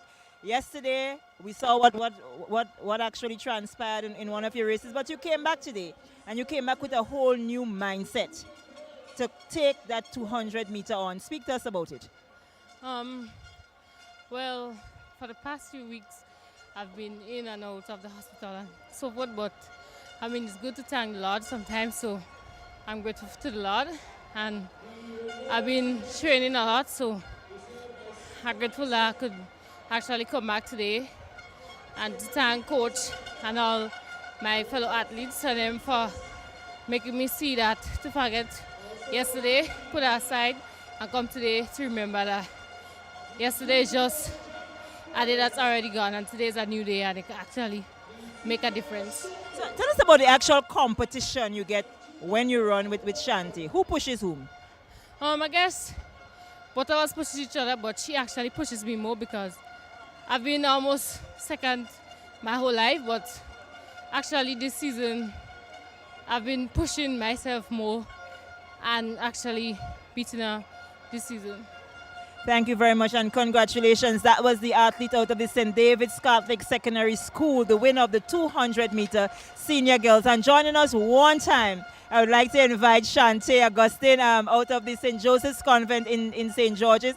Shante, you had to settle for second place. I know that you've been training extremely hard. Speak to us about the race.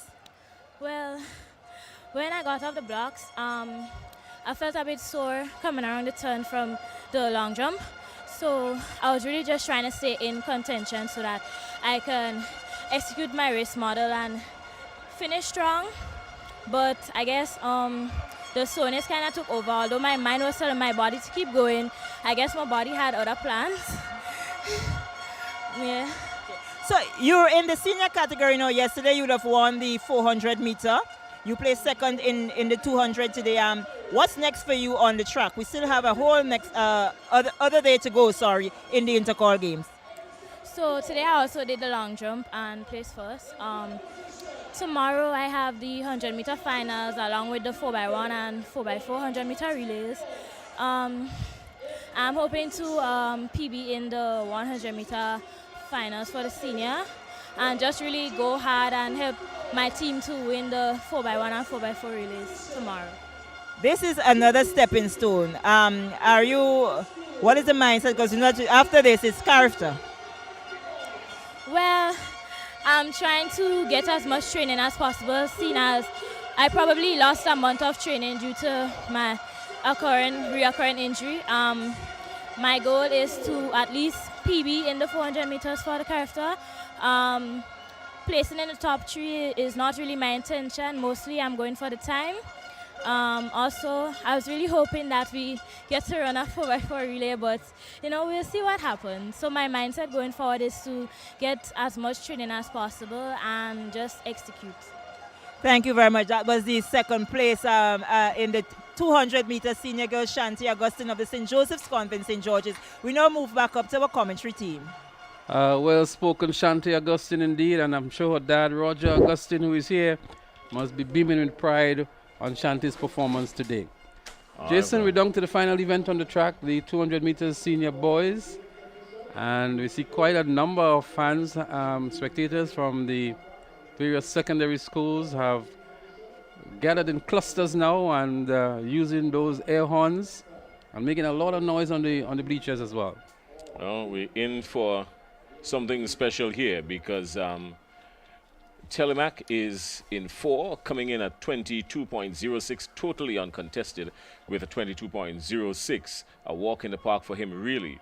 Blanco Bishop of GBSS, 22.26. And also Tagon Peterkin, 22.35. Peterkin trying to work his way back to form. So for him in this event, I'm thinking just getting on the medal podium is going to be an accomplishment for him, really, because he's not in his best form. He has a lot of work to do still to get back to his best form, and when he's in his best form, he's a dangerous chap. But that's not the case with him right now, but he's back. But so just getting on the medal podium would be good for him, but he is going to aid in the excitement because they know they can't take anything for granted.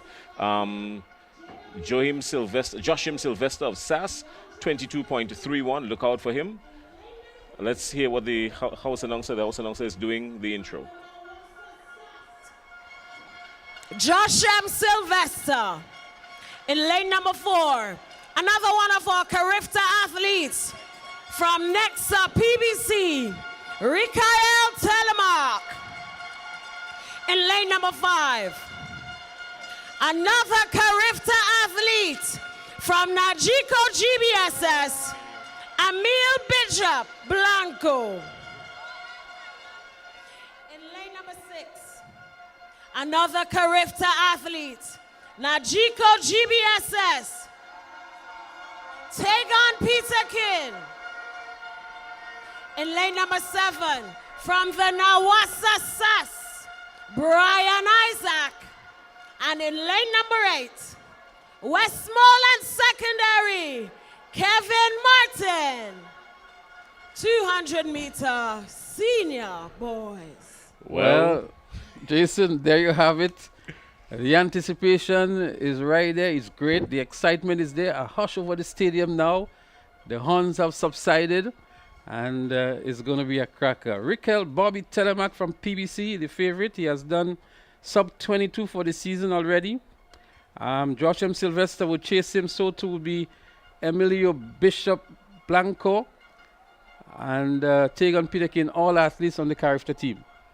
All right, well, this is going to be some fireworks. Don't move a muscle. Keep your eyes glued to your television sets because we are about to experience something special. The record of 20.89 set by Kirani James back in 2009 could be under threat if really pushed. Telemac, Blanco Bishop, Sylvester, Peterkin, they're off. They're up and running. Oh, well, immediately, Telemac has picked up the stagger. He's gone. Telemac is coming around the bend, looking dangerous. Tagon Peterkin is right there in front of him. But here comes Telemac. Telemac is gone. Telemac is gone. He's pumping, he's powering. Tagon Peterkin of GBSS is right there looking for silver. Is he going to get it? Yes, he's going to get it. But he couldn't hold back Telemac. Telemac comes through with zest, with power, with style, and even with this full field, Telemac still had some distance between him and the crowd. Well, a flash time of 21.5. We are with the official time on this one here, but a very strong and convincing run here by Telemac. As we look back here, he made up the stagger very, very quickly on the athlete from GBSS, as Emilio Bishop Blanco here. And from then on, he was curtains call for Bobby Telemac here. There he is there, powering away from the rest of the field.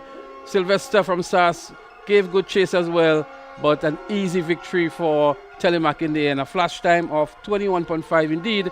21.5 for Telemac, 21.99 for Peter Keane of GBSS, and Josh M. Sylvester, 22.08. And that's the best we've seen of Telemac for the season, 21.5. 21.5, absolutely amazing from Raquel Telemac of PBC. And remember, at the start of the race, we spoke about Tegan Peterkin. He's not back at his best form just yet, but he ran a good race. I think his experience brought him the silver medal in this one. We must recognize Brian Isaac from SAS, who got a 22.35, and Emilio Bishop may be disappointing somewhat here because he's always been in the second or third position behind Telemac in the absence of Elisha Williams, who was DQ'd in the preliminaries and brought a sort of an anticlimax between the competition between himself and Tegan Peterkin. All right, well, we've got Sherian and Joseph Cador down on the field, and they've got some of these superstars with them. I like to call them our young, upcoming superstars. So you guys, when you guys are ready, you can have it.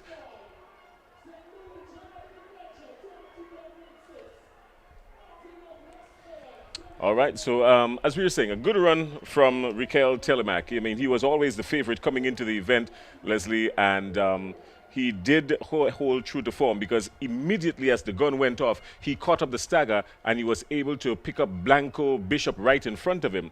And even, I mean, with about 10 strides, Blanco Bishop was already history behind Telemac. And after that, Telemac came off the bend. It was close coming off the bend. Tegan Peterkin showed some powering. He really fought, but Telemac just ran a cool, comfortable race, never changed anything, never panicked, stretched out the field, waited until he got the opportunity, and just separated himself from the rest of the pack, and still some daylight between 1 and 2. Well, what I like about this race is that Tegan Peterkin is on the way back up. We know of the struggles he went through, but at 21.99 and a second place, a silver medal in the 200 meters, he's inching his way back to the form that we knew he had before. So it's looking like a good 4x1 team for Grenada with those guys sub 22 and so on. And in a moment we will segue to Sherian, who is in the mix zone with the first, second and third athletes. Sherian, it's over to you. Yes, we are here with Raquel Tamalik. Raquel, 21.50 seconds in the 200 meter. One of the anticipated races of the day. Keen competition, I should say. Speak to us about that particular event and, you know, the drive. I mean, it's kind of disappointed with the time as well, but I got some good competition from the rest of the athletes. I commend them on that, but 21.50, we move from here back to the lab. Is that your personal best for the season? Equal personal best, yeah. I want to ask you as well too, most fans, most athletic lovers and so was looking forward for Raquel in the 400 meter. No Raquel yesterday in the 400 meters. What happened there? I mean, nothing happened. We just a 400, 400 is for character. Yeah. And how hard are you preparing for the character? Preparation, I mean, it has been going good. Praying with my teammates, my coach. So all in all, it's a good preparation going towards character. Thank you very much. And that was the winner of the 200 meter senior boys, the athlete out of the Presentation Brothers College, Raquel Telemac. We now move to the second position. Tejan, what a run. It has been serious competition for you for the entire season. Speak to us about it there. You had the power really, really strong to get a position. Well, coming into the games, it was very challenging after being on injury for so long, but I just came to do my best, but I wasn't pleased with the time. It wasn't my best run as yet, but I'm still thankful for it. You weren't pleased with the time. It wasn't your best run. You still have another day. Is it that you're going to redeem yourself on day 3? Definitely. Definitely. I'm going to redeem myself. Try to run as fast as possible and just give it my best. Let's just speak a little bit to that competition. Who gives the competition? Is it that Raquel causes you to push more, or you causes Raquel to push more? Well, for me, everybody's fast. So I wouldn't say have a specific person, but both Raquel and Elisha, they both push, even Josh him as well. So it's very competitive. Thank you very much, and congratulations to you. Yeah, thanks so much. We also have the athlete who placed third in the competition, and he is coming from the St. Andrews Anglican Secondary School, 22.08 seconds. That is definitely a good run. So speak to us about the actual competition, the mindset, preparing yourself, and what happened on the tracks. Well, I had to run the 800, but I didn't fully recover. So I just run the 200 to do my best. So is this your first year doing the 200? Yes. Actually, my first time running Intercol. Well, that's a great achievement. To be doing the 200 for the first time at an Intercol game and placing third is good. So what's next for you? In terms of events, do you have any more that you'll be participating in on day 3? Yeah, the 100 meters, the 4x1 and the 4x4 relays. Thank you. That was the athlete out of the St. Andrews Anglican Secondary School. He placed third in the 200-meter senior boys. We now return to our commentary team. Well, thank you again, Sherry, and the strength of a man in Joshua Sylvester. Moments ago, we saw him running, the 800 meters and winning the 800 meters, and to come back in short order to do the 200 meters and place in third. It tells the strength and the character of the young man. Yeah, I mean, and the St. Andrews Anglican Secondary School, if it's one thing we know for sure about the athletes from the SAS, is that, they build their reputation on tenacity. And so they have what it takes. They know how to make their athletes dig deep and come out with the best all the time. What is also interesting about the young man, he's a senior, and this is his first time at Intercol. So he's actually a new find for SAS, because he didn't feature as a sub-junior, he didn't feature as a junior, and he reminds me of Alain Francique, who really made his name as a senior. Alain Francique was on a sports scholarship for football and cricket, and really emerged as a senior and dominated, and we know what his international reputation has turned out to be. Well, the rest is history, as they say, with Alain Francique. But yeah, I mean, Joshua Sylvester, a good run, and I'm quite sure as he said, he's pleased with it, and the entire coaching staff of SAS will be pleased with it as well. What interests me, though, is Telemac saying he knows that he can do better. This is not his best time, and immediately he's thinking about going back to the lab, which means he's got some technical work. Yeah, I love that expression as well, back to the lab. But even Peter King was saying that he was not satisfied with his time, which is 21.99. He thinks he can go faster. And he can. I mean, remember, he's just coming off injury, and then he had to pause for a while to focus on studies, and then he found himself in the middle of the whole COVID-19 pandemic and having to battle that and academics, and then being injured. So Tegon Peterkin really had a really rough road the last 18 months. So for him to come up here today and get a silver medal, I mean, yeah, he's not happy with his time. He can do a whole lot better, but I'm quite sure he's very pleased with picking up a silver medal. Well, we didn't hear from Emilio Bishop, but I'm sure he too would be very disappointed because he had better performances throughout the season as well. They're all on the character team. Grenada is looking good for a 4x100 meter relay team. And we certainly want to wish the guys all the best. We hope they have not yet peaked, and we hope that they can actually peak for character and bring home a medal for Grenada in the 4x100 meter relay in the under 20 category. Yeah, I mean, what I saw, and my mind, my thought still goes back to Peterkin, because what I saw was an athlete that really struggled. If you looked at him in the heats, I mean, he did struggle in the heats. He had to fight to get out of the qualifiers, really. Yes, I think he won his heat, but it wasn't an easy win for him. He was really challenged, and you could have seen that his whole demeanor. He was very lethargic. He was heavy. You can see he did in fact put on a few pounds, so he's going to work on that to get that off as well. And so what surprised me about him is his drive, his energy, his fight, his willpower, because he made up his mind. You can see in the 200, he made up his mind that he's not going to go down easy, and Telemac is going to have to fight. And so that was really impressive from Tagon Peterkin.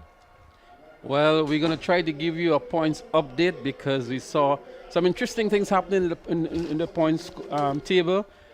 SAS actually moved into the lead, and we're going to give you the last point standing that we had, maybe the top 5 in each of the categories. We're going to start with the females, and in 5th position was the St. Andrews Anglican Secondary School on 87 points. St. Joseph Convent St. George's was in 4th on 105. Convent St. Andrew in 3rd on 110.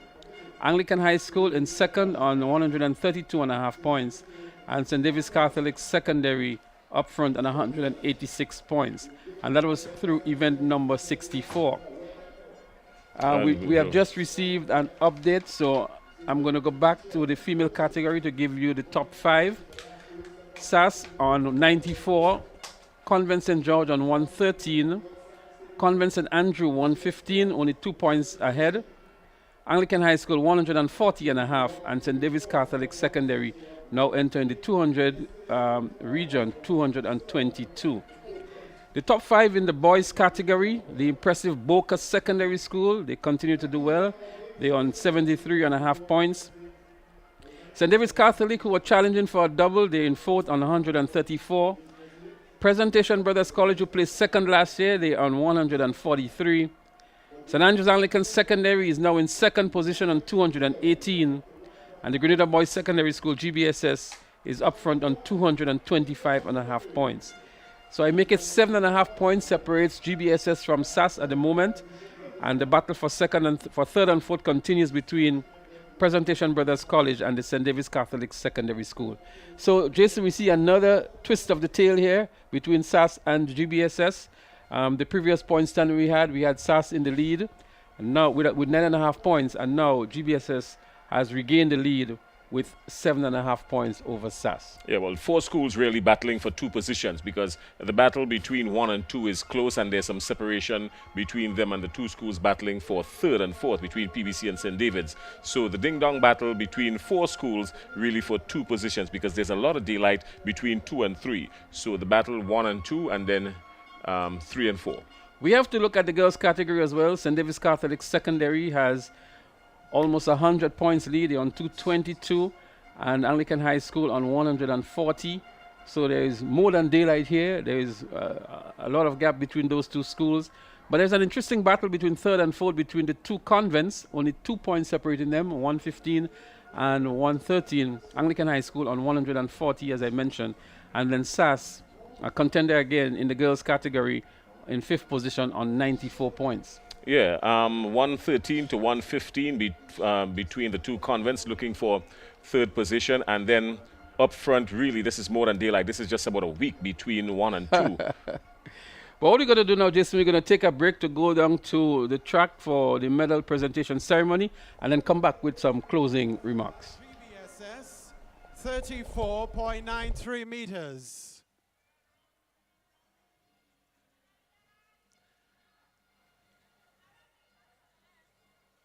And your gold medalist, Oswald Charles, GBSS, 35.66 meters.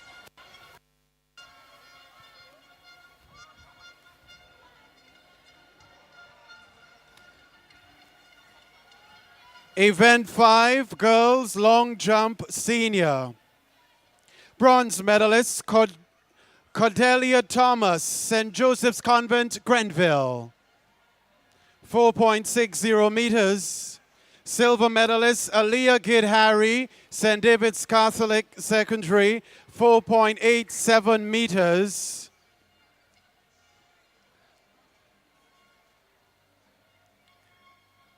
And your gold medalist, Shante Augustine, SJC St. George's, 4.94 meters.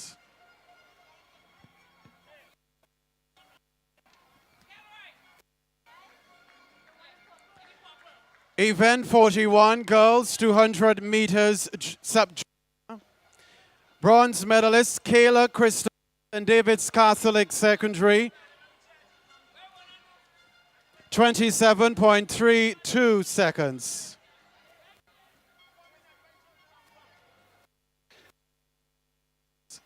Silver medalist Samara Noel, St. Joseph's Convent, Grenville, 27.32 seconds. And your gold medalist, Kayla Allen, Bishop's College, 26.87 seconds. Event 42, boys 200 meters sub-junior, bronze medalist Christophe Calise, SAS, 24.16 seconds. Silver medalist Ethan Ogis, PBC, 24 seconds flat.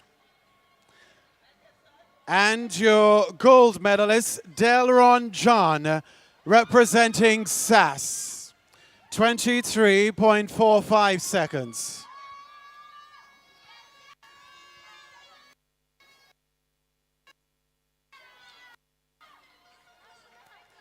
Event 7, girls high jump sub-junior, bronze medalist, Rachel Etienne, Anglican High, 1.40 meters. Silver medalist, Kate Fletcher Sass, 1.43 meters.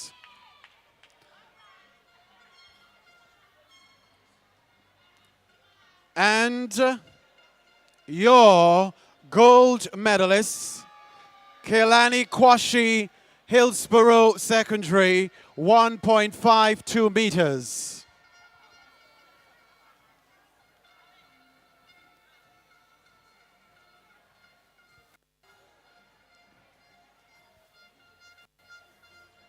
Event 43, girls 200 meters junior. Bronze medalist, Egypt Benjamin, Anglican High, 26.27 seconds. Silver medalist, Alina Dakota, Happy Hill Secondary, 25.73 seconds. And your gold medalist, Shaphonia Houston, Anglican High, 25.19 seconds. Event 44, boys, 200 meters junior. Bronze medalist, Kyle Ned, SAS, 22.30 seconds. Silver medalist, Tyreek McSween, GBSS, 22.09 seconds. And your gold medalist, Ethan Sam, representing GBSS, a time of 21.80 seconds.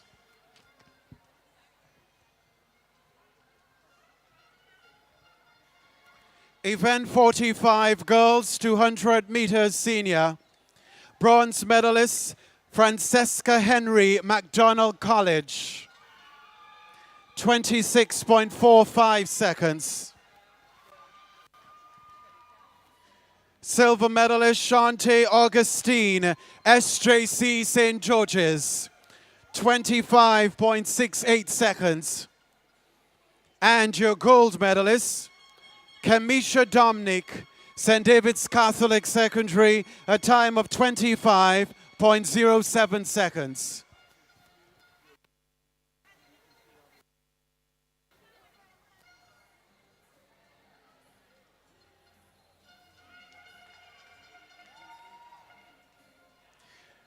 Event 46, boys 200 meters senior.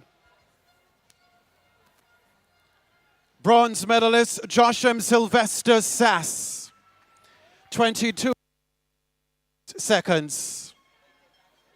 Silver medalists, Tagon Peterkin, GBSS, 21.99 seconds. And your gold medalist, Rekyle Telemark, PBC. A time of 21.50 seconds.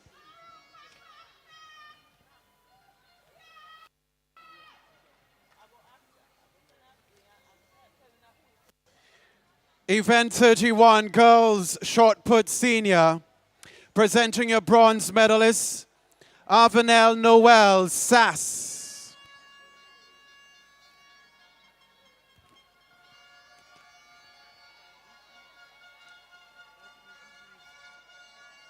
Silver medalist, Jamelia Nicholas, St. David's Catholic Secondary, 10.92 meters. And your gold medalist, Serena Alexander, also representing St. David's Catholic Secondary, 11 meters.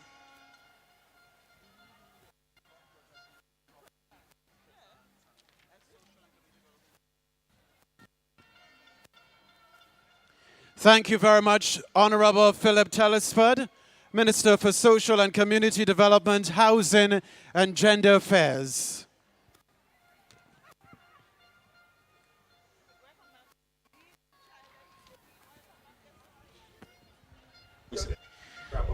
In the high jump event in progress, that is event number 9, the girls high jump junior.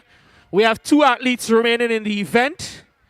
We have Shadell Antoine, St. John's Christian Secondary, and Akira Moraine, St. David's Catholic Secondary, attempting a new height of 1.51 meters.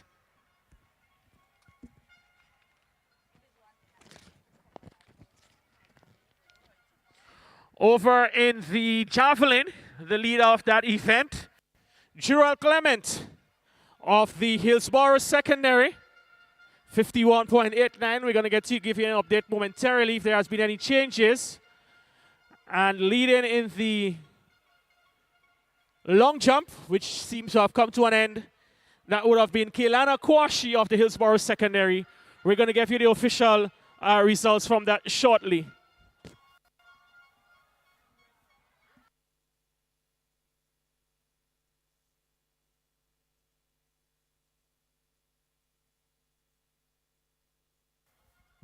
So that was the first attempt in the new height in the high jump for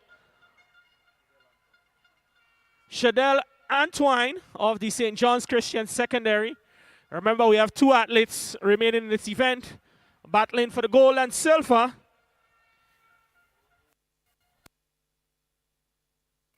Akira Moore is Catholic, her first attempt at 1.51 meters.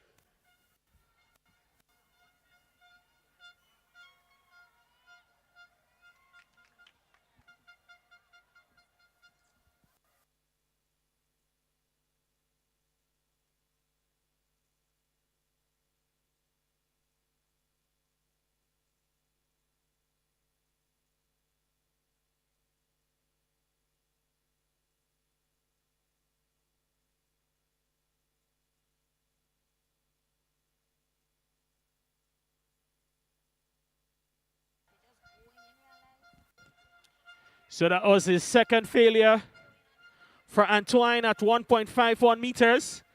The second attempt now for Maureen.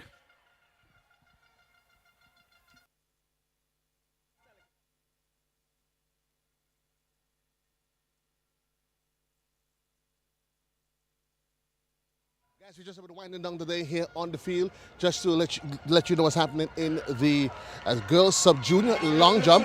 From all indications, it is Kwashi from Hillsborough Secondary that has done the double. We'll confirm the double though, but we can tell you that she's won the high jump in a distance of 4.92. If you look over my shoulder though, we can see still in progress, we have the high jump that is still in progress. We're down to the last 2 competitors. That's Antoine from St. John's Christian Academy and Maureen from St. David's St. David's Catholic, sorry. So that's what's happening. It's a 1-2 that's happening right now, and certainly it ain't over till the fat lady saying they are taking it to the last draw. So again, that's what's happening here. Before you wrap, we've had quite an exciting day here, but as I said, we're going to wrap with letting you know that right about now in the junior high jump, ladies, this is Antoine from St. John's Christian Secondary and Maureen from St. David's Catholic Secondary. That's literally going after each other. They're now at a height of 1.51. Back to you guys. Well, thank you very much, Joseph, for this important update in the field, and the high jump in particular, and the long jump. And we're going to keep you guys up to date on what's happening maybe tomorrow morning when we resume the broadcast. But Jason, it's been a thrilling day of exciting competition amongst the competing schools, and we're happy that we were privileged enough to be here to bring it to the viewers live and in living color, and to share in the moment as these athletes who would have trained hard, prepared hard from October last year to put their athletic talent to showcase at a crescendo, so to speak. And it augurs well for track and field, a very strong character team. We see the proliferation of athletic clubs recently, especially in the parish of St. George, and the benefits are there to be shown from the performance of the athletes. But maybe we can start with the final events, some of the impressive performance and standard performances we would have seen today in the various categories on the track. And of course, we must look at some of the field athletes who have done well, especially our youngster from Carriacou in the high jump. But today we saw a number of 800-meter events and also 200-meter events. And there must be an athlete, Jason, that stood out for you amongst all the others who did well. Yeah, I mean, I don't know many of them offhand that I can remember their names, but I will tell you, and you would bring me up to speed on it. But the first name that stands out to me really and truly is Raquel Telemac from PBC, the senior 200-meter boys. Now, his standout has a lot to do with his attitude, not during the race, but before the race and after the race, because he stayed focused. I noticed him very focused, not doing much at all, not wasting any energy, staying on course, and then even at the end of it all, still knowing that he can do better than what he ran, and knowing that he wanted to go back and do some work to get to his best times. So that's one of the major standouts for me.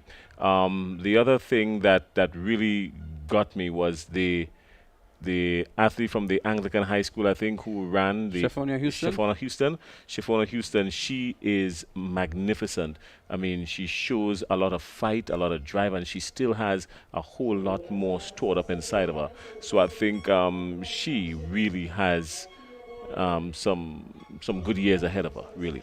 Well, Telemac, as we know him, Bobby, an impressive 21.5, equaling his season's best, and still feels he can go lower than that. It augurs well for his preparation for Intercol, for Carifta, I beg your pardon. Shafona Houston, she's going to double up in the 200 and 400 for Carifta as well. And we can finish speaking about young Shafona Houston of the Anglican High School and the South City Rising Stars. We can leave out an Ethan Sam, impressive 21.8 in the 200 meters today. He's a 10-7 100-meter runner, and also on the Carifta team to compete in the 100 meters, 200 meters, and the 4x100 meter relay. But that 200-meter junior boys was a clash of titans, so to speak. Yes. Ethan Sam, Tariq Samuel, and there was Kyle Ned and Michael Redhead and Aidan McIntosh. And again, it sets the stage for a very impressive quartet of athletes for a relay team at the Carifta Games. But those guys were very competitive, and it was a race to be savored, a very, very exciting race indeed. Ethan Sam, I think what the advantage that Ethan Sam had is that everyone who was a threat to him in that 200 meters was in front of him. Where he started in lane 4, I think, and everyone who was a real threat to him was in 5, 6, 7, 8, you know. So he was in an advantageous position going in to the finals, really. But he still didn't let up. He understood that it could have gone any direction, and he held his composure, and he powered his way through. He powered all the way through to the finish line. Even when I remember he got to about 40 meters to the end, when he knew he had it, he didn't even let up. I mean, he just kept pumping and ran all the way through, and that was very impressive. Well, those GBSS youngsters must be feeling very confident for the relay tomorrow. They actually broke the record in the preliminaries today, 43.03 seconds, and tomorrow they're going to have the finals. They'll be well rested and ready for the finals in the 4x100 meters in the junior boys category. That I am worried about in a good way, because if these GBSS boys are able to pass that baton around seamlessly, knowing that they've got competition on their heels, they could smash their own record.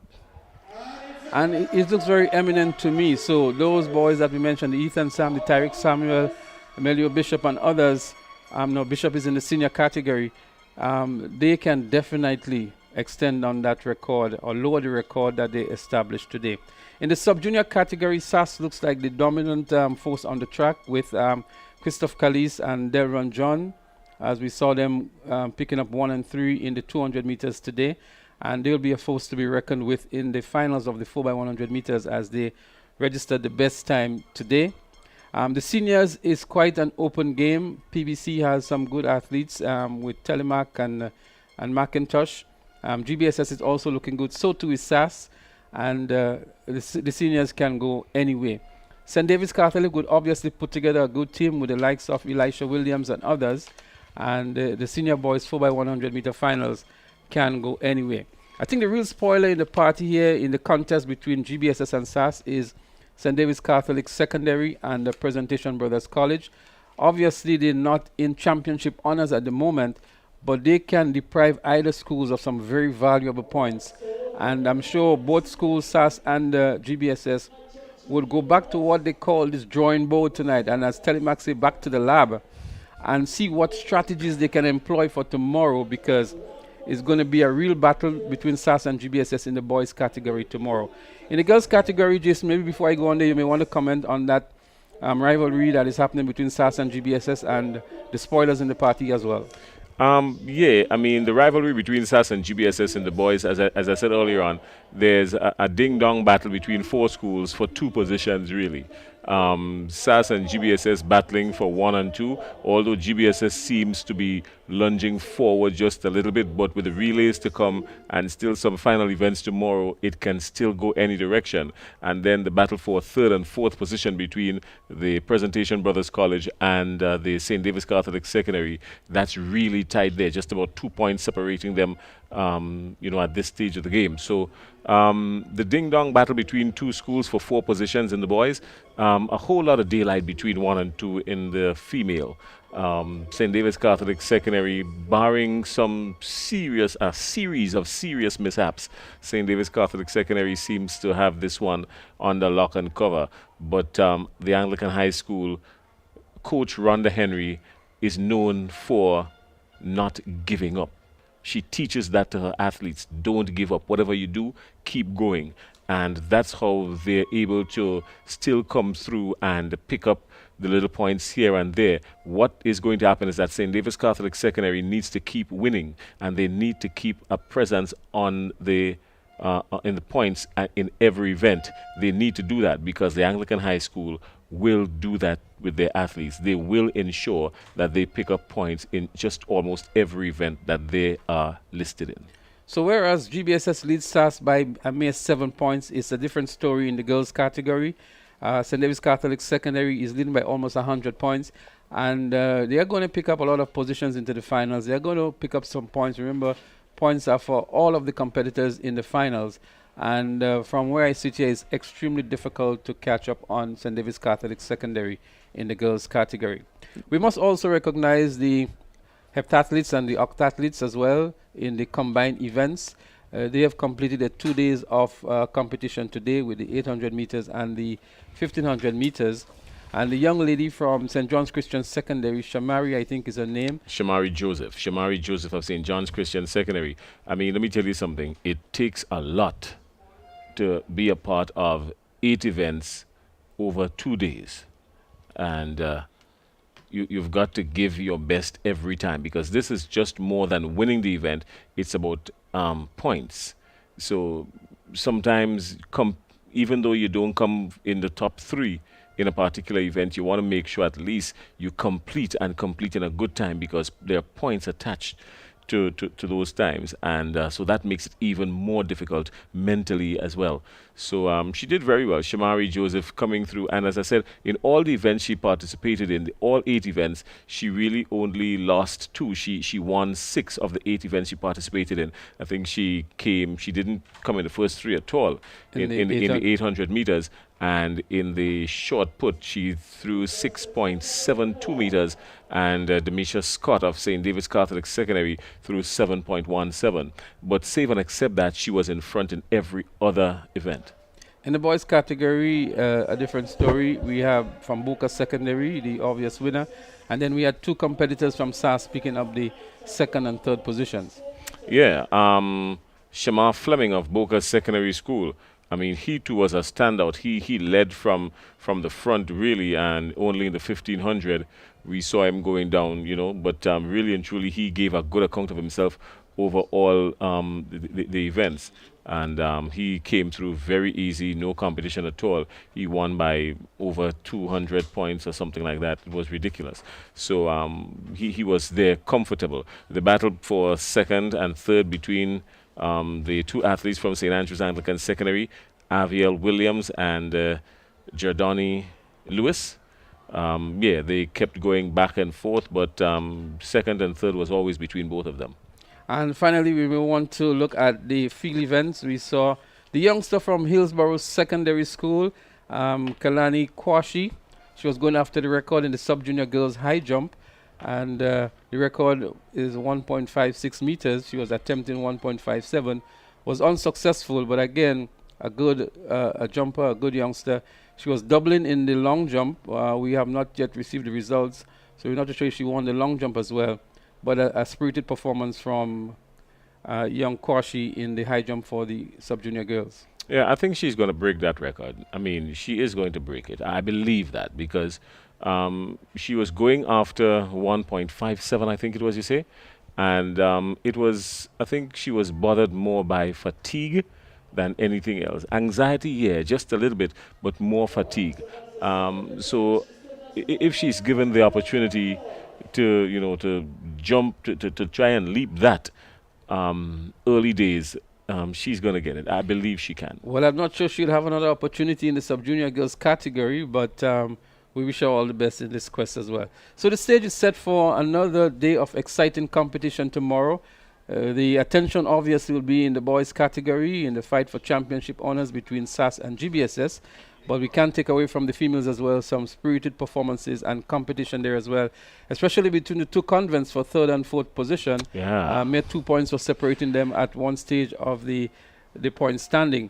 So we encourage those of you who are home and who are within the vicinity of the Kirani James Athletic Stadium, even if you're from St. Patrick, and you can make your way down, come on down for the excitement tomorrow. The exciting relays are going to be there. The 100-meter sprints as well to determine the fastest athletes in the secondary school circuit. And, of course, the crowning of the champions later on in the afternoon. So if you're able to, come on down and join us here at the National Stadium. For those of you who have been joining online, we say purchase the pay-per-view package tomorrow again, and we'll be happy to bring it to you. All right, well, from the National Stadium, the beautiful National Athletic Stadium, Kirani James Athletics National Stadium in St. George's, Grenada, Jason Skeet, Leslie Smith, thanks from our sponsors again, the Republic Bank, and also our associate sponsors, Flo, George F. Huggins and Company, Sol AC, Grenada Limited, the National Lotteries Authority, and the TNR Communication. Thanks a lot again, everybody, for joining us. Day 2 of Intercall 2023 has now come to a close, but we look forward to day 3 on 2023. We see you tomorrow morning. So, and finally, I'd just like to say, we also want to recognize the other commentators. We have Davis Adams, Joseph Cador, and Sherry and Noel, and of course the cameramen and crew from TNR Communication. Until tomorrow, we say so long, and we'll be back with more live track and field action right here at the Kirani James Athletic Stadium. See you then.